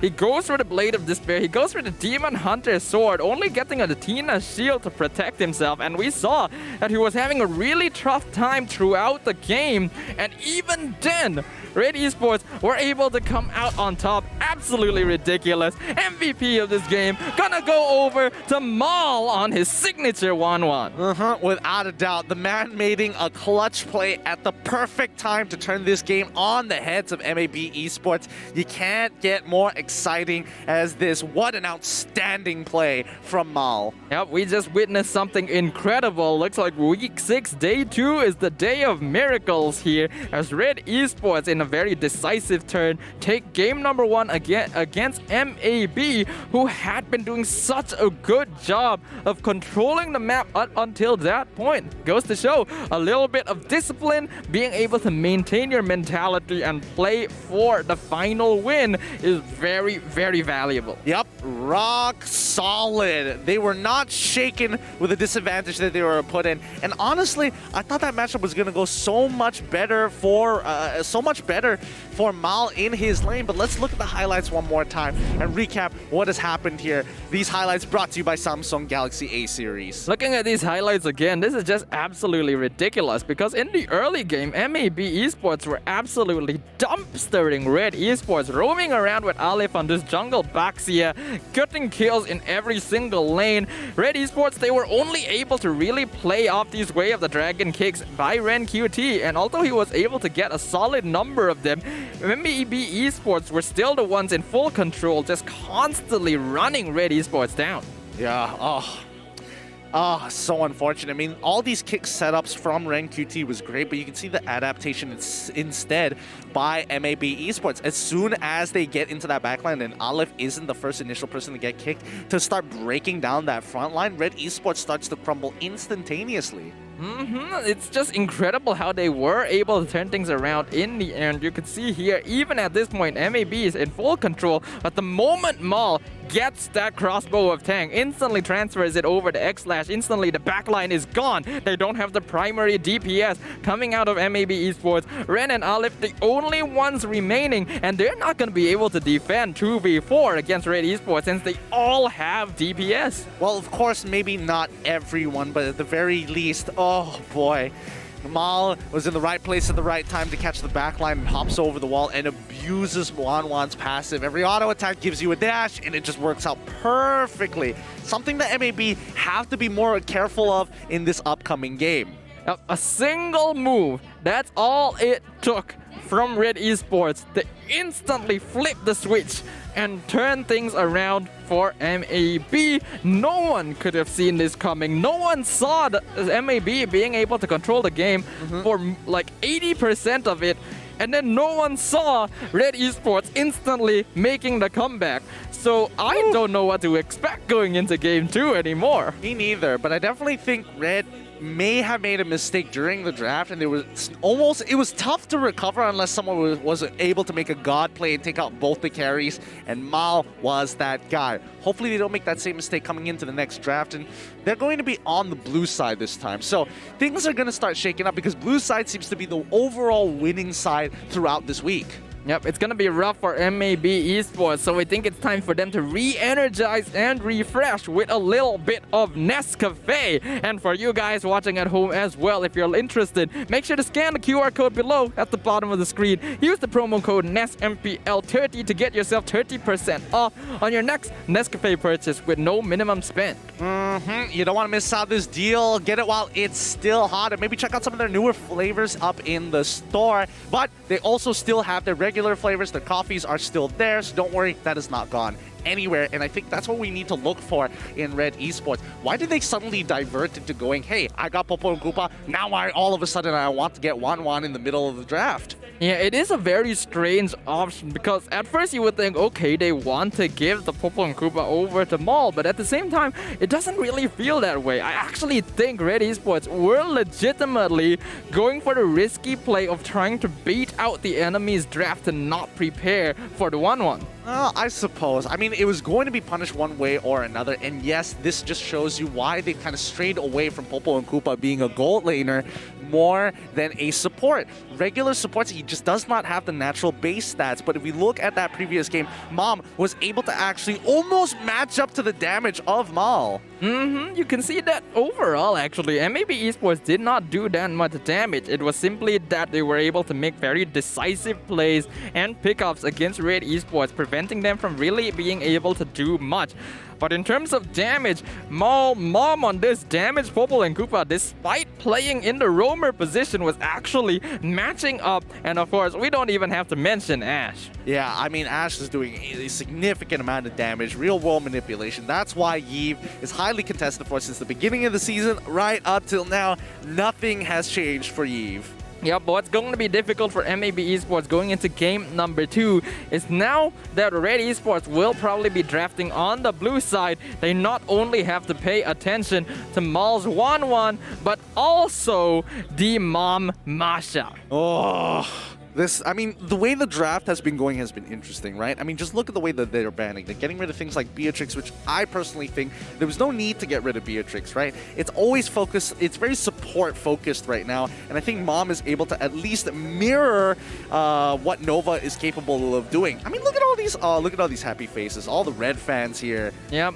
We can tell that there are a lot of Red fans in the arena because they were just cheering so loud every time Red were able to find a return kill onto MAB. And when they turn things around, wow. Yeah, and you can also tell because they are literally wearing some piece of apparel that's red. Cockpit is my blood. That's funny. That's good. I love the support. Yeah, I think if that's true, you gotta get that looked at, buddy. Oh boy. Oh boy. Overall, lots of support for Red Esports in the stadium. I'm sure we've got plenty of MAB fans here and at home as well. So if you guys, whichever teams you guys are fans of, and make sure to shout out your support in the chat. And of course, if you haven't yet, there is still the hashtag MPL Predictor campaign you guys can participate in. So make sure to guess which team you think is going to win, and then include your game ID, your server ID as well, so that you stand a chance to win some prizes. For all we know, another upset could happen here. Blue side has been rather victorious, but the way that it seems here, nothing is predictable here at the MPL MY.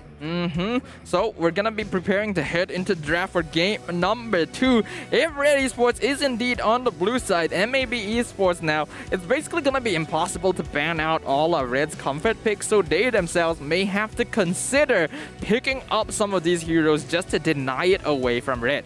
Yeah, and I think denying it might be a little difficult here, because I think as long as MAB is playing towards the strategy, which I think they were doing a good job in game number 1, the same thing applies in game number 2. It really came down to just their overall decision making and making sure they have the experience to check these brushes, make sure that they're clear to keep that backline safe. I mean, I guess so, but you can't really fault MAB for making a single mistake in that game, right?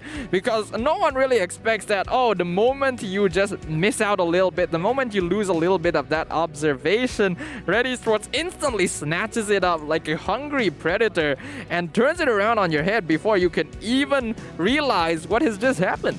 No, that's the thing, right? That's the kind of mentality that keeps you in this local scene. And I think they are looking for more than that. These players want to go and start representing Malaysia in bigger tournaments. MSC, M4 coming in towards the end of the year. So many international tournaments can happen. And if they limit themselves to saying, hey, that's an okay mistake to make, I think that's just the wrong mentality to be jumping into a pro league.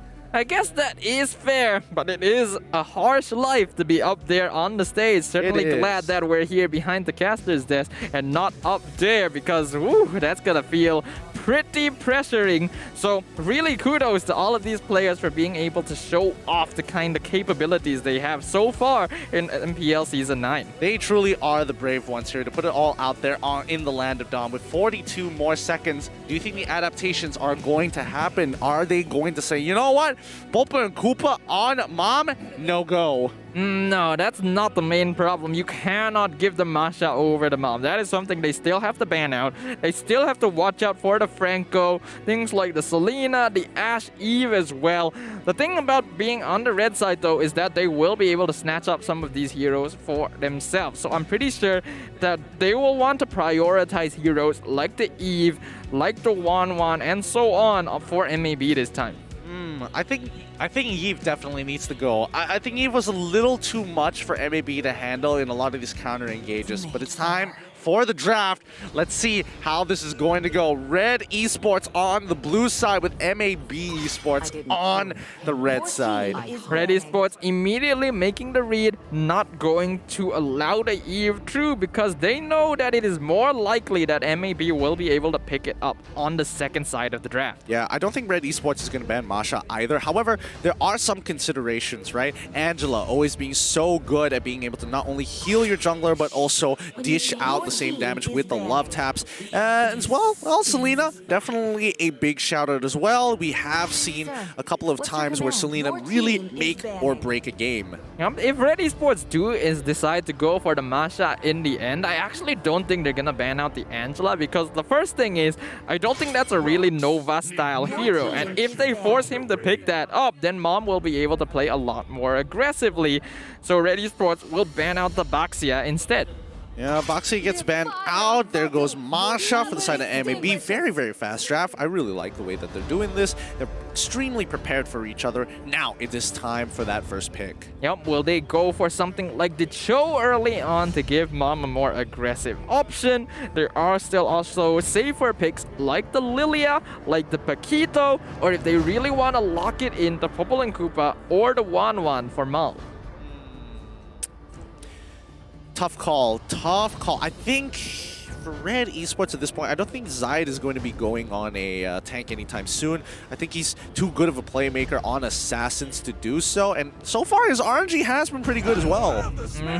So that means that Franco is going to be gracing the land of Dawn once again. It has been a while since we've seen this, since a lot of teams are just respect banning this hero ever since it became more prevalent in the previous weeks. Yeah, I mean, Franco has just been overall annoying, really slows down the enemy jungler, but is always relevant throughout the game. The Iron Hook is impactful. The Bloody Hunt is impossible to deal with if you get caught up in it. You just hope for the best, and maybe something will save you. MAB, on the other hand, they get 2 picks. What are they going to be looking for?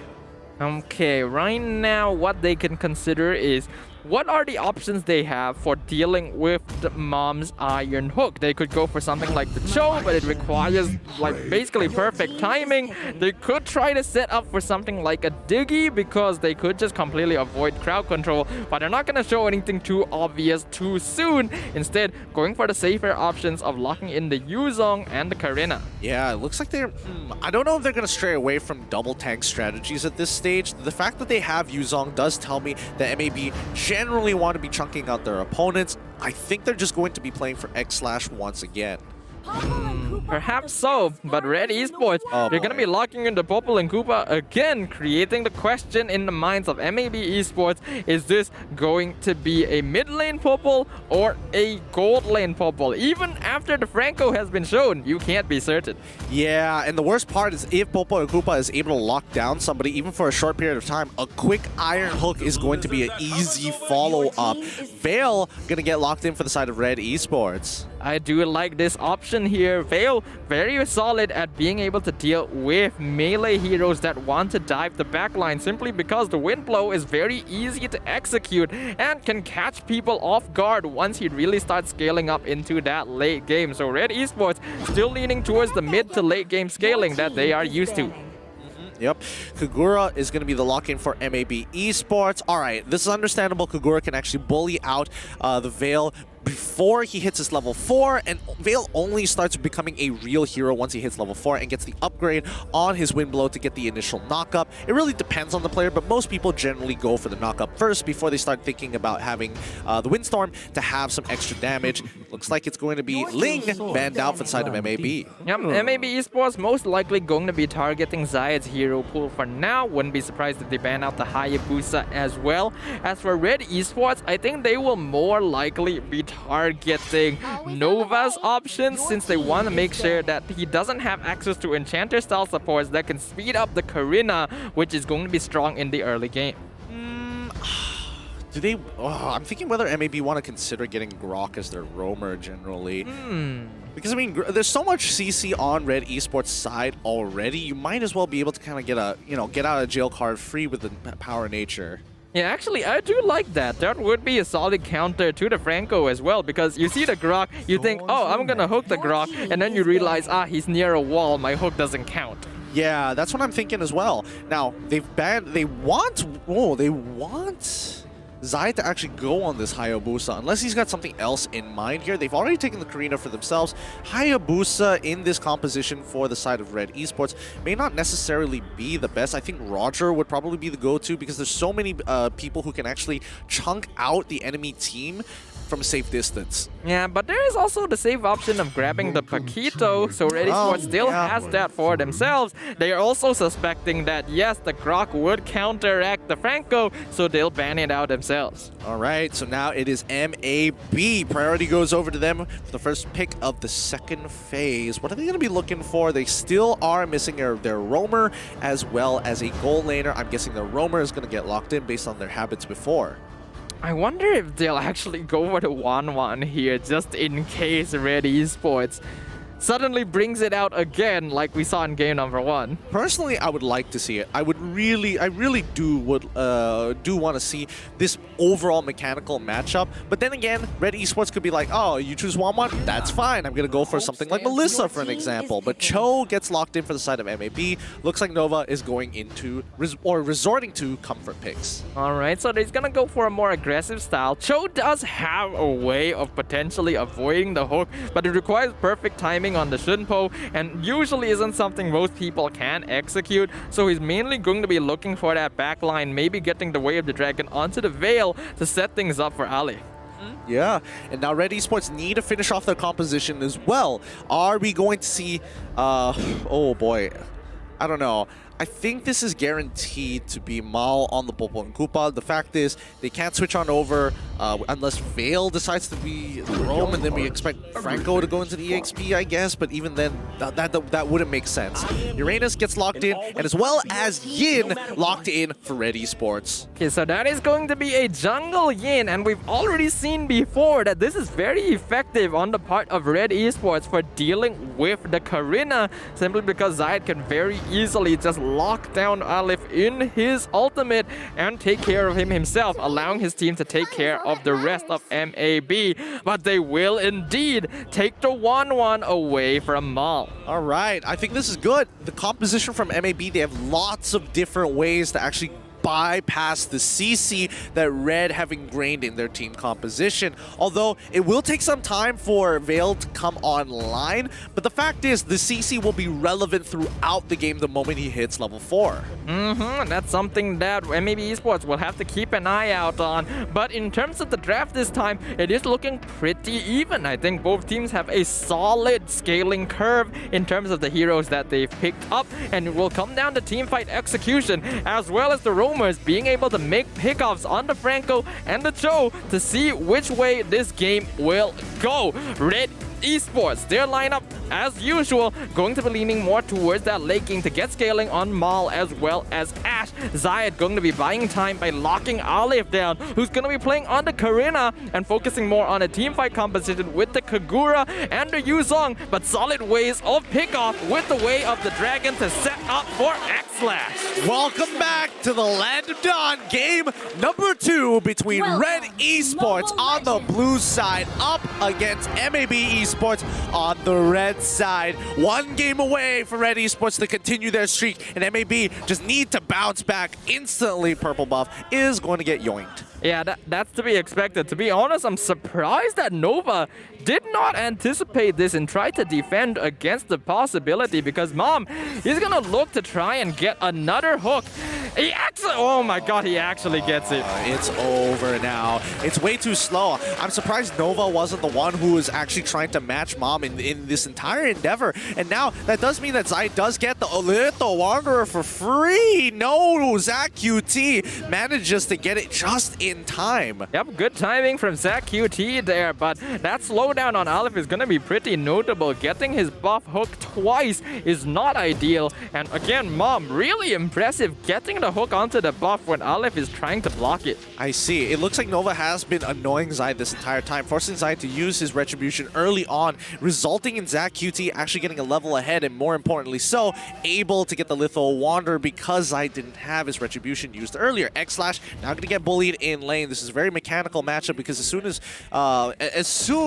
X-Slash hits oh my level, god. Oh man. Oh my god. Oh man. This is so demeaning because we can hear the crowd just clapping every single time the buff gets reset. The red fans are relentless. Yep, Aleph just not having a good time. He didn't have a good time yesterday. He's not having a good time today as well. Mom just switching his targets like he did in the jungle yesterday against the homeboys, and now is showing what he's got on this Franco.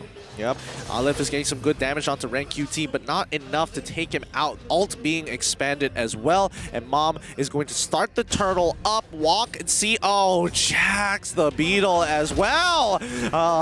This is starting to get frustrating for Aleph. Well, at the very least, Aleph was able to finish it off. Mom tried to get the steal, but might have mistimed his ability just a little bit. So now the turtle is actually leaning towards MAB's side. Red Esports have to try and make the move. No, Black Dragon Form is going to open up the map to make sure that his entire team is going to do this safe and sound. No counter engagements coming out from Red Esports just yet, but MAB, they were playing a strong objective game in game number 1. Hopefully, it's the same thing game number 2. Zach QT, oh, manages to sidestep just in time. Gets a good kick on towards Mom. Yin Yang overturn completely in the wrong direction. Oh, that was some really good play from both sides. Not only did Zach QT manage to sidestep the hook, but hold on a moment here. Mal getting ganked by Aleph and Nova. Nova jumping in, but doesn't have the way of the dragon. He used it earlier.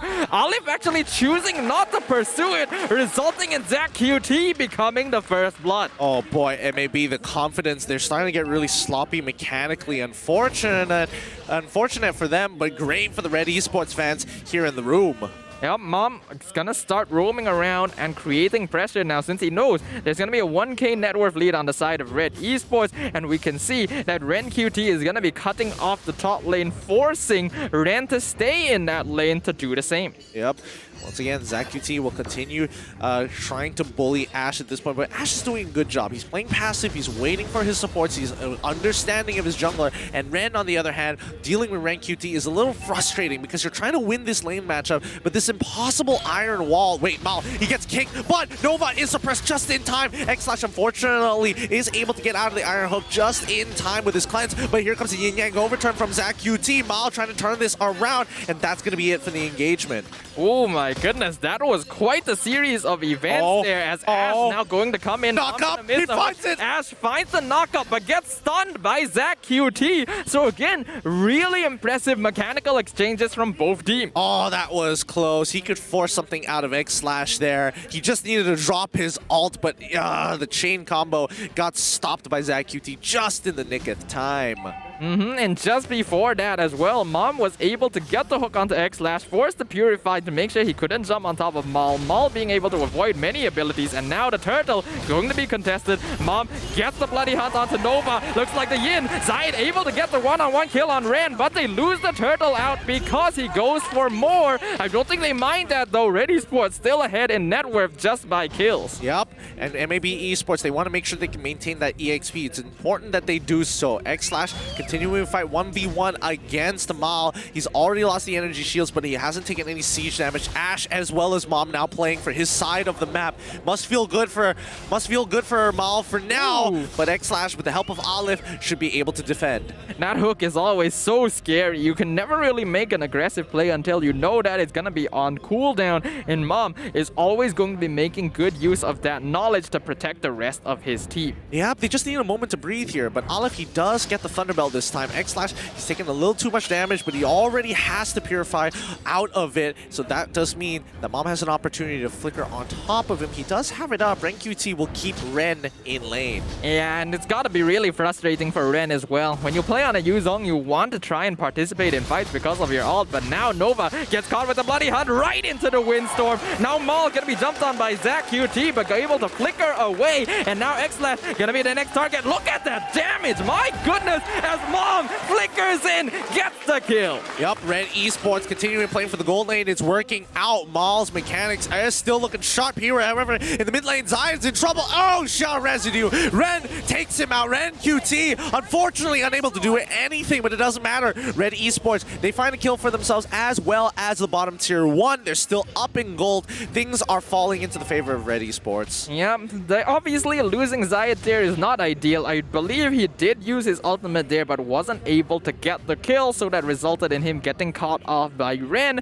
Not the worst thing, but obviously RED Esports want to ensure that this Yin stays ahead of the opposition, because that is the most consistent way of ensuring he actually gets the 1v1 victory. Yep, now Mal, he's playing very carefully here. He notices that X-Slash only walks up when the rest of his team is there, and MAB, yep, they are there. They spot them out. Mom, he's walking up, trying to see if he can get anything out of Olive. He, unfortunately, with the Iron Hook, catches the gold crab, but Retribution forced out from Olive. And so far, I think Nova, if he's looking for a target, he's been looking for Mal very often. And yes, he finds it again, kicks him in the wrong direction, but unfortunately, Mom is there to stop him with the Bloody Hunt.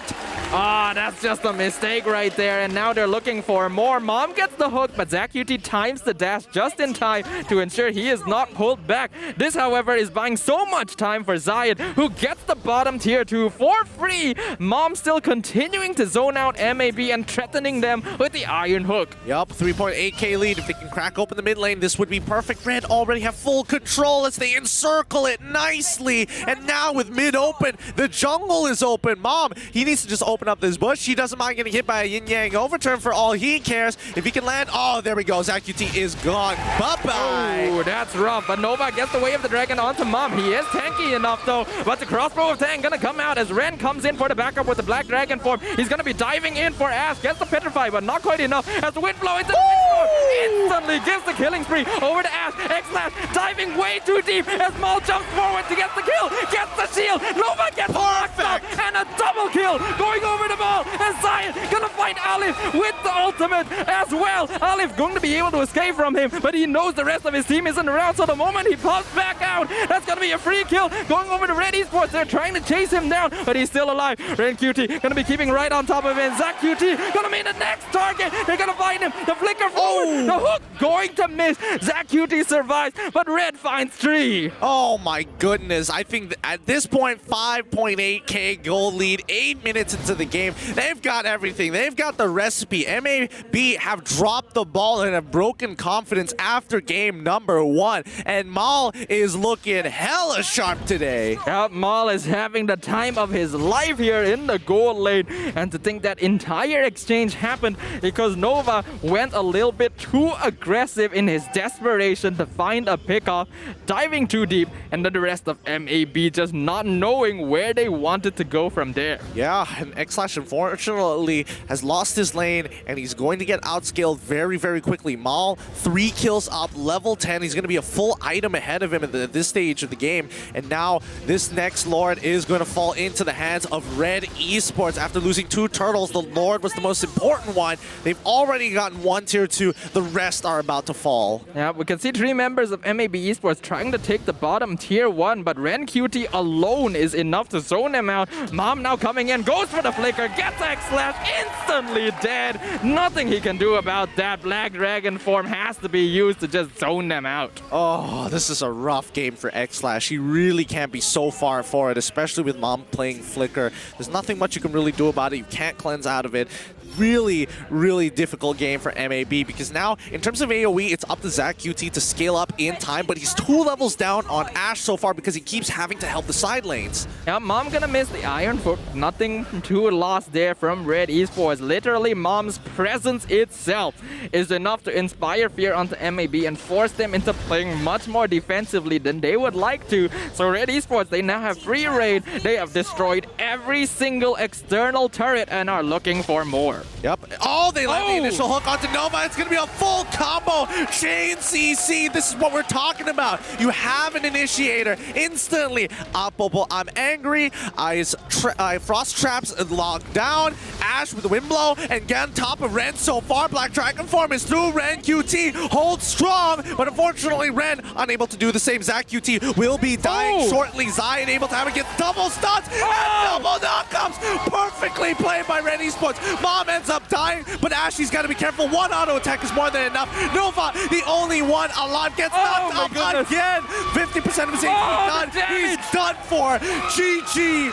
Well played to Red Esports. Absolutely unstoppable. One-sided domination in game number 2 as Red Esports shows MAB how it's done. They had to rely on a comeback to come out victorious in game number 1, but here is where they truly show their fangs. This is how Red Esports plays. Red is my blood. The fans are happy. They put one hell of a show for a quick 2-0 against MAB. GG. Well played, Red Esports. Let's jump over to their mic check. Tapi kalau kau pikir seorang macam sedap. Tengok aku. Ni pisang tu, kita defend belakang tower ni. Tak apa, kita kan hero late game, santai lah. Mati Bazia ni. Tak mati tu. Mati. Mantap. Mantap Zai. Jom. Gas. Hati-hati balik. Kiting man. Slow Nak. Aku mantap. Boleh ni. Sini. Boleh. Aku dah balik, mati dah. Satu. Mantap. Boleh lah. Boleh. Jalan ni kat gurau depan. Dekat. Aku tak dengan korang ni. Main dengan tim Pani Z. Aku baik. Kena. Mantap. Tengok aku yang kalau kena. Dia nak buang masa. Ambil tahu. Tak kejar. Bawah tu tahu meletak hilang. Mal, kalau kau gigit siapa aku bersama Mal. Kalau Adi tak ada ulti. Boleh tak? Buang Mal pecah. Menang. Red is my blood. Dan lagi sekali pasukan Red Esports menunjukkan dominasi. Kita tengok di mana kita punya crowd beri sokongan yang sangat-sangat kuat kepada Zaid yang atas pentas. Dengan sokongan macam ni, apakah perasaan anda sekarang? Perasaan saya rasa bangga lah sebab semua yang datang ni separuh daripada family saya. Wow! Memang mantap, family the best. Tapi saya nak rewind balik. Okey, kita pergi balik pada game pertama. Game pertama, nampak pasukan MLBB. Mereka tengah control game. Tetapi pasukan Red Esports berjaya untuk dapatkan comeback. Macam mana you guys planning untuk dapatkan comeback tersebut? Planning kita orang tunggu power spike kita orang je lah bila dah late game tu. So kita orang try swap damage diorang Kimi dengan Lilia berdua je. So kita orang target diorang 2 tu je lah. Dapat 2 memang wow tu menang lah. Ya, kita boleh dengar kat situ di mana bila flank tu terjadi, performance you guys terus berjaya untuk menangkan team fight. Tapi Zaid, you adalah jungler. Kita boleh tengok di mana patch dah berubah. Adakah susah untuk Zaid sendiri untuk adjust dekat dalam patch kali ni? Susah sikit lah sebab hero pool saya jadi kecil sikit. So nak kena banyak training lagi untuk patch baru ni lah. Ya, ini kita boleh tengok di mana banyak sangat hero yang kita dah saksikan lagi pada kawasan jungle. Tetapi performance daripada Red Esports masih nampak kuat. Adakah pada pendapat Zaid dengan performance yang hebat ni, boleh ke tidak kekal undefeated sampai ke playoff? InsyaAllah boleh. Kita orang try kekalkan lah. Come on Zaid, kita punya penonton sini semua sokong cakap memang confirm boleh kekal undefeated. Dengan ada semua orang kat sini, tolonglah bagi apa-apa pesanan kepada semua orang yang tengah menyokong sama ada dekat sini ataupun kat rumah. Pada fan Red Esports, teruskan support kita orang sampai kita orang lepas playoff. InsyaAllah, amin. Alhamdulillah dekat sini kita boleh tengok perbezaan tinggi yang sangat-sangat besar, tetapi fan punya support tunjuk banyak sangat kesayangan kepada Zaid. Tapi macam mana sekalipun, kita nak dengar analisis untuk game tadi. So kita akan terus pergi kepada bahagian post show. So tak membuang masa, kita akan terus pass ke Sleepy Godzillas. Red Esports mendominasi di game yang ketiga. Anda bersama saya Sleepy Godzillas dan juga Arta dan juga Kak Pen. Tanya kepada Kak Pen. Tapi terlebih dahulu kita tanyakan tentang permainan sebentar tadi, Arta. Game tadi nampak mudah untuk pasukan Red sebab kita nampak ada kemasukan banyak unit-unit hero yang seperti kita boleh katakan Veil antara salah satunya. Dan dalam game tadi, MAB cuba melakukan sesuatu tapi chemistry diorang dalam penjagaan jungler, Alif banyak kali kan kita nampak Mam hook. Kalau dia hook tu, dia dah melambatkan proses untuk ahli pasukan MAB. Dan ini antara salah satu faktor di mana diorang susah nak pegang early game sebab Franco tadi. Ya, sekarang ni kita akan saksikan item build untuk kedua-dua kumpulan MAB dan juga Red Esports. Mana kita kalau lihat pada drafting yang dilakukan oleh pasukan MAB, diorang ada cara untuk pergi kepada pasukan Red Esports. Tapi Red Esports gunakan Franco ni sebaik boleh sebab banyak kali seperti yang saya katakan tadi, apabila hook dia berjaya kena kepada resources buff tu, dia akan melambatkan proses Alif. Alif susah untuk ganking, pergi kepada EXP laner, pergi kepada gold laner, dia susah nak melakukan tu sebab banyak kali Mam kacau. Even kalau ada setup daripada Cho yang digunakan oleh Nova Escobar pula, bloody hand dia stop kan. Lepas tu ada pula wind blow daripada Ash ni. Dan yang paling menarik sekali, jarang-jarang kita nampak Veil ni tapi dibawa masuk pula. Kalau kita tengok tadi pun Marsha di ban tapi Franco pula naik. Tapi dalam masa yang sama, Asha nak pertikaikan sedikit pasal draft pick di mana tadi Veil keluar dipilih pada awal permainan. Macam masa dia pilih terlampau awal. Jadi pilih kita tahu Veil ni memang orang cakap power lah hero ni. Jadi bila dikeluarkan awal. Dekat top 3 pick tadi kita nampak pasukan Red memilih Veil antara top 3 pick. Dan kalau kita tengok kat sini, patch dah baru, iframe hero ni yang boleh mengelak daripada skill seperti Lancelot, Hayabusa dan juga Link. 3 hero assassin ni dah jarang diguna pakai, tetapi Link tadi kalau kita tengok dia telah dikeluarkan. Dan iframe hero ni kalau kita tengok, kalau dia tak dipilih assassin tak main seperti ini, hero-hero yang seperti Vale akan masuk, lepas tu Veil pula akan masuk. Bila kita tengok pada post tag ni, di mana kalau kita tengok kepada Rich Guy memang ada pada Zaid 765 gold per minute. Dan dekat sini Mal, dia carry, dia punya potensi marksman dia memang sangat bagus. Dan Nova Escobar selaku sandbag disertakan dengan Mam, the forgotten one. Kita takkan lupa pun apa yang Mam lakukan. Daripada segi damage yang ada di sini, kita tengok Mal punya damage memang begitu banyak. Marksman, dia dengan pengambilan turret pun, even damage tu turret kita boleh saksikan 39,000. Popokan kupang ni sangat-sangat bagus dan efektif di dalam permainan kali ini. Tapi bila cakap pasal Mam, saya teringat dengan permainan semalam yang ditunjukkan oleh Mam. Permainan dia sebenarnya nakal. Tapi pada hari ini pun bila dia menggunakan Franco, nakal juga. Sebab dia curi buff. Jadi Asha rasa Mam memang tiada tandingannya. Betul atau forgotten one. Dan kalau kita tengok kepada statistik yang ada di sini, pasukan Red, diorang mendominasikan. Diorang tahu apa kelemahan pasukan MAB ni. MAB perlukan masa untuk diorang farming. Even 1-1 tadi pun tak ada setup yang dilakukan oleh Nova Escobar untuk mendapatkan ahli pasukan Red. Dan 1-1 pun tak boleh nak perform sangat. Even kalau ada Black Dragon daripada Red ni pun, dia nak pergi ke belakang pun, tetapi team dia tak ada lagi damage, tak ada lagi item yang secukupnya untuk counter balik serangan daripada pasukan Red ni. Jadi apa pembaikan yang boleh MAB lakukan daripada permainan yang ketiga ni? Kalau kita tengok pada game match yang ketiga ni, game yang kedua ini, match yang kedua ini di mana pasukan MAB, kalau nak bercerita pasal drafting diorang agak balance, cuma rotasi yang diorang lakukan tu tak kena sikit, ataupun Roma daripada side pasukan ni yang lebih berkuasa. Sekarang kita saksikan MVP di mana RED ESPORTS mal dengan match KD 408, match KP 67%, manakala match GPM 736. Jadi Aisyah nak tanya dulu kepada Kapten. Kapten pun dah tengok anak-anak buah Kapten perform. Macam mana pula dengan performance mal dijadikan MVP untuk game sebentar tadi? Saya kalau mal saya memang macam mana orang cakap, bila tengok dia saya dah tak boleh cakap apa-apa sebab saya tahu ini adalah role dia yang kalau dia perform ini adalah mal. So saya tak boleh nak komen lebih lah maksudnya. Kira ini mal yang Kapten kenal. Betul, sebab Red kalau orang sebut saja pasal Red, Red ada mal. Tapi kat sini kalau kita boleh bagi silent MVP, saya boleh bagikan kepada kesemua sebab improvement diorang 5 kali win streak kan Kak Ben. Dan ini menunjukkan boost moral diorang lagi tinggi dan tak mustahil lah kalau playoff. Kalau si Zaid cakap tadi kita akan masuk pada playoff, diorang dah masuk pun. Cuma sekarang diorang kena menjuarai saja. Dengan gameplay macam ni tak jadi masalah sebenarnya.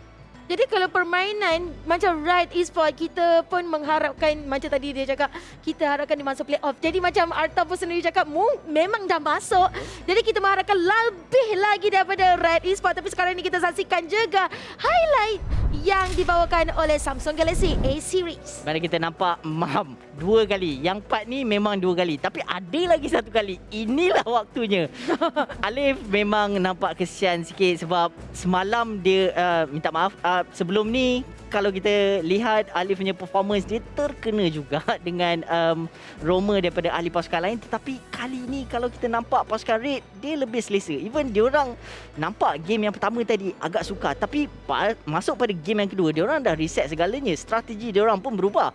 Jarang-jarang kita nampak Will masuk dan ini antara potensi yang kita boleh nampak pasukan MAB. Ren dah turun ke lantai, wind blow, wind stop, wind shield, semua kena kepada dia. Dan ini antara sebab kenapa Red boleh maju ke hadapan, menggunakan potensi ini untuk mendapatkan turret di atas. Dan beberapa kali kita nampak Iron Hook. Sekali lagi MAM memang okey. Saya boleh katakan yang MAM punya Iron Hook antara yang the best yang saya boleh nampak buat masa sekarang. Dan beberapa kali 1-1 buka dia punya ultimate, tetapi damage yang dia keluarkan tu tak berapa banyak sangat disebabkan itemization dia kurang lagi. Dan pasukan Red macam biasa, diorang nak habiskan game ni awal sebelum 1-1 tu hidup. Yo, explanation yang mantap daripada Arta. Sekarang ni kita akan saksikan juga standing untuk kumpulan Group A dan juga Group B, di mana RED ESPORTS masih lagi di tangga yang teratas untuk Group B dengan 21 poin. Poin yang sangat tinggi, Kapten. Jadi macam mana daripada permainan tadi, match yang ketiga tadi kita saksikan MLBB dengan RED ESPORTS. Jadi performance anak buah Kapten tadi macam mana? Macam mana boleh kata setiap game diorang memang betul-betul berdisiplin lah bagi saya, dan fokus, dan diorang saya happy dengan diorang, terutama disiplin diorang, tak underestimate dekat opponent. Ini yang paling saya risau dekat tim saya sebab season lepas saya cuak. Macam season ni bila tengok tadi first game saya tak risau. Saya tahu diorang disiplin nombor 1 sekarang. Even dalam mic check tadi pun betul. Dia cakap, saya tak perasan siapa, tapi dia cakap relax lah, kita hero late game. Kat situ dah ada dah yang potensi yang mungkin ada mental down sikit daripada ahli pasukan lain, tetapi ada salah seorang yang boostkan balik moral diorang. Diorang tahu hero apa yang diorang pakai pasti akan bersinar nanti late game nanti pada game yang pertama tadi. Ya, masalahnya Aisyah suka cara dia. Dia dah tahu, dia dah estimate yang game permainan pada awal permainan pada masa game pertama tadi, dia tahu dia akan kalah terlebih dahulu. Lepas tu dia akan bangkit. Aisyah rasa benda tu daripada Zaid. Saya last sebab dia cakap last tu santai. Dia cakap santai. Kita late game. Akak lebih kenal kan dia punya player kan. Zaid antara Zaid pemain yang baru. Nampak akak potensi akak groom player-player akak, dia nampak lebih matang. Even Zaid tak pernah main MPL sebelum ni dan kali ni nampak begitu menyala. Apa rahsianya kak? Saya rasa environment kot, fresh environment. Orang kata environment yang sihat dan happy, itu salah satu kunci jugalah untuk player ni lebih, orang kata, buat apa yang diorang suka. Okey, pada Arta pula, Jadi sekarang ni pun penggunaan assassin semakin berkurangan dengan patch yang terbaru ni, kecuali Karina. So bila pengurangan ni, apakah profit atau kelebihan kepada hero mage? Saya rasa Vale boleh dibawa masuk balik. Veil tu pun nampak macam boleh bawa masuk juga, sebab iframe hero kita tahulah dia annoying, dia boleh pergi kepada backline dengan senang, dan tak mustahil kalau Vale dibawa masuk balik dan Veil menjadi top pick yang terawal bagi MPL team yang lain. Jadi kalau kita bandingkan balik di mana hari semalam dan hari ni, hero manakah yang sepatutnya di-ban sama sekali dengan patch yang terbaru? First, Masha. Ya. Yang kedua, saya nampak seperti Link lah. Sebab Link bila masuk pada late game agak sukar sikit. Tapi boleh dikatakan banyak juga hero yang boleh dikatakan counter. Kalau kita nak cakapkan top ban yang sering kali diambil ataupun dikeluarkan, Fanny dan sebagainya. Tetapi kali ni kalau kita fokuskan balik, yang tank-tank ni sebenarnya kena bagi highlight sikit, sebab banyak tank yang sekarang sangat-sangat bagus. Apa perasaan Kak Pen setelah memenangi 3 mata tadi? Perasaan saya rasa setiap kali game dia saya akan macam dia macam goosebump, lepas tu bestnya, dan boleh kata saya rasa ini antara season yang saya betul-betul happy, dan hadiah paling best dari diorang untuk saya selepas kita dah lama 4 tahun 5 tahun. Dia tak tahu kenapa rasa meremas. Kalau saya jadi Kak Pen mungkin saya menangis kejap. Okay guys, let's go kita saksikan tomorrow schedule. Siapakah yang akan berlawan di match yang pertama. SMG akan berjumpa dengan RSG di match yang kedua. SUHAZ Esports akan berlawan dengan GEEK Fam, manakala match yang ketiga Orange Esports akan berlawan dengan Todak. Mana satu permainan yang mungkin akan intens, Arta?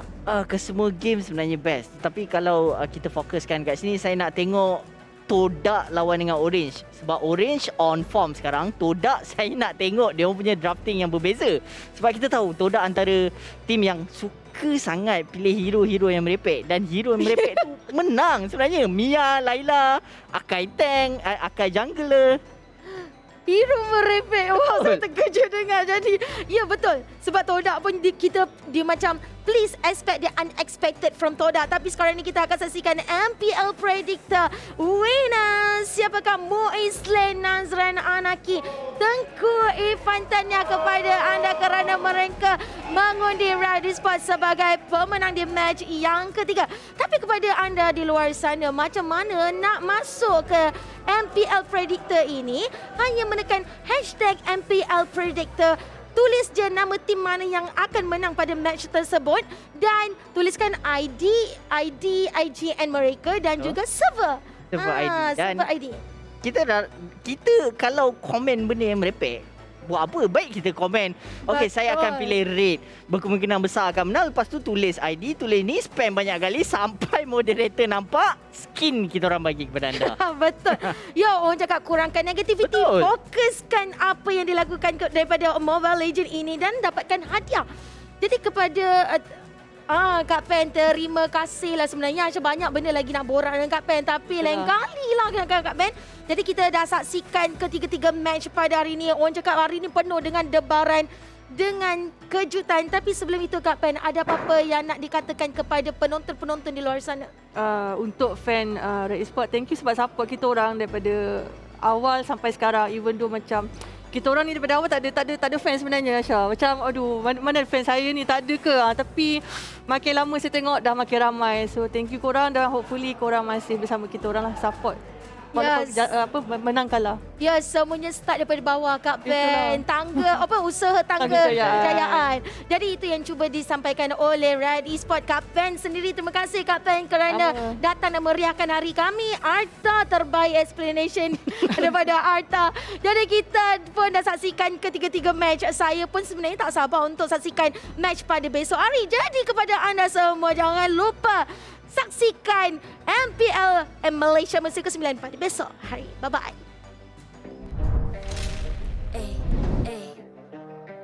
I'm a rock star. Yeah.